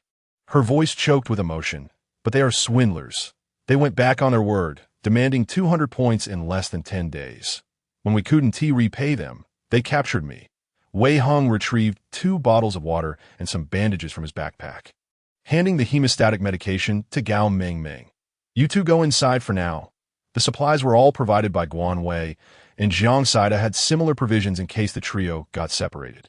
Gao Mingming accepted the medicine and bandages but declined the water, saying, Thank you, brother. Afterward, she led Zhao Tianju into the small shed behind the stall.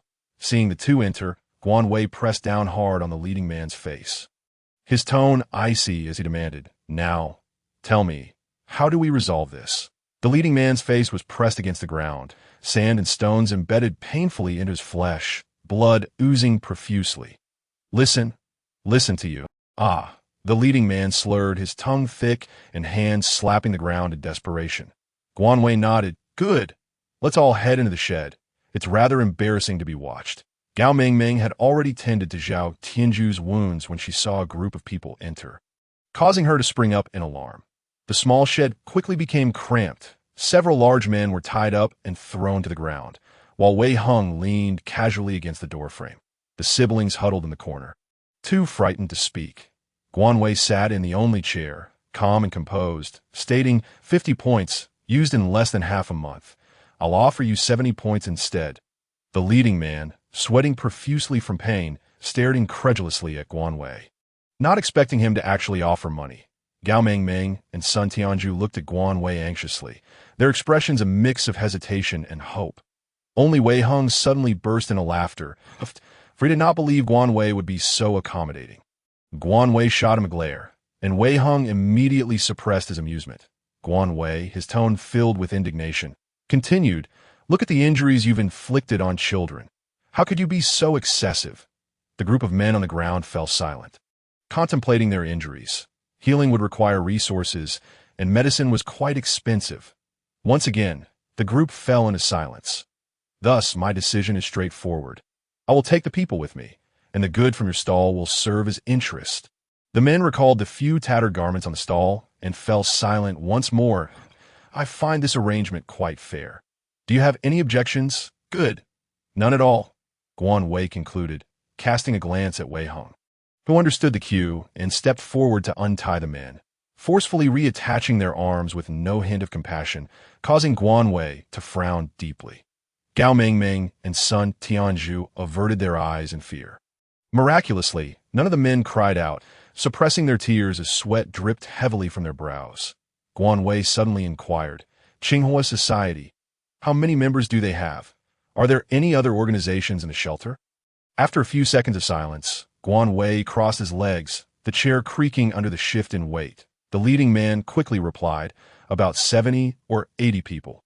Besides Tsinghua Society, there's also the Longhu Society, which has perhaps 100 members. The rest are merely small fry. And who is your leader? Where do they reside? Wang Hu and Wang Wei, the two brothers, they live in the villa area, number 35. Oh, so it's just the two of them at home? No, they have their wives and children, along with concubines. Sounds like they're living quite well. Get lost, Guanwei commanded. Wei Hung added, do you have an IOU? The leading man swallowed hard but had yet to respond when Gao Mingming interjected, Yes, hand it over, Wei Hung said sternly.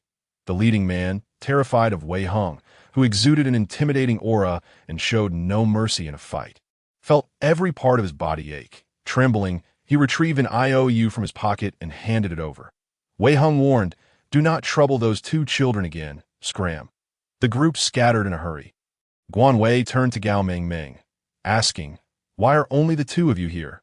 Gao Mingming's tears flowed freely as she recounted how they had encountered robbers on their way back to the shelter. To protect the two children, Sun Qinghai and his wife had tragically lost their lives. The siblings had stumbled along for quite some time before finally meeting a rescue team's vehicle. After hearing Gao Mingming's tale, Guanwei couldn't help but feel a pang of sorrow for the two young children, realizing the harsh reality. The rules had changed. The weak would be devoured by the strong, and only the fittest would survive. Guanwei sighed, asking, where do you two live? Sun Tianju replied, in the shantytown. This marked the first time Guanwei and Wei Hung had visited the shantytown, where wooden houses sprawled over a vast area, tightly packed together.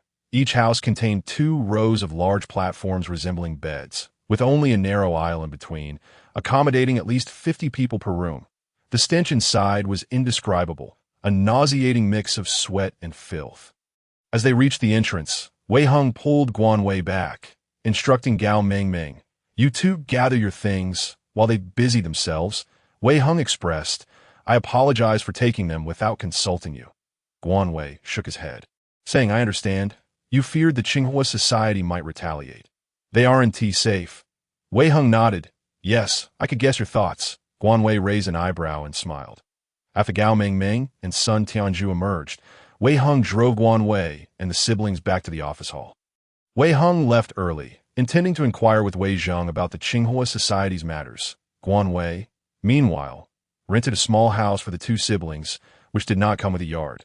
The small house was just 5 streets away from Guan Wei's home, relatively close. It measured about 50 square meters with 2 bedrooms, a bathroom, and a kitchen, perfectly accommodating one person in each room. Gao Mingming and Sun Tianzhu gazed at their new home, their noses tinged with emotion as they pressed their lips together. Feeling anxious, though they were young, they understood the importance of not taking what belonged to others, especially after their recent near-death experience. While they believed that Guan Wei and Wei Heng would not treat them like the Tsinghua Society did, they remained apprehensive. Guan Wei seemed to grasp their sentiments, smiling as he reassured, "You'll be staying here temporarily. I'll have someone bring over essential supplies shortly. Don't worry about anything else for now. Just focus on healing." Gao Mingming nervously glanced at Guan Wei and whispered, "Brother, thank you. I truly appreciate it, but we have nothing to repay you." Guan Wei patted the dusty window, stating, "Who says so? I will find tasks for you in the future. But first, you must heal." Sun Tianzhu inquired, "What kind of tasks?" "I could do them now." Guan Wei chuckled, "No rush. I have other matters to attend to. Let us wait a few days. You two should tidy up the house. I'll take my leave." With that, Guan Wei turned and departed. Sun Tianzhu looked at Guan Wei's retreating figure and then at Gao Mingming, asking, "Sister, what do you think you will have us do?" Gao Mingming shook her head. "I don't know, but I don't think it will be anything bad. Tianzhu, you should rest for now. I'll handle the tidying up." Once outside, Guan Wei found Song Hui, the boy who had guided them through the shelter. He gave Song Hui a few candies and 2 packs of instant noodles to deliver to Gao Mingming, along with 2 single mattresses, bedding, pots, bowls, half a bag of coarse grains, and 2 small bundles of dried vegetables. He also handed over the exercise plan he had created for himself, hoping they could strengthen their abilities. The items Guan Wei provided were modest, but it was all he could offer. Their future depended on their own efforts. Only by becoming truly strong could they avoid being bullied again. Guan Wei believed that they had already experienced the harsh realities of life. Upon returning home, Guan Wei found Wei Heng waiting for him. The two sat in chairs, enjoying the cool breeze while eating self-heating rice, with Duke sprawled on the floor happily gnawing on jerky. It was a contented scene. After finishing their meal, Wei Heng finally broached the subject at hand. In the early days of the shelter, the Tsinghua Society and Longhu Society had formed spontaneously. However, the Longhu Society adhered to rules. Unlike the Tsinghua Society, which was rampant, Guan Wei frowned, asking, "Who is backing the Tsinghua Society?" Wei Heng shook his head, unclear. During the extreme cold, the entire shelter fell into chaos. Everyone was focused on survival, and no one paid attention to these issues. "The Tsinghua Society cannot be allowed to continue. We must eliminate them," Guan Wei declared. Wei Heng chuckled. "In this world, it's not surprising for a few people to disappear without a trace." Guan Wei sighed softly. "It's truly inconvenient to commit murder without the cover of night." Wei Zheng suggested that they collaborate with the Longhu Association. The Longhu Association? Would they even agree? Wei Heng, uncertain, replied, "I'll find a way to contact their leader tomorrow and test the waters." At this point, both fell silent, exhausted from the day and with a multitude of tasks awaiting them the next day. The matters concerning the Tsinghua Association were not urgent, so they each retired to their respective rooms for rest. Upon returning to his room, Guan Wei remembered the 2 wooden carvings he had purchased at the trading market.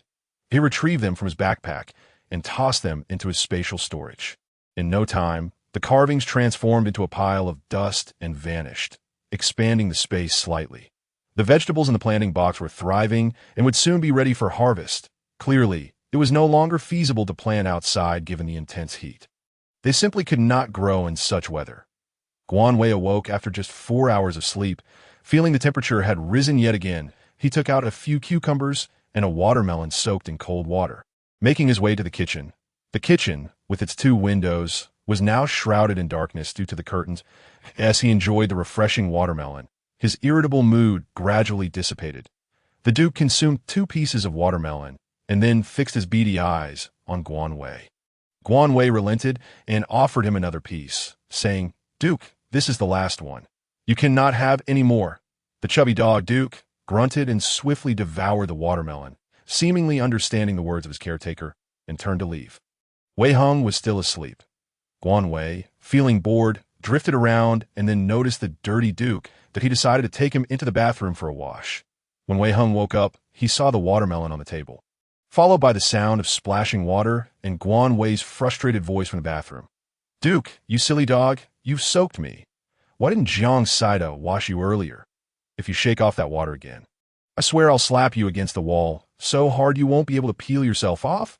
Wei Hung chuckled as he nibbled on some watermelon, intending to help, when he saw a drenched man and dog emerge from the bathroom. Duke scampered off to his doghouse to dry off, his expression hard to describe in the sweltering weather. Guan Wei was dressed in a short-sleeved shirt, shorts, and flip-flops, with his bangs still dripping wet, spotting Wei Hung. He asked, awake, "Have you eaten watermelon?" Wei Hang's gaze deepened, becoming calm and profound.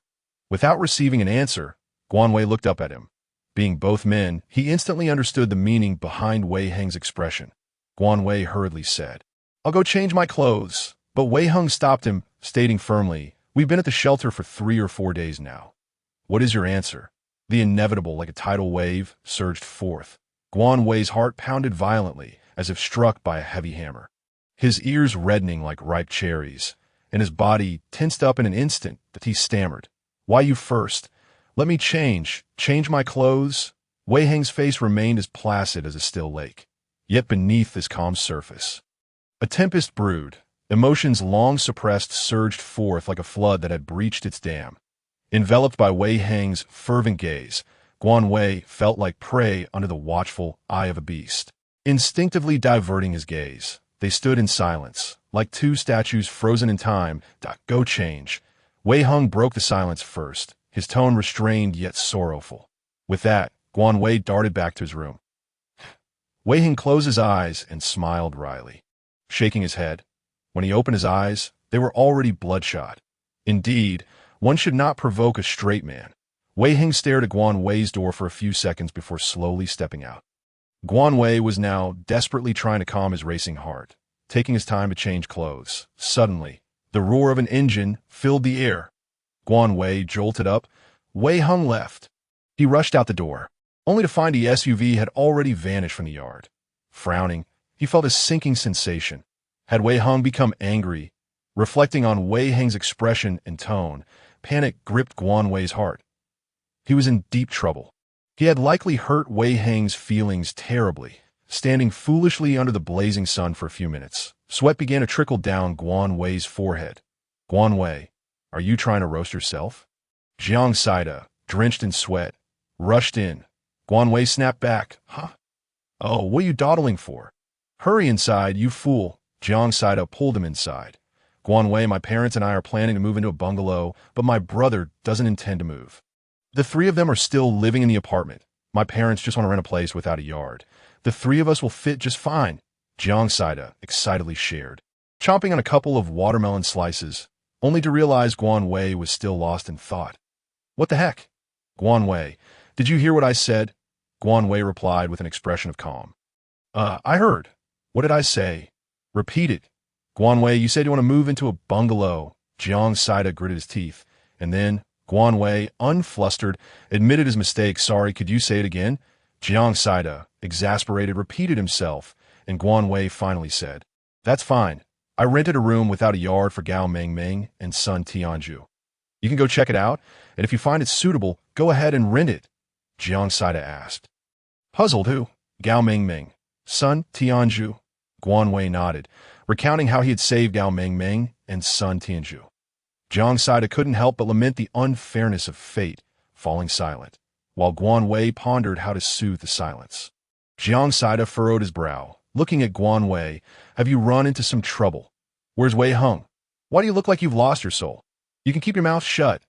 Guan Wei observed Jiang Saida for a few seconds before suddenly asking, "Hey, can I ask you a question?" Jiang Saida took a piece of watermelon, bit into it, and nodded. "Go ahead." Guan Wei hesitated. Hypothetically, if you upset your girlfriend, how would you make it up to her?" Guan Wei had a reason for asking Jiang Saida this. Asking anyone else would surely lead to the question, "Do you have a girlfriend?" And Jiang Saida's mind was as straightforward as a flat road. He wouldn't suspect a thing. Sure enough, Jiang Saida blurted out, "I don't have a girlfriend."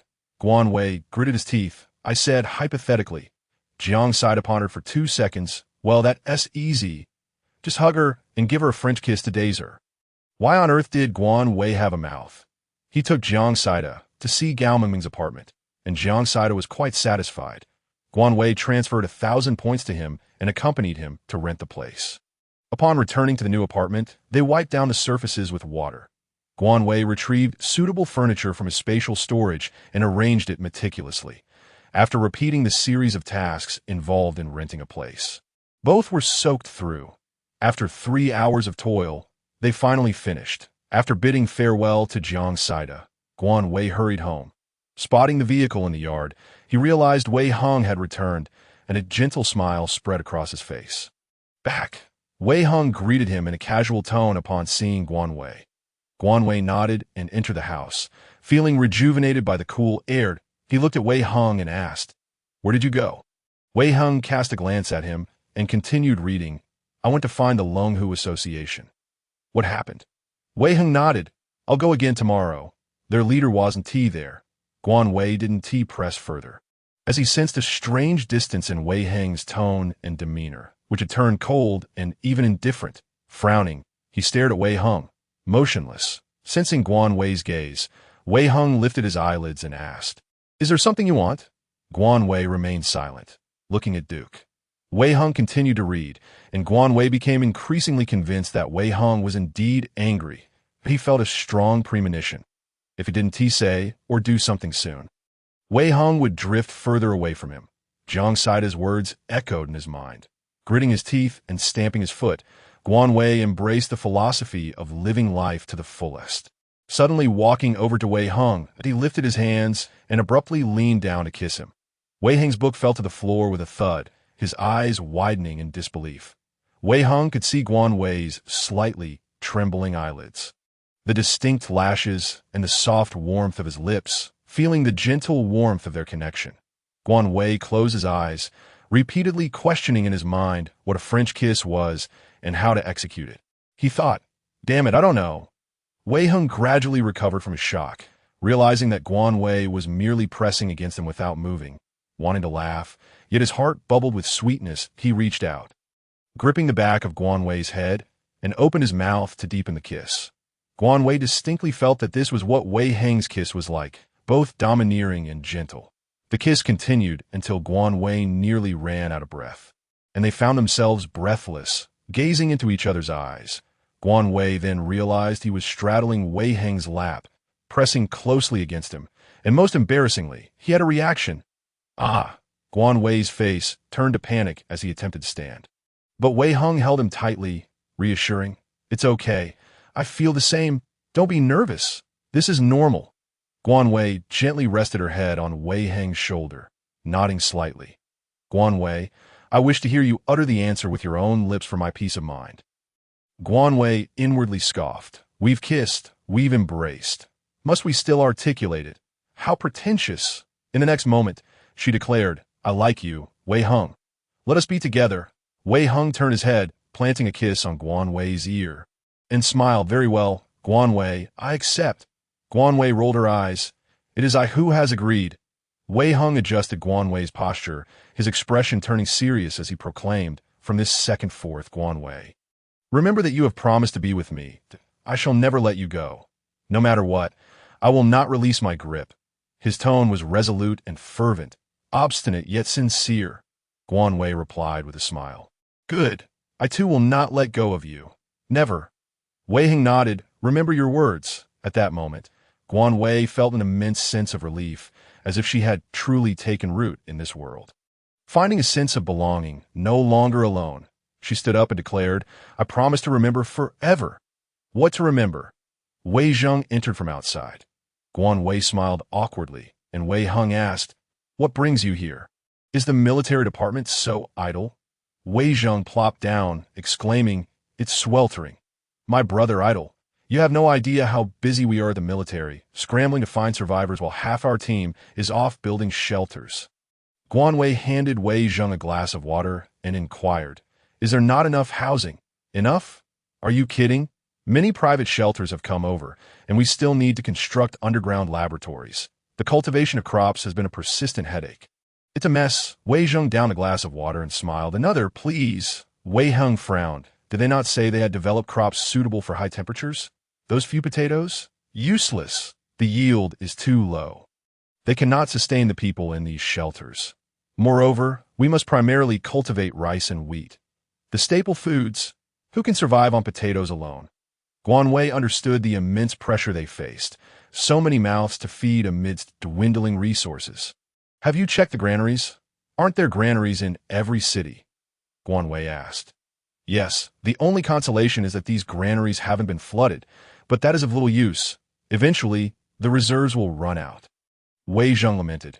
Wei Heng interjected. Tsk, don't burden us with such matters. They are yours to worry about, and they vex me.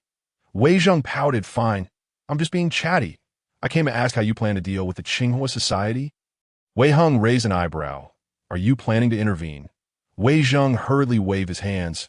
What nonsense! I cannot kill. We have discipline. Guan Wei frowned. Why can't you intervene when they oppress the common people? Wei Zheng sighed. We've intervened twice, and they just pushed out a scapegoat to take the blame. We were powerless. Sometimes I truly despise this discipline. It's worse than mingling with petty thugs. Wei Heng replied, TSK, I intend to collaborate with the Longhu Society. Wei Zheng chuckled. That sounds good. The leader of the Longhu Society is He Sheng. He's a decent fellow. My dad has praised him for his righteousness. However, I've heard that the brothers Wang Hu and Wang Wei are backed by a deputy mayor of Pan City. So don't be too conspicuous, Guan Wei inquired. Who is in charge of the entire shelter now? What is the situation with the leadership team? Wei Zheng paused for a few seconds before stating. The head of Pan City is surnamed Gong. The rest are leaders from various cities, each with a degree of influence. However, there is much rivalry. Every meeting, whether large or small, is filled with verbal sparring. Yet the final decision rests with Mayor Gong.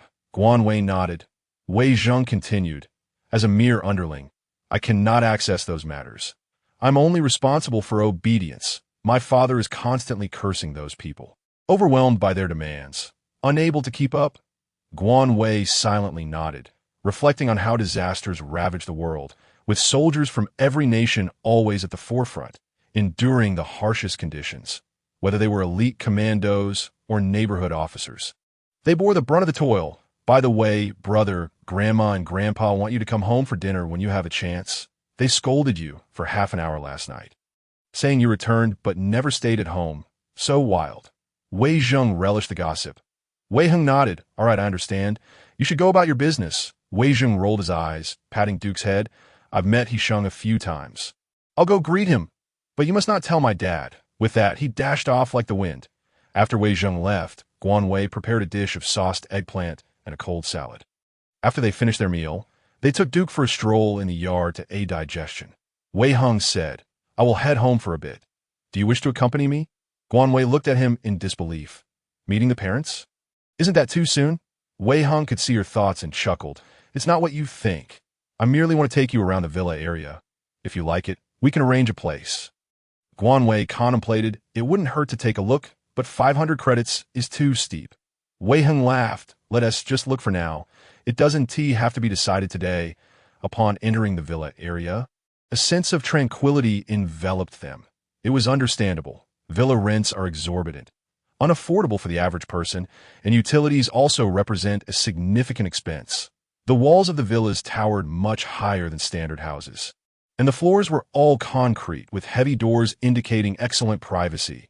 Wei Heng's grandparents lived at number 70 with Wei Zheng's family.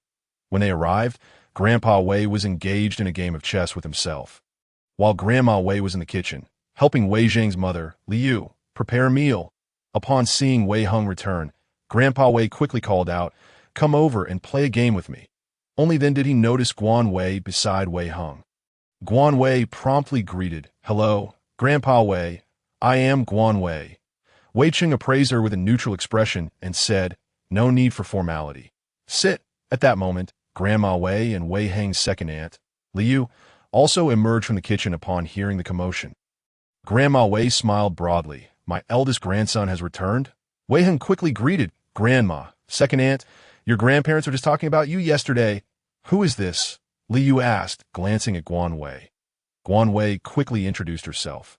I am Guan Wei, a friend of Wei Hung. This is just a small token of my appreciation. Please don't mind. Guan Wei presented the canned goods and health supplements for the elderly that she had brought from her space. Liu responded, "Oh, there's no need for such niceties. You must keep these. They are precious." Wei Hung took the gifts and placed them directly on the coffee table, saying with a smile, "Take them, second aunt." Grandma Wei urged, "Quickly sit down. Dinner will be ready soon." Wei Hung shook his head. "We just finished eating." Wei Chung remarked sternly, "You will eat. Your second uncle and Wei Zhong will be back soon." Liu quickly added, "Yes, have a little something before you go. I will hurry to prepare." With that, she dashed back into the kitchen. Grandma Wei sat on the opposite sofa and scolded, "Honestly, why don't you stay at home when you return?" "It's not like there's no place for you," Wei Chung grumbled. "He's gotten wild." Wei Hung nonchalantly sat on the sofa, remaining silent as if unfazed. Guan Wei, feeling helpless, nudged Wei Heng's arm and softly urged, "Go play chess with your grandfather." Wei Hung raised an eyebrow. "Aren't you bored?" Guan Wei shook her head. "Not at all." Duke, perhaps unable to stay still in the yard, barked a few times and scratched at the door. Grandma Wei wondered, "Is the dog barking?" Wei Heng stood up and opened the door. Duke dashed right in. Grandma Wei exclaimed in surprise, "Oh, is this your dog? Quite plump." Guan Wei felt a shiver run down her spine. Fearing for Duke's safety, Wei Chung stood up and patted Duke's head, asking, "What breed is this?" Wei Hung replied, "Just a mutt." Old Wei Chung abandoned his chess game to play with Duke. Wei Hung remarked, "We used to have a dog, but it passed away, and the old man was so heartbroken that he never got another." Guan Wei nodded in understanding. Wei Heng's second uncle, Wei Mingxuan, returned with Wei Zhong. Wei Mingxuan stood nearly 6'3", his piercing gaze exuding authority. Wei Zhong greeted with a smile, "Brother, you both are here? Why didn't you tell me?" Wei Hung did not respond but turned to Wei Mingxuan, saying, "Second uncle, this is Guan Wei." Guan Wei quickly greeted, "Hello, Uncle Wei." Wei Mingxuan's sharp eyes scrutinized Guan Wei, who met his gaze calmly, her heart racing. "I must not retreat. I wonder if he would be furious upon discovering the nature of my relationship with Wei Hung." Wei Mingxuan withdrew his gaze, replying curtly, Guan Wei found him difficult to read. Wei Chung descended from the second floor with Duke, announcing back, "Time to eat." With a single command from the elder, everyone gathered around the dining table. Awaiting the meal, Guan Wei exhaled silently. Goodness, that was intimidating. Wei Hung chuckled silently, pulling her down to sit. The dinner consisted of a pot of noodles, a plate of pickled vegetables, and canned fish and beef, just a simple family meal. Old Master Wei even specially prepared a small bowl of noodles and 2 cans of fish for the Duke. Oblivious to the gesture, the Duke only consumed the fish cans. Old Master Wei took a bite of the noodles and inquired, "What did you say at the meeting today?" Wei Mingxuan replied, "The meteorological experts predict a sharp rise in temperature in 5 days. Old Master Wei furrowed his brow and sighed. "How will the authorities handle it?" Wei Mingxuan responded, "Dad, once the temperature exceeds 60 degrees, there's nothing anyone can do. The power supply is already in place, but whether the air conditioning can cope is another question. At that point, we can only leave it to fate." Wei Zheng added, "Grandfather, please do not worry. Who can contend with natural disasters? You and grandmother should take care of your health." The atmosphere grew somewhat somber, prompting Grandmother Wei to exclaim in anger, "No discussing work at the dining table from now on. Let us eat in peace." Liu chimed in with a smile, "Guan Wei, eat more. The conditions are as they are. Don't be picky." Guan Wei shook her head. "No, this is quite good." Wei Zheng, with a clatter, prepared another bowl of noodles and remarked, "Don't mention it. I've been having watery porridge with barely any rice and coarse corn cakes in the cafeteria for the past few days. Those cakes are so rough they scratch my throat. Speaking of which, what does Mayor Gong's family eat?" Wei Mingxuan smacked Wei Zheng on the head. "Why don't you go see for yourself?" Wei Zheng pouted and muttered, "Aren't I just curious?" After dinner, the men sat on the sofa sipping tea, while Grandmother Wei and Liu went next door to chat. Wei Chen glanced at Wei Hung and asked, "Aren't you planning to find a job with your second uncle?" Wei Hung withdrew his gaze from the Duke and replied, "Not for the time being." Wei Mingxuan, looking frustrated, exclaimed, "Then what do you intend to do?" "Huh." His voice was authoritative, causing Guan Wei to flinch slightly. Wei Qing admonished, "Why are you shouting?" Wei Mingxuan, fuming, chose to remain silent. Wei Zheng interjected, "My brother has his own plans. He knows what he is doing." Wei Mingchuan wanted to scold further, but, upon seeing Guan Wei, swallowed his words. Wei Heng and Guan Wei did not linger long before departing from the Wei residence. The two drove a detour to the villa where Wang Hu and Wang Wei, the brothers of the Qinghua Club, resided, only to find the gates firmly shut. In the car, Guan Wei asked Wei Heng, "Should we send some food, vegetables, and fruits to your family?" Wei Heng shook his head. "Not for now. I'll let them know when the opportunity arises." Guan Wei, feeling somewhat guilty, remarked, "But your grandparents are old. They can't endure this." She added, "Then why not send some dried vegetables and jerky tomorrow? Eating the same thing isn't sustainable for their health." Wei Heng smiled. "All right, I'll heed your advice." Upon returning home, the two took showers and prepared for bed, as there were no nights recently. Guan Wei had been strictly regulating her sleep schedule, fearing a disruption to her biological clock and a reversal of day and night. Suddenly, Wei Heng seized Guan Wei, who was about to head back to her room, and asked, "Do you want me to accompany you?" Guan Wei glanced at him, her ears reddening. Wei Heng chuckled, "Just teasing you." He then embraced Guan Wei and softly stated, "We may not sleep together, but I reserve the rights of a boyfriend." Their lips intertwined as Wei Heng gave Guan Wei a long French kiss. Upon returning to her room, Guan Wei was still in a daze, taking some time to regain strength in her legs. She silently criticized herself. "What a failure! How will I ever keep Wei Heng in check after this?" Entering the space, she checked the vegetable planting box and harvested some fruits to store in the basement. When she awoke again, Wei Heng heard clattering sounds coming from the kitchen. Approaching, he discovered 2 bowls of cucumbers on the floor, one sliced into strips and the other whole, along with a bowl of radishes. Guan Wei was chopping cucumbers, but her patience seemed to be wearing thin, and she was quite irritable. Wei Heng laughed. "What are you doing?" Guan Wei's face lit up with a smile. "You're awake.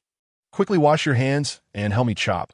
I'm making pickled vegetables." Wei Heng asked, "Do we need to pickle that much?" Guan Wei nodded. "The Zhang family and yours are sending some over.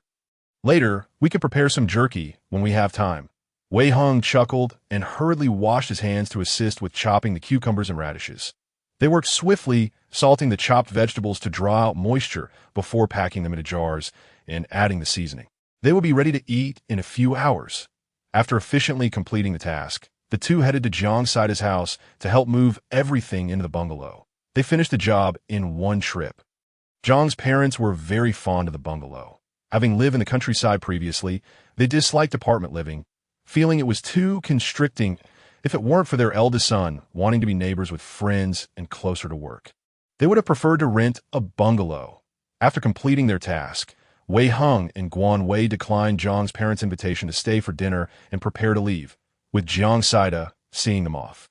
Guan Wei said, "I've left rice, flour, oil, and some vegetables and potatoes at your place.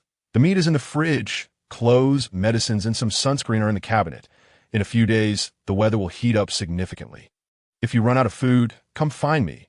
Jiang Saida pretended to wipe away tears. "Thank you, my benefactor." Guan Wei replied, speechless. "Get lost." Wei Heng asked, "Have you thought about how you'll explain where all this came from when your parents ask?" Jiang Saida froze, realizing he hadn't considered that. Guan Wei smiled. "Just tell them the truth. But you don't need to elaborate. Simply say it was a gift from me. And remember to keep it a secret." Jiang Saida nodded. "Okay, I know what to do."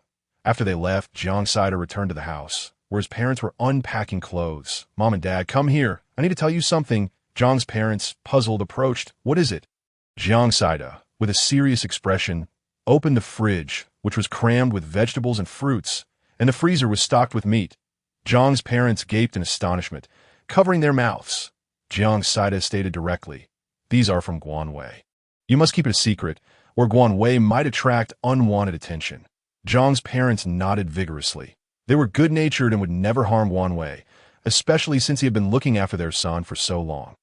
Since the extreme cold began, they had witnessed many heartless individuals willing to harm the elderly for food or sell their children.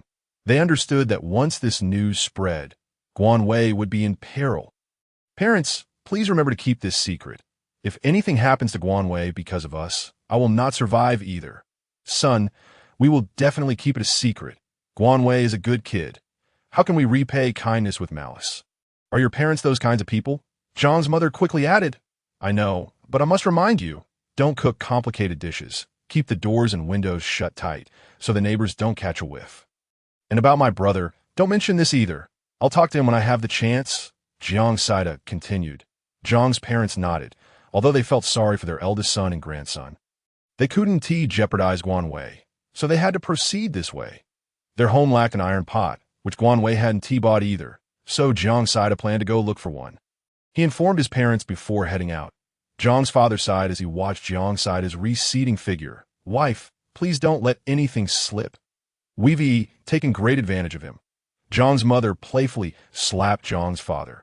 I want tea. Don't worry. After living for half a lifetime, I know better than that.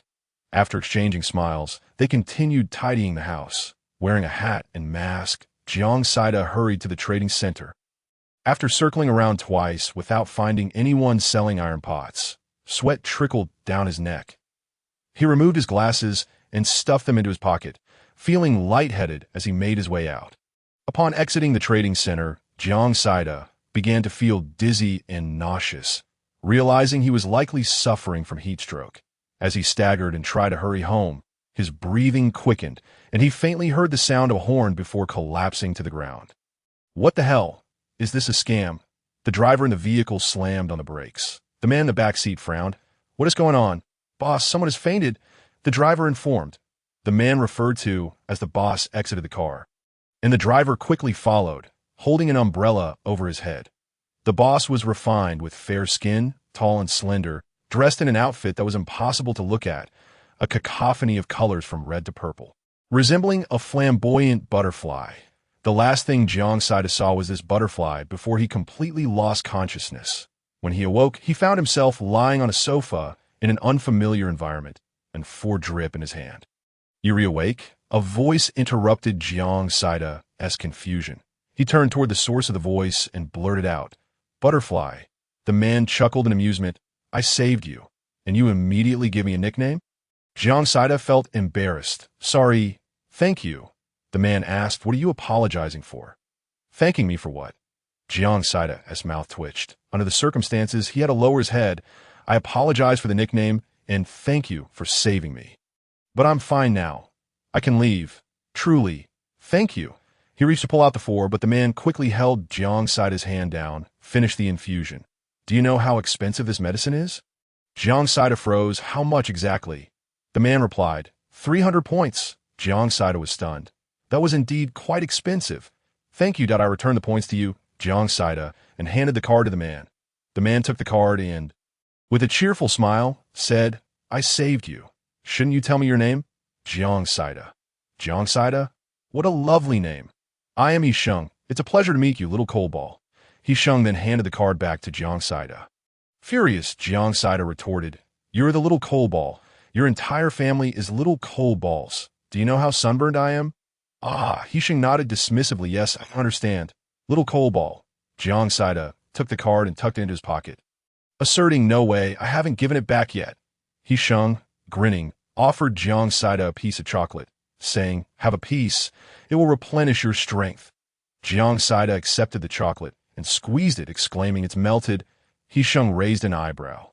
Why are you so picky? Just being able to eat chocolate is good enough. Jiang Saida pouted. Chocolate that has never melted before. Yisheng opened the chocolate wrapper and held it to Jiang Saida's mouth, insisting eat. Reluctantly, Jiang Saida took it with one hand and ate it, finding it overly sweet. Yisheng then handed him a bottle of water, saying, Rehydrate before you leave. Finally, Jiang Saida engaged his brain and asked, Why are you giving me fluids and food when it wasn't you who hit me? Yisheng chuckled, recalling, I remember when I was a child visiting my grandmother in Dan City. There was a neighbor with the surname Jiang. A little black radish would always follow me around. If I told him not to, he would cry and wail. His voice was so loud. Suddenly, Jiang Saida's eyes widened. You were that big brother? At that time, he was only 6 or 7 years old, while Yisheng was 3 years older, frequently visiting his grandmother's house next to the Jiang family. Jiang Saida adored that big brother and followed him everywhere. Later, when Yisheng's grandfather fell ill, Both grandparents were taken away by their son, and Hisheng never returned. Jiang Saida had cried for a long time, lamenting he would never see his big brother again. Jiang's parents were both amused and perplexed, teasing him that he must have thought his wife had run away. Hisheng playfully ruffled Jiang Saida's nose, asking, "Remember now?" Jiang Saida laughed. "I've changed quite a bit." "You actually remember me?" Hisheng teased. "It's rare to see someone so dark." Jiang Saida countered. "It's also rare to see a white butterfly." Hisheng chose not to continue the banter and inquired about Jiang Saida's recent circumstances and family situation. After the fluids were administered, Hisheng drove Jiang Saida home, promising to visit Jiang's parents in a few days. Upon returning home, Jiang Saida suddenly realized he hadn't inquired about Hisheng's situation. Vowing to ask next time, little did he know, the next encounter would come sooner than expected. Wei Heng planned to find the Longhu Society, and Guan Wei, feeling uneasy, insisted on accompanying him, so they decided to leave Duke at Jiang Saida's house. When Jiang Saida heard they were going to the Longhu Society, the ever-curious person couldn't possibly resist. Thus, he reappeared outside the building he had just exited 3 hours prior. The entrance door was tightly shut, and when Wei Heng knocked, someone quickly opened it, asking, "What's the matter?" The person who opened the door was a young man, his gaze watchful. Wei Heng got straight to the point. "I'm looking for your boss." "Looking for our boss? Who are you? You think you could just ask for our boss?" The man scoffed. Wei Heng tossed him half a pack of cigarettes, and the man raised an eyebrow, grinning. "Wait here." Before turning and running off, Wei Heng had informed them in the car that the Tsinghua Society had someone backing them and occupied numerous stalls, renting out to earn resources or points. While incidents similar to the Gao Mengmeng case were rampant, and they even provided unofficial services. In contrast, the Longhu Society gathered their own resources.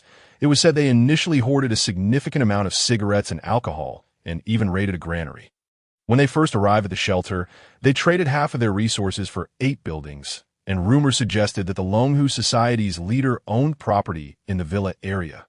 In summary, they lived off rental income. However, the veracity of these claims remained uncertain. As Wei Heng had merely gathered this information, the shelter resembled a miniature world, with all sorts of activities occurring. Yet, the thought that some individuals were pillaging the populace while survival was still in question was indeed quite heartless. The man soon returned, inviting the 3 of them inside. Perhaps as a show of goodwill, he quietly reminded them, "All 3 leaders of our organization are present." They were promptly led into a clean room on the first floor, furnished with simple wooden furniture, where a man lounged on a single sofa, casually crossing his legs while observing Guan Wei and the others. 2 other men sat on another sofa, also turning their attention to them. Upon entering last, Jiang Saida immediately spotted the flower butterfly. He glanced around and realized this was the very room he had just occupied. In astonishment, he asked, "Brother Sheng?" Simultaneously, Guan Wei discreetly raised an eyebrow, recognizing one of the men as Zhou Zhong, who in a past life had stolen his resources and directed him where to purchase knives. The flower butterfly, referred to as Brother Sheng, looked at Jiang Saida with confusion, asking, "What is going on? Do you know each other?" Guan Wei and Wei Heng also stared at Jiang Saida, bewildered. For a moment, the 6 men fell silent, each harboring a myriad of questions. Hisheng chuckled. "All right, let us all sit down first." He then recounted the events that had transpired 3 hours earlier, while also introducing everyone. The 3 leaders of the Longhu Society were Hisheng, Zhou Zhong, and Yang Bo. Yang Bo appeared composed and spoke little, giving off an air of cunning wisdom. Zhou Zhong maintained a nonchalant demeanor, exuding a hint of banditry. After hearing everything, Guan Wei genuinely marveled at the serendipity of their circumstances. Internally, he mused, this collaboration would surely yield fruitful results. Hisheng poured a cup of tea for each person, smiling. "Wei, is he your brother?" Wei Heng nodded. "Yes, my cousin." Hisheng continued, "Since everyone knows each other and you are friends of Saida, I'll ask directly. Why do you want to target Tsinghua?" Guan Wei took a sip of tea and replied, "We rescued 2 children from their grasp. We've hidden them, but they will eventually be discovered. Furthermore, allowing them to remain is a disaster." Wei Heng added. Hisheng remarked, "To be honest, this matter is challenging. They don't leave the shelter, and you can't openly kill them. especially since there's no nighttime now. It's quite the conundrum. Jiang Saida inquired. Brother Sheng, do you have a solution? He Sheng pondered for a moment before responding. Yes, lure them out. Jiang Saida smiled. Shall we collaborate? He Sheng smirked. What's in it for me? Jiang Saida turned to Guan Wei, who raised an eyebrow and asked, What do you want? He Sheng replied, I'll take 70% of the resources, and the villa is yours. Wei Heng laughed. Are you sure? Guan Wei glanced at Jiang Saida, who quickly declared, Resources will be split 50-50. The villa belongs to us. He Sheng squinted at Jiang Saida, while Zhou Zhong and Yang Bo fell silent. Jiang Saida added, Brother Sheng, don't you trust me? His gaze was clear and sincere after a few seconds. He Sheng laughed. All right, it's a deal. Yang Bo frowned slightly, while Zhou Zhong grew anxious. Boss? He Sheng immediately waved his hand. I trust him. He then raised his teacup, declaring, Let us toast to our successful endeavor. The others raised their cups and drank in unison. After Guan Wei and the others departed, Zhou Zhong asked, Boss, why are you collaborating with them? We could handle it ourselves. He Sheng smiled. The old man values Wei Mingchuan highly. And I also want to give little Kohlball a proper welcome gift. Zhou Zhong and Yang Bo both exclaimed, Boss. He Sheng interrupted. I understand your concerns. Trust me, the more friends, the more paths we can take. The Longhu society moved faster than anticipated. Early the next morning, after Guan Wei practiced a set of punches, he heard Wei Heng say, He Sheng has sent someone to notify the location. We're ready to depart. Guan Wei nodded. All right, I'll prepare. Wei Heng pulled Guan Wei into his embrace, gently stroking his hair, whispering, Be careful, don't get hurt. Rest assured, I will take care of myself. And so should you. Wei Heng tenderly kissed Guan Wei. Their lips and tongues intertwining, breaths mingling. The two delivered Duke to Jiang Saida's house before departing the shelter together. The entrance and exit of the shelter were bustling, with many survivors arriving today, each looking spiritless and emaciated. Anyone entering the shelter was subjected to checks, but leaving did not require documentation. After the three exited smoothly, they drove towards the right. Guan Wei handed each of them a backpack containing weapons. Jiang Saida pulled out a gun and placed it in his pocket, inquiring, Where's the location? Wei Heng replied, On the outskirts of the city in the mountains. Your brother Sheng is quite the character.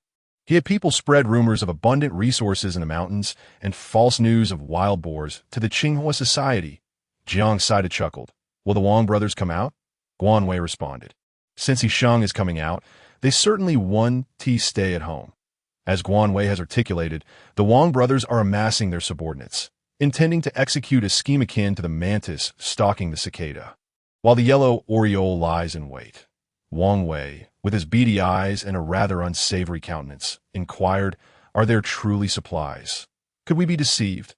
Wang Hu, his visage marked by brutishness and a coarse voice, dismissively replied, No, that flamboyant butterfly, He Sheng, has already taken flight.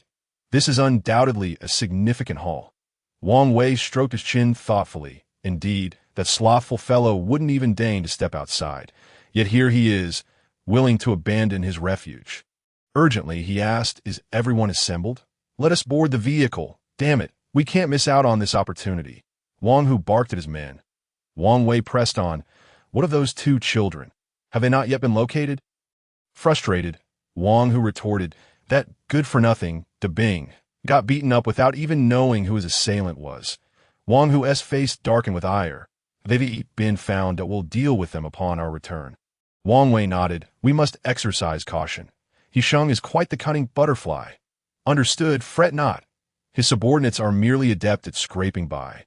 Wang Hu cautioned, Do not grow complacent. A prudent approach ensures longevity. Wang Hu waved his hand dismissively. I know. After nearly 3 hours of travel, the trio arrived at their destination, Longbei Mountain, where two cities converge. The dense foliage devoid of vitality, even the pines and cypresses seemed to have lost their vigor. Parked by the roadside were 3 trucks and 3 SUVs, presumably belonging to He Sheng and his men. Once Wei Heng parked the vehicle, they spotted Zhou Zhong approaching. Are you capable of proceeding? I've waited half an hour, Zhou Zhong exclaimed. Guan Wei smiled apologetically, presenting him with a bottle of cola. Zhou Zhong accepted it without hesitation, gesturing, "Let us go." Indeed, Longbei Mountain harbored caves, yet within, it was shrouded in darkness, revealing only a few boxes and an abundance of stuffed woven bags at the entrance. Jiang Saida inquired, "What is that?" Zhou Zhong chuckled, "A complete act." Unexpectedly, Hisheng had managed to procure quite a substantial amount of supplies. One cannot reap rewards without risk. The trio, alongside Zhou Zhong, lay in ambush 500 meters from the cave entrance. Zhou Zhong instructed, "We shall wait here. The other areas are occupied. Be vigilant." The surroundings fell into an eerie silence. Even with the withered trees partially obscuring the sunlight, sweat began to trickle down Guan Wei's cheeks. Suddenly, he grasped the arduous nature of a sniper's stillness. Wei Hung produced a small towel, wiping Guan Wei's brow, and queried Zhou Zhong, "What if the other factions in the refuge discover your rumors?" Zhou Zhong shook his head. "No worries. The boss has dealings with the military. If there truly are supplies, he will inform them. They won't believe it this time. As for the rest, it poses no threat." "What is your boss's background?" Guan Wei asked. Zhou Zhong replied, somewhat exasperated, "Do you think I trust you?" Guan Wei remained silent. Suddenly, Wei Hung made a should gesture, spotting a group of individuals cautiously advancing. The four fell silent, not daring to make a sound. Only the soft crunch of footsteps reached their ears. The footsteps grew nearer, then receded, until a man suddenly exclaimed, "Retreat! Something feels off." Zhou Zhong sprang into action, followed closely by the trio, and the forest erupted in a cacophony of gunfire. Hisheng emerged from an unknown location, having exchanged his flamboyant attire for a somber black suit. His face austere, and his subordinates executing their tasks with ruthless efficiency. Zhou Zhong shouted, "Boss, Wang Hu is not here." Hisheng dispatched a man with a swift strike, declaring, "No matter. Yang Bo is at the base of the mountain." Only then did Guan Wei hear the distant gunfire from below. A man lunged at Guan Wei, who deftly evaded, seizing the man's arm and forcefully slamming him to the ground, plunging a knife into his neck. The man emitted a desperate, gasping sound, blood pouring forth, his eyes gradually losing their luster. Wei Hung dispatched his adversary with remarkable swiftness, remaining vigilant of Guan Wei's situation. Combatants fell, both allies and foes alike. Realizing the precariousness of their situation, Wang Wei hastily attempted to flee, prompting Zhou Zhong to curse. "That scoundrel Wang Wei is making a run for it." Wei Hung and Guan Wei simultaneously turned their gaze towards Wang Wei, raising their weapons in unison, to which Wang Wei immediately protested. "Hisheng, we never cross paths. What is the purpose of this charade today?" Hisheng sheathed his knife, pointing towards the cave.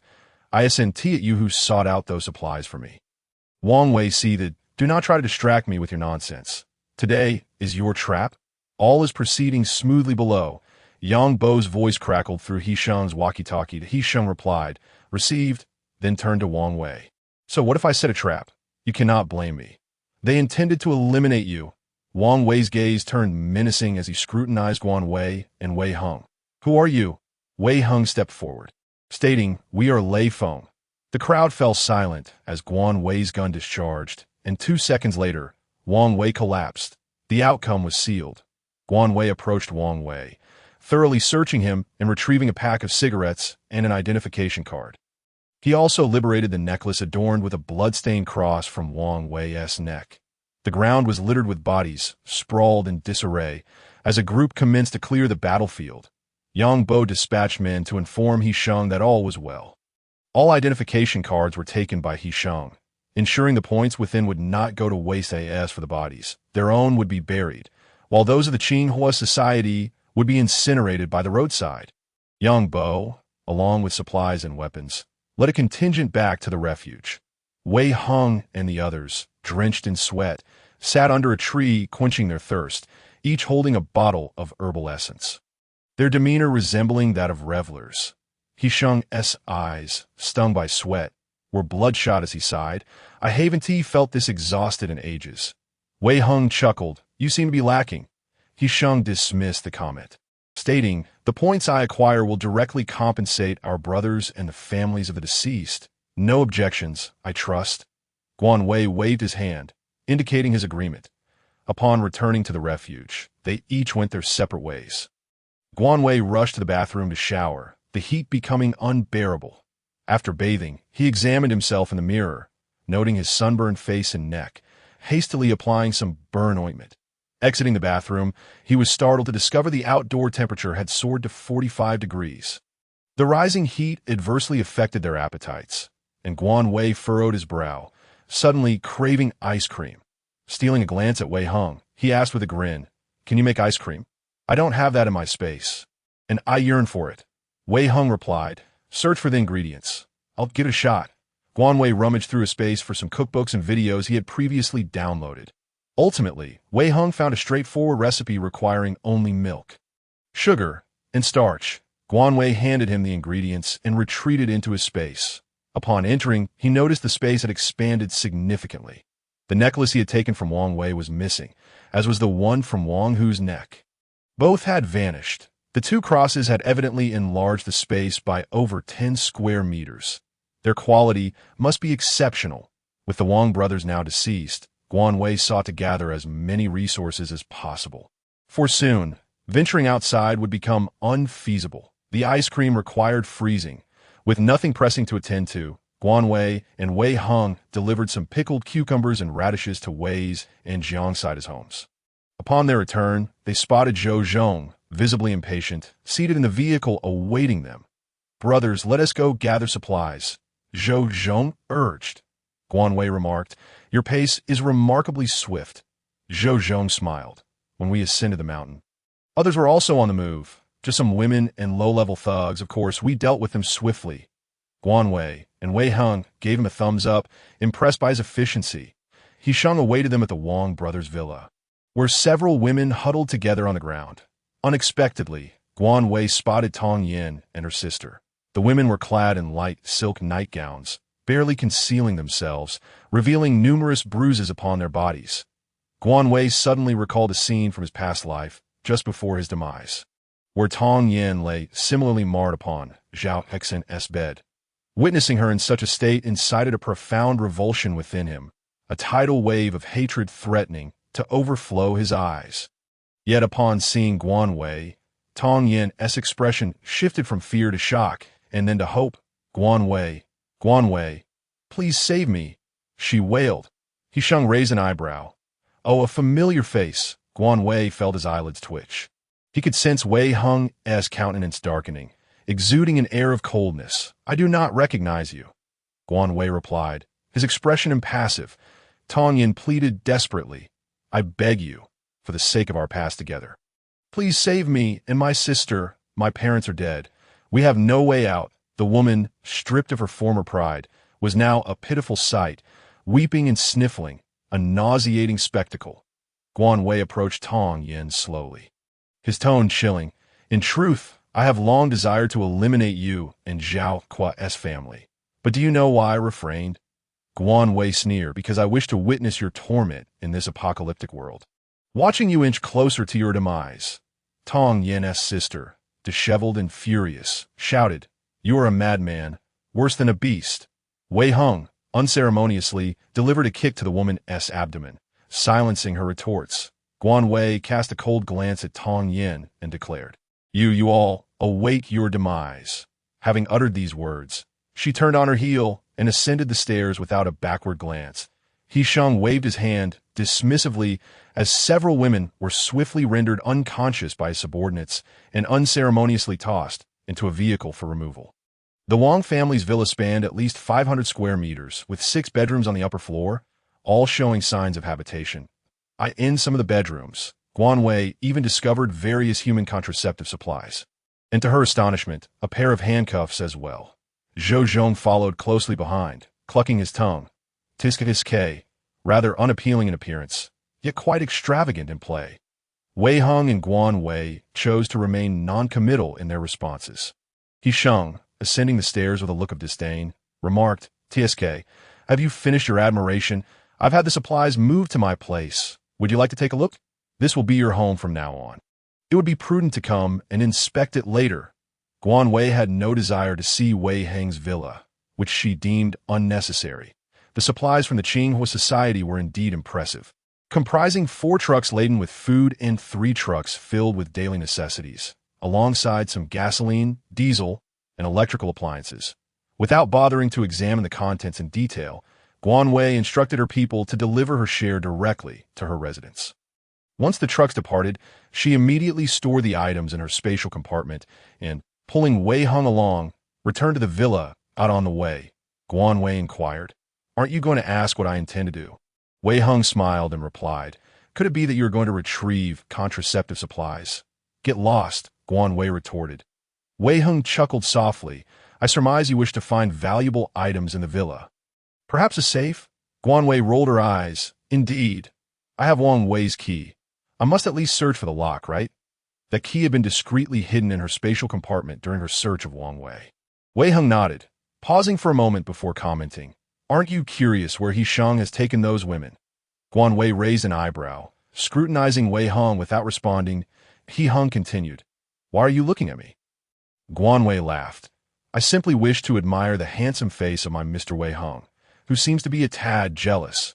The phrase "my Mr. Wei Hung" significantly brightened Wei Hang's mood. That "I am indifferent. But I suspect they will not be sent to a good place," Guanwei replied. Before long, the two returned to the villa. They activated the air conditioning and began a meticulous search from the first floor, leaving no tile unturned. On the second floor, within one of the bedrooms, Wei Hung exclaimed, "Here!" Beneath the wardrobe were 2 drawers, and surprisingly, an additional hidden compartment beneath them. Wei Hung retrieved 2 safes from the concealed space. Their weight considerable. Guanwei exchanged a knowing glance with Wei Hung before promptly storing them in her spatial compartment. Aside from that, they found no other treasures. Guanwei expressed her confusion. "This cannot be. This key is not for the front door. There must be more places we have yet to discover." Wei Hung agreed. "Let's search downstairs again."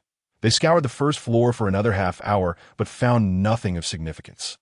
Standing at the kitchen door, Guanwei noted the chaotic state inside.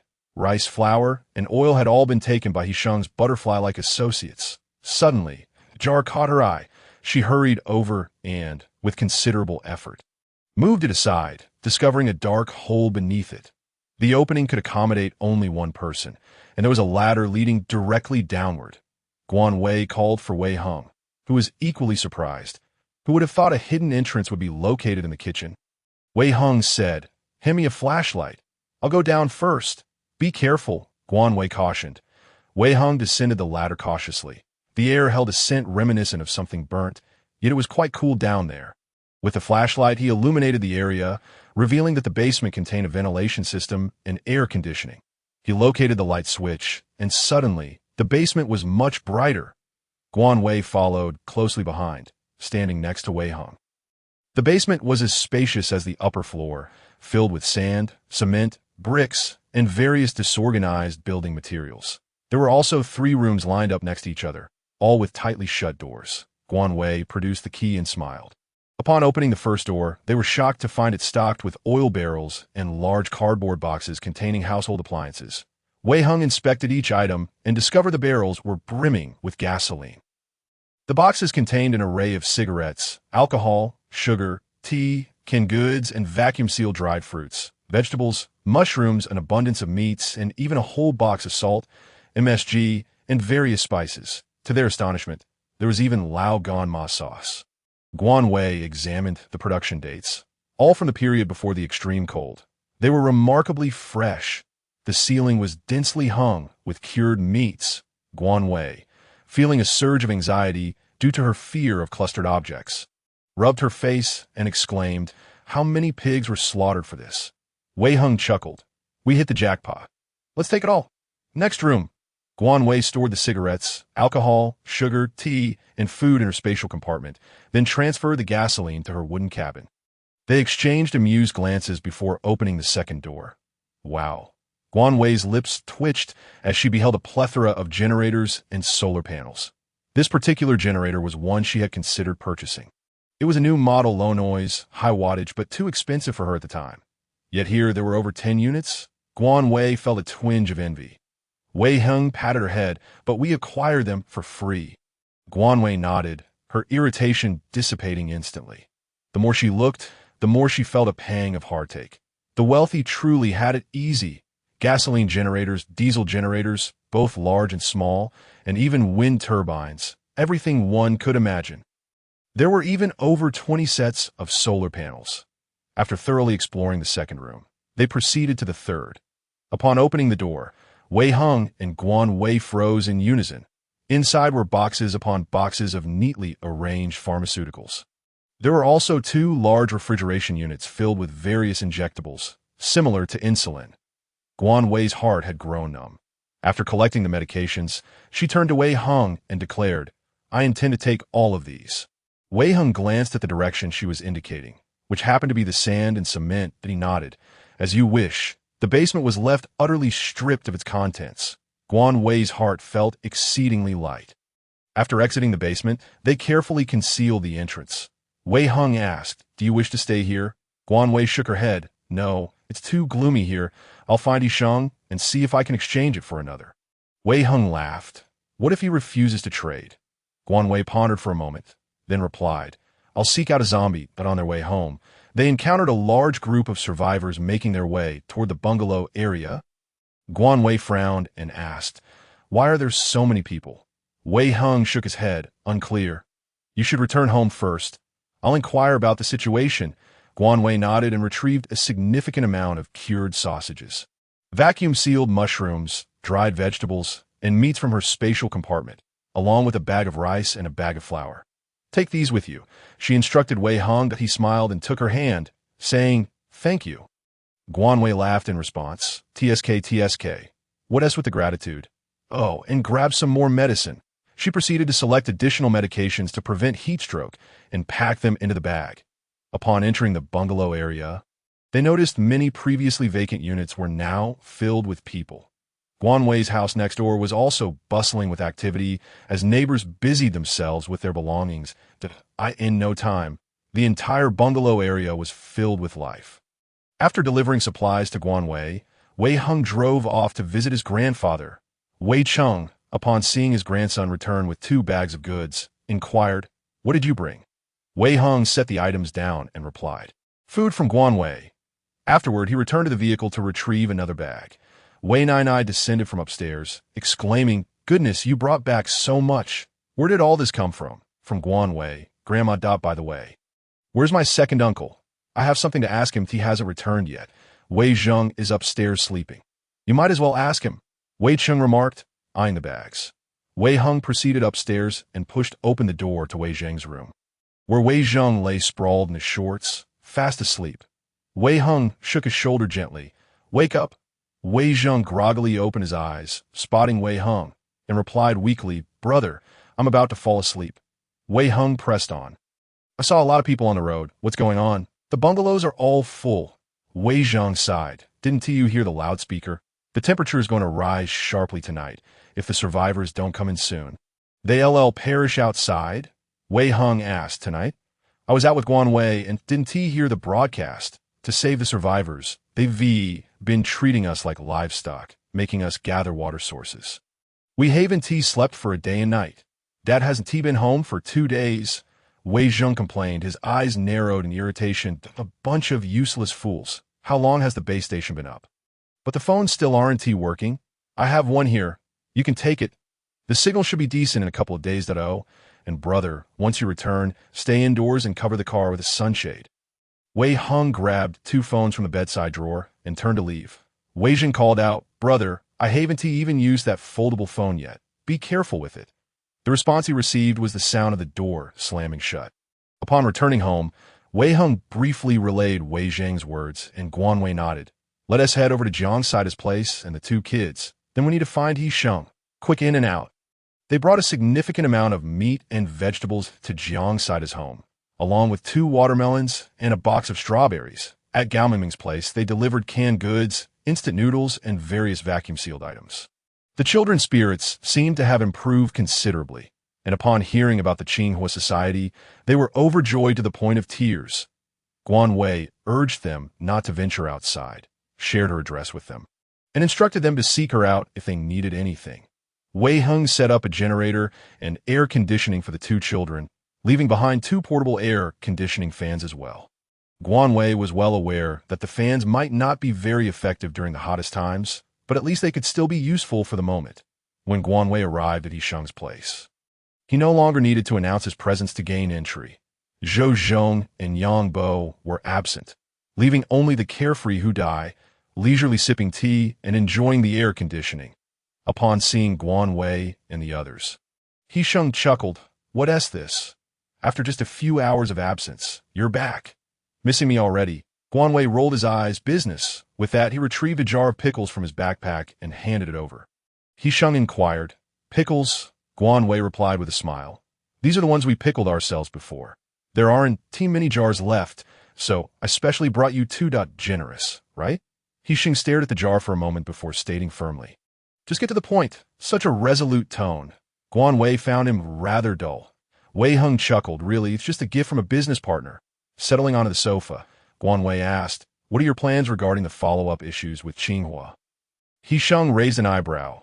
"I don't have any plans," Guan Wei, flabbergasted, remarked. "So many have vanished, and you have no plans?" Yisheng smirked. "I've already sent part of the confiscated weapons and supplies to the military. Can I just give it away for free?" Wei Hung frowned. "I'm quite curious about your identity." Yisheng took a sip of tea and smiled. "Dong Zhaoyan is my grandfather." Both Guan Wei and Wei Hung turned to Yisheng in surprise. Guan Wei was astonished that Yisheng, with the surname He, could have a grandfather with the surname Dong. Wei Hung, however, was pondering about Dong Zhaoyan, the head of the military, whom Wei Mingchuan held in high regard, known for his decisiveness and intolerance for incompetence. It seemed that the demise of Qinghua was tacitly approved by Dong Zhaoyan. Yisheng, observing their astonishment, said with a smile, "Don't be so surprised. I simply take my mother's surname." Guan Wei chuckled and nodded. "Have you noticed this scorching sun? It's getting hotter. You should continue to enjoy the air conditioning. We're off." After Guan Wei and Wei Hung left, Yisheng glanced at the jar of pickles, opened the lid, and sampled a piece of cucumber. Delicious, crisp, and flavorful. He placed the pickles in the refrigerator and instructed his subordinates to prepare rice porridge for dinner. Rice porridge paired with pickled cucumbers was a delightful combination. Upon returning home, Wei Hung instructed Guan Wei to extract all the oil from the fuel tank using an oil extractor and then covered the vehicle with a protective tarp. After taking a shower, Guan Wei savored watermelon while enjoying the air conditioning, feeling utterly content. When Wei Hung emerged from the bathroom, he frowned. "Are you really blowing air conditioning on your damp hair again?" Guan Wei waved dismissively. "It's fine. It'll dry soon." With a resigned sigh, Wei Hung took the hairdryer and began drying Guan Wei's hair, and then his own. Seeing him busy, Guan Wei cheerfully offered him a piece of watermelon, saying, "You've worked hard, my boyfriend." Wei Hung didn't take it, but opened his mouth to take a bite from Guan Wei's hand, replying, "Thank you, my boyfriend." He then embraced Guan Wei and said, "In the future, make sure to store all the food in the space first, especially the peels of these fruits. It's too messy here, so be cautious." Guan Wei nodded, resting his head on Wei Hung's shoulder, inhaling the scent of their shared body wash, which he felt was even more fragrant on Wei Hung. In a whimsical moment, Guan Wei extended his tongue and gave Wei Hung's neck a playful lick, causing Wei Hung to freeze. Guan Wei continued to tease, mumbling, "Shall I plant a few strawberries for you?" Wei Hung's Adam's apple bobbed several times before he finally lowered his head to kiss Guan Wei. He didn't give Guan Wei a chance to speak, his tongue plunging in, lips and tongues intertwining, the sensation so clear and sticky that it sent shivers through their bodies. The scorching sun blazed like a furnace, roasting the earth to an unbearable heat. Guan Wei found himself scorched by Wei Hung's passionate kiss, his heart and blood boiling within him. The heavy curtains cast the small room in dimness, filled with groans, heavy breaths, pleas for mercy, and sweet whispers. Guan Wei awoke from his heat-induced slumber, realizing he was nestled in Wei Hung's arms, suddenly recalling the fervent events of the previous night. He touched his lips and thought, "Ouch." Slowly sitting up, he examined the chafed skin on his inner thighs. Ouch. Given his extensive life experience, Guan Wei knew they had engaged in everything except the final act. However, was something amiss? Wasn't I the one to plant the strawberries? Shouldn't I have taken the lead? Guan Wei pondered, tugging at his hair in frustration. Damn it. What did you say? Wei Hung's languorous voice came from behind. Guan Wei turned stiffly, like a rusty machine. I didn't say anything. Wei Hung grasped Guan Wei's arm and pulled him back down, asking, Are you feeling unwell anywhere? Guan Wei bluntly admitted, My mouth hurts. And my inner thighs hurt. Wei Hing tried to stifle a laugh. Sorry, I'll be more careful next time. Guan Wei shot him a cold glare and said emphatically, You better not laugh, or I swear I'll make you regret it. Wei Hung bit his lip, swallowing his laughter, determined not to let it escape. Guan Wei got up and drew back the heavy curtains, slightly opening a window. A wave of intense sunlight and heat rushed in, leaving a strong, burning sensation on his face. Squinting, he gazed outside, finding it eerily quiet and devoid of life. Turning to the bathroom, Guan Wei examined his reflection in the mirror, startled by the mottled red marks on his chest, neck, and collarbone. He raised his middle finger to the mirror, cursing, beast, animal. In truth, Guan Wei wasn't as resistant to their intimate relations as he had imagined. Yet after yesterday's events, he realized Wei Hung's methods were quite advanced. He had unwittingly lost himself, and couldn't find his way back. Guan Wei secretly pouted, planning to seek out some literature to study diligently, determined to come out on top next time. Duke stood languidly outside the bathroom door, tilting his head in curiosity at this human's peculiar behavior, likely mocking him in his canine mind. Guan Wei exchanged glances with Duke, saying, Move aside, good dog. Don T blocked the way. Duke glanced at Guan Wei with indifference before turning and sauntering away, tail wagging. Attention, citizens, today the temperature is skyrocketing, reaching 53 degrees Celsius outdoors. Everyone is advised to stay indoors to prevent sunburn or heat stroke. The announcement echoed in everyone's ears as Guan Wei licked an ice cream, saying, I fear there will be many cases of heat stroke. Wei Hung replied, Indeed, even staying indoors in this heat is unbearable. Duke lay on the ground, panting, looking utterly miserable. Guan Wei suggested, Let us give Duke a haircut. He is suffering like this. Wei Hung chuckled at Duke. All right. After the heavy fur was trimmed away, Duke shook himself, appearing quite satisfied. However, Guan Wei and Wei Hung fell into silence. He looked utterly ridiculous, though not bald. The short hair made him appear quite comical, and those prominent white rings around his eyes stood out even more. The moment the phone rang, Guan Wei paused, glancing at Wei Hung. Wei Hung picked up the phone, smiling. Communication has been restored. It's from Wei Zheng. Guan Wei immediately located his own phone, discovering Jiang Saida had also called him. Unfortunately, his phone was on silent, so he hadn't heard it. After chatting with Jiang Saida for a bit, which amounted to trivialities, he hung up. Wei Hung stood by the window, holding his phone with a serious expression, responding occasionally. Guan Wei scrolled through videos, witnessing disasters from around the globe, tsunamis, volcanic eruptions, landslides, earthquakes, polar nights, and more. These calamities seemed a survival of the fittest, a ruthless game where only the victors could continue to thrive. After Wei Hung ended the call, Guan Wei inquired, What did Wei Zheng say?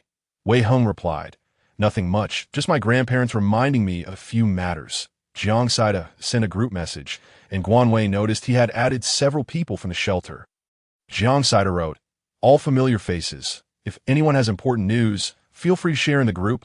Guan Wei replied, Okay. He Sheng. Okay. Zhou Zhong. I just want to know if our phones will explode in this heat. Yang Bo. Okay. Wei Zheng. They will explode. Hello everyone. I am Wei Zheng. Zhou Zhong. We know who you are. Why are you still chatting? Should soldiers be serving us, the working class? Wei Zheng. Soldiers are also flesh and blood. Besides, we have our rest periods. Guan Wei warned, Be careful of explosions. Yang Bo asked, Wei team, how's the situation outside? Wei Zheng replied, The hospital has set up a treatment room for heat stroke. People are already being brought in. Wei Hung, still scrolling through videos, let out a resigned sigh. Time had entered January, a month that should be characterized by the chill of winter. Yet the sun shone brightly, and temperatures soared in a one-bedroom apartment. Zhao Qi sat on the floor, bare-chested, gnawing on a dry pancake. Zhao Exine looked at the pancake with disgust, utterly devoid of appetite. Isn't there anything else to eat? Is this fit for human consumption? Zhao Exine complained. Having something to eat is better than nothing. We only have half a bag of rice left at home. Who knows when this will end? We must conserve. Li Meiwan's face bore signs of exhaustion. Her tone filled with resignation. Zhao Exin reluctantly took a bite of the pancake, chewing for what felt like an eternity before swallowing. That little brat is also in the shelter. I must find him at all costs. Zhao Kui said. He had seen Guan Wei and Wei Hung drive into the shelter a couple of days ago while working. However, he couldn't catch up with the vehicle, only knowing they entered the bungalow area, without any clue about their exact location. Find him. What can he do for you? Have you forgotten how he treated us? Li Meiwan felt a surge of anger at the mere thought of Guan Wei. Her teeth clenched in frustration. If it weren't for your foolish idea to covet his house, would he treat us like this? Zhao Exine exclaimed impatiently. You little brat, who do you think I'm doing this for? I sent it to help you marry a wife, and now you dare to complain about me. Truly a waste of my efforts, Li Meiwan retorted vehemently. Enough, silence, Zhao Kui interjected. That kid is riding in a car, looking quite well, showing no signs of suffering whatsoever. I'll find a time to confront him. Li Meiwan turned her eyes and inquired, what about Tong Yin and her sister? Shouldn't we seek them out? They must have better provisions at home than we do. Zhao Exine's expression darkened at her words. Zhao Kui, glancing at the flatbread in his hands, thought of the beleaguered family and said, Zhao Exine, go look for them. Zhao Exine erupted in anger. Wasn't it you who sold them off for a couple of sacks of rice? And now you expect me to find them? She'd be the first to want my head. Zhao Kui shouted back, you insolent brat.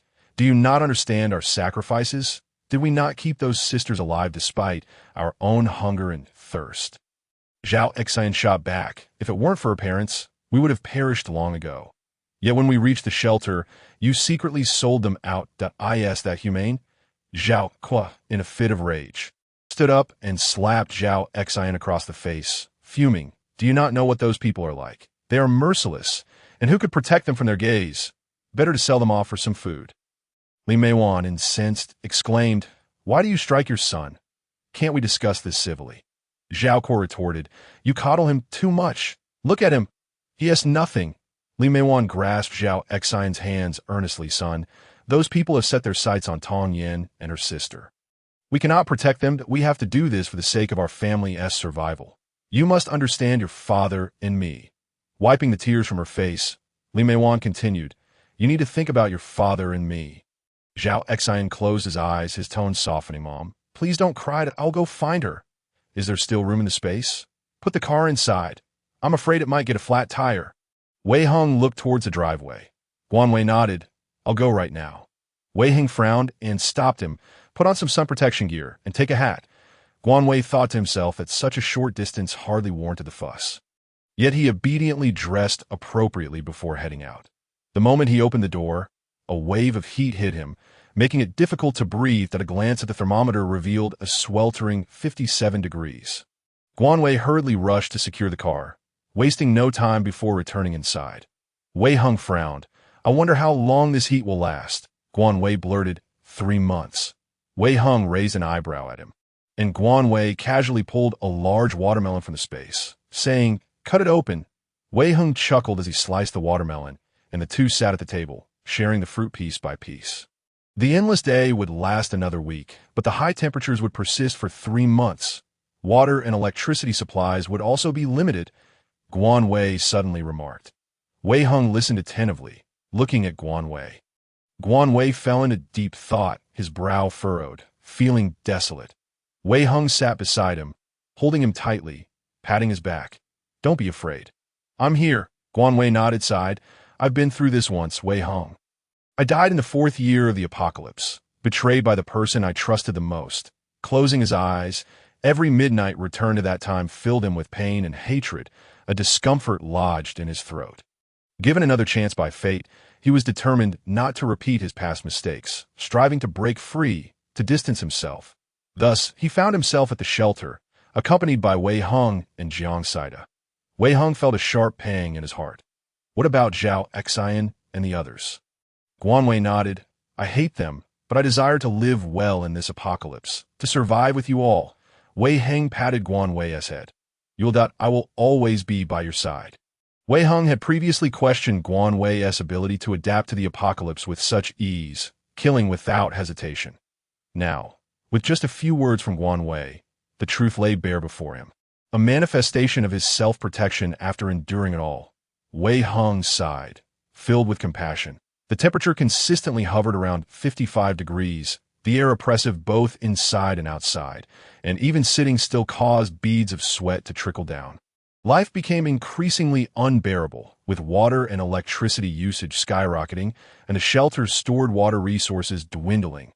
Rivers and mountain ponds evaporated rapidly, and the agricultural research department of the shelter was in dire straits.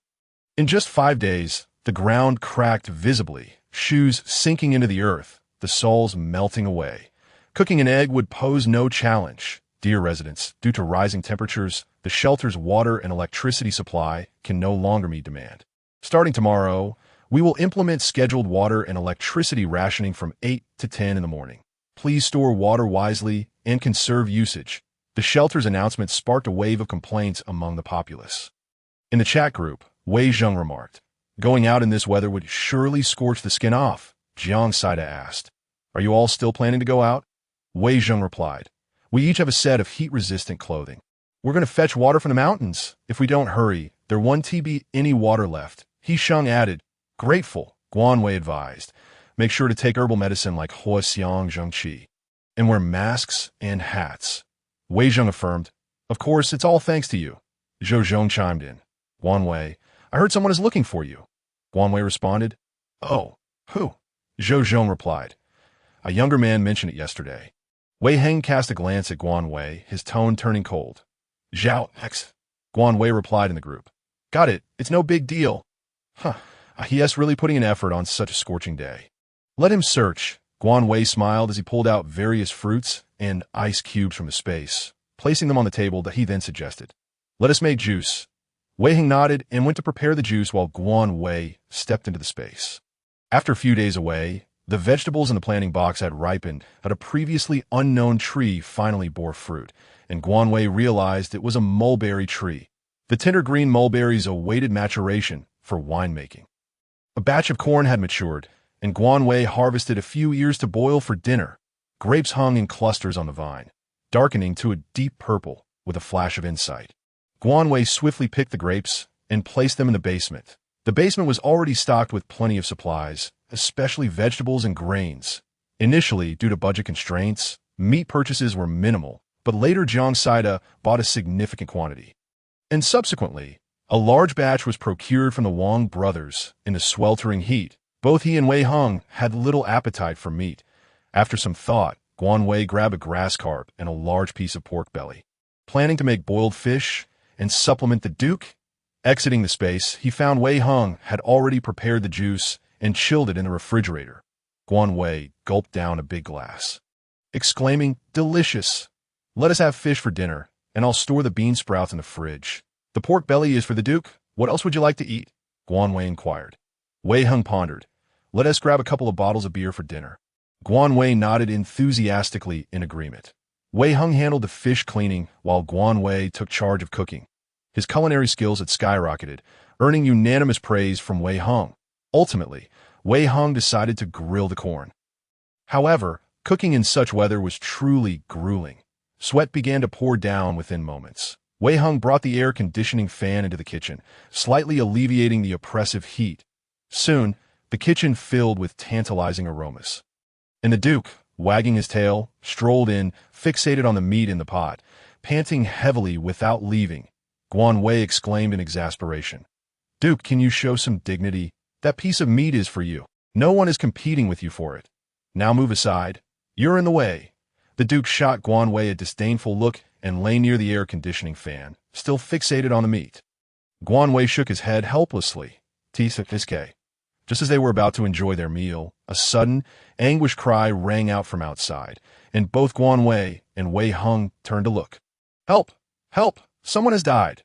Please, come quickly, I beg you!" The cries were relentless. Wei Hung sighed. "Let us eat." Guan Wei nodded, maintaining a stoic expression as he continued to savor the fish. The boiled fish was fiery hot, causing them to sweat profusely. Paired with the icy cold beer, it was truly a delight. About half an hour later, Guanwei heard the sound of vehicles arriving and departing outside. The cries gradually faded away. Suddenly, Wei Heng's phone rang. Guanwei glanced towards the bathroom and answered the call. Wei Zheng? Wei Heng is in the shower. Is there something urgent? Wei Zheng replied. Oh, Guanwei. Today, the hospital has seen a surge in patients. Many are suffering from heat stroke, and some have even died. You and my brother must not go outside. Guanwei frowned. What about you? How are things on your end? Wei Zheng reassured. We're fine.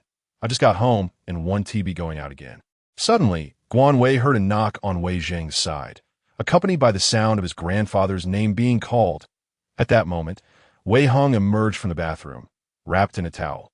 Guanwei glanced at him and asked, What is going on? Is your father home?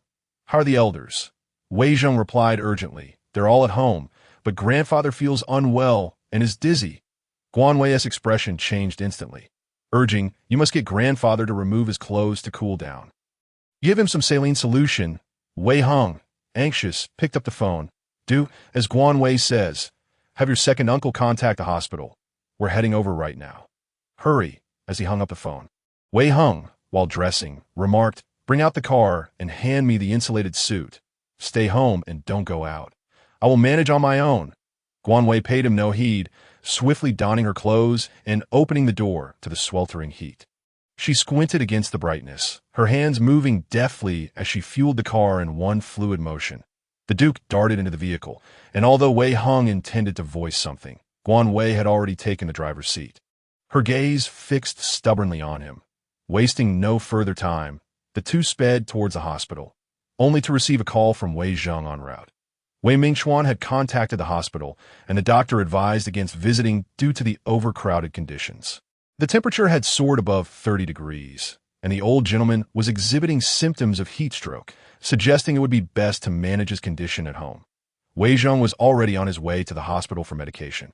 Guanwei promptly altered their course, directing them to the villa district.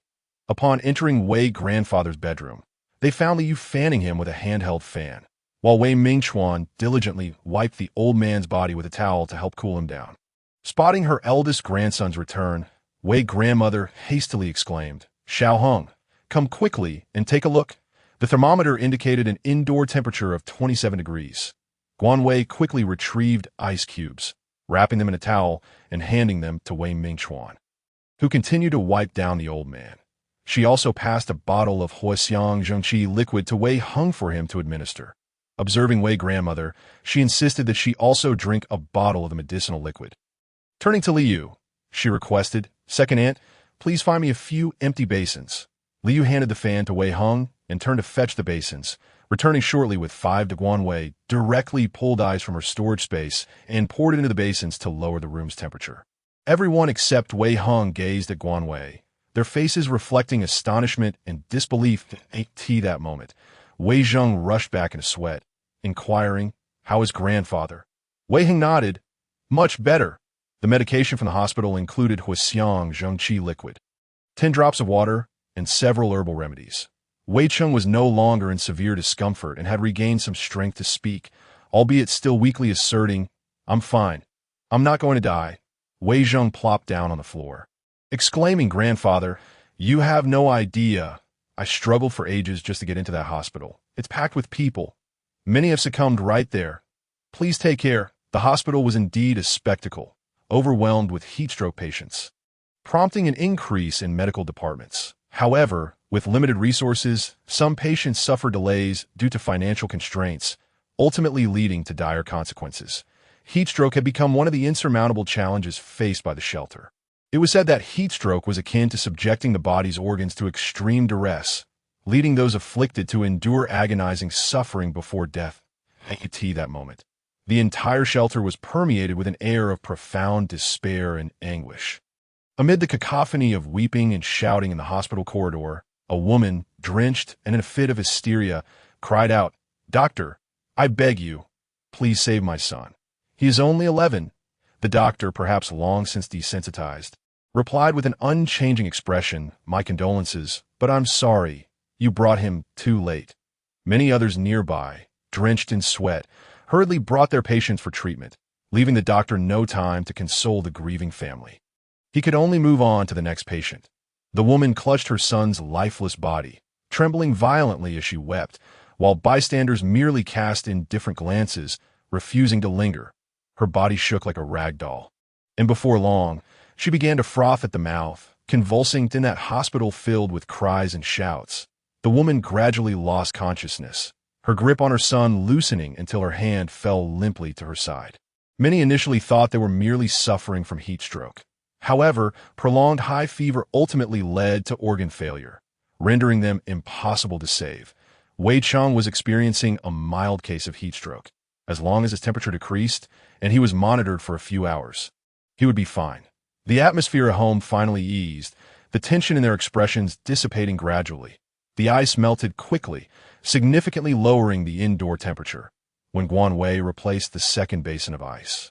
Wei Zheng suddenly widened his eyes and asked, "Guan Wei, where did you get the ice?" Everyone in the room turned their attention to Guan Wei, while Wei Heng coldly interjected, "What business is it of yours? Children should mind their own affairs." The others exchanged knowing glances and averted their gazes. Guan Wei smiled. "Wei Heng, we are all family. It's no trouble." She then produced several cups of watermelon juice, declaring, "One for each of you. This is from the watermelon Wei Heng juiced earlier." Wei Heng helplessly shook his head and accepted the cup. Wei Zheng, wide-eyed and mouth agape in astonishment, circled Guan Wei as if she were an alien. The atmosphere grew somewhat peculiar. Wei Heng distributed the watermelon juice among the others, stating, "Wei Zheng, keep your distance. This is a matter that should remain confidential." Wei Zheng sealed his lips, gulping down the refreshing juice in several quick swallows. Grinning, "Is there more?" "Guan Wei, I would love another cup." Wei Heng replied coldly, "Scram." Wei Zheng gazed longingly at Guan Wei, who chuckled and poured him another cup. Wei Cheng looked at Wei Heng, while Wei Mingxuan wore a serious expression. Wei grandmother and Li Yu appeared dazed, still processing the situation. Wei Heng remarked, "Guan Wei does possess certain peculiarities. She has a small space that can store fresh food without spoiling, maintaining a constant temperature." Wei Heng was somewhat reticent regarding the details of the space, which spanned over 2,000 square meters, ample enough for crop cultivation, yet he did not mention that aspect. Wei Mingxuan inquired, "How many people are aware of this?" Guan Wei replied, "Just one friend of mine, and now you all?" Wei Cheng cautioned, "Guan Wei, do not disclose this to those you do not trust." He then looked at Wei Mingxuan. "You all must keep your mouths shut." The family nodded in agreement, with Wei Zheng swearing, "I won't say a word, even if it costs me my life." Wei grandmother's eyes, though clouded, glistened with moisture as she took a sip of the watermelon juice, saying, "It's only been a few months. How could I forget the taste of watermelon so quickly?" "Thank you, Xiao Wei." Liu, also teary-eyed, nodded in agreement. "Indeed, we owe you a debt of gratitude for bringing us so much food. Otherwise, it would have been even harder to endure." Guan Wei smiled. "It's nothing, really. Please don't mention it. You are all Wei Heng's family. It's the least I could do." Wei Heng interjected, "It's no trouble. Guan Wei is one of us." As these words lingered in the air, the room fell silent, the atmosphere thick with tension. Guan Wei was racking her brain to break the stalemate when Wei Cheng spoke up. "Right? We are family. We should look out for one another." Guan Wei. Wei Zheng glanced at Wei Mingxuan, then smiled at Guan Wei. "Come on, let's head to the kitchen. You can help me fill the fridge. Do we have ice cream or beer?" Guan Wei was pulled away from the room, with Wei grandmother and Li Yu following closely behind. The fridge was indeed sparse. As Guan Wei contemplated adding some vegetables, Wei grandmother stopped her, saying, "Don't bother. The power will be cut off tomorrow, and anything we can't eat will spoil." Wei Zheng chuckled, "I forgot about that." Guan Wei, "Do you have any meat?" "I want to eat dumplings with chives," Guan Wei nodded, producing a large piece of meat, chives, and a bag of shrimp, placing them on the dining table, along with the ice cream and an assortment of fruits like watermelon, strawberries, apples, bananas, and grapes. Wei Zheng eagerly grabbed the ice cream and began to eat. Liu playfully slapped him, chiding, "All you ever think about is food. Bring Guan Wei to sit down. I'll wash some fruit. Let us make dumplings tonight." Wei Zheng, dragging Guan Wei, plopped down on the sofa, saying, "Guan Wei, don't leave. Stay here and live with my brother. I really can't bear to see you go." Guan Wei replied helplessly, "That depends on your brother. My opinion doesn't count." Over an hour later, Wei Hong descended the stairs behind Wei Cheng and Wei Mingxuan. Wei Hong observed Guan Wei with a smile, but frowned at the pile of fruit peels on the coffee table. Wei Mingxuan playfully smacked Wei Zheng on the head, saying, "Aren't you afraid of a stomachache with all that you've eaten?" Wei Cheng appeared considerably better, cheerfully sitting down to enjoy some watermelon in the kitchen. Liu was preparing the dumpling filling. The fragrance of chives wafting through the air. Wei Cheng remarked, "Are we making dumplings with chives?" Wei Zheng rubbed his head. "I suggested it. Guan Wei still has shrimp." Wei Cheng cheerfully stated, "Guan Wei, since we are family now, I won't bother with formalities. Come with me." He then walked towards the study. Guan Wei looked at Wei Hong in confusion, who smiled and said, "Let us go." With that, he took Guan Wei's hand and followed Wei Cheng into the study. Once the door was closed, Wei Zheng asked, "Dad, what's going on?" Wei Mingxuan rubbed his temples, reluctant to speak, feeling a mix of emotions in the study. Wei Cheng opened a cabinet, revealing various jewelry boxes and antiques, as well as gold bars. "Guan Wei, these are from Wei Heng's parents, along with mine and his grandmother's gifts for you." Guan Wei was taken aback, exclaiming, No, this is far too precious." Wei Cheng chuckled. "These are for Wei Heng's wife. Since you two are together, you should accept them." "Wife?" Guan Wei glanced at Wei Hong, who simply urged, "Just take them." "I'm sorry, but I can't assist with that it seemed that someone had been feeding him water and porridge." And then he fell into a deep slumber, not to awaken again.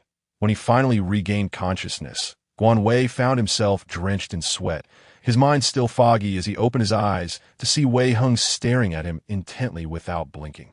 Just as Guan Wei was about to speak, he realized his throat was sore, and his lower body felt as though it had lost all sensation, while an indescribable pain lingered in his chest. His eyelids fluttered, and he looked at Wei Hong, coldly uttering, "Get the hell out." Wei Hong swallowed hard and replied, "You need to hand me some medicine. I'll apply it for you," he added hastily. "Anti-inflammatory medicine." Guan Wei took a deep breath and declared, "I will count to 3. 1. Wei Hong immediately interjected, "Don't get angry. Let us apply the medicine first." 2. My bad. Let us apply the medicine, shall we? 3. With that, Wei Hong promptly turned and exited the room. Guan Wei wiped the sweat from his forehead, pondering to himself, "The allure of handsome men leads one astray. Who can be blamed? After all, he was nothing special, unable to resist temptation." "Hiss, how rough." Guan Wei grimaced, rising to inspect the red marks on his body, gritting his teeth as he muttered, "Let it all come to an end." He closed his eyes and lay back down again. Guan Wei retrieved the anti-inflammatory medicine, wishing he could will it into existence with his glare. "Come in." Wei Heng promptly opened the door and approached Guan Wei, his expression tinged with concern. "What's wrong? Are you feeling unwell? Should we go to the hospital?" Guan Wei did not wish to embarrass himself in a hospital setting. He pointed at the ointment, and without a moment's hesitation, Wei Heng began to apply it, even going so far as to massage Guan Wei's waist and legs. Guan Wei smiled faintly, and before he knew it, he had drifted off to sleep again. Noticing Guan Wei had fallen asleep, Wei Heng quietly placed a few buckets of water nearby. For later U.S. IT was now 9:30, with a notice stating that the water supply would be cut off at 10. Meanwhile, the hospital was still overcrowded. In addition to patients, there were many soldiers present, not only to maintain order, but also to transport the deceased to a deep pit nearby for cremation. Most of these soldiers were special forces, possessing robust physical strength to endure such trials. Wei Zheng was among them, soaked through with sweat, feeling it trickling down his back, his eyes reddened and stinging from perspiration. He shut his eyes momentarily, then opened them again to gaze at the distant flames, remaining silent. The order from above was clear. All bodies in the shelter must be dealt with within a day. Returning to the hospital, he finally found a moment to breathe that a nurse promptly brought saline solution. They exchanged glances, fully aware of the hardships they faced. Watching fellow citizens perish one by one, the feeling of helplessness was suffocating and despairing. "Attention everyone, the hospital is overwhelmed and medical resources are limited. Please take precautions against heat stroke. That if anyone loses vital signs, notify the hospital immediately. Bodies must be cremated to prevent the spread of disease." The announcement jolted Guan Wei awake. He stirred, feeling somewhat refreshed and in less pain. Wei Heng inquired, "How do you feel?" Guan Wei shook his head. "What was just said Wei Hung sighed and reiterated the broadcast. The water and electricity have been cut off. The previous announcement was interrupted. It's unclear if the lines were damaged. Guan Wei frowned, slightly worried about Jiang Saida and the two children, Gao Mengmeng and Gao Meng. Wei Hung asked, "Last time you mentioned that the polar day was nearing its end." Guan Wei nodded. "It's likely to end tomorrow." Wei Hung replied, "I tried calling Wei Zheng, but the line was busy. My uncle, too. They must have gone out. These past few days will be tough for them." Guan Wei frowned, understanding the situation at this moment. They were all on the front lines. Wei Heng's concern was evident in his eyes. Guan Wei suggested, "Once the polar day ends, let us return to the villa. It will be more convenient to care for Grandpa and the others." The property given by Wei Mingchuan was number 57, located not far from where he lived, purchased when it was first developed. Wei Hung frowned. "You shouldn't have to make sacrifices for me. When Grandpa suggested I move in, it was because he was worried about you, which is why I declined." Guan Wei smiled. "It's not a sacrifice at all. We want to be living together, and besides, my family treats me very well." Wei Hung ruffled Guan Wei's hair, saying, "I'll follow your lead." The next day, the temperature remained uncomfortably high. Guan Wei spent the morning tending to the crops in his space. The pumpkins had ripened, yielding over 30 from just 5 seedlings. The sweet potatoes were also ready, all collected into the basement. Some tomatoes were ripe, and Guan Wei gathered a large bagful. Bored at home, Guan Wei and Wei Hung engaged in a game of Go to pass the time. "Darling, no more takebacks." Wei Hung sighed in exasperation. Guan Wei boldly declared, "You must allow me to correct my mistakes. This is the 6th time. All right, just this once, I want to do it again." Wei Hung sighed, he always did. Thus, the day passed with Guan Wei repeatedly fiddling with the pieces, while Wei Hung indulged him time and again. Meanwhile, Jiang Saida was not enjoying such leisure. His older brother worked at the hospital. However, due to the overwhelming workload, he collapsed from exhaustion today. Jiang Saida couldn't bear to let his parents and sister-in-law manage the hospital on their own. This daunting task fell to him. At that moment, he was restless and irritable, the hospital's noise making his head spin. His brother lay unconscious on a single bed in the break room. The doctor assured him that there was nothing serious, and he would wake after receiving fluids. The small break room was filled with the scent of sweat, foul odors, and a hint of disinfectant. Jiang Saida grimaced, fanning his brother while grumbling about the poor environment. After enduring for half an hour, he could take it no longer and pushed the door open to step outside. Upon exiting, Jiang Saida's complexion worsened, for the chaos in the hospital was overwhelming. The wards were already full, and the corridors were lined with heat-stroke patients. The saying that one could witness humanity at the hospital resonated deeply with him. He witnessed a man berating his sick wife. "You jinx. You can't do anything right. Now that you're sick, I have to take care of you. Who do you think you are? Hurry up and die." The woman appeared emaciated, her eyes hollow and devoid of any spirit. He also saw a woman yelling at a doctor. "My son has heat stroke. Arrange for a hospital room immediately. If anything happens to him, I'll make you pay." The doctor replied, "Your son is fine. We've prescribed medicine. Just take him home and give him some 10 drops or Huixiang Zhengqi. There is no need to occupy medical resources." The woman, relentless, grabbed the doctor's collar, screaming, "What do you mean, occupying resources? I want my son admitted. I'm not depriving you of points." Wei Jing narrowed his eyes and stepped forward, immediately pulling the woman away. "Leave at once. There are no available beds in the hospital." His voice was cold. The woman, in a fit of rage, shouted, "The soldiers are hitting us. You useless bunch. There's no water or electricity and nothing to eat. Why aren't you out looking for supplies? Why are you still here? Along with all those so-called experts who can't even find edible vegetables. You're all trash." Her words drew the attention of many, and several eyes glinted with agreement, yet no one stepped forward to voice a dissenting opinion. Wei Zheng's expression darkened ominously, and just as he was about to explode, he heard Jiang Saida's voice ring out. "You can leave the shelter. Who let you in here?" The woman glared at Jiang Saida, her eyes reddening. "We provided supplies. Why can't we come? They took our supplies. Shouldn't they do something in return? Look at what they've done. They're worthless." With her words, others began to chime in, a crowd forming to criticize the doctors, the soldiers, and the leaders. Some even stood up Confronting the soldiers, Wei Zheng and the others suppressed their anger, hastily attempting to calm the crowd. The hospital lobby erupted into chaos. Jiang Saida's eyes flared with anger. The woman suddenly grabbed something from the nurse's cart and hurled it at the soldiers. It was like a signal, and the survivors surged towards Wei Zheng and the others in a frenzy. Jiang Saida swore under his breath, ready to charge forward, but a pair of hands restrained him. Turning around, he was surprised to see He Sheng. "Let go of me. I'll show these shameless people." He Sheng pulled him into a room, one arm across Jiang Saida's neck, while the other restrained his arms.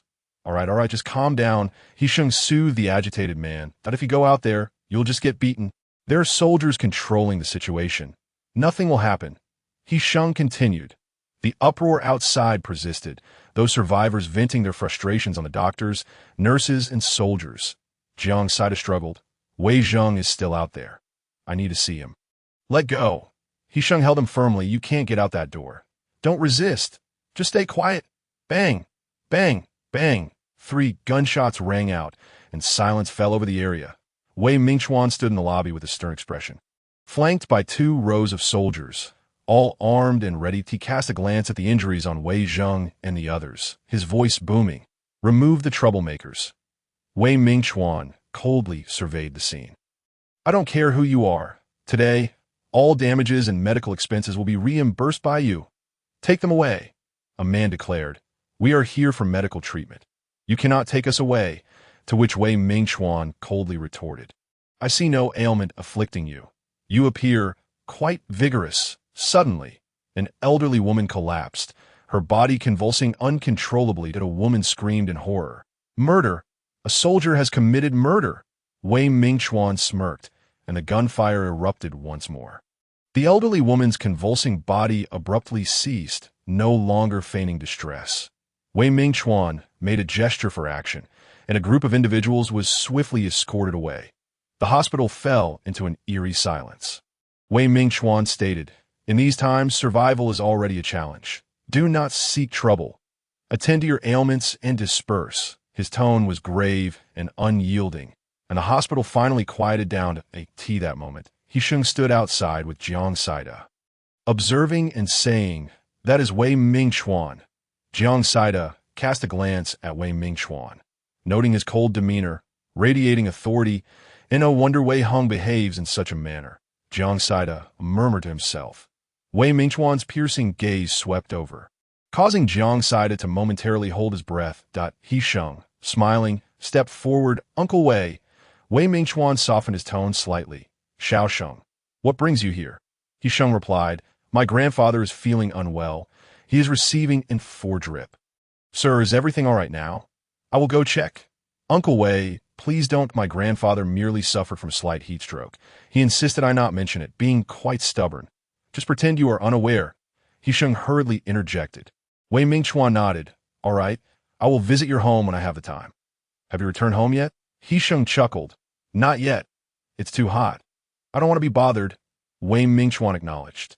"Very well. If you need anything, contact me or Wei Zheng. I must take my leave. There are many matters at hand." He Sheng smiled. "Uncle Wei, take care of yourself." After seeing Wei Mingchuan off, He Sheng turned to the hidden Jiang Saida. Chuckling, "Coward!" Jiang Saida rolled his eyes. "I instinctively feel a sense of dread when I encounter soldiers." He Sheng laughed. "What trouble did you get into before?" Jiang Saida huffed. "Get lost." He Sheng, still chuckling, said, "I will go check on my grandfather." "What about you?" Jiang Saida replied, "My brother fainted, but it's nothing serious." He Sheng nodded. "All right, you go ahead." After they parted ways, Jiang Saida returned to the lounge to find his brother already awake. Jiang Sihong looked at his brother, his voice weak. "What happened outside?" Jiang Saida recounted the events, to which Jiang Sihong bitterly smiled. "I suddenly feel it's not worth it." After a prolonged silence, Jiang Saida suggested, "Brother, let us go home and rest for a few days." Upon exiting the hospital, they discovered Zhou Zhong waiting in a car downstairs. Zhou Zhong, with a nonchalant attitude, said, "The boss asked me to wait for you here. Let us go back." Jiang Saida smiled. "Thank you for your trouble." Zhou Zhong waved his hand dismissively. "Don't call me big brother. Just use my name." As the sun set, Wei Zheng was receiving a stern reprimand from Wei Mingchuan in the office. "Wei Zheng, Do you understand the mistake you made today? Wei Mingchuan asked with a serious expression. You should not have engaged in conflict with the survivors. Wei Zheng replied. Nonsense. Your greatest error was not carrying a weapon. If you had, would you have allowed anyone to lay a finger on you? Wei Zheng retorted, I was there to handle the corpses. What need had I for a gun? Wei Mingchuan exclaimed in frustration. Is your brain filled with mush? What kind of world do you think this is? Carrying a weapon is for self-protection. Wei Zheng fell silent. It's not just you. Your entire squad was unarmed. If something had truly gone awry, how would you explain it? I understand. Wei Zheng conceded 0.3 months' worth of points will be deducted. Now get out. Wei Zheng acquiesced. Fine, I accept. Suddenly, the sky darkened, and Wei Zheng sharply turned to gaze out the window. Wei Mingchuan, with a hint of a smile, remarked, The sun has set. At that moment, the entire refuge erupted with excitement. The sun had finally dipped below the horizon, heralding the return of a life dictated by the rhythm of day and night. Jiang Saida, in the car, exclaimed with enthusiasm, The sun has finally set. Brother, it's set. Zhou Zhong chimed in, At least there is a glimmer of hope. Jiang Sihong, pale-faced, nodded in agreement. After dropping Jiang Sihong home, Zhou Zhong drove Jiang Saida directly to the bungalow district. From a distance, they noticed the front door wide open, instantly igniting a sense of foreboding. Before the vehicle had even come to a complete stop, Jiang Saida anxiously sprinted into the yard, with Zhou Zhong following suit. Inside the modest bungalow, chaos reigned, with scattered belongings strewn across the floor. Zhang's parents lay motionless on the ground, and the kitchen floor was littered with spilled rice. Jiang Saida hurriedly checked on his parents, finding their breaths faint, blood on their heads, and visible injuries on their faces. Zhou Zhong, Jiang Saida cried, his eyes bloodshot. Zhou Zhong rushed into the kitchen, quickly lifting Zhang's father, while Jiang Saida scooped up his mother and rushed back to the car, heading straight for the hospital. Zhou Zhong drove while contacting Hisheng, briefly explaining the situation. By the time they arrived, the medical staff was already prepared. Hisheng stopped Jiang Saida from entering the treatment room, handing him a bottle of water, saying, Calm down first. It was only then that Jiang Saida noticed his trembling hands holding the water. Hisheng looked at Zhou Zhong. Go investigate. Zhou Zhong promptly left. Jiang Saida's face was ashen, his gaze fixed anxiously on the treatment room. Hisheng stood silently beside him, a dark expression on his face. Time seemed to stretch endlessly before the doctor finally emerged. Jiang Saida stood up, stumbling towards the doctor. The doctor glanced at Hisheng, removed his mask, and stated, There is no immediate danger to life. It's a mild concussion. They were knocked unconscious and suffered head injuries, causing the bleeding. The wounds have been treated, and they should regain consciousness shortly. Upon hearing this, Jiang Saida exhaled a breath of relief. Hisheng thanked the doctor and assisted in bringing the patients into the ward. Approximately 2 hours later, Jiang's father awakened, followed shortly by Jiang's mother. Jiang Saida's heart finally settled. Hisheng simply greeted them before asking, Uncle Jiang, do you recall who attacked you? Jiang's father nodded. It was 2 men. One was about my age, and the other was younger. They came in demanding to see Guan Wei. We certainly couldn't admit to knowing him, and besides, we don't know where he lives. Jiang's mother added, They were fierce, agitated, and wielding knives. Zhou Zhong, drenched in sweat, knocked and entered, reporting, Boss, we found them. Jiang Saida rose, saying, Mom and Dad, you rest first. I will go check. Jiang's parents expressed concern, wanting to protest, but Hisheng interjected, No need to worry. I'll accompany him. Upon hearing that the 2 men were looking for Guan Wei, Jiang Saida instantly identified them as Zhao Kuo and his son. Sure enough, Zhou Zhong led Hisheng and Jiang Saida to a house in the apartment complex, where they found the 2 men bound and gagged. Yang Bo leaned against the wall, observing them with disdain. Jiang Saida, furious, charged forward, stomping down on Zhao Xin's ankle. Are you looking for death? Zhao Xin howled in pain, while Zhou Zhong, with a cold snort, stuffed rags into Zhao Xin's mouth. Zhao Kuo pleaded, Please, let us go. We only want to find Guan Wei. I'm his uncle. His aunt passed away a few days ago, and we are truly at our wits' end. Without food or water, we cannot go on.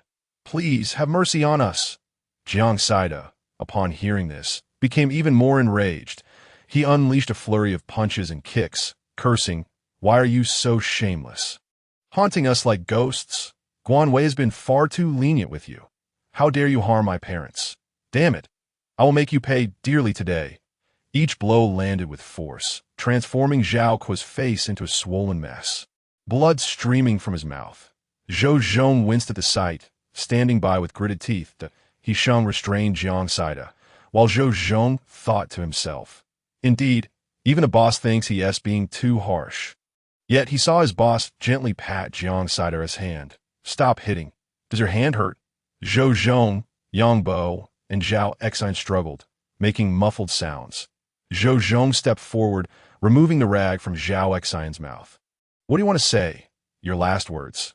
Jiang Saida, eyes blazing, stared at Zhao Exine, who was a mess of sweat and tears, yet stubbornly retorted, "You cannot kill us.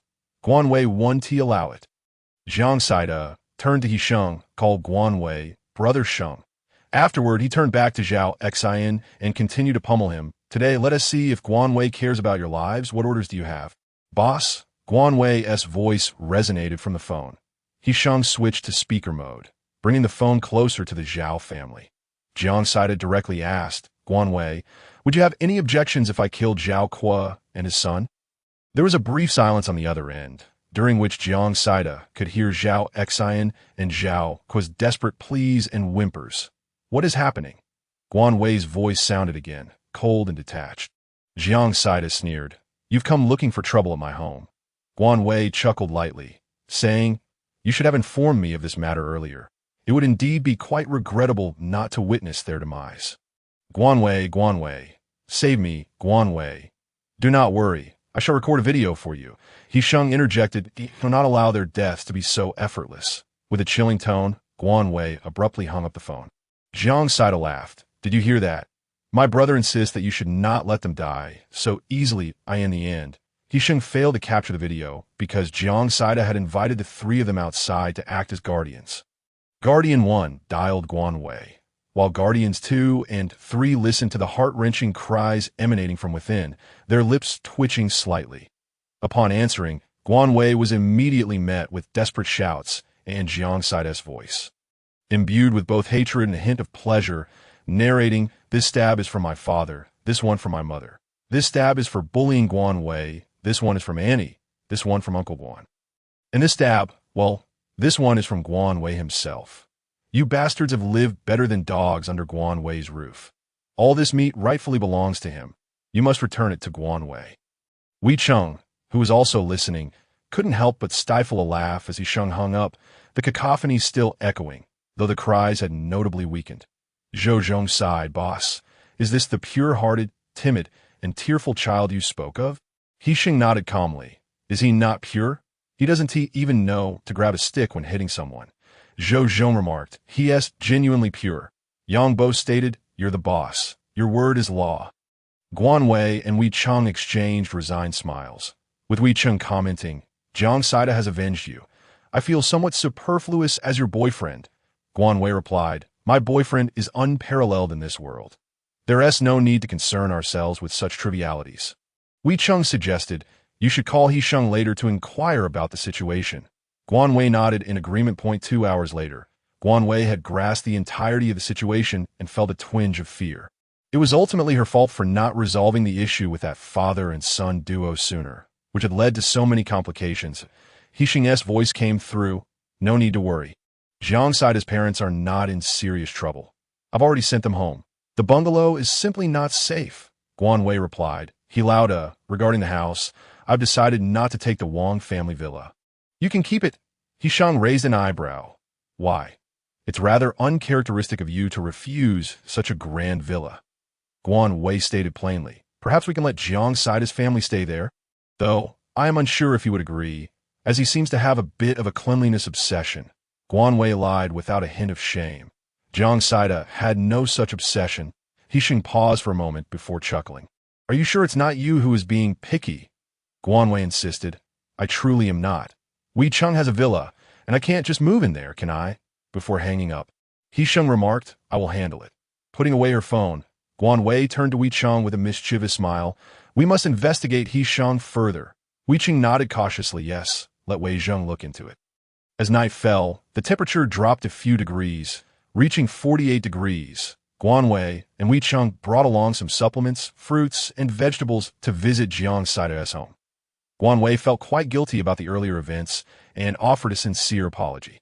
Jiang father and Jiang mother waved their hands, saying there was no need for apologies. No one wished for such events to occur, and they were safe and sound, so it was best to move on. After roughly an hour, Jiang Saida escorted the two of them out. Guan Wei inquired, "Are they dead?" Jiang Saida nodded, "Completely dead. The bodies were handled by He Sheng." Guan Wei felt a weight lift from her heart. Over the next 3 days, they returned to Villa 57 each night. The overall layout was quite similar to Wei Mingchuan's home, with the master bedroom being an en-suite and the other rooms serving as guest rooms, each equipped with a bathroom and shower. There was a maid's room downstairs, along with a kitchen, a bathroom, a living room, and a study. Most of the furniture and appliances were already present. They merely needed to tidy up and add some living essentials. Guan Wei took out a generator acquired from the Wang family brothers' villa for Wei Cheng to install, and the solar panels were set up as well. Duke frolicked up and down the stairs, finally settling beside the sofa on the first floor. While Guan Wei was busy dusting with a cloth, she heard Duke barking excitedly. Understanding the cue, she quickly set up the dog bed and bowl, allowing Duke to happily lie down. Once everything was in order, they moved in. That evening, Wei Cheng invited the Wei family over for dinner, with Li Yu and Wei grandmother cooking. Guan Wei and Wei Cheng assisted with the preparations. The feast included braised ribs, chicken stewed with mushrooms, tender fried pork, mushu pork, dry fried green beans, oil-braised shrimp, potato beef stew, sweet and sour fish, and stir-fried cauliflower. A veritable banquet. Wei Cheng, the elder, took a sip of liquor and remarked, "This splendid spread is all thanks to Guan Wei." Guan Wei smiled. "Please don't say that, Grandpa. We'll be living close by, so feel free to come over whenever you wish." Wei Zheng, engrossed in his meal, chimed in, "Guan Wei, that's out of the question. Even if you have the space, you must eat sparingly. Who knows when this miserable life will end?" Wei Qing asked, "Second uncle, how is the progress on the shelter's laboratory?" Wei Mingchuan took a sip of his drink. "Potatoes and sweet potatoes are doing well, but the yield of vegetables is lacking." Guan Wei understood that it would be exceedingly difficult to sustain the entire population of the shelter. Even though the population had already halved, the pressure remained immense. Wei Zheng added, "Many have perished in the shelter these past few days. The survivors are filled with grievances, and conflicts arise daily. I'm tempted to just wash my hands of the matter." Wei Mingchuan glanced at Wei Zheng, but remained silent. Guan Wei could empathize with the survivors' mindset. Natural disasters are unavoidable, and even in the shelter, survival remains a challenge, with soldiers becoming the primary targets for their frustrations.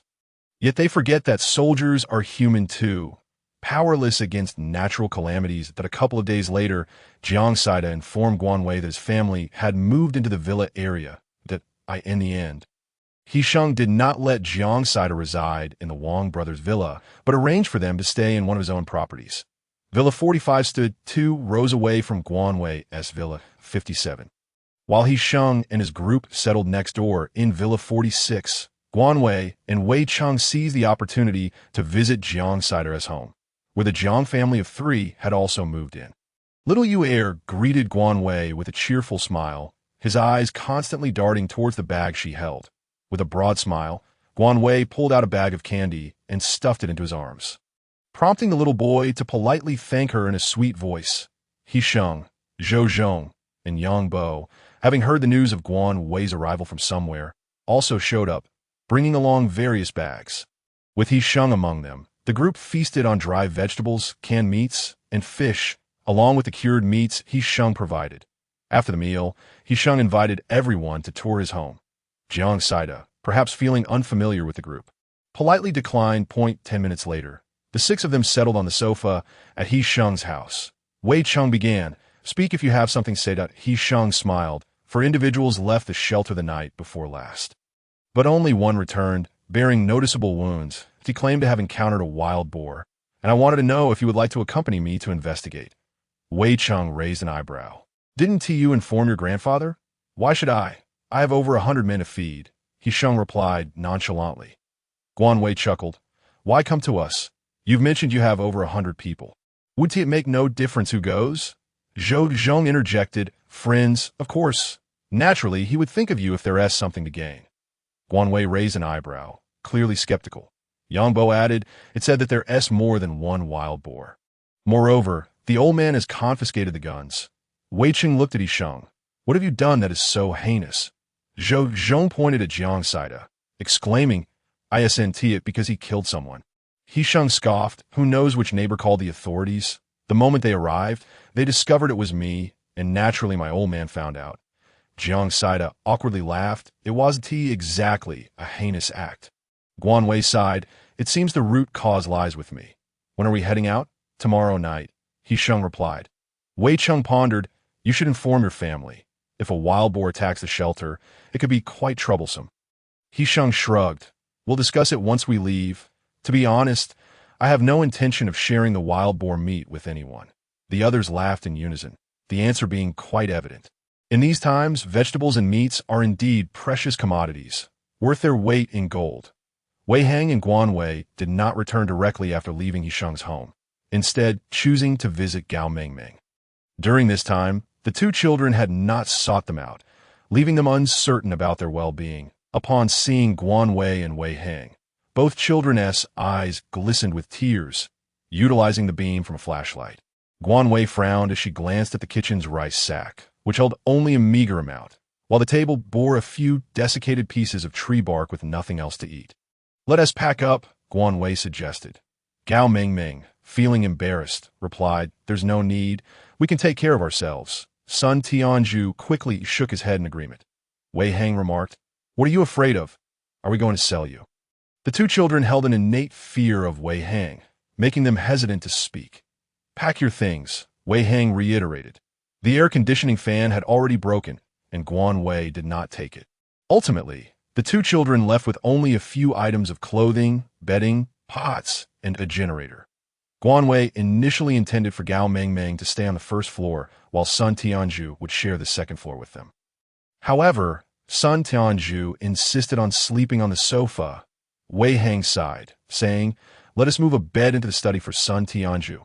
The two children nodded in agreement. It was indeed inconvenient for Gao Mengmeng, a girl, to live under the same roof as three men, but for the time being, there was no alternative but to arrange it this way. Guan Wei instructed them, The weather is too hot now. You shouldn't go out during the day, and be cautious at night. Take a shower and change your clothes. There is food in the kitchen for you to prepare yourselves. In the kitchen, Guan Wei had only left some dried noodles and canned goods, fearing nothing would be revealed to them. However, their arrival would likely expose the secrets of the space. Guan Wei was not worried. But Wei Hang was quite concerned. After finishing his shower and lying on the bed in silence for a long while, just as Guan Wei was about to drift off to sleep, Wei Hang suddenly said, If they ever harm you, just kill them. Guan Wei chuckled softly, saying, Be good, don't think too much. These two children are quite decent. There is no need to worry.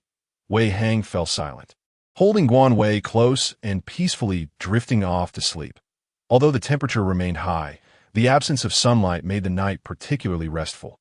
The next morning, as Wei Hang and Guan Wei descended the stairs, they heard Wei Zhang's voice. Who are you two? Gao Mengmeng quietly replied, I'm Gao Mengmeng, and this is Sun Tianju. Why are you both at my brother's house? Wei Hang descended the staircase, asking, What is going on? Wei Zhang, holding a small pot, said, My mom made dumplings and asked me to bring some for you too. Guan Wei smiled. Your second aunt got up early to make dumplings? Wei Zhang set down the dumplings. Yes, my mom and grandma have been bustling about since morning. Wei Hang told Sun Tianju, Go grab some bowls for us to eat. Gao Mengmeng cautiously interjected, We can eat something else.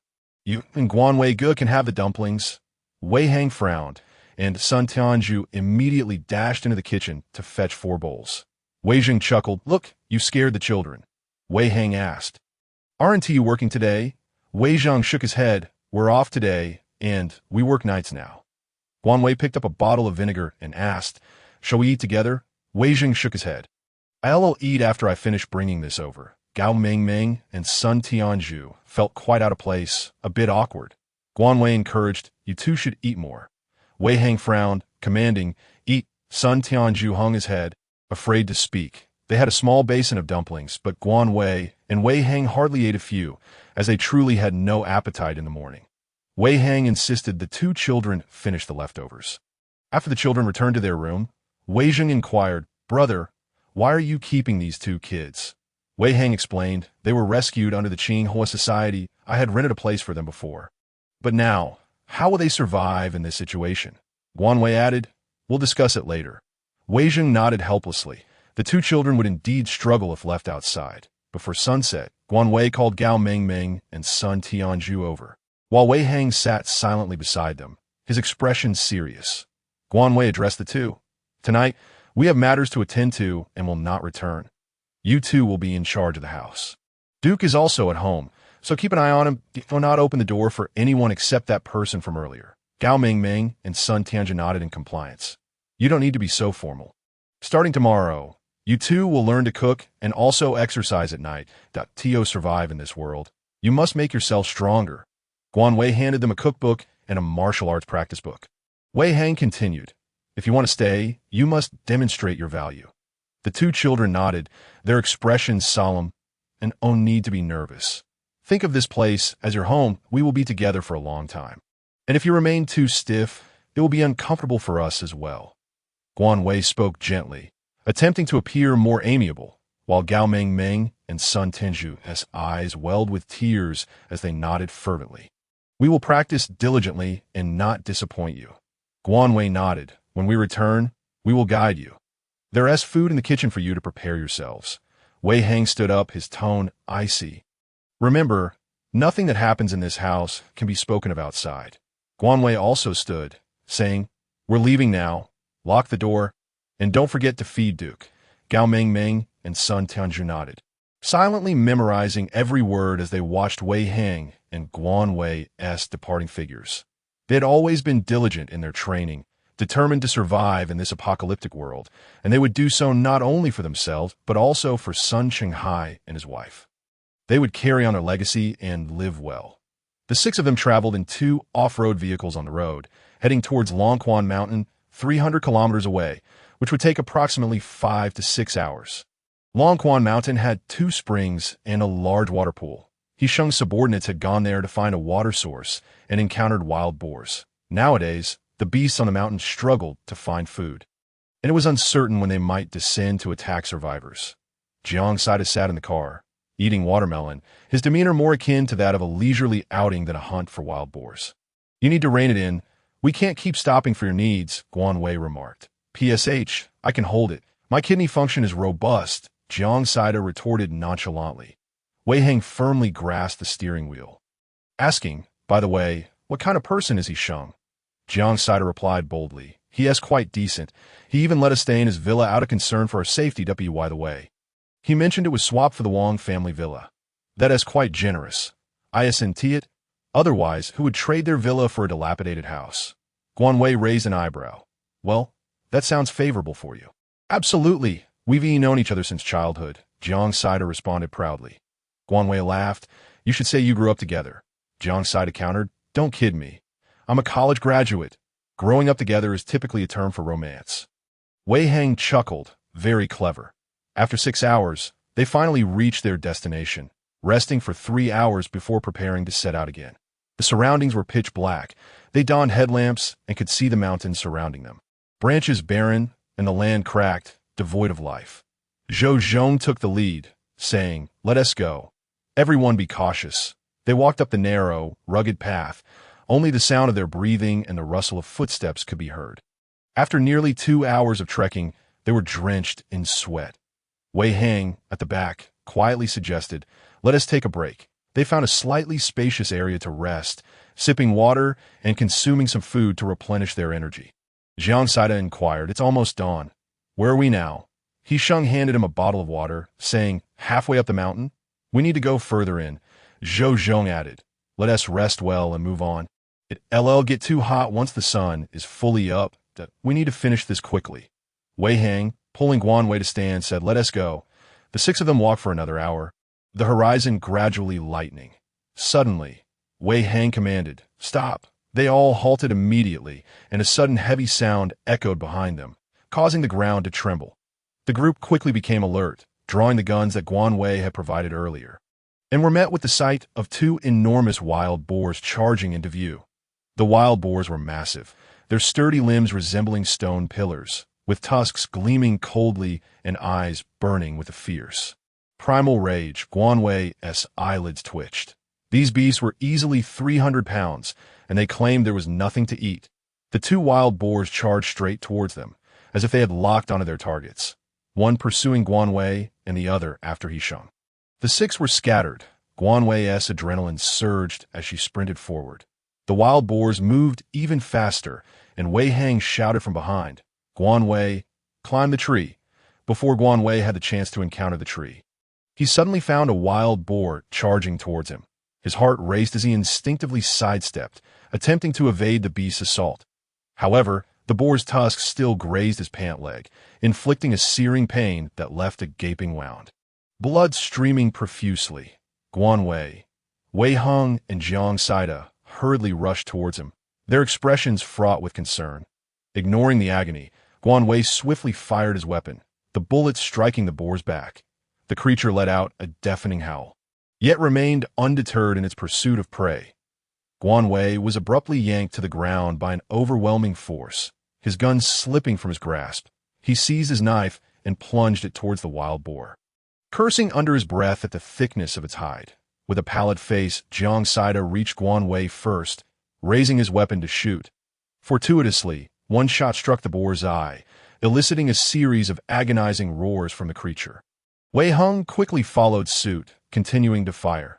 The boar's thrashing grew sluggish, its eyes gradually losing their luster. Wei Hung, with a grave expression, hastily lifted Guan Wei and leaned him against a tree, tearing open his pant leg to administer disinfectant, ointment, and bandages. The sound of gunfire persisted, and upon realizing Guan Wei was no longer in danger, Jiang Saida turned his attention to Hisheng and the others. Hisheng was bleeding from his arm, while the boar lay battered yet still bearing its sharp tusks, issuing a menacing yowl before lunging at Hisheng. Jiang Saida dashed over to Zhou Zhong and the others, who all raised their weapons to shoot. The boar collapsed, gasping heavily, and Yang Bo stepped forward, delivering a fatal stab to its neck. Jiang Saida hastily bandaged Hisheng's wound, breathing heavily. What a thrill! Hisheng managed a wry smile. This kind of thrill is not something I wish to experience a second time. Guan Wei's leg bore a deep gash, his complexion pale, the pain causing him to furrow his brow. Yet he remained silent, for Wei Hang's face was even more ashen. The sun had risen, surrounding them with desiccated trees, and the group sought a shaded spot to rest briefly. Wei Hung offered water to Guan Wei, who discreetly scratched Wei Hang's palm, managing a faint smile. Wei Hung sighed. "Drink the water." Jiang Saida glanced at Guan Wei's leg, advising, "You two should head to the hospital for proper disinfection." Guan Wei nodded, looking at Hisheng. "How are you holding up?" Hisheng smiled. "It's nothing serious. The wound isn't deep." Jiang Saida excused himself to address personal matters, and upon returning, he suddenly exclaimed, "I think I just heard the sound of water." Zhou Zhong chuckled. "You were just urinating, of course. You heard water." Jiang Saida scowled. "Do I look like a fool? I really heard something." Hisheng lazily remarked, "Wild boars often frequent water sources. Perhaps there's indeed water." Zhou Zhong nodded. "Then I'll go check with Yang Bo." 10 minutes later, they heard Zhou Zhong shout, "Boss, there really is water. Come see." The four exchanged glances, and Hisheng declared, "I'll go with Jiang Saida. Guan Wei, you two stay here." After they departed, Guan Wei said, "I should retrieve the wild boar. If it spoils, my injury will be in vain." Wei Hong remained silent for 2 seconds before carrying Guan Wei to the boar's location. After Guan Wei finished collecting it, he brought him back to the tree. Guan Wei leaned his head on Wei Hang's shoulder. "You don't plan on carrying me around like this the entire time I'm injured, do you?" Wei Hung replied. "Do you have an objection? That seems rather inconvenient, especially with 2 children at home." "Protests are ineffective," he said, lifting Guan Wei to reunite with Hisheng and the others that N.O. Princess carrying. "It's embarrassing. What if it aggravates your wound?" "Protests are ineffective." Guan Wei, Hisheng, and the others were gathered. exchanging bewildered glances when they heard footsteps behind them and turned to see Wei Hung and Guan Wei approaching. He Sheng chuckled, while Zhou Zhong teased, "Wow, what treatment you have." Yang Bo shot them a glance but remained silent. Jiang Saida, unfazed, remarked, "The water flow is a bit weak." The water in the pond had evaporated, leaving only a small stream trickling between the stones, with a patch of damp earth nearby. Wei Hung set Guan Wei down. "You can hear that noise?" Jiang Saida replied cheerfully, "Of course. After all, it's a water source. Let's cherish it." Young man, Dahi Sheng squinted at the sun. "Let us head back. We can come back to find people for the small stream later." Wei Hung nodded. Whoever comes should bring supplies. There might still be wild beasts lurking in the mountains. Upon reaching the spot where they had slain the wild boar, Zhou Zhong asked in confusion, "What happened to those two large boars?" Wei Hung raised an eyebrow. "I took them away. It's hot. I don't want them to spoil the let's go." Carrying Guan Wei, Wei Hung led the way, with Jiang Saida closely following.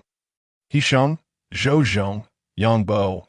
Zhou Zhong looked at He Sheng. "You took them away?" "Boss, I don't know what to say." He Sheng shook his head. "You'll know when we get back. Just followed on a return trip." Jiang Saida drove, while Wei Hung changed Guan Wei's bandages again. The wound was palm-sized, red and swollen. Wei Hung frowned. "No more bandaging. The heat will hinder healing." Upon reaching the shelter, Wei Hung immediately took Guan Wei to the hospital, where thankfully there was no infection. They merely disinfected and applied ointment. "Just need to rest at home," he assured. After a day and night of exhaustion, everyone decided to return home for a good rest. As they stepped through the door, Duke lunged at them with fervor. His clipped fur had grown back a bit, yet he remained quite unappealing. Wei Hung blocked Duke, scolding, "Don't come over here. Can't you see he's injured?" Gao Mingming, upon seeing the wound on Guan Wei's leg, felt her eyes well up with concern. Sun Tenju stood beside Guan Wei and asked, "Guan Wei, how did you get hurt?" Guan Wei replied, "It was a wild boar." "Nothing serious." "A wild boar?" they exclaimed in astonishment. Guan Wei nodded. "We'll have meat tomorrow. Today, we're too tired and need to rest." Gao Mingming quickly chimed in, "I made dumplings. Do you want some?" Guan Wei nodded. "Yes." Gao Mingming prepared dumplings with sauerkraut filling, which tasted delightful. Both Guan Wei and Wei Hung devoured a plate before heading off to sleep. Their slumber was deep and restorative, and they didn't awaken until 3 in the afternoon the next day. Guan Wei rummaged through the space before collapsing back onto the bed, showing no intention of getting up. Wei Hung helplessly carried him to wash up before changing his bandages again, yet Guan Wei simply laid back down. "Aren't you getting up?" Wei Hung asked. Guan Wei nodded. "I'm too lazy to move." Wei Hung sighed. "I'll carry you downstairs." "You need to eat something." Guan Wei grasped Wei Hung's fingers. "Not hungry. Just stay here with me for a bit." Just then, there was a knock at the door. "Get up." Jiang Saida had arrived. Wei Hung shrugged and opened the door, and Jiang Saida bounced in, followed closely by Duke. Guan Wei's gaze fell on Jiang Saida's hands. Astonished to see that he was holding a crutch, Jiang Saida raised it triumphantly. "Aren't I thoughtful?" Guan Wei shook his head. "I don't want it." Jiang Saida, looking perplexed, exclaimed, "Tiskathiske, that's your third leg no, wait, your fourth leg. With it, you can move with ease. It's a steal at just $9.99. Wei Hung interjected. Guan Wei coldly replied, "Get lost." Jiang Saida, however, was undeterred, forcibly placing the crutch by the bed and meandering around. Finally, he said something serious. "Are we not keeping the space matter from He Sheng any longer?" Guan Wei raised an eyebrow. "Didn't you say he was a decent person, a childhood friend? I trust you." Jiang Saida rolled his eyes. "Sure, just like two innocent kids." Guan Wei stated, "If we don't take the wild boar back, it will spoil by the time we return." Jiang Saida nodded. "Right?" Then he pointed at the washstand. Raising his voice, "You two slept together?" Guan Wei facepalmed, while Wei Hung stifled a laugh. Jiang Saida's eyes widened like saucers as he repeated, "Why did you sleep together in this heat? It's not like there aren't other rooms." "You re-insane." Guan Wei grit his teeth, struggling to comprehend Jiang Saida's peculiar reasoning. Downstairs, Zhou Zhong's voice rang out. "Wei Hung." "Guan Wei, come downstairs. We've arrived." Wei Hung lifted Guan Wei and said to Jiang Saida, "Why can't we live together if we're in a relationship?" With that, he directly headed downstairs. Jiang Saida was left stunned, his mouth twitching as he processed this significant revelation. Wei Hung set Guan Wei down on the sofa in the living room. Just as Jiang Saida erupted, "My cabbage has been trampled by pigs." Ah! Guan Wei's expression mirrored his dismay, not for any other reason, but because he saw Hishang sitting in a wheelchair, playing like a child with learning difficulties. Zhou Zhong inquired, "What happened to Jiang Saida?" Wei Hung, pouring tea for everyone, chuckled. "His empty head is currently absorbing knowledge. It might be a bit of a shock." Zhou Zhong, Yang Bo, and Hishang cast a glance upstairs, saying, "Guan Wei, I've tried that wheelchair for you. It's quite good." Guan Wei's eyelids twitched, replying, "No need for that. Ain't tea this moment." Jiang Saida had finished digesting the information and was descending the stairs while remarking, "I offered him a crutch, and yet he still found it unsatisfactory." Zhou Zhong chuckled. "Well, that is indeed something to complain about." Jiang Saida rolled his eyes, choosing to ignore him. Wei Hung poured a cup of tea for each person and declared, "Since we are all gathered here, let us discuss the matter at hand. The wild boars are currently under Guan Wei's care, but I hope you all can keep this a secret. I consider everyone here as friends." Wei Hang's piercing gaze swept over the crowd. Aside from Jiang Saida, everyone else nodded solemnly. Then, with a mere lift of his hand, Guan Wei conjured a wild boar into existence. A profound silence ensued, broken only by the sound of the Duke gnawing on a toy. Guan Wei narrowed his eyes, taking in the expressions of everyone present, particularly noting the youthful faces of Gao Mengmeng and Sun Tianzhu, whose emotions were laid bare. Hishang remained the calmest, merely raising an eyebrow with a hint of amusement, while Zhou Zhong and Yang Bo managed to maintain their composure, though astonishment flickered in their eyes. After a minute, Zhou Zhong exclaimed, "What the hell?" Yang Bo echoed, "What the hell?" Hishang remarked, "Impressive." Jiang Saida added, "This matter is known only to our families. We have refrained from disclosing it to avoid endangering Guan Wei." Hishang nodded in agreement, assuring, "We understand.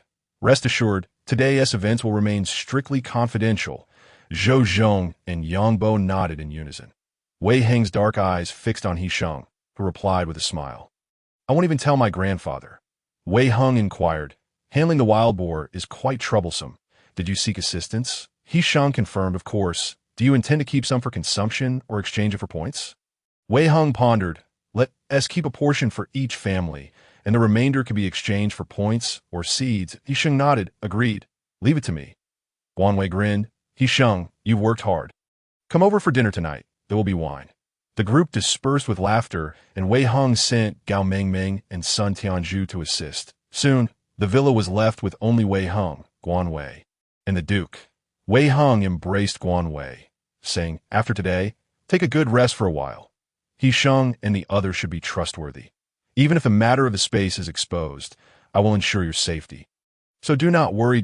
As for the issue of the space," Guan Wei was untroubled. Even if it were to come to light, he possessed the means to protect himself. Guan Wei smiled. "I'm not worried. You overthinking it." He then wrapped his arms around Wei Heng's neck and playfully suggested, "Carry me to the shower. I feel sticky and uncomfortable." Wei Hung laughed. "It's my utmost honor. I am more than willing." Before long, sound of their playful banter echoed from the bathroom. Guan Wei exclaimed, "Wei Hung, could you refrain from biting me? Are you a dog?" Wei Hung replied with a playful bark. Guan Wei retorted, "Where are you biting? Goodness, are you a beast reincarnated?" He continued, "Wei Heng, get out." Wei Heng responded, "Darling, be careful not to touch the wounds." Guan Wei protested, "Ugh, ugh, ugh." 2 hours later, Guan Wei, flushed and sore, lay on the bed pretending to be a corpse, utterly still. Wei Hung chuckled as he removed the cling film from Guan Wei's legs, relieved that it had not gotten wet. His gaze fell on the mottled marks on Guan Wei's thighs, causing his blood to boil once more. Yet considering Guan Wei's injuries, he sighed, resigning himself to restraint. In a villa, Dong Zhenyan stood by the window, silently listening to the discussions of the people behind him. Each individual sat with an upright posture, exuding an extraordinary presence, their military demeanor unmistakable. The situation was dire. The relentless heat had left people in agony. The supplies at the shelter were visibly dwindling, placing all pressure on the military to gather resources, incinerate corpses, and seek out water sources. Many soldiers had collapsed, replaced by new recruits, yet the resources distributed were scant, leading to widespread discontent. "Chief, we can't keep being burdened like this. Now we're being asked to build houses. Oh, they think we have 3 heads and 6 arms, grumbled a man in his 40s. Indeed, during meetings they speak eloquently, yet all the hard labor falls to us. Chief, my men can barely stay awake on their feet. In these times, divisions among the military and police had blurred. Everyone was struggling, and Dong Zhenyan declared, I will coordinate with Mayor Gong. With graying temples.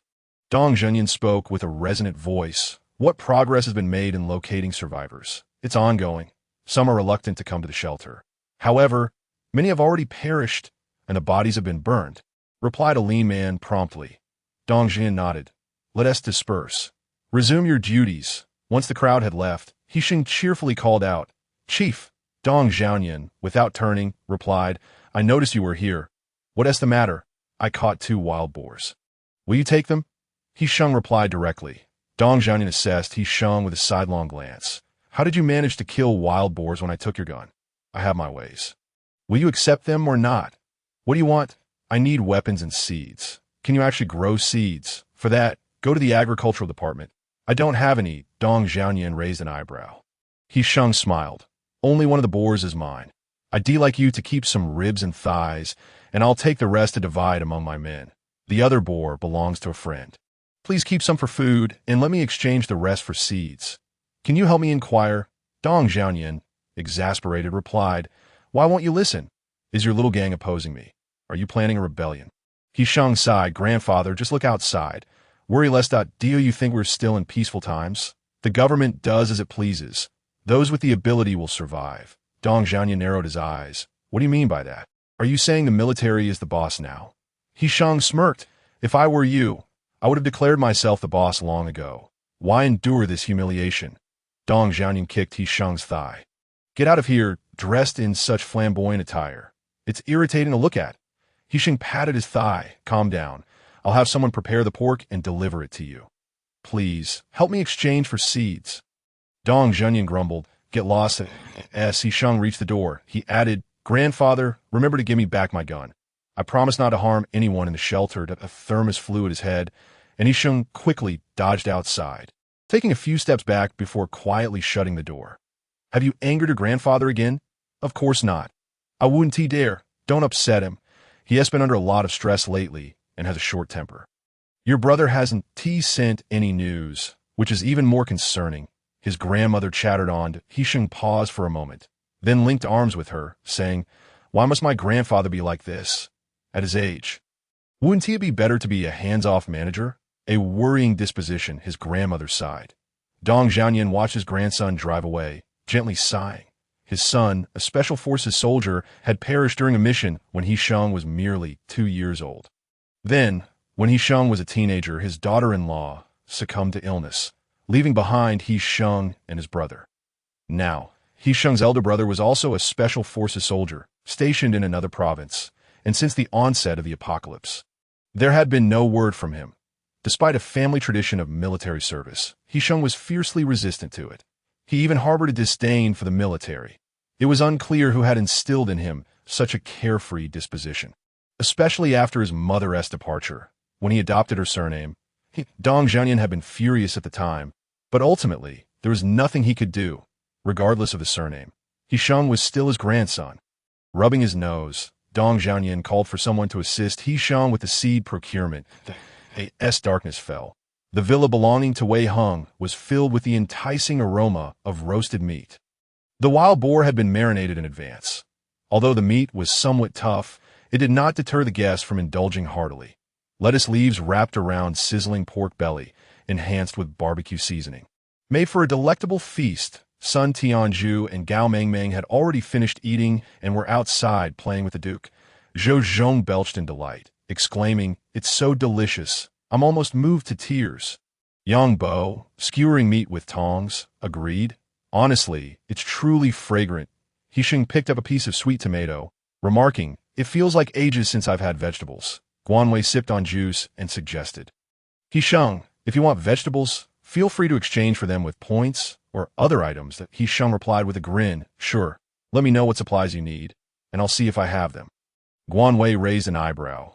The stalls in the unbuilt comprehensive market? Hixing raised his eyebrows, but had not yet spoken. Wei Hung interjected, "Let us drink first. We can discuss this matter later." Zhou Zhong inquired, "Boss, on our way here, we saw a crowd heading towards the comprehensive market. What is going on?" He Shang frowned. "The temperature has sent too high now that the sun is set. The government is urging us to expedite the expansion. Those still under construction must continue." Jiang Saida chuckled. "Is there truly someone reckless enough to venture out? Isn't it merely for the sake of points?" Wei Hung replied, "Even without the sun, the temperature remains high. Continuing like this could indeed cost lives." Jiang Saida added. He Shang shrugged. "And then, people need to eat and drink, which necessitates points. Without work, how can one earn points?" Guan Wei shook his head. "Those with great compassion among us, please eat. This is not our concern." The group raised their glasses in unison, and as the night wore on, Jiang Saida collapsed, unable to rise, while Yang Bo's eyes glazed over, staring vacantly. Zhou Zhong engaged in conversation with the Duke, who expressed his disdain with a grunt. Apart from Guan Wei, who was prohibited from drinking due to his injuries, He Sheng and Wei Hung remained quite sober. Exchanging resigned glances, Guan Wei suggested, "Let us help them upstairs to sleep. No one should return home." He Sheng nodded. "All right, I'm truly too lazy to move." Guan Wei instructed Gao Mengmeng and Sun Tianzhu to tidy up the upstairs bedroom and prepare the beds, as several inebriated souls were carried upstairs. The room was in disarray. Gao Mengmeng and Sun Tianzhu noticed Wei Hung and Guan Wei seated on the sofa, sipping tea. They swiftly cleaned up and retreated to their room to sleep. Guan Wei rested his head on Wei Heng's lap. Adjusting himself into a comfortable position, He Sheng brought me 2 bags of seeds. I observed that their quality is quite good. Wei Hung nodded. He sourced them from the planting department, so they should be reliable. There are also spare ribs in the storage. You can take some to your grandfather tomorrow, and bring a few to Jiang Saida as well. Yes, starting tomorrow, I'll begin training those too. What do you wish to do? Wei Heng inquired, stroking Guan Wei's hair. That I'll read books, particularly those on planting. I aim to stockpile more grains and vegetables to take good care of you, Guan Wei replied. Wei Heng chuckled. You're working hard. Our little landlord, in a tranquil room. The two exchanged pleasantries, planning for their future. The essence of life lies in the mundane aspects of daily sustenance. While grand spectacles are splendid, the simplicity of ordinary life is equally worthy of cherishing. The following day, the shelter released an announcement. All individuals could form their own teams, with a minimum of 5 members per team. They were to register their team names and member information at the trading hall to undertake various tasks, earning points upon completion, with 30% of the collected supplies to be submitted. No teams were allowed to engage in violence or pillaging within the shelter, as Wei Hung and his companions were having breakfast. He Sheng remarked after hearing the news, "See, my Longhu Society will be the premier team in the shelter." Jiang Saida frowned. "I don't understand. What does that mean?" Zhou Zhong explained, "Task allocation, you see." Jiang Saida shook his head. Guan Wei suggested, "Wait a moment. You'll know once you head to the hall." He Sheng and the others finished their meal and promptly left to register, while He Sheng also sought to gather more information. Jiang Saida lounged on the sofa, declaring, "I'm not interested." Guan Wei smiled, "Forming a team isn't that simple. There must be a leader, and weapons are necessary. Collecting supplies outdoors often leads to encounters with robbers. Danger is unavoidable." Wei Hung nodded. "There are only so many military personnel, and everything rests upon their shoulders. Even iron men can rust. I suspect old Master Dong Jianyan is feeling overwhelmed," Guan Wei remarked. "Let us observe the developments. Starting tonight, Wei Hung plans to teach those 2 kids how to fight. Do you wish to join?" Jiang Saida agreed. "Sure, I don't have anything else to do," before leaving. Guan Wei provided Jiang Saida with some meat, vegetables, and fruits, along with 2 bags of candy for the little fish to take home. Wei Hung made a trip to the Wei residence, delivering food and seeking updates from Wei Zheng. Wei Zheng informed him, "My father said that last night, old Master Dong Jianyan spoke with Mayor Gong for half the night, leaving a portion of the military to protect the shelter's safety. Everyone else can form teams. They can venture outside to gather supplies or hunt wild boars on the mountain like you." Wei Heng questioned, "And what about those unarmed civilians?" Wei Zheng sighed. "Those who do not wish to form teams or leave the shelter can still seek employment within." Wei Heng asked, "What about you? Staying in the shelter? No, I wish to go outside. Staying in the shelter serves no purpose. Brother, are you all forming a team to leave? Wei Zheng inquired. Wei Heng chuckled. No, we'll discuss it later. Those two kids are too unskilled. We'll practice a bit first. Wei Zheng's face lit up with excitement. I want to go too. I want to practice. Suit yourself. I'll head downstairs to play a few games of chess with grandfather. I'll come by in the evening. Thus, the training brigade gained a new recruit from that day onward. As the sun set, the group commenced various exercises. Gao Mingming and Sun Tianzhu initially struggled to eat with chopsticks, their hands trembling as if afflicted by Parkinson's. Wei Zheng and Jiang Saida fared somewhat better, as Wei Zheng was a soldier by nature, and Jiang Saida had previously trained with Guan Wei.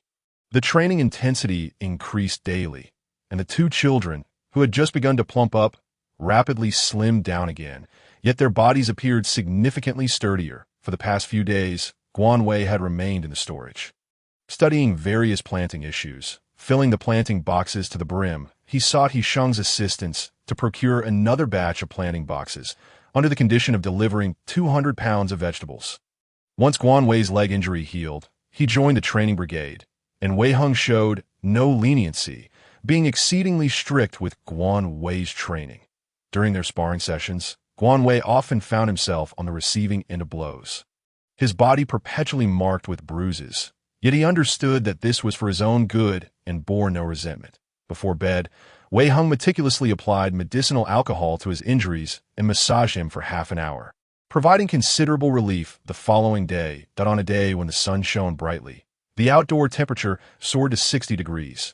Due to their nighttime training, Guan Wei and the others remained asleep during the day. Suddenly, they were jolted awake by Gao Mingming's screams, followed by the sound of shattering glass. Wei Heng and Guan Wei sprang into action, donning their pajamas, grabbing their firearms, and rushing downstairs, only to find two dark gun barrels aimed at them. As they raised their eyes, they saw two tall men clad in black. Their weapons were confiscated, and the two assailants encircled Guan Wei and Wei Heng, pointing their guns at their waists, commanding, downstairs. On the first floor, Sun Tianzhu and Gao Mingming had already been subdued, tightly bound by ropes. Guan Wei scanned the room, counting 5 individuals, all wearing sunglasses and dressed in black. Damn, don't they fear the heat? Additionally, Guan Wei noticed that the Duke was missing. Exchanging glances with Wei Heng, Guan Wei asked, "Who are you?" One of the men replied, "Did you kill the Wang family brothers?" Guan Wei narrowed his eyes. "Who are the Wang family brothers?" The man chuckled derisively. "Hand over what's in the basement." Guan Wei's expression hardened. "You've got the wrong people." The man retorted, "We don't want to harm anyone. We simply wish to retrieve what belongs to us. I advise you to be reasonable." The man, his face partially concealed by sunglasses, raised his gun and pointed it at Wei Heng's head again, insisting, "Hand over the items." Wei Heng did not flinch, coldly responding, "I'm curious as to what led you to believe we took the Wang family brothers' belongings." The man barked, "Humph, since we're able to find you, we know everything." Guan Wei interjected, "Everything? What do you mean?" The man's expression darkened. "Don't waste my time. Where are the items?" Bark, bark, bark, the Duke's voice echoed from the yard. As the man turned his head, Wei Heng and Guan Wei instinctively sidestepped, seizing the wrists of the assailants, pointing guns at their waists. With 2 sharp cracks, the wrists snapped. They swiftly took the firearms and dispatched the 2 men behind them. The remaining 3 retaliated with gunfire, prompting Wei Heng and Guan Wei to take cover behind the sofa. At the same moment, in the yard, Wei Zheng was panting heavily, having shot one of the assailants. The tide of the situation shifted instantly, and the remaining 2 were soon dealt with. Wei Heng approached the injured man, demanding, "Speak. Who are you? Who informed you that we took the Wang family's belongings?" Wei Zheng, crossing his arms, gazed at one of the corpses. "This person looks oddly familiar." The wounded man clutched his gunshot wound, drenched in sweat, lips pressed tightly together, refusing to speak. Guan Wei released the 2 children, collected all the firearms, and coolly stated, "If you want to talk, then so be it. Wei Zheng, go find out who this person is. Who else is in their family? Eliminate them all." The man's eyes fixed on Guan Wei, filled with rage. Wei Zheng raised an eyebrow. "All right, piece of cake." Just as he was about to exit, the man growled, "I'll talk." Everyone turned to the man, who closed his eyes and said, "We were unaware of the Wang family brothers' deaths until 2 days later." Subsequently, someone noticed that the Tsinghua Society members had all vanished, prompting suspicion. After secretly investigating, we discovered that He Sheng and you had entered the villa. We sought the items from the basement, but found them missing. Thus, we chose to target you, as you wouldn't dare confront He Sheng. Guan Wei scoffed. "The boss's orders. We merely execute them," but a man inquired. "Who are you?" Wei Heng replied coldly. "What is your name?" The man responded in a low voice. "Cheng Yong, the deputy mayor of Pancheng. The Wang family brothers are his lover's siblings." Wei Zheng let out a malicious chuckle. TSK, corruption, utterly corrupt." Guan Wei picked up a knife and coldly stated, "I won't harm your family. But you, I cannot spare. Close your eyes in peace." With a swift motion, he severed the carotid artery, and the man's eyes widened, filled with unwillingness and despair as he gradually lost his breath. Guan Wei gently patted the duke's head, saying, "Well done. Today we feast on meat, to our heart's content." Wei Jing cast a glance at Guan Wei, a chill in his eyes. He suddenly realized that Guan Wei was not as placid as he appeared. Anyone who provoked him would not meet a favorable end. Wei Heng took out his phone and called He Sheng, stating, "Send someone with a larger vehicle to handle the removal of 5 corpses." That He Sheng seemed to respond with something, to which Wei Heng coldly retorted, "You wouldn't want to know the aftermath of the Tsinghua Society?" His tone was harsh, clearly indicating his anger. Guan Wei understood. He too was displeased. Who would feel good when confronted at home with a gun to their head? With no one to deal with the bodies, they waited, some standing, some sitting. For He Sheng point 10 minutes later, the sound of a vehicle echoed in the yard. He Sheng and 2 others hurried in, their brows furrowing at the sight of shattered windows. Bodies strewn across the living room, and blood on the floor. Zhou Zhong asked, "What happened?" Guan Wei and Wei Heng remained silent. While Wei Zheng explained the situation with smiled, He Sheng frowned. "I truly had no idea about their connection to Cheng Yong. Nor did I know he had a lover. This oversight is on us." Yang Bo gathered several individuals to load the bodies into the vehicle. Gao Mengmeng and Sun Tianzhu diligently began cleaning up the blood and broken glass in the house. Zhou Zhong remarked, "Let us not dwell on this. What should we do about it?" Guan Wei replied, "First, replace the glass.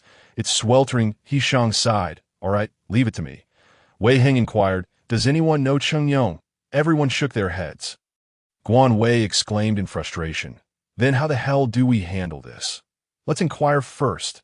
After He Sheng's group came and went, Wei Jing also took his leave by the afternoon. The windows had been replaced. And Guan Wei revived himself after drinking 2 large cups of ice water, reflecting on how those without generators were meant to survive in the bathroom. Wei Heng suddenly embraced Guan Wei, saying, "Guan Wei, I don't want anyone pointing guns at us anymore. Especially you. If danger arises, hide in the space immediately." The consequences of that man losing control today would be catastrophic. Wei Heng's hands trembled slightly. His eyes misty. He was not afraid when a gun was pointed at his head, but he feared for Guan Wei's safety. Thankfully, the Duke had summoned Wei Zheng, but what about next time? Guan Wei held onto Wei Heng's waist, sensing his tremors, and gently patted his back, reassuring him, "It's all right, there won't be a next time. Truly, don't worry." Wei Heng insisted, "You must hide in the space." "All right," Guan Wei replied, sighing softly within. How could he abandon Wei Heng? Receiving the affirmation, Wei Heng grasped Guan Wei's neck and leaned down to kiss him. Their warm hands intertwined at the back of each other's heads, their breaths mingling, a fervent love coursing through their hearts. The tender kiss gradually transformed into something more forceful, imbued with an irresistible power, causing Guan Wei's lips to become both numb and painful, unable to suppress a soft moan. This sound seemed to signal something, and Wei Heng abruptly lifted him, placing him upon the sink. The sound of running water drowned out Guan Wei's moans as Wei Heng kept his eyes open, observing Guan Wei's expressions with utmost attention. As if only then could he truly confirm that the one he loved was right there. After feeding the exhausted Guan Wei a bowl of porridge, he fell into a deep slumber, while Wei Heng energetically descended to train. Days passed, and He Sheng arrived with Yang Bo, closely followed by Jiang Saida. Recently, patrol teams had emerged into shelter, with numerous squads dispatched to search for supplies, most of which were nearby yet yielded little. while some had ventured into the mountains and had yet to return, Yang Bo reported. Wei Hung poured everyone a cup of tea and inquired. Patrol teams? Hisheng wiped the sweat from his forehead, replying, Indeed, you wouldn't know since you haven't ventured out. Many homes have been robbed recently, and just a few days ago, a murder was discovered. The stench overwhelming, Guan Wei asked. Has the villa area been targeted as well? Yang Bo answered, Yes, that a man left for work, leaving only his wife and children at home. The woman was assaulted and is currently in a coma at the hospital. The doctors say her head was injured, and she is likely to become a vegetable. The child has also died. Wei Hung frowned. Have they found the perpetrator? Hisheng shook his head. Without even a surveillance camera. Where can we search? Most people stay home during the day and work at night, which makes it easy for those brutes. Jiang Saida added. In this weather, even installed cameras would likely be damaged. Guan Wei, uninterested in those matters, asked, What's the situation with Cheng Yong? Hisheng scoffed. That old fellow is quite shrewd, residing at number 117 in the back, always surrounded by a multitude of protectors. We can hardly approach him, and why grandfather says he is a favored aide to Mayor Gong, and I don't know much about him personally. Guan Wei frowned. We are quite passive. Hisheng nodded. I suggested my grandfather establish a separate faction. But he refused, questioning the worth of associating with a bunch of incapable people. Wei Hung shook his head. That's not the point. If the old chief takes his people and leaves, it wouldn't change anything. Supplies are limited. Once they're gone, they're gone.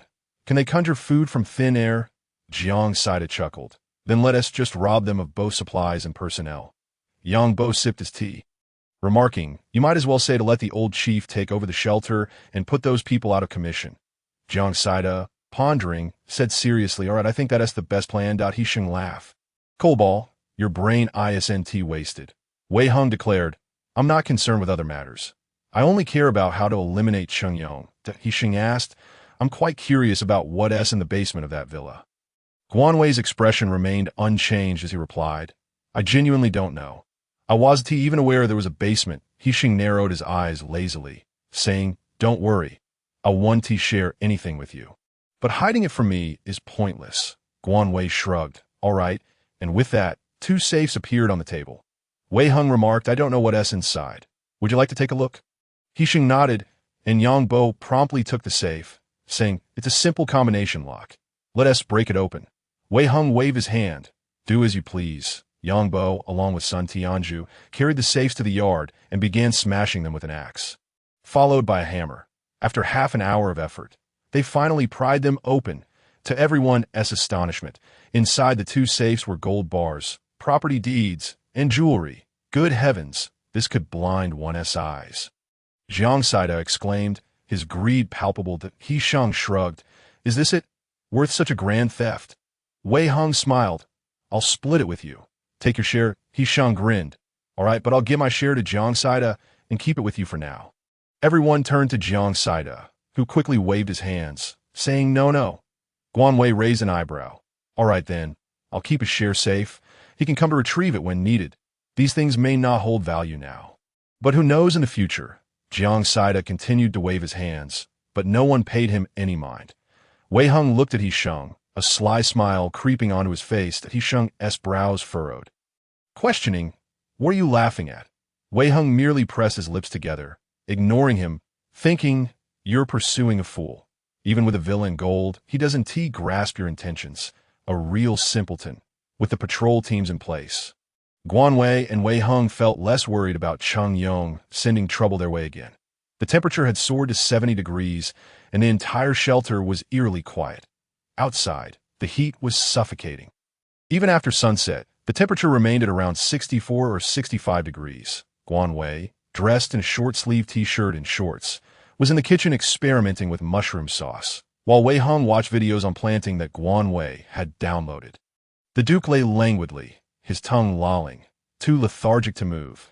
Gao Mingming and Sun Tanju were busy cleaning and chopping mushrooms in the kitchen.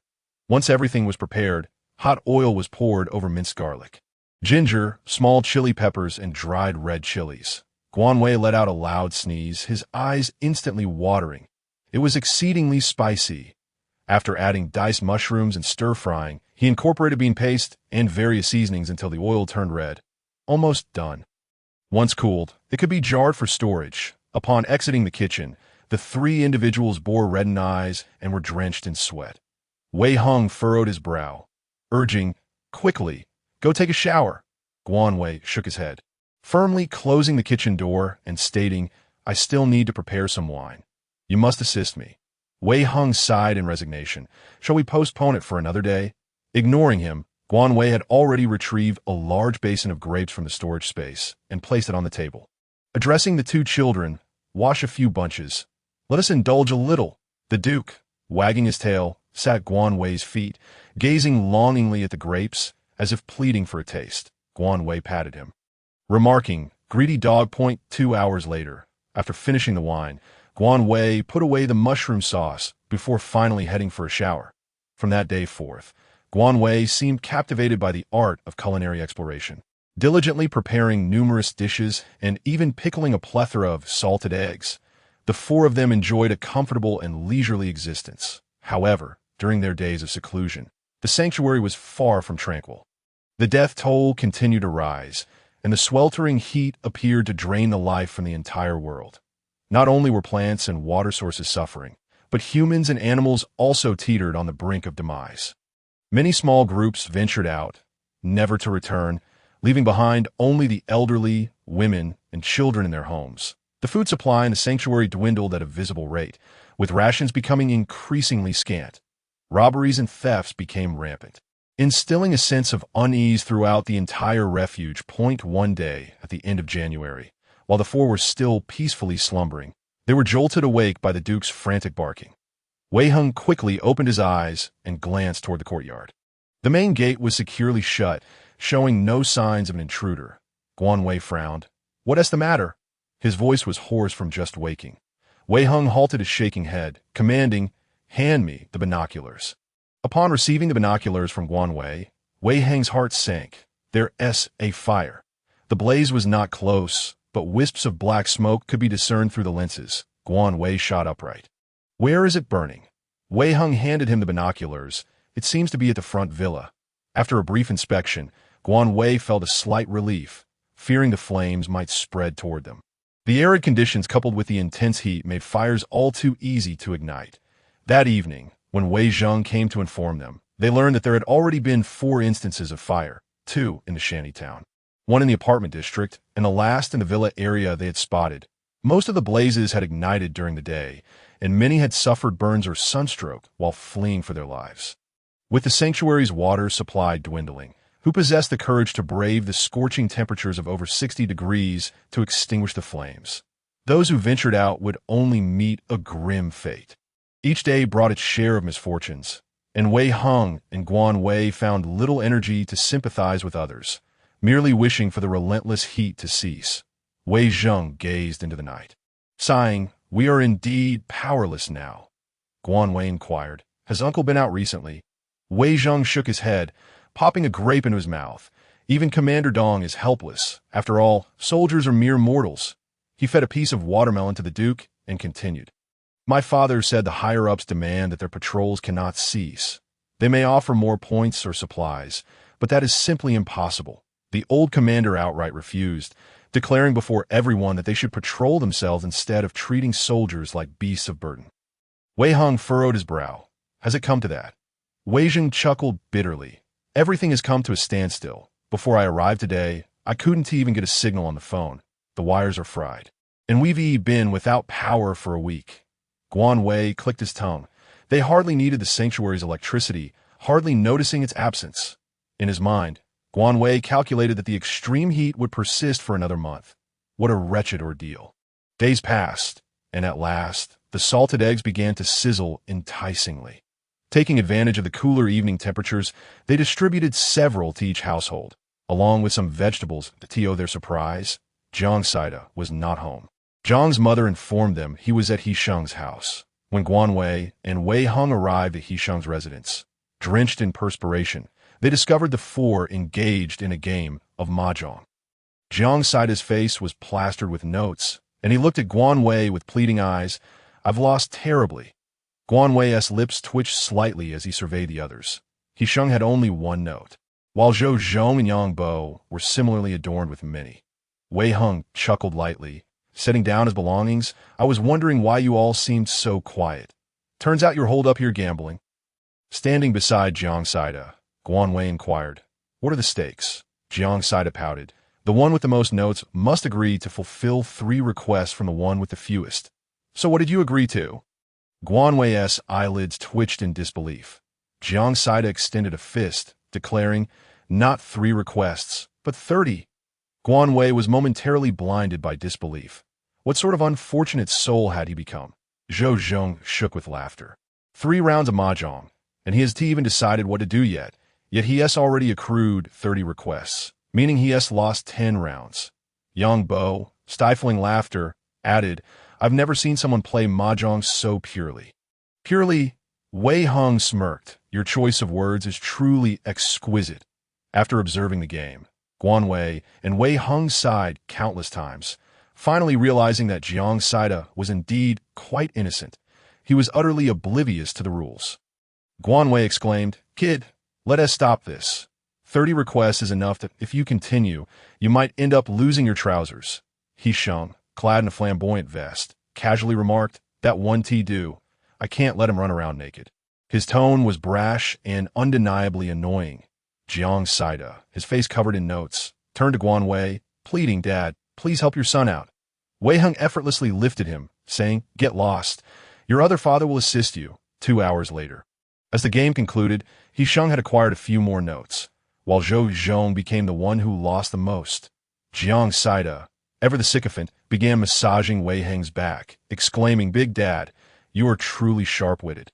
Cunning and astutely strategic, Wei Hung waved his hand dismissively. Enough?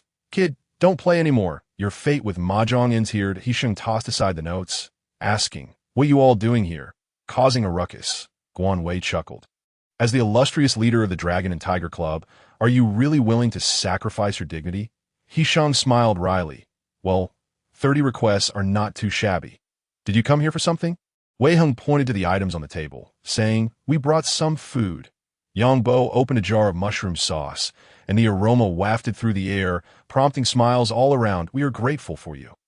They chorused, Guan Wei, Wei Hung, and the others felt that with mahjong, the days ahead seemed a tad more bearable. The competitive spirits of Wei Hung and He Sheng soared at the mahjong table, relentlessly battling it out. It was either the east wind prevailing over the west wind or vice versa, leaving Zhou Zhong and Yang Bo in dire straits. They not only lost a significant number of points, but also depleted their precious tea reserves.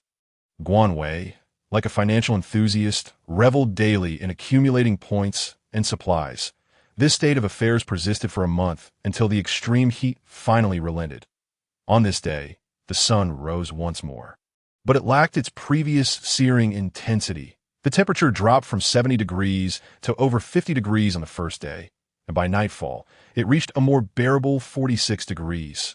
3 days later, daytime temperatures fell to 30 degrees, and electricity was swiftly restored. The inhabitants of the sanctuary eagerly awaited a downpour. Although temperatures had cooled, the water crisis remained dire. According to Wei Zheng, during the 3 months of extreme heat, a third of the sanctuary's population had perished. Now that the temperature had finally dropped, the authorities were frantically mobilizing efforts. The laboratory had successfully cultivated several varieties of vegetables, yet a pound sold for 50 points. A day's labor yielded only 20 points. The patrol teams resumed their duties, diligently working to restore the burned and under-construction buildings. The once desolate sanctuary buzzed with life, smiles illuminating the dust-covered faces of its residents. On this day, Wei Hung took Guan Wei out. They intended to visit the trading center to see what supplies they might need to exchange. The number of survivors along the route had increased, and the sounds of construction echoed in the distance. The trading center was bustling with activity, every stall teeming with patrons. The visible weariness of the people was stark. Cracked lips, tangled hair, and soiled clothes characterized their appearances. In contrast, the two, clad in clean attire, stood out as anomalies, attracting scrutinizing, envious, and even malevolent gazes. Wei Hung maintained a composed demeanor, ever vigilant.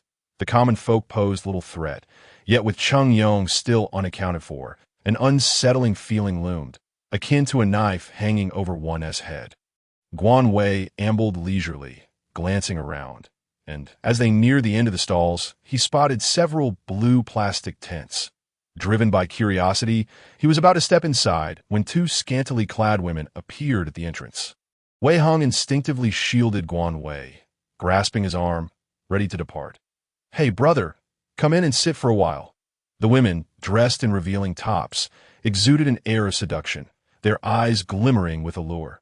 Guan Wei shivered, muttering, that voice could only be produced by someone with decades of diabetes.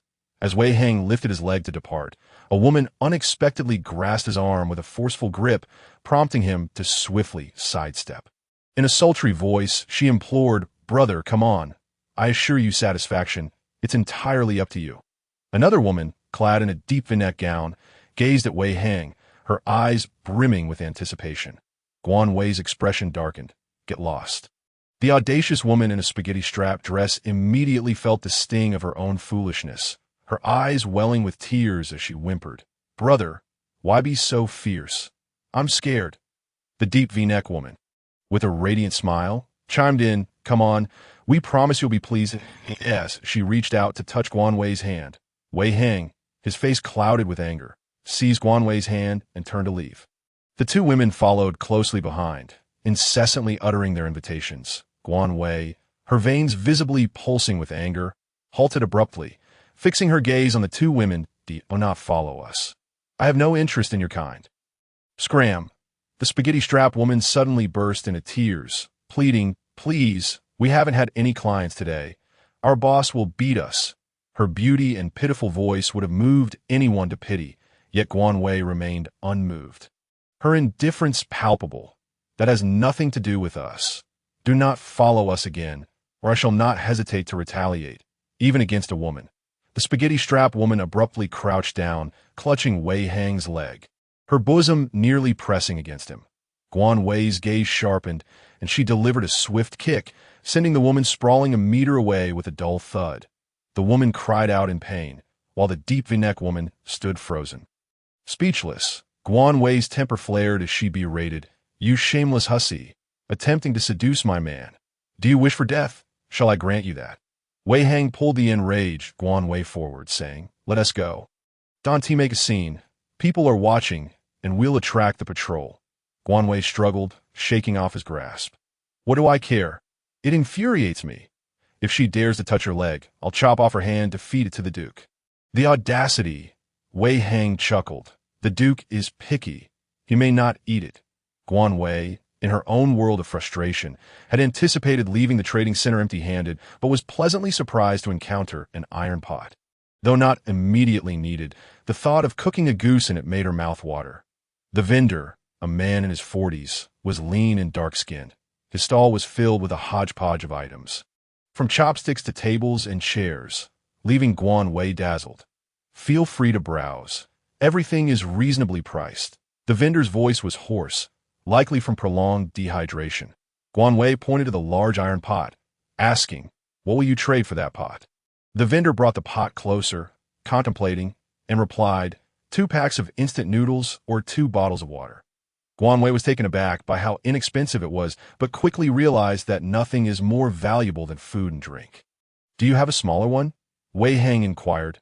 The vendor, initially anxious about his pricing, paused for a moment before responding, "I have one that is a size smaller. Would you like to see it?" Guan Wei nodded. "Just a moment," the vendor said, turning back to his stall. After about a minute, he returned with a slightly smaller pot. Guan Wei scrutinized it and asked, "Brother, your items are quite eclectic. How did you acquire them in the shelter?" The vendor chuckled lightly, wrinkles appearing on his dark face as he explained, "I scavenged from a shop in Pan City, transporting everything back with a cart." Guan Wei smiled. "That is quite impressive, considering how far this place is from a city." "Indeed, I was utterly exhausted, unable to find food I thought I could trade for some essentials," he continued. "However, there aren't too many buyers." Wei Hang interjected, "We'll take both pots." The vendor, momentarily taken aback, broke into a broad smile, repeatedly affirming, "Great, great." Ultimately, Wei Hang exchanged 2 packs of instant noodles and 2 bottles of water for the 2 pots. Each of them carried 1 pot back home. Upon arriving, they found Gao Mengmeng had prepared a delightful meal. Her culinary skills having improved significantly, and Guan Wei was thoroughly satisfied. The two children had grown taller and had shed their previous timidity. With the recent drop in temperature, they had begun training daily in the mornings and evenings, honing their skills considerably. Just yesterday, Wei Hang had started teaching them how to shoot, and he believed that soon enough, they would have two capable little aides. After dinner, Guan Wei entered the space and harvested a batch of ripe vegetables and fruits. She had planted some of the 2 bags of seeds that He Sheng had given her, and now lush green leaves had sprouted, including green peppers, romaine lettuce, and cabbage. She had only planted 2 rows of beans and 2 rows of cucumbers and loofahs, which would be ready for harvest in about 5 to 6 days. Guan Wei felt a deep sense of contentment. Crops that would take 3 to 4 months to mature in the outside world could be harvested in less than 2 months in the space, ensuring that the days of scarcity were over. She could no longer recall the exact date of the earthquake, but she remembered that it typically occurred about half a month after a heatwave. Standing in the wooden house within the space, Guan Wei surveyed her supplies. The bullets were insufficient. There was plenty of meat, but it needed replenishing, and the more fuel, the better. As she glanced over the pile of supplies belonging to the Wang brothers, Guan Wei narrowed her eyes, contemplating that perhaps the earthquake would present the perfect opportunity for a massacre. Exiting the space, she placed the fruits in the refrigerator and sliced 2 oranges, sticky juice dripping as she settled beside Wei Hang, saying, "Let us eat some fruit." Wei Hang nodded and replied, "Thanks." He then reached for a piece of orange. Guan Wei continued, "When you have time, go find He Sheng and see if you can procure a batch of bullets. Also, I need some waterproof fabric, especially anti-corrosive cloth. The more, the better." Wei Hang pondered for a moment and said, "All right, I'll ask my second uncle if he can get some." Guan Wei thought for a moment. "The waterproof fabric should be obtainable, but bullets are quite tricky to, if necessary. We can trade dried vegetables. I still have several sacks of dried vegetables I sun-dried, while I gave the rest to He Sheng." "Good, I'll keep that in mind. But sweetheart, we should take a shower now." Wei Hang's tone was utterly casual, his transition remarkably direct. Guan Wei considered and replied, "I want to go first." Wei Hang raised an eyebrow, playfully. "All right, my dear wife." Guan Wei immediately erupted, "Get lost." Wei Hang found his boyfriend amusing, noting how easily certain words or specific moments could turn him beet red. For instance, right now, Wei Hang's voice dropped low. "Wife, are you comfortable?" Guan Wei retorted, "If you keep calling me wife or dear, I'll kill you." Wei Hang remained unfazed. Similarly, today at the trading center, when a woman approached Wei Hang, Guan Wei would jump to defend him. Reminiscent of the past with Su Yi, which infuriated her, the battleground shifted to the bedroom, where Guan Wei, breathless, collapsed into Wei Hang's embrace, murmuring, "I'm tired." Wei Hang smiled, rolling over to switch positions. The night was enchanting, filled with a sense of intimacy. "What do you need fabric for?" "It's not raining." He Sheng, half asleep, lounged on the sofa, still groggy from being jolted awake by Wei Hang's relentless knocking. He appeared weary and slightly irritable. Wei Hang sipped his tea and asked, "Can you get it or not?" "It's urgent." He Sheng opened his eyes and queried, "What about Guan Wei? What does he want?" "Still sleeping. Quit dawdling. My patience is limited." He Sheng waved his hand dismissively. "Got it. I'll find out right away." Wei Hang pressed on, "What about the bullets?" He Sheng coughed. "Big brother, do you think I'm a wealthy patron who can provide everything?" Wei Hang chuckled lightly. "We can trade dried vegetables." He Sheng fell silent for a few seconds before dryly stating, "I'm not after the vegetables." Wei Hang raised an eyebrow. "Make it quick." With that, he turned and left. He Sheng squinted at Wei Hang's retreating figure, frowning deeply, his fingers stroking his chin as if lost in thought. Jiang Saida entered, asking, "Brother Sheng, was that Wei Hang who just left? What did he come for?" He Sheng's contemplation was interrupted by the newcomer, and his previous irritation vanished as he smiled. "Ah, he asked me to help him acquire some items. Waterproof fabric and bullets." Jiang Saida inquired, "What does he need those for?" He Sheng shook his head, "Not sure. Didn't Guan Wei tell you?" Jiang Saida took a seat, saying no. Guan Wei just does whatever he wants without any reasoning. He Sheng fell silent for a couple of seconds before suddenly raising an eyebrow. "Little coal ball, you still owe me 30 favors, remember?" Jiang Saida's face darkened. "I remember, and stop calling me coal ball. I am not dark." His fierce demeanor made the situation even more amusing. Hisheng bit his lip to suppress laughter, his throat visibly bobbing several times. Jiang Saida watched as a faint blush crept onto Hisheng's pale face from holding back laughter.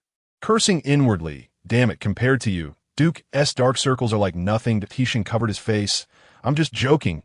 Don't be mad." Jiang Saida's gaze shifted back to Hisheng's hands, which were slender and fair. With distinct knuckles, silently gazing at his hands, Jiang Saida mused, "Although the shape is quite commendable, they have indeed darkened considerably." Shaking his head, he pondered why he was comparing himself to others in such a manner. "What is it that you would like me to do?" Jiang Saida inquired. Hisheng pursed his lips and shook his head, replying, "Nothing. I merely wanted to remind you, in case you forget." Jiang Saida rolled his eyes and retorted, "I'm leaving." With that, he turned on his heel and departed without a backward glance. Hisheng sighed silently, pacing back and forth in his home a couple of times before finally stepping outside. After all, commitments made to others must be honored. Wei Hung did not head home directly, but instead made his way to the administrative hall, eager to ascertain the current scale of the various teams within the sanctuary.